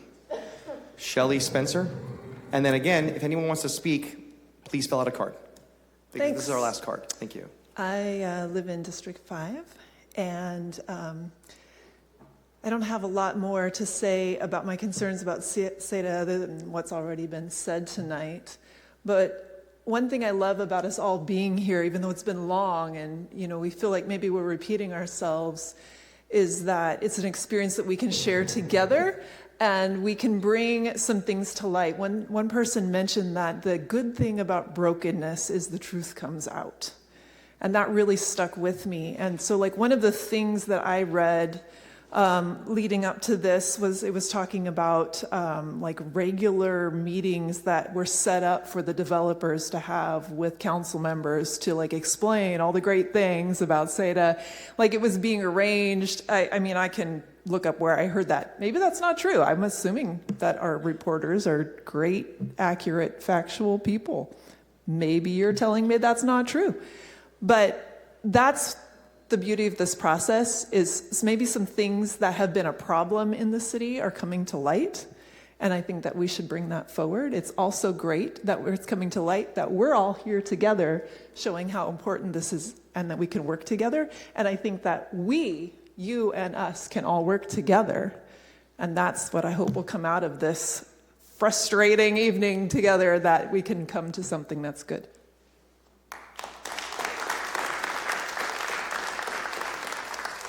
Thank you. That is the last card. Is there anybody else? I want to make sure we all have the opportunity. Okay. With that, we're going to close the public comment portion of the hearing. Come back to the council. I did punch up. I did defer my opportunity so we can hear from the public and you wouldn't have to wait any longer. I do have some questions for staff. There was a reference early in the comments about debt of government, and I just wanted to cover, when it comes to debt of local government, do we run a deficit in the city of Fresno? No, we're not allowed to run a deficit. We must have a balanced budget. Okay. And we have been passing balanced budgets, so Yes. we're not in the red. Correct. Okay. I just want to point that out. Now, there is something called a tax sharing agreement that was referenced a little bit tonight. So that is a document that an agreement between the city of Fresno and the county of Fresno we've had for quite some time. We've renegotiated it over the years, but it says for every dollar of property tax, a certain portion goes to the county versus the city. Is that correct? Yes. And it's different for certain areas. Like, for example, for the west area, or for Copper River, or for East Central Fresno, for the newer development, the newer homes that are being built. What's the split between the city and the county? So for every dollar of property tax we bring in, how much does the city get versus the county? The county gets 62, the city gets 38. So for every dollar in property tax, and property tax is our number one source of revenue? Correct. For the general fund that pays for parks and for public safety and for road work and all those things. That's the general fund. Correct. So for these newer neighborhoods, for every dollar we bring in property tax, the county gets 62%, we get 38. Correct. Is that the same for SEDA? No. So SEDA is what percentage? 51% city, 49% county. So it's reversed, meaning the city gets more than the county for SEDA.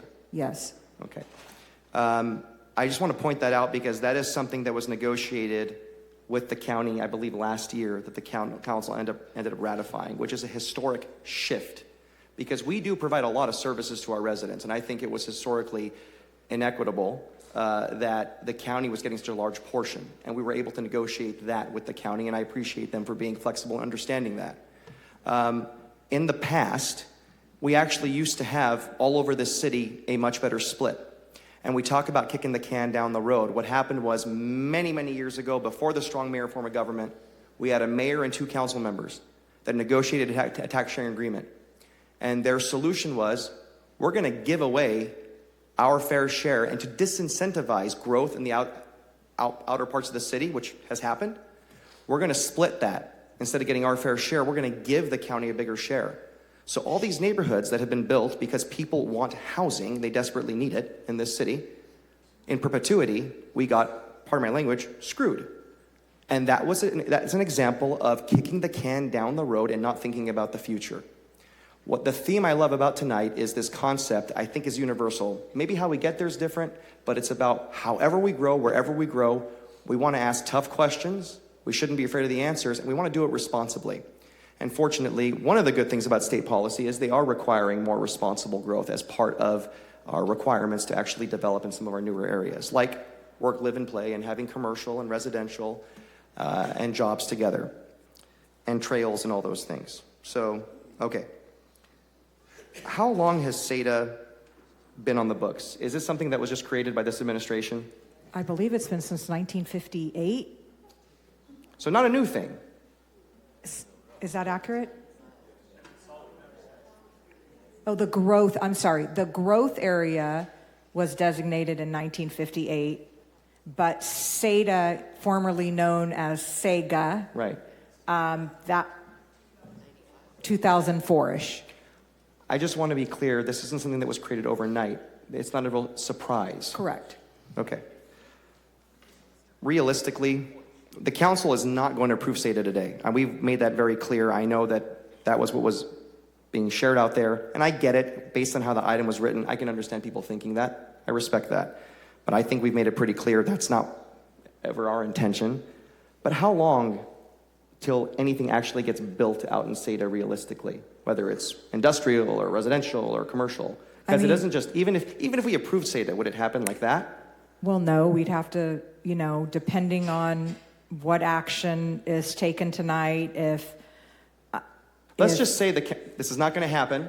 Let's just say the council somehow said we're going to go full force and support So SADA. so let's say everything got approved tonight. Then we still have to go back. We still have to do a financing plan. We still have to create the zoning code and the fee structure. That is probably, maybe 2 years, 18 months, 2 years? Probably 2 years before those documents, studies are even done. They'd have to come back before council. They'd have to get approved. And I guess then theoretically, Jennifer, can you take a mic, please? Thank you.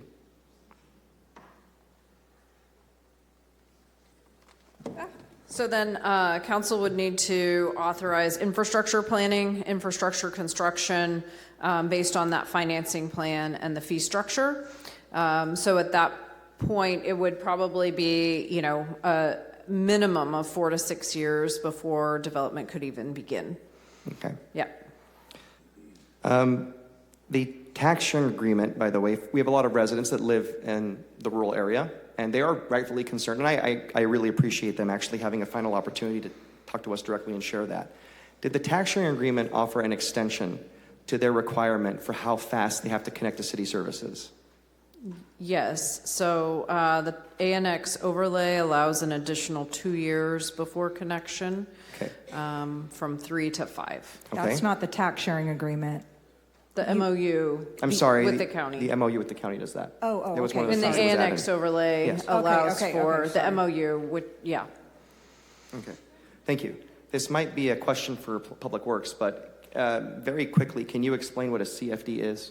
CFD means Community Facilities Sure. District. And Scott, you can pipe in if I get it wrong. So Community Facilities District is a special district that gets, that is formed that allows for an assessment on property tax bills to pay for certain services within that district. So Scott, you take over from there. City Manager, well said. And that includes streets, lighting, pocket parks, concrete repairs, all aspects within that development. And legally, those funds have to stay there. They cannot be used for other purposes elsewhere in the city. But it fully funds that maintenance. So for example, CFDs, when they're annexed for streets, that assumes 100% of the cost. Future slurry seals, 30 years down the road, repaving of that neighborhood, fully through the CFD, through the special additional property taxes that those homeowners pay. So basically, in a neighborhood that has a CFD, the work that's done from slurry seals to landscaping to lighting, maintenance, upkeep, rather than relying on the general fund and draining the general fund, these new neighborhoods are required to, kind of like a HOA without all the drama, there's a fund on their property tax and the property owners pay, but that money has to stay in that neighborhood. Yes, that is correct. So streets would not require any general fund, no gas tax, no Measure C. Pocket parks in those neighborhoods are all CFD, so no general fund, no Measure P. It's all CFD maintenance for those new neighborhoods. Okay, and that's an important thing. That way our new neighborhoods don't necessarily drain the general fund. Okay, now I have a neighborhood in my district, one of the historic neighborhoods in this city. People forget it's in District 2, and that's Pinedale. Pinedale, very proud and historic community, but they may not have the regular kind of maintenance and upkeep, although we have to rely on the general fund to get them resources, as maybe some newer neighborhoods in some of those areas I mentioned, the West area, Copper River, potentially SADA and other areas. Because the CFD is collected and paid for by property owners, and that goes into a fund to stay in the neighborhood. Is that correct? That's correct. Okay, so existing neighborhoods have to, got it, okay. Then there's a fairly new mechanism called a CFD 18, and that concerns public safety services. Is that correct? Yes. Okay, so we've talked about this in the past, and I have been opposed to this in the past, only for one component, because it doesn't offer enhanced services. So right now, all of us benefit when we live in the city of Fresno, or we're in the city of Fresno, from calling 911 and getting public safety, a professional public safety response, police and fire, in this case, police. One of the concerns I've had is when we have a CFD, typically a resident pays a fee and that money stays in the neighborhood. So they are paying a fee for a service that everyone else gets without paying for it. And it's not even an enhanced service with extra patrols or dedicated resources in that neighborhood. That's the area where I have concern. And I've expressed in the past that I'll support a CFD 18 if there is a component that provides enhanced services, because I feel that'd be more fair to the people paying that special tax. I have called it a tax on new homeowners. That's kind of how I look at it, because other folks aren't paying for it. That's just my opinion, and we can debate that. What I'm suggesting is, at any point as SADA is considered, it would be great if, as we do that, if we're going to approve CFD 18s, and I'm willing to do that, if we also at least consider giving those residents the option for the enhanced services, because they'll pay for it. I think that's something important to consider. I think that would be part of the analysis that would be done as far as things. If there's an analysis done, I would recommend that. Go Okay, ahead. Council President, I have to correct something. The 6238 was the previous agreement. We are at 60% county, 40% city with the new agreement in non-SADA areas. Thank you. So Thank you. I'm getting tired. No, that's fair. And that was negotiated along with the increased split for SADA, the right. 5140, Right. yes, correct. And I want to thank my correct. colleagues who worked on that. That was historic to increase revenue for our city.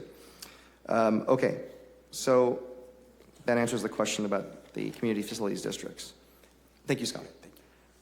Whoever can best answer this, what is a PLA? The PLA? What is a PLA? Oh, Project Labor Agreement? So, yeah. and you can correct me if I'm wrong, this is essentially a policy that was passed by this council historically. As Councilmember Esparza said, this is by far the most labor-friendly council we've had. I was very proud to vote for that PLA. That PLA, there have been PLAs that have been used to build the airport, the parking garage. That was a separate PLA, a one-off, but I think it proved so successful that we ended up using that as an example of why we should pass a citywide PLA, and we've done that. If SADA, in some point in the future, like any other growth area, gets built out, there is going to be public infrastructure. Would that public infrastructure fall under the PLA? Assuming that the PLA gets renewed upon its It's getting expiration renewed. date? Yes, okay. Assuming this, yes, it would fall. And yes, it would. So that means while money is being spent, whether it's by the developer or this city, to build out that public infrastructure, we are using quality, qualified building trades and labor in this city, so that it does create labor jobs and we capture that revenue. Correct. Okay. And there is a local hire component to the PLA. Yes, you are correct. It has, it has targeted hours Right. that the contractors are supposed to meet. A certain amount of apprenticeship hours, City of Fresno apprenticeship hours, journeyman hours, new apprentice hours that are the thresholds that are supposed to be met as part of the PLA. And I think one of the biggest selling points for me on the PLA was, you mentioned apprenticeships and the workforce readiness component of that. So folks that have fallen through cracks in the system, they get an opportunity to join a brotherhood. And what do they say? It's the economy, stupid. Meaning they actually get an opportunity to learn on the job, get paid learning on the job, and get benefits on the job and learn a trade. That is part of the component of our PLA. Yes, there's an entire article that's called the Local Hire Program, and that's the percentage requirements, 50% for journey level project work hours, 55% for apprentice level project work hours performed by city residents, and 30% of apprentice level project work hours by new local apprentices. What I would like is, if there is a analysis, I would like that also mentioned, because I would like to know the opportunity cost of not approving some form of SADA, however, if this council decides to analyze anything. I want to know what we will lose when it comes to the job creation and through the PLA. I think that's really, really important to consider. If we don't do it, what's the cost as well? Thank you. The other thing I'd like, if we do a fiscal analysis, and no matter what, I think that the folks have overwhelmingly asked for this. Can it pay for itself? I'd like us to also consider the fact that we have had a lot of folks, and we can debate it all we want, but all you got to do is see the traffic on 41 North, have left this city and live in Madera County. I'm not knocking Madera. There was a need. People are willing to drive to live in a kind of home they want. Maybe they don't want infill housing. That's just how they feel. They're at that stage in their life. They want a backyard. They want a little home. They want a pocket park. And they've left Fresno. I'd like us, if there's an analysis, to also consider, as a part of the opportunity cost of not doing this, how much revenue we have lost. Because property tax is where you lay your head at night. So if you live in Madera and cross that river, you may use our services during the day. And I think someone called it wealth flight or whatever they called it. But Madera County gets the benefit, but we get the burden. They use our roads, they use our services when they work here, and they go live in another county and they get all the money. They get the property tax. The property tax, which is our biggest source of revenue. And once they build more commercial out there, we're going to lose sales tax too. I think that needs to be considered in any analysis that we do. I have lots of thoughts and comments. I think we've been here long enough. It's almost 10:30. I think the folks have been really, really great. I'm truly proud of everyone has been calm. Everyone has spoken. Everyone's expressed their feelings. I think you know it's pretty clear where the council is at. I think we said at the beginning, and the mayor said at the beginning, we are not interested in blanketly approving SEDA. I think that would be totally inappropriate at this point. There's so much more analysis needed before making a responsible decision. But I think that kicking the can down the road by killing something, that's what politicians do. But leaders build. And I think that we need to continue some analysis and some work to figure out how we're going to move forward. So what I want to do right now is I'm going to make a motion. And my motion is going to be to follow staff's recommendation. And that is going to be not to approve items 1 through 4, send them back to staff. So we will not be certifying any EIR tonight, but we will adopt the staff recommendation and provide direction to conduct a fiscal analysis and other appropriate analysis and support the consolidated business park alternative that was presented to us. So not approving, sorry. Well, after my motion, if I get a second, then we'll ask questions. Thank you. So it'll be not approving SEDA, it's more analysis, but it is choosing one of the options that was presented to us tonight so we need something to analyze, and that's what we would analyze. That is my motion. If there's a second to that. Okay. Council President, if you allow me to intrude on your space for a bit, we'll just kind of talk this out. I don't know if it's going to result in a second, but if you allow me to kind of hijack your time. Or did you have more to say, or that was kind of the end of your comments? No, that was pretty much it. Okay, well, floor's still yours, and I'm going to just kind of take it over for a bit. Are you going to, now does the motion die, or you may suggest something for potentially, do you want an amendment? Potentially. Okay, Potentially, let's go I want to ahead talk and continue. about kind of my position and such. Sure. Really appreciate everybody's comments, and that's what we were here for, to listen. Not just tonight, but all the correspondence, very much leading up to tonight. And I agree with a whole lot of what I heard. For those of you who know me or follow city politics, in our city council meetings, I'm one of your representatives, but I'm also a teacher, also a Fresno Unified parent, also an inner city resident, along with many of you. And so a lot of what you had to say, I agreed with, and it applies, certainly applies. I spent, I think, my entire first term fighting for an increased proportion of the pie for my district. For a district that's historically been left behind and underserved, and you see that just driving through it, walking through it, the dilapidated infrastructure, the dilapidated housing stock, and so on, the level of poverty within our neighborhoods. These are tough issues, and I ran on a platform of trying to fix them, trying to make things better within our neighborhoods. And in that first term, I spent a lot of time, again, fighting for an increased share, and I think successfully was able to obtain an increased share. And you're still seeing a lot of those projects come to fruition, not just in my district, but really through all the central Fresno districts, the South Fresno city council districts. There was really a shift in paradigm and a reinvestment back into the core that we hadn't seen in a while. We were going in that direction, and I think we really took the wheel and have driven us there. In this second term, just sort of reflecting on the last 3 years, I think I've spent a little more time trying to figure out ways to grow the pie, to figure out how we can have more to invest in our neighborhoods. And it's like hitting your head against the wall every single day. I fully understand everyone's concerns. I certainly share those concerns.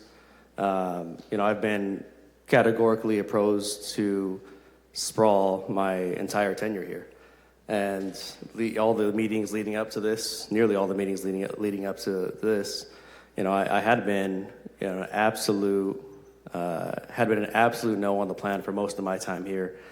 But having to read through everything and confront the history, the nuances, and so on, it's altered my thinking a little bit on this, along with the fact that we struggle financially. We've always said we're a very revenue poor city. We have a lot of needs that we can never ever find enough money to address. And that's the primary frustration. I mean, nearly everything around here revolves around money and dollars. We're the 5th largest city in California, and we struggle to meet the needs of residents. And we know exactly why. We know what the history of the city has been in terms of sprawling.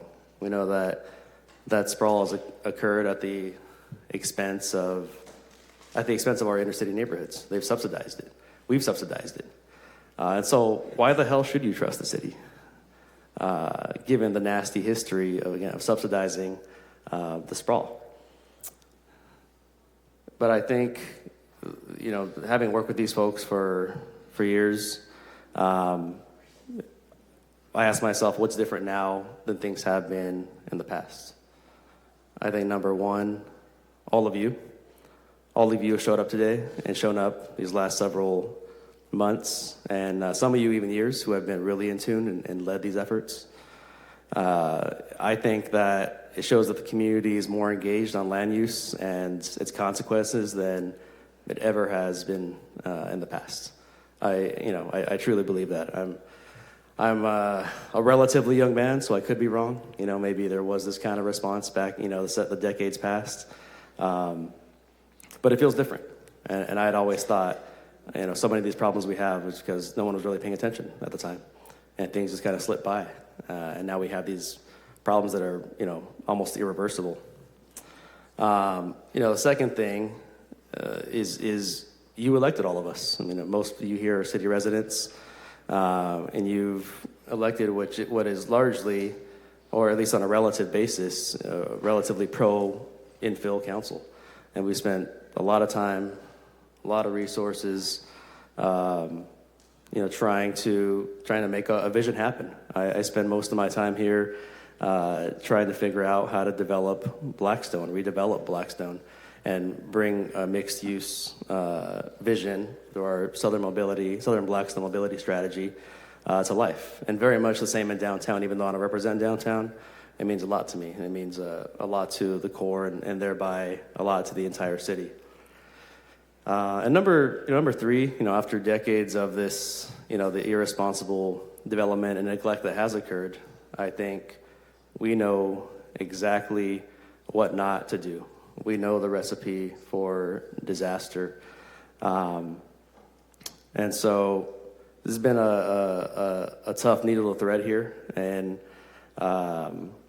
in confronting the issue, confronting the financial need that we have, confronting the housing needs that we have, despite our very extensive efforts to develop market rate housing, to develop a ton of affordable housing, and we are doing it at a higher rate than we've ever done before. The projects are all over the city. They're all up and down my district, District 3, District 5. Really all over the city, even some up in North Fresno, I believe. But it really hasn't been enough. So all this costs money that we don't have. And in kind of grappling with this issue, I've asked myself, is there a way to get to a place where we can have the upside without all the downside that we've been talking about? Because all that downside is very much real. If the council was to approve SADA in its entirety, we'd absolutely devastate the city. We would. And I made some comments this morning in frustration because I think, or at least from my perspective, it's been clear that we're not going to do that. And so I want folks to rest easy, at least with respect to that original plan. But that brings us to today in terms of what will we do? Will we reject it outright? Will we move towards sort of a middle ground, as the council president and the mayor have suggested? I think we owe it to ourselves to explore a version, and if it works, it works, and if it doesn't, it doesn't. I think you've heard from my colleagues, there's a lot of conditions that got to be met. And I think it's going to be an acrobatic bending over backwards for the administration to get there, but I'm willing to provide them that opportunity to show us if this is real or not. And with that said, I appreciate the motion, Council President, to approve the recommendation as is, but I do think, given the concerns here, that we've got any motion we make has got to be really even tighter than the administration has suggested. And I know we're not anywhere close to a final vote. This is all at this point purely speculative because the administration needs to tighten it up, provide us concrete numbers, do the actual study, and bring it back to us. But while we are giving direction, I think there's a lot more parameters that are needed. There were questions asked earlier about, why don't we take this to the voters and let the voters decide? I think the answer to that is very, very simple. I mean, this council has effectively decided we're not. If you put SADA as is on the ballot, it's not necessary. We're not voting for that. And I think if it went to the ballot, I'd vote no on that. This is very complex issue, and to get to a good place, I don't think we can legislate through a ballot measure. I'll take credit for being the sort of original. I originally conceived this notion of a ballot measure. I was the very first one, believe it or not. And my thought process there was, again, that no matter what this council does today, no matter what this council does in 6 months, any given Thursday, a future city council can undo it. Any given day, the future city council could bust this thing wide open and make a SADA happen. And that keeps me up at night. It does. And so I thought, what better direction is there to go than to put the trust in the voters of Fresno, than the residents of Fresno, and tie the hands of future city councils through a ballot measure that either amends the charter or something of the like, so that we are not able to repeat the mistakes of the past. Because as we all know, the more things change, the more they stay the same in a lot of ways. And I think that if we do anything here, it needs to be just drastically different. And anything short of that, I think receives a no from this council based on where I stand, based on what I've heard. I think there is also there definitely is risk in a no. That concerns me. So I'm going to say the quiet part out loud that I think is not being talked about. And what were to happen if we said no tonight? If we make a motion and City of Fresno says we are done, we're not going to deal with SADA, we're killing it. And the quiet part out loud is really devastating news for me, and I think for a lot of you. And that is that the City of Fresno does not have the legislative ability to eliminate or destroy SADA. This is given to us, put in our sphere of influence by LAFCO, the local area information commission, based on this resolution number USOI 144. And it spells out as essentially what we heard from staff, all the different conditions that have to be met in order for us to keep SADA. And so, I want to paint a picture. It's not my intention to fearmonger here, right? To kind of put a pun on my remarks from this morning. Not my intention to create fear. It's really my intention to walk us down a path of what could be if we just said no. And that path puts us in a position where we could essentially cede this property back to LAFCO. LAFCO ultimately will control where this goes. Does it stay in the county? Does it go to Clovis, City of Clovis? Does it go to the City of Sanger? We have the ability to say no, but that is also, in effect, ceding our control over the property, over the land. And I think that a lot of you, clearly, based on your comments, you don't trust us. I don't know a legislative body that doesn't poll in the toilet, all right? From the Fresno City Council up to Congress. But when you put this body up against LAFCO, when you put us up against the City of Clovis, up against the City of Sanger, up against the County of Fresno, all of you are very involved folks. You have some experience, you know who the members of those bodies are. You put us up against them, and I will choose us every time. We're the people that value your opinion. We share your values in a lot of ways, and I'll speak for myself, but I've heard it from my colleagues as well.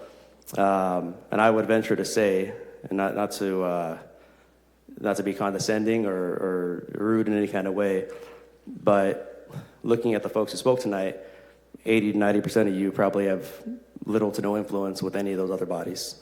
And so from that perspective, I think the risk of a no and kind of ceding this large chunk of land that is all connected as one through LAFCO, given to us by LAFCO, can be taken away by LAFCO. And in fact, they did try about 9 years ago, back in 2016, when it looked like the city would not do anything with this land.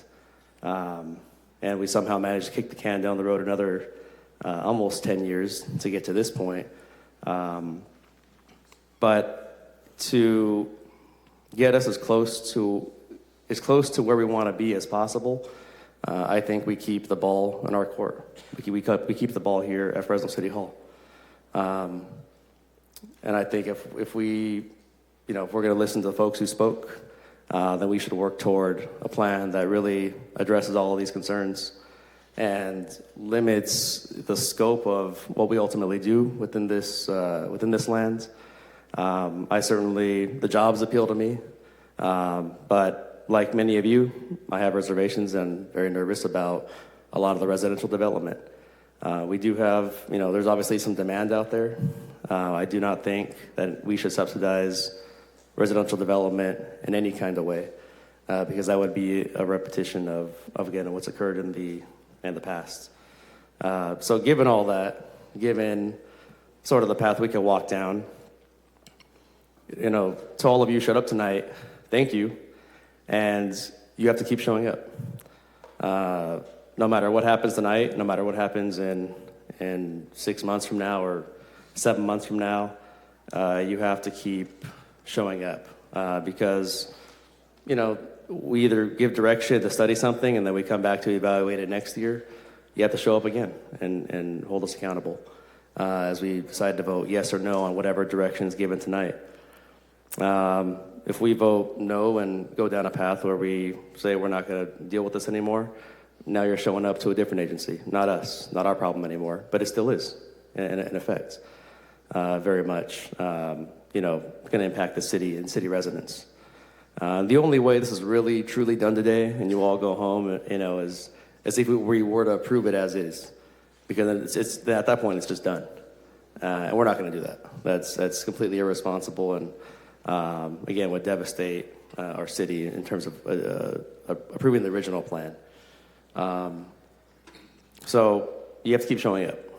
And I appreciate all of you, appreciate all the energy that the leaders of this opposition coalition put into it. I think you've made a tremendous difference. I think you certainly made a difference in my thinking and forced me to work even harder than I already was on trying to dig into this and truly figure out, what's best for the city. I think if I was going to do the politically popular thing, I would just vote no, as I've been saying I'm going to.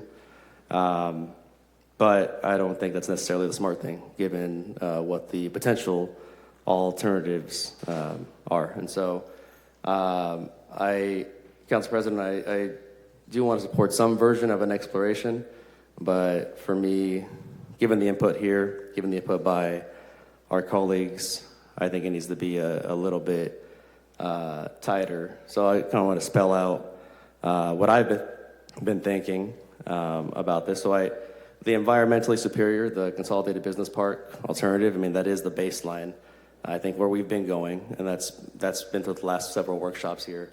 That's the direction we're headed, so I certainly agree with that part. Down in the business park portion in southern Seda, we do have Lone Star Elementary, as mentioned. Any direction would have to include buffering that tremendously with the public institution zoning as well. I should have brought out the picture, but we have to include that. I'd be looking for these bifurcated cost estimates for the southern part of Seda below Jensen. And I'd look for that separate from the residential portion, the corner that is being proposed. Let me find the map here. So I'd be looking for this purple portion here, cost estimate there, and then separate from that, this corner of residential that the mayor has been is proposing. So look at what those each costs individually. I would look for a variety of financing options on the purple, on the flexible research and development. I do think that, again, given our revenue issues, that's a tremendous revenue opportunity. I think that's an opportunity to create jobs. I think it's an opportunity to add value. And most of all, I do think that purple area here, believe it or not, and I'll explain this in a little bit, is an opportunity to subsidize our inner city neighborhoods. All that value being created should go to our inner city. I don't believe we should be subsidizing development in any way, unless it's the inner city. And we've shown that from a fiscal analysis, when we subsidize the inner city, that cost benefit really ends up being worth it. And that's why we've done so much of that over the last several years. And I think that the consolidated business park is an opportunity to take that value and sort of transfer those funds into a reinvestment. And there's ways to do that. Certainly ways to do that. So I'd like to see financing options for the 1S, the southern portion of it, and I'm open to a variety of options where the city ultimately is not paying for it, maybe developer fees, among other options. When it comes to the residential portion, right above, I'm a little more stringent there. I think in the flexible research and development, the ROI, the return on investment, is very clear. Very clear. And I think I know the demand is there, actually. But when it comes to the residential and some of the concerns we've had about population growth, whether that demand for single-family homes will truly materialize for those 4,000 or 5,000 homes there, I do think it's a little more risky. And so any financing option on the residential portion should not include city funding of any kind, including bonding. We've seen in this valley what developers are capable of when they put their minds to it and find a way to subsidize the infrastructure on their own and pay for it on their own. It has been done. And there are ways to develop without us paying for it, without us bonding. Because if we're bonding, we should be bonding in the inner city. If we're bonding, we should increase $100 million to $200 million on the road money that we just did earlier this year. We should be using it to subsidize infrastructure and incentivize infill housing on Blackstone or in downtown. So from that standpoint, I think any financing options for the residential portion of it again, should not include any kind of zero funding or city bonding capacity. To really speed up or facilitate the development of the flexible research and development in south part of SADA, I would like to see language. I think Councilmember Pereira, you're probably going to flip one right now, but I'd like to see language added to the specific plan that allows ministerial approval for the uses in South SADA and 1S only. I know I fought you so hard, so hard, but if we're really going to see the return on investment in that purple area, I mean we've got to let it move along. Yeah. So, yeah. Hey. The creation of the CFTs has already been mentioned. There's more than one kind of CFT to make sure that the infrastructure is going to cover itself. Again, there should be no. I want to be very, very clear. There's no situation where we should be subsidizing the residential portion of this. But outside of the CFD, I'm not sure how many of you are familiar with an EIFD. It stands for Enhanced Infrastructure Financing District. We have one here in Fresno. The Fresno EIFD. I spearheaded that initiative when I first got into office. This is a boundary drawn around Blackstone Avenue and downtown. And we essentially are taking tax increments within that area and using it exclusively to invest in infrastructure along the Blackstone corridor and within the downtown area.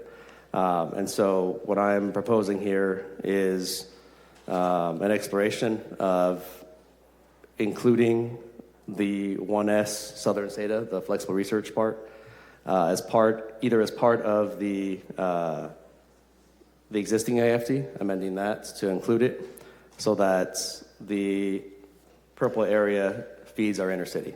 It will literally feed Blackstone and downtown, increase revenue to invest in our infrastructure to make all of our infrastructure projects and housing projects continue to happen. Can those be non-contiguous? I believe the legislature amended the EIFD law to allow for non-contiguous lines. And that's where you would get the baseline, theoretically? What was that? For the property tax, since there's no existing property out there? Well, as it develops. That could be a part of the analysis is looking, but I get the intent. It sounds fine. Yeah, and I've had some discussions with our consultants already that helped us create the initial EIFD. I mean, it could be a brand new one, but I like the idea. We already have existing one. I like the idea of amending it, including this, including the 1S portion, because I mean it's our target. I mean, there's no area more conducive for infill mixed-use development than along Blackstone and in downtown Fresno. And so, someone asked earlier, I mean, what is the benefit? I mean, what is the benefit of doing any version of this? The benefit is the revenue. The benefit is the economic growth. You just have to know how to channel it. If we let it run sort of unfettered and unabated, ultimately, it may not turn out exactly as you want it to be, but if you establish these parameters in a way that helps our inner city neighborhoods, and funds the work being done and the infrastructure work being done and the housing being done in our inner city neighborhoods. Ultimately, I think that could be a big win. And so this has to include an EIFD. It has to. Otherwise, there aren't a lot of mechanisms I can think of where you guarantee the funding. Where you guarantee the funding goes back to the inner city. It's very difficult. Are you, for the flexible research and development, are you only wanting us to look at an EIFD? You don't want us to look at any other financing alternatives? Well, no. So that's not a finance. That's on top of the financing options. Okay. Yeah. So that's on top of. Okay. So the EIFD is separate and apart from CFDs. Yeah, from CFDs and from the financing of the infrastructure there. Okay. Yeah. Councilmember. Oh, is that to conclude your? So all that sounds very reasonable. I mean, I don't see a problem if you're okay with amending my motion to include all of that. I mean, it's especially the Lone Star Elementary buffer, ministerial approval for a portion of 1S, CFD components to pay for it. not the general fund, EIFD. I mean, all that sounds very reasonable and thoughtful. I appreciate it, but I'm not quite done yet. Okay. I got a few more. Well, look, this is policy creation. Yeah, this is important. This is actual policy creation. This is, as some call it, the sausage being made, and it's hard and it's difficult. And to get it right is extremely nuanced. It's not a soundbite. It's not a 1 hour performance on this dais. It's hard shit, right? I'm trying to do it. So the extra component I wanted to add on to that is I want to explore both the farmland conservation overlay. I believe that's what was ultimately passed by the Planning Commission. I'd like a lot more information on that. And essentially what I'm looking for here is how do we as a legislative body, how do we as a city, as a potential ballot measure, how do we control development in a way where it's not a Trojan horse, as someone suggested, where a future council is not just going to break this thing wide open, right? The next council or the council after that. I saw a couple future council members lurking around here, right? And it's good. I mean, it's great that they're part of the coalition. But they'll be faced with these decisions because we're going to have to keep coming back. So I'd like to explore that option. But in terms of phasing, an alternative phasing, I'd like closer to a three-pronged requirement. Three-pronged requirement.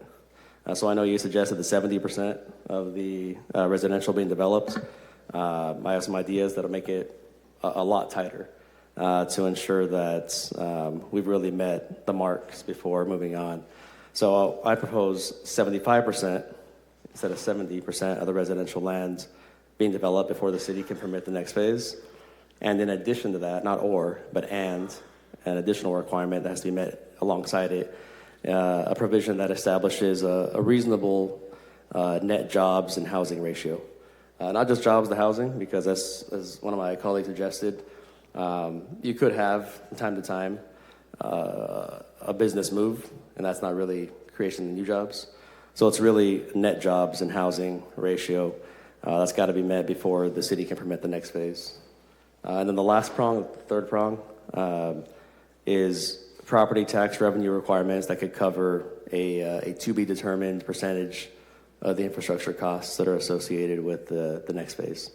So these are all and, right? It'd be these three things being met together, not one in lieu of the other. I'm going to repeat that. I was just hoping for clarification on both of them on the job ratio, what that might look like, and we can talk offline, but what does that look like in terms of, are you looking for, once we increase the number of jobs, then we can increase housing? No, I'm looking for a balance that is struck between the residents that are living in the area and jobs that are had there. Before moving on to the next phase. So it might be 1-to-1, might be 1.2. You mean like jobs supported by housing? No. No, housing supporting jobs. Sorry, Dylan. I don't know what he's talking about.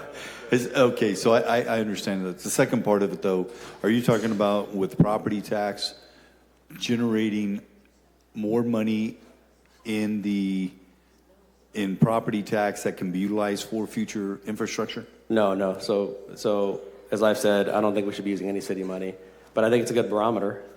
So even though we wouldn't be using the actual tax revenue to subsidize because we would have a prohibition on it in my ideal world, I think it's still a good barometer. And I don't know what that percentage is. I really don't. I need access to the brain trust of bureaucrats that you have to crunch a good number. Can you just repeat what you said originally about the property, about your last one? Yeah, so property tax revenue requirements, that would cover a to-be-determined percentage of the infrastructure costs, even though we're not going to spend it on it. I just think it's another goal to meet. So you have to reach a certain property tax threshold before you are able to open up? Correct. Okay. Of value that's created. And again, not with the intention of actually using it in the next phase, with the intention of it being kind of a healthy barometer of where we're at there. And then lastly, The safeguard to ensure the development can pay for itself. well, Would agree, which makes sense. yes and no. Okay. Yes and no. I mean, the no part of it is that, again, I want to strictly prohibit us spending city money on this. No, I understand. Yeah, I mean, what's fair. the whole premise of this plan is that there's demands. Right. There's demand for jobs. There's demand for housing. And if that truly is the case, I mean, truly That makes is the sense, case, then this plan ought to pay for itself, and not in a way where the city is kind of helping it along from a financial perspective. If demand is there, then folks got to make the investment to make that activity happen. And if they can't do that, then I don't think that demand was ever truly there. No, that makes sense. That's Yeah, I mean, logical. it'd be artificial.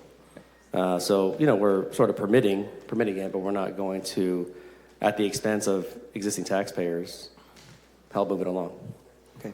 And then lastly, the very last component of this is, as I originally proposed, a ballot measure that really codifies these requirements and prohibits public financing from the city of any kind, including bonds.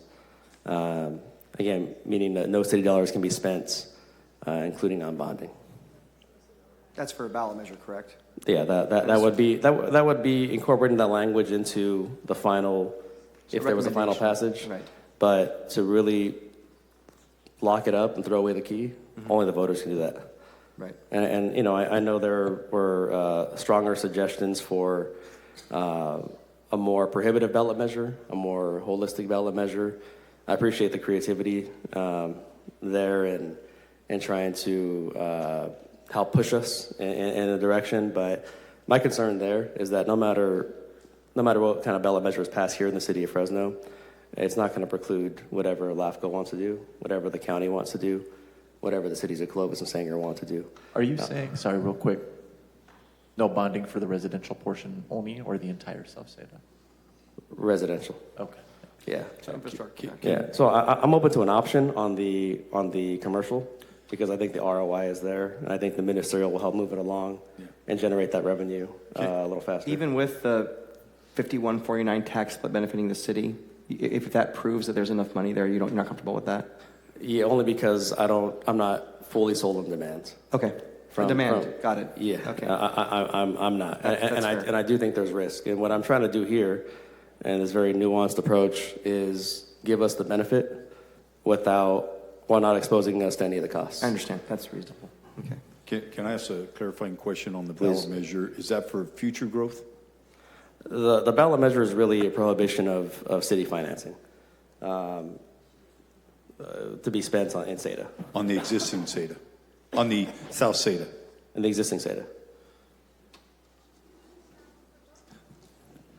No city, I'm asking on the southern part of SEDA, the area we're studying here, the residential and the flexible research and development, go to the ballot to lock that in, that there's no city funding for that? That's correct. Okay. Yeah, and I think that's really, you know, by doing that, we capture and keep SEDA under our thumb instead of another agency. And we also tie our own hands, and we tie the hands of future councils, future mayors, to be able to subsidize and bond and spend and repeat the nasty history of the sprawl that we've seen throughout Fresno. On the residential or the flexible research and development, or both? On the only part of SEDA, the only portion of SEDA that I'd be open to seeing something else on would be the flexible research and development. But everything above Jensen, absolutely zero city funding, including bonding. And that would be the voter referendum that people would vote on? We can put it together, yeah. That would be, and from my perspective, that's the most effective kind But of sweet spot. not the flexible research and development? Correct. Okay. And Council President, that's not really a second, that's my suggestion. Very long-winded one, Right. and a very tight parameter, so I'm not sure if you're comfortable with that. It's based in what the original recommendation was, but it's got a lot of extra kind of requirements in there. I hear you, Councilmember, when you mention the lack of trust from the public given historical, we say kicking the can down the road. This city, there was decisions made by council members that didn't want to make the tough decision, and we're in a terrible financial position now. You mentioned a buffer for Lone Star School, ministerial approval for a portion of 1S, focusing on jobs, CFD component, so it's not a drain on the general fund, and EIFD added to 1S to help fund the inner city, so showing that's actually going to fund existing neighborhoods. Alternative phasing, a three-pronged approach from 70 to 75% for the next phase, and reasonable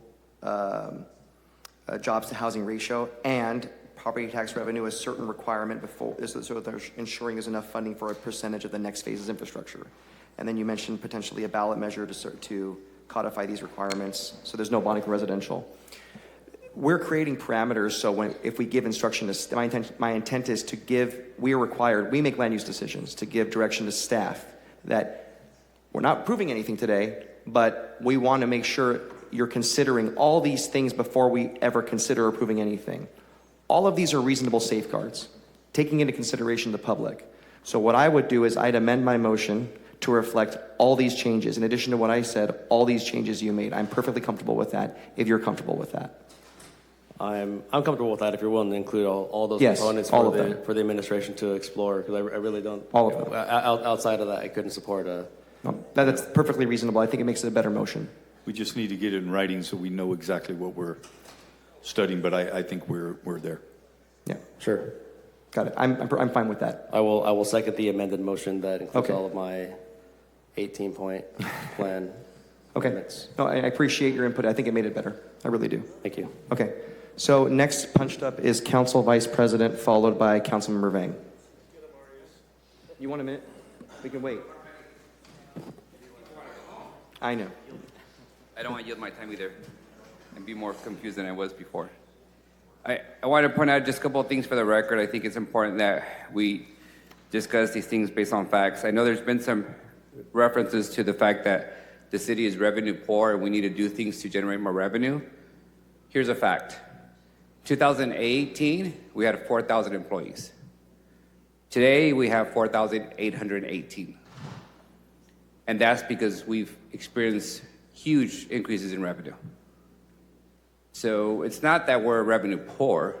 We've actually been generating more revenue every year, and we've grown our city government to record levels.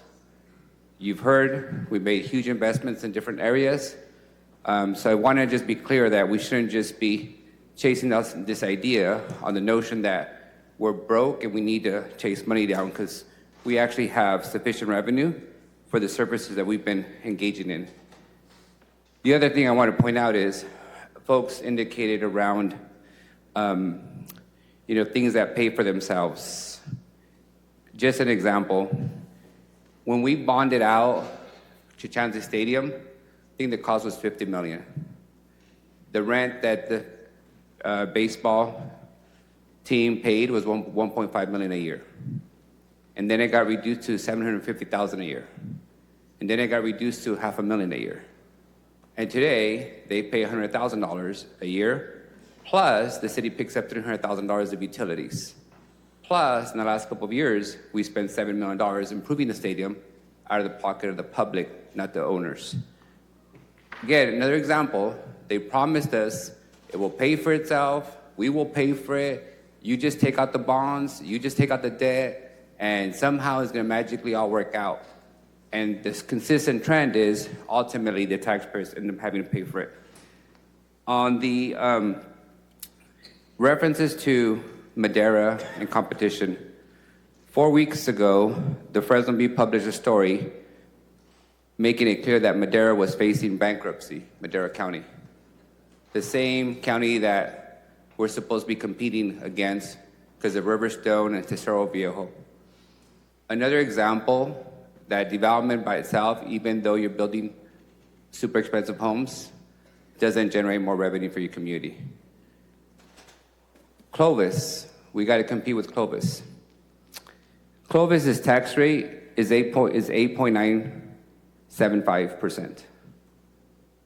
That was as a result of the recent tax increase that they had to pass because they couldn't pay for police and fire. So $1 million homes, $700,000 homes, $500,000 homes, and yet they had to raise more taxes. In comparison, Fresno's tax rate is 8.35. So we have our suburb, who we're supposed to be competing with for new development, charging higher taxes than we do, because they too are learning it doesn't pay for itself. It always ends up going back to the residents. So when we look at competition, you're right. You have to look at available land, a supportive governing body, a fast planning department and approval process. You have to have a market for it. You have to have a demand for it. But everything that I've learned from my conservative friends is higher taxes means less interest in your community. I want to be cautious that we don't go into this endeavor with a promise of taking on all this debt only to see us having to raise taxes, whether it's utility rates for water and sewer, or sales tax, or property tax, because we couldn't pay for it. And ultimately, if we're taking out the bonds, we're committing to that debt. Visalia was mentioned too. Visalia has a higher tax rate than Fresno does. Given our size, our availability of workforce, our ability to have multiple interchanges that they don't have, and our lower tax rate, that's what's fed our economic development in recent years, which has fed our increase in revenue tax, which has fed our ability to grow local government. So I just want to be thoughtful that we're not engaging in a false narrative and then just using that to justify a short-sighted decision. I also want to point out to the conversation around school districts. There is a clear nexus between the cause and effect. Increase of empty buildings results in lower property values. That results into reduced bonding capacity for the school district. That results into crumbling schools. That results into student enrollment going down. Who wants to send their kids to a school that doesn't have modern facilities and is not maintained? And ultimately, that results into closing of schools. It all starts with, are we investing in the existing infrastructure in neighborhoods? This council, and to the mayor's credit, he has supported our reinvestment into the existing city neighborhoods. But we have limits too. We could only borrow $100 million when we have $1.5 billion in deferred maintenance. We had to pass a parks tax to be able to fix our existing parks. So I want to be thoughtful that we don't go down the path. I also want to be thoughtful that,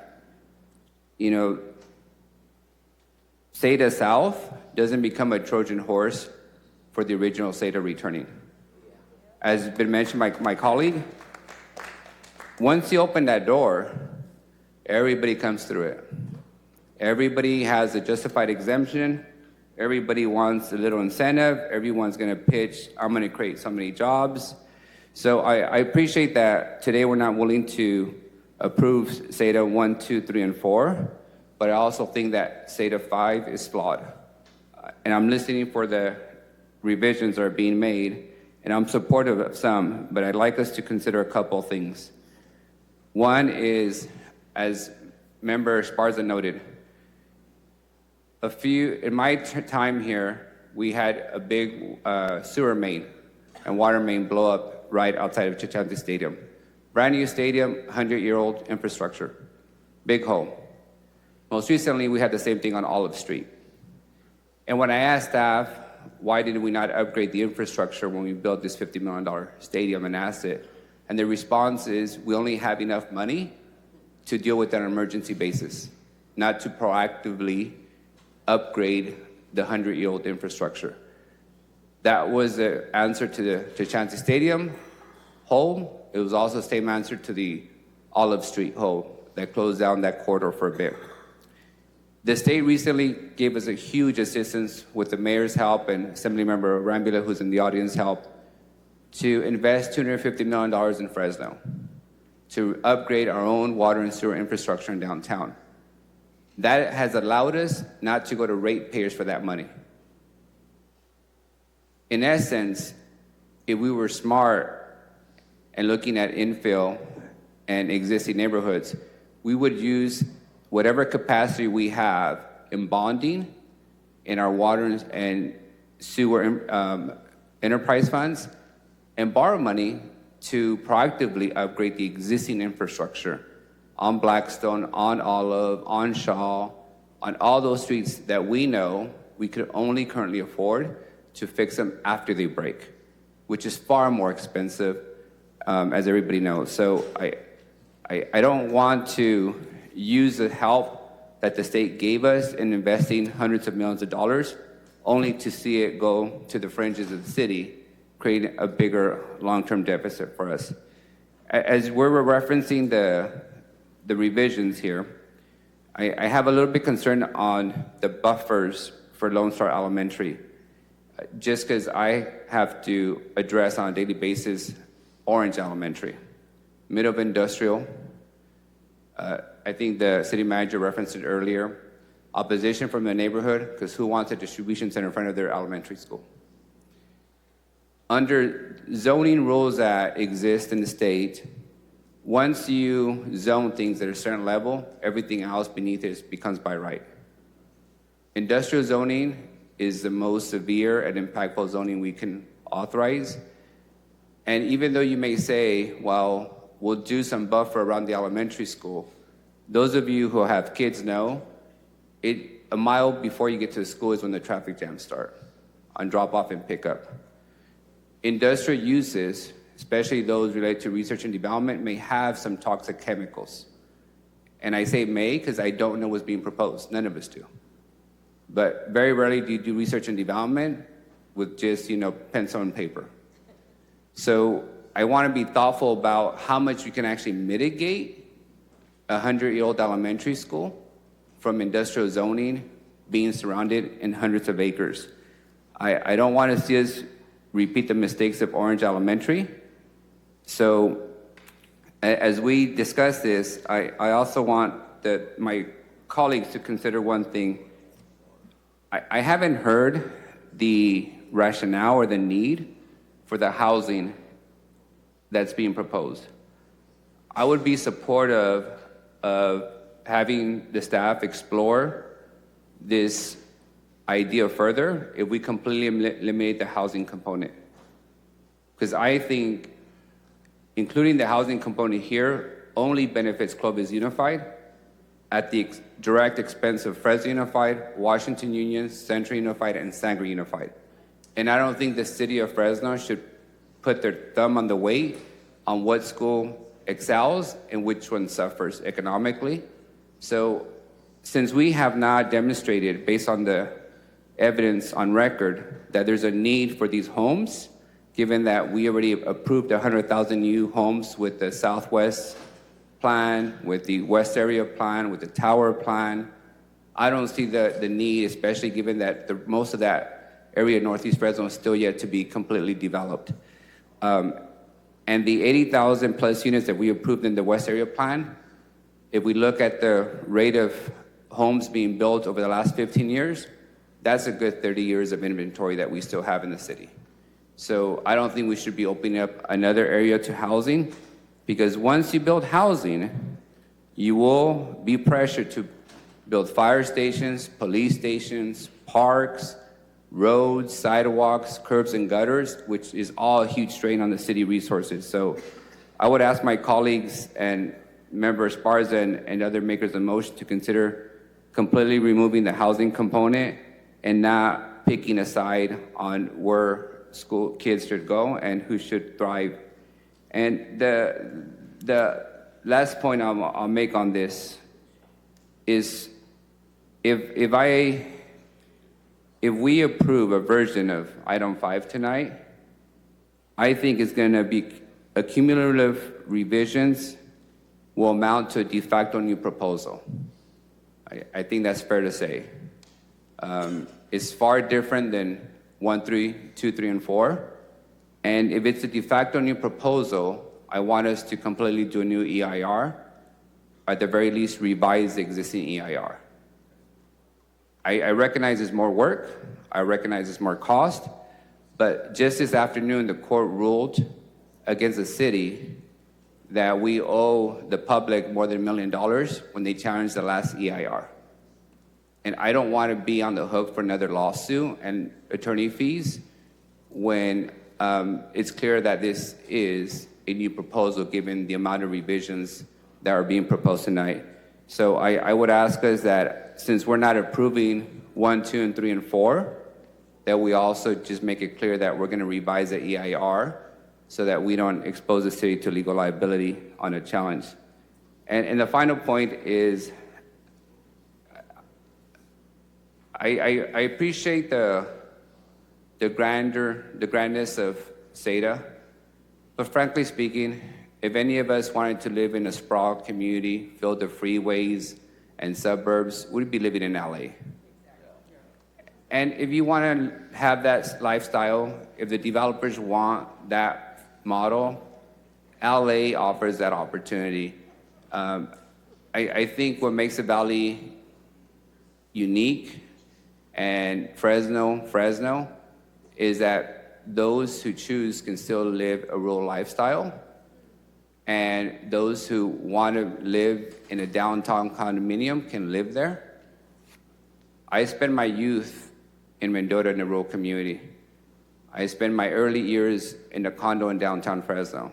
I'm spending my older years in a historic neighborhood of Tower. We have that ability to do that, but we should not be making our Northern Star to be LA, or to be Madera, or to be Visalia, or Clovis. Those come with significant exposure points and risk to our bottom line, which ultimately the taxpayers are going to be responsible for. And the very, very last point, I do appreciate Joaquin, Deep, and Ariana being here. The majority of us on this dais might be gone in a year. And the one thing that is my pet peeve is when city staff tells me, well, the council that approved this intended X, Y, and Z. Well, the benefit that you all have is you're hearing this debate in person. You know exactly what's being shared. And if we don't get it right tonight, it really will become the obligation of the next group of council members a year from now to make their own revisions as their own constituents who voted them in dictate. So I think tonight is simply us agreeing on some direction, but knowing that the ultimate decision will be to the next wave of leaders of our city. Those are my comments, Council President. No, I appreciate that, Council Vice President. You did make a point. Councilmember Vang is next. He's been very patient. You made a point, and we're in a litigious society, so I just want to get some clarification. You kind of asked a legal question, claiming that my motion with Councilmember Esparza's amendments requires a new EIR. It's a grand claim. I want to be very clear. Does my motion with the amendments require a whole new EIR? That's not my understanding. You're just referring it back to staff is what I heard your motion to be.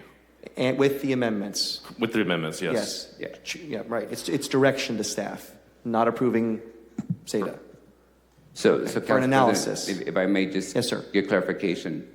My comment was if the council approves and brings back a proposal that includes all those revisions that have been suggested, everything from ballot initiative to no city funds to buffers, that is a new proposal and would trigger a new EIR in my view. That's a good point. I think the analysis will review that too. Sure, why not?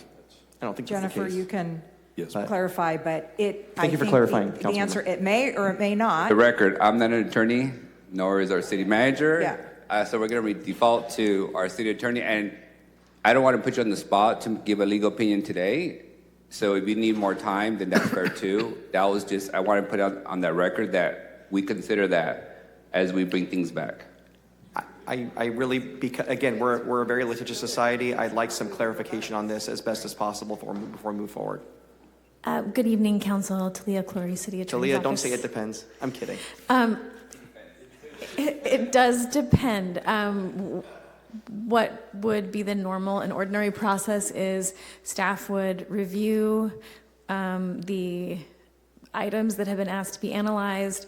They would compare them against the existing EIR to determine if they fall within the scope. If they do not, additional analysis may be necessary to ensure that all proposals are assessed before they're brought back to council for consideration. So again, it does depend on what is ultimately drafted, what is feasible, and so forth. Could it be a new EIR, or could it potentially be an amendment to the existing EIR?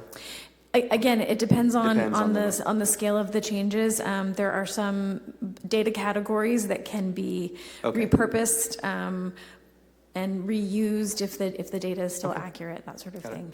Thank you.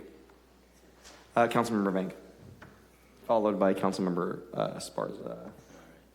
Oh, no, sorry, Richardson, then Esparza, because you haven't spoken yet, Councilmember. Thank you. Thank you very much, Council President Karbasi, and thank you to the audience. We are nearing the 11:30 mark tonight, and so thank you very much for staying with us late into the night. And I want to thank the 50-plus or so people who provided in-person comment tonight. My position from the beginning still stands as it is. It's still status quo. If anything, it reinforces my position from the very beginning of this meeting this morning. Just a few questions for city manager or mayor or staff. Oh, yes, and staff, thank you very much for staying with us late too as well. Thank you. I really appreciate you guys being here. City manager, is there a deadline to approve or not approve SEDA? So Just SEDA itself. I know that the IR, that's a different answer to that question, but my question specifically, SEDA as it is right now, is there a legal deadline for this body to approve SEDA? Okay, so Jennifer, Because I understand, correct me. it went through. So there's a couple factors that related to timeline. One have to do with the grant dollars. So there is somewhat of a deadline for that. Is that the EIR? No, it's the grant dollars that were used to prepare the specific plan from HCD. Prepare the EIR, yeah. Oh, sorry, prepare the EIR. Thank you, Jennifer, for correcting me. And then two would be, go ahead, Jennifer, the rest.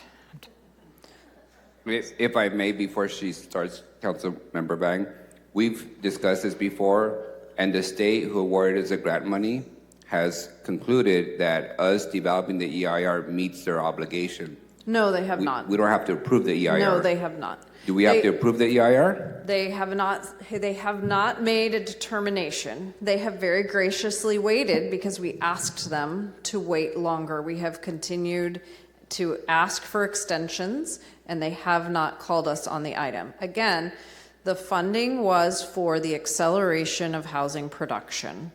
So it really still will be in their court to decide whether or not we would repay, depending on what the council decided to do.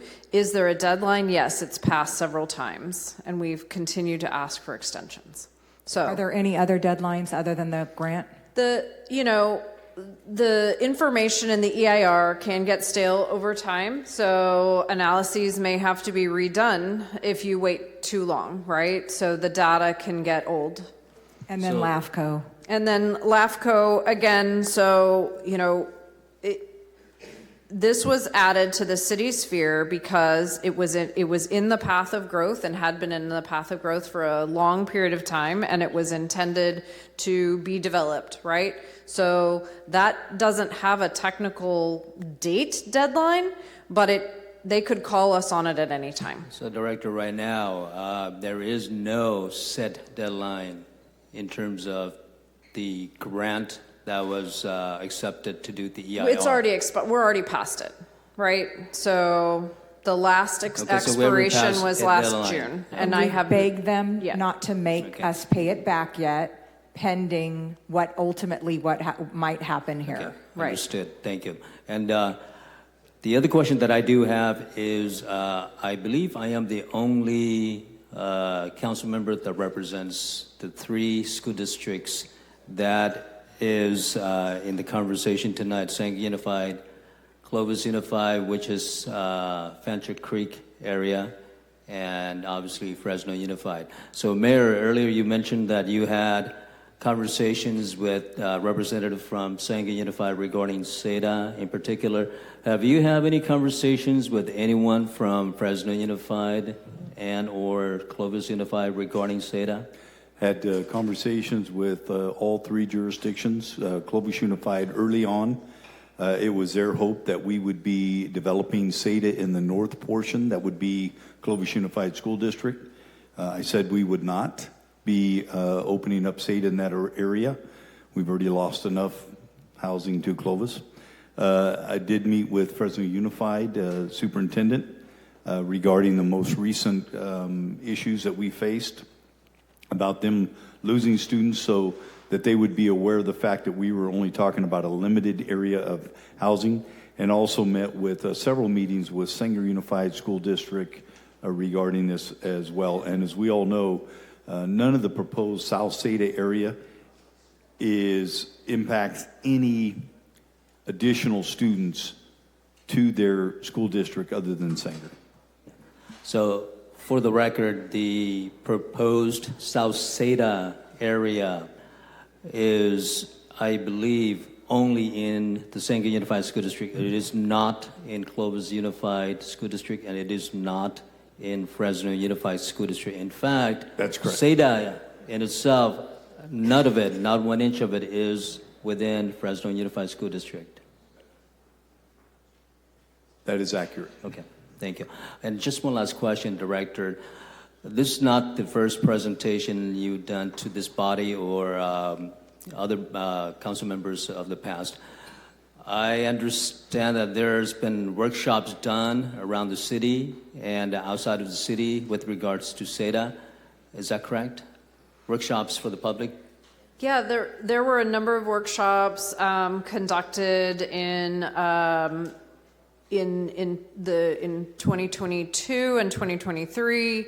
How many workshops do we have total, Adrian? Seven Okay. total workshops.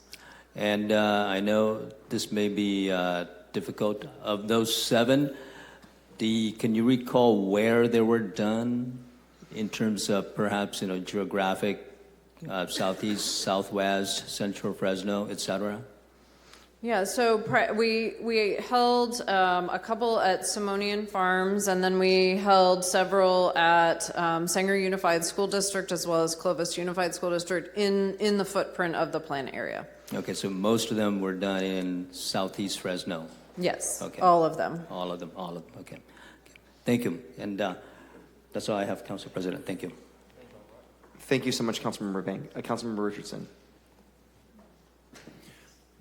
Just to clarify, with the directions that you have made, with both the motions that have come up here, staff, if I'm not mistaken, any homework that we direct you to go do will include the amendments that have been talked about, the recommendations, the safeguards, all the things from Councilmember Perea on the end, all the way through myself. Well, were we tracking on those the whole time? Well, or? the motion, good question. The motion I made includes and I think the clerk has the motion. It includes my motion, but the real safeguards are what Councilmember Esparza mentioned. What about what Council Vice President just said, where he said, hey, I want to see specifically this, I want to see it without a residential portion and everything else? It doesn't include the killing residential housing, no. So they can't even look into that? Well, they can look into anything. We can direct them to do that. I'm just saying that wasn't part of the motion I made. Okay. If you'd like to suggest things, we can add to that, of course. I mean, I would suggest that all of the recommendations, they look at, if they're doing homework on this for the next 7-8 months, I would recommend that it has the amendments that the Council Vice President talked about that had people clapping and Killing nodding heads. workforce housing for the people building out SEDA so they can't live in Fresno? Study it. Show if it's a good idea or not one. If they're doing homework on everything else to include water and school districts and driving and VMT and everything else, what would it hurt to at least show if something's going to be a good idea or bad idea? I think that we deserve that. Councilmember Richardson, while we did not specify that explicitly, I did ask for a bifurcated cost estimate between 1S and then the residential portion. So inherently, I mean, we're gonna have that ability to chop it off. We'll have we'll have all of the analyses separate for that particular portion. So it wasn't the way that Council Vice President framed, but we are going to have, correct staff, I mean, does that sound about right? Yeah, Jennifer? Councilmember Esparza, can I get clarification? Because my understanding was that they were going to assess all the requests for further research, not just what's limited to the motion. Is it your intention to only study what's included in the motion? The motion is the motion. What I'm saying is that included in that motion, I asked for bifurcation of the analysis between 1S south of Jensen and the residential portion that you are referring to. So I think that that's critical because, without saying it out loud, there's some possibility that, hey, maybe I'm just throwing numbers out here, right? Maybe it costs, $40 million to develop the 1S flexible research, and it costs $200 million to develop the residential. I mean, we don't know.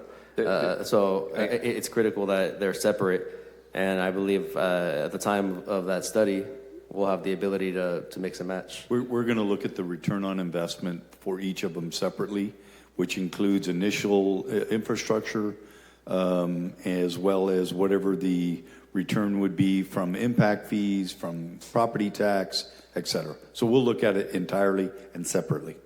So it wasn't exactly as you framed it, but I asked for a separation of the two to look at them individually. The reason I ask is not so much for my request. It was a suggestion, like it is my suggestion that we do a revised EIR because that's fundamentally a different proposal. But the reason I ask is you included a lot of pretty broad ideas. For example, a ballot initiative where no city money could be spent, which has implications on whether we can spend Measure P money there or not. So I just assume they're gonna, since we're studying basically everything in the sky, we might as well just look at everything that everybody has to suggest so the public gets a full picture. And it shouldn't take a lot of work to simply, if you're gonna do the analysis on what the cost is for the housing in that portion, you can also do analysis on what it would cost not to do it completely. Well, wouldn't the answer to that be zero? Would it be? I don't know. I don't know. I'm sorry, it's 11:30. I know it's I've been up 11:30. since 4 a.m., so I'm starting to get a little punchy, but The concept is zero investment, zero return. Yes, but the concept, manager, is why are we limiting what the staff can research and bring back to us since they're going to go and study and spend the money studying the issues? Listen, it's only time, energy, and money from, we're not. I just understand that the more we have study, the more time it takes, the more resources it takes, the more money it takes. Fully appreciate that, but it's a $3 billion decision. I'm not saying we're not going to do it. I'm just saying we're only limited by time, money, and resources. I think this council will have a really good idea once we respond to what Councilmember Esparza said. What's going to be the return on investment for each of them collectively or separately? And then this council can make a decision whether or not we should go forward with a portion of it or all of it. Yeah, we reserve that right. And the only way we're going to know what the actual impact is to bifurcate it. So inherently, we're going to have that option. I do have one clarifying question for legal counsel. Hang on, I still got the floor. Sorry. If you don't mind. So to your point, I think the responsible thing to do would go back one by one, go through all of the different specific things that we want to know, whether it's water, agriculture, school districts, anything else, put them on one sheet, make a motion with those amendments, and vote on it that way. I think, like you said, that's going to give us the broadest picture of every different concern we have, and either it comes back and, hey, you really knocked our socks off, this is great, or it comes back and it sucks, and we make the decision and it's no on SEDA and everyone gets to, sell their signs for more money. Whatever it is, I think that combining all of our thoughts together that we brought up, that everyone was nodding their heads and clapping and going, yeah, finally someone's saying that, I think that's a responsible way to go, and I think that would be an easy way to get everyone here to vote for we need more homework. Let me add, what we're looking for is what the plan is that you want us to study. And I think what I've heard is the business... Consolidated business plan. Alternative. That is what I understand we are studying, right? That area. And we will study within those two areas the cost and the financial impact and the return on investment of both, and individually and collectively. So and I think that's going to answer the question. To answer the councilmember's question, to be fair to the councilmember, he makes a good point. The motion's the motion. The real point is it clarifies what the alternative we're considering. A council member, after this is passed, can say, I want you to consider this too. Administration's amenable to actually consider, because there may be things we think about tomorrow. So Council President, here's my struggle. I recognize that on the agenda is a whole SADA plan. Then the administration at the last minute said, we only want you to look at item 5, right? That just came out on Friday. So this conversation is forcing us to, one, ask additional questions, seek additional information, right? Because we just got item number 5. And 2, you're asking us to narrow the study area. Well, in order for me to be comfortable in narrowing the study area or picking a study area, there's a lot of information I'm still seeking that I haven't received yet. So that's why it feels like budget time where we ask for information and we also make motions. So I feel like it would be most appropriate for staff to take all our requests for information to study and process all of them, not just limited to the motion. So I hear what you're saying, Mayor, if I can add. You unveiled South SADA a long time ago. You've been meeting with community groups and you've discussed South SADA. This isn't a surprise. I want to be clear about that. Yeah, we've been not only discussing South SADA, but this specific business alternative model with a number of folks and the council in advance. And so I think what I'm hearing is, as long as we know the study area, you guys can recommend all the things that you want studied within the study area as part of that financial plan. So our whatever input you want to give in terms of what you want to know, do it. Tell you, yeah, I mean. And I think to put a fine point on what the mayor just said, we're talking about, as Councilmember Esparza, the flexible research and development, and we're talking about the small portion of residential. Whatever you all want us to look at within those two areas, whatever questions you want within those two areas, we're happy to look at. Expanding beyond that and starting to go down the path of North SADA, that is sort of an exercise in futility. It's just going to be a big time suck that nobody is interested in pursuing anyway. So I would argue, no, we don't want to do that. But anything within those two areas, whatever information you need on that, we're happy to study and provide. Thank you for that clarification. Yeah, and we're not, it's really, this very limited scope we're asking questions on. I think Councilmember Richardson still has the floor. Yes. I think to summarize, for me, whether it's, we use the template of, I'd like you to look into the business park or the farmland preservation. Okay, as mentioned before, a lot of them look relatively similar. I understand the importance and the differences and things, but I feel like there are much more important, larger scale questions than the difference between option B and option C. And I think that was raised by my colleagues, some things that I didn't even think of, and it was raised by some folks from the public, that really the difference between B and, I mean, we can pick one. We can say, hey, I'd like you to answer all of these questions under the auspices of business park alternative, and that's fine for the sake of argument. But I feel like, again, the effect on this or that, whether it's water, schools, agriculture, business, I feel like those are bigger questions than just the difference between option A, B, and C. So I would be, well, I'm not going to make a motion, but that's the point. I'm okay with picking one of those because I feel like the real questions we need answered are bigger than just the difference between those three. Yeah, just to reiterate, whatever you want us to study within that designated boundary, we will study. And if you don't want to give it to us tonight, you can give it to us later.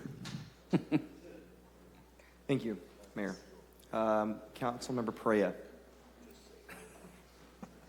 All right. So I said my piece earlier in the meeting, and I still stand by everything I said. And I think I see the direction this is going in tonight. And so, I repeated this a couple times earlier, but it needs to make sense. And I think what the discussion that's being held right now, I think my colleagues are needing it to make sense as well. And so, administration, it sounds like you guys are likely going to be getting direction tonight. So when it comes back to us, it's going to need to make sense. At this point, I said it earlier, but I don't support the plan that's here today. Whether or not I will ultimately vote for a version of SETA is going to be really dependent upon what does come back to us and what sense it does make or not at the end of the day. So those are my last remarks. Thank you everyone for still being here. Councilmember Esparza and then Council Vice President. Yeah, thanks, Council President. Yeah, again, wholeheartedly agree with Councilmember Perea. We're given direction here. We have ideas, whether those ideas translate into reality and can come together into a plan that makes sense. I mean, that truly remains to be seen. We're handing it off to the bureaucrats at this point to put their plan together. And if it matches and the numbers pencil, we'll consider that. And if they don't, then I think we know where this is going. I do want to address the comments about us not being a revenue poor city. We are absolutely a revenue poor city. Just because our revenue grows every year doesn't mean we're not revenue poor. Of course, there's natural growth, right? We can sit here and beat our chest about we created this many new jobs this year, and our revenue grew by this much. That's the natural rate of growth. People are being born. People move here. There's going to be more jobs. There's going to be more economic activity. And that's where you see inflation come from, right? Just the natural rate of growth.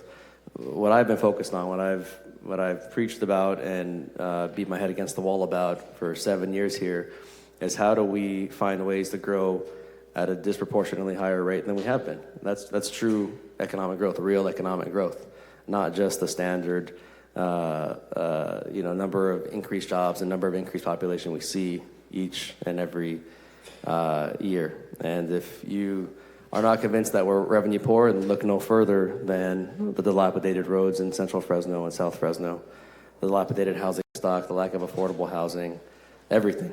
The deferred maintenance on our city facilities, the convention center, and really everything. We have a massive, massive need for more revenue and to meet all the needs and the requests that we're getting every single day from residents. So we're looking for creative ways, not just here, but every day, to generate revenue that increases real economic growth. Because if you sit and do nothing, the city's going to grow. It does. We got to do more than that. And with respect to the industrial vacancy rate, I mean, it's fluctuated between 2% and 5% over the last few years, which is incredibly low next to our neighbors. And we could sit and do nothing, and eventually some of that might get filled. As was mentioned earlier, there's a reason that 2 to 5% is there. These one-off projects that can't get through because of our opposition or because they're not marketable or sizable enough. You can't put together different parcels that make sense for a good project. And this wide open area down in 1S will provide a major opportunity. And that's where I not only feel, but I know the demand is there for that. And it's not, obviously I don't have as much confidence that the demand is there for the housing, but we're going to find out. And that's why I'm not willing to do any city funding of any sort towards the subsidizing of housing as we have throughout the decades. These are all ideas, and ultimately it hinges very much, my last point, about putting the trust back in city residents and asking them to tie our hands for this council and for future councils.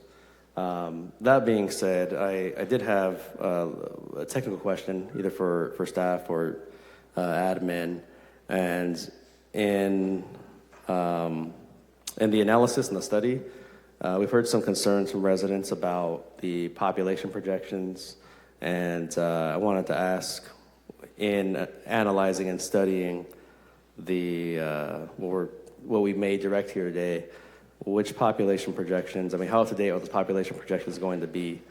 What numbers will we be using, if you will?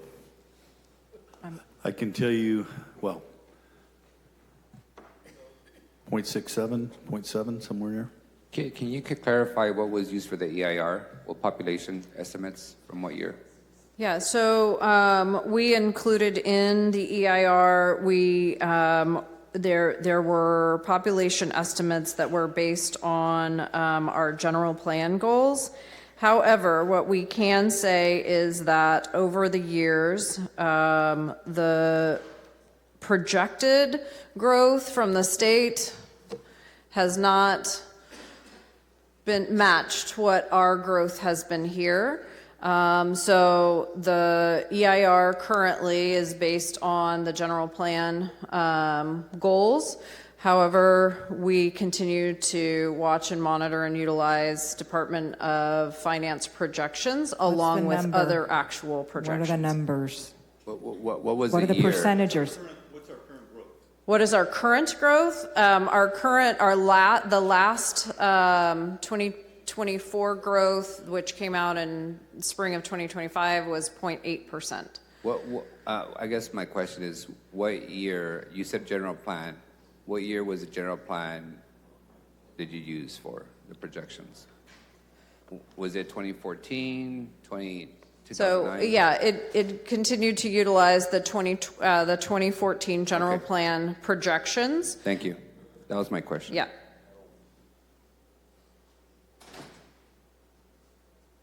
I don't have any other council members punched up. I do have some I'm questions. sorry. Yes, sir. Council President. You got it. Since you guys indicated you want some direction on what to study within the area that is being proposed. The original EIR was based on the whole SEDA section. What's now being discussed is the southern portion.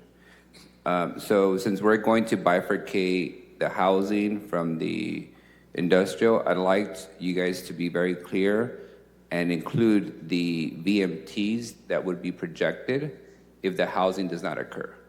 Because if it's just job centers without town centers and without housing nearby, I'm assuming the travel time is going to be far greater than what we anticipated in the EIR.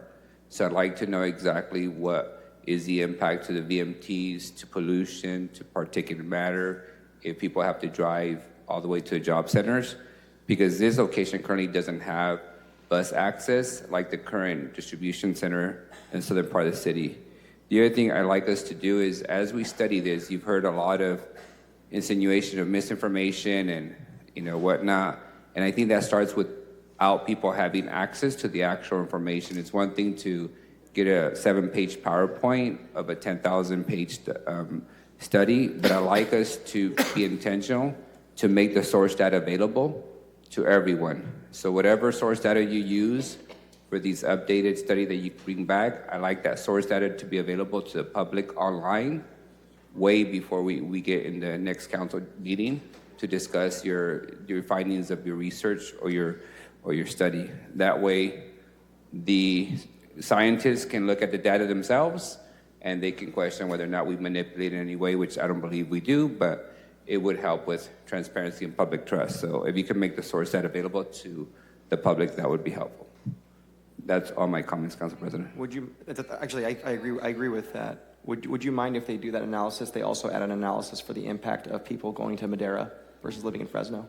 How much that particular matter Council member, Adrian has a promo for you. She's going to tell you exactly where the information's been. It gets updated every time we have a meeting, and it's on our website. Is the source data up there too? Yes, so Perfect. you can visit www.fresno.gov/SEDA. That website was created back in 2021, and we have all the information starting in public workshops from beginning in 2021. It's updated as all of our EIR information, every single appendice, all the public comments we've received, all the information on our community outreach events, when those were held. So again, it's www.fresno.gov/SEDA, and all of the information is located on that website. Great. So whatever spreadsheet you guys use for source data would be up there? So all of our supporting documents, which are part of the EIR, are located on that website. Perfect. I just wanted you guys to do the same thing when it comes to the study that you guys Absolutely. developed. Thank you.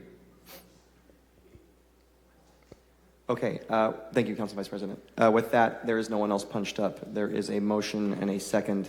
Any opposition? No. Okay, the motion passes 5-2. Okay, thank you. It's 11:53, folks. You have been the most patient, respectful people ever. I really appreciate all of you for participating in this process.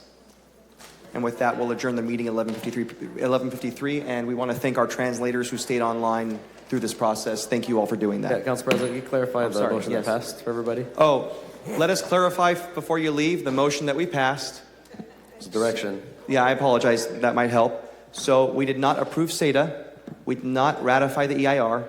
We sent items 1 through 4 on your agenda back to staff. What we did do is we chose a specific plan area for them to study, a very limited area compared to the whole 9,000 acres. And then with that, we gave them specific things to look into. As you heard, we debated most of what they should look into, from particulate matter to making sure it can pay for itself and CFDs. That's essentially what we did. Is that a good explanation, Councilmember? Okay. Well. We did. The vote was 5-2. Which two? Roll call. Well, we don't do roll call votes, but the two that voted against the motion was Council Vice President and Councilmember Vang. I apologize for not clarifying that. Against the motion for the study. Thank you. For the record, I still get my non-SADA shirt.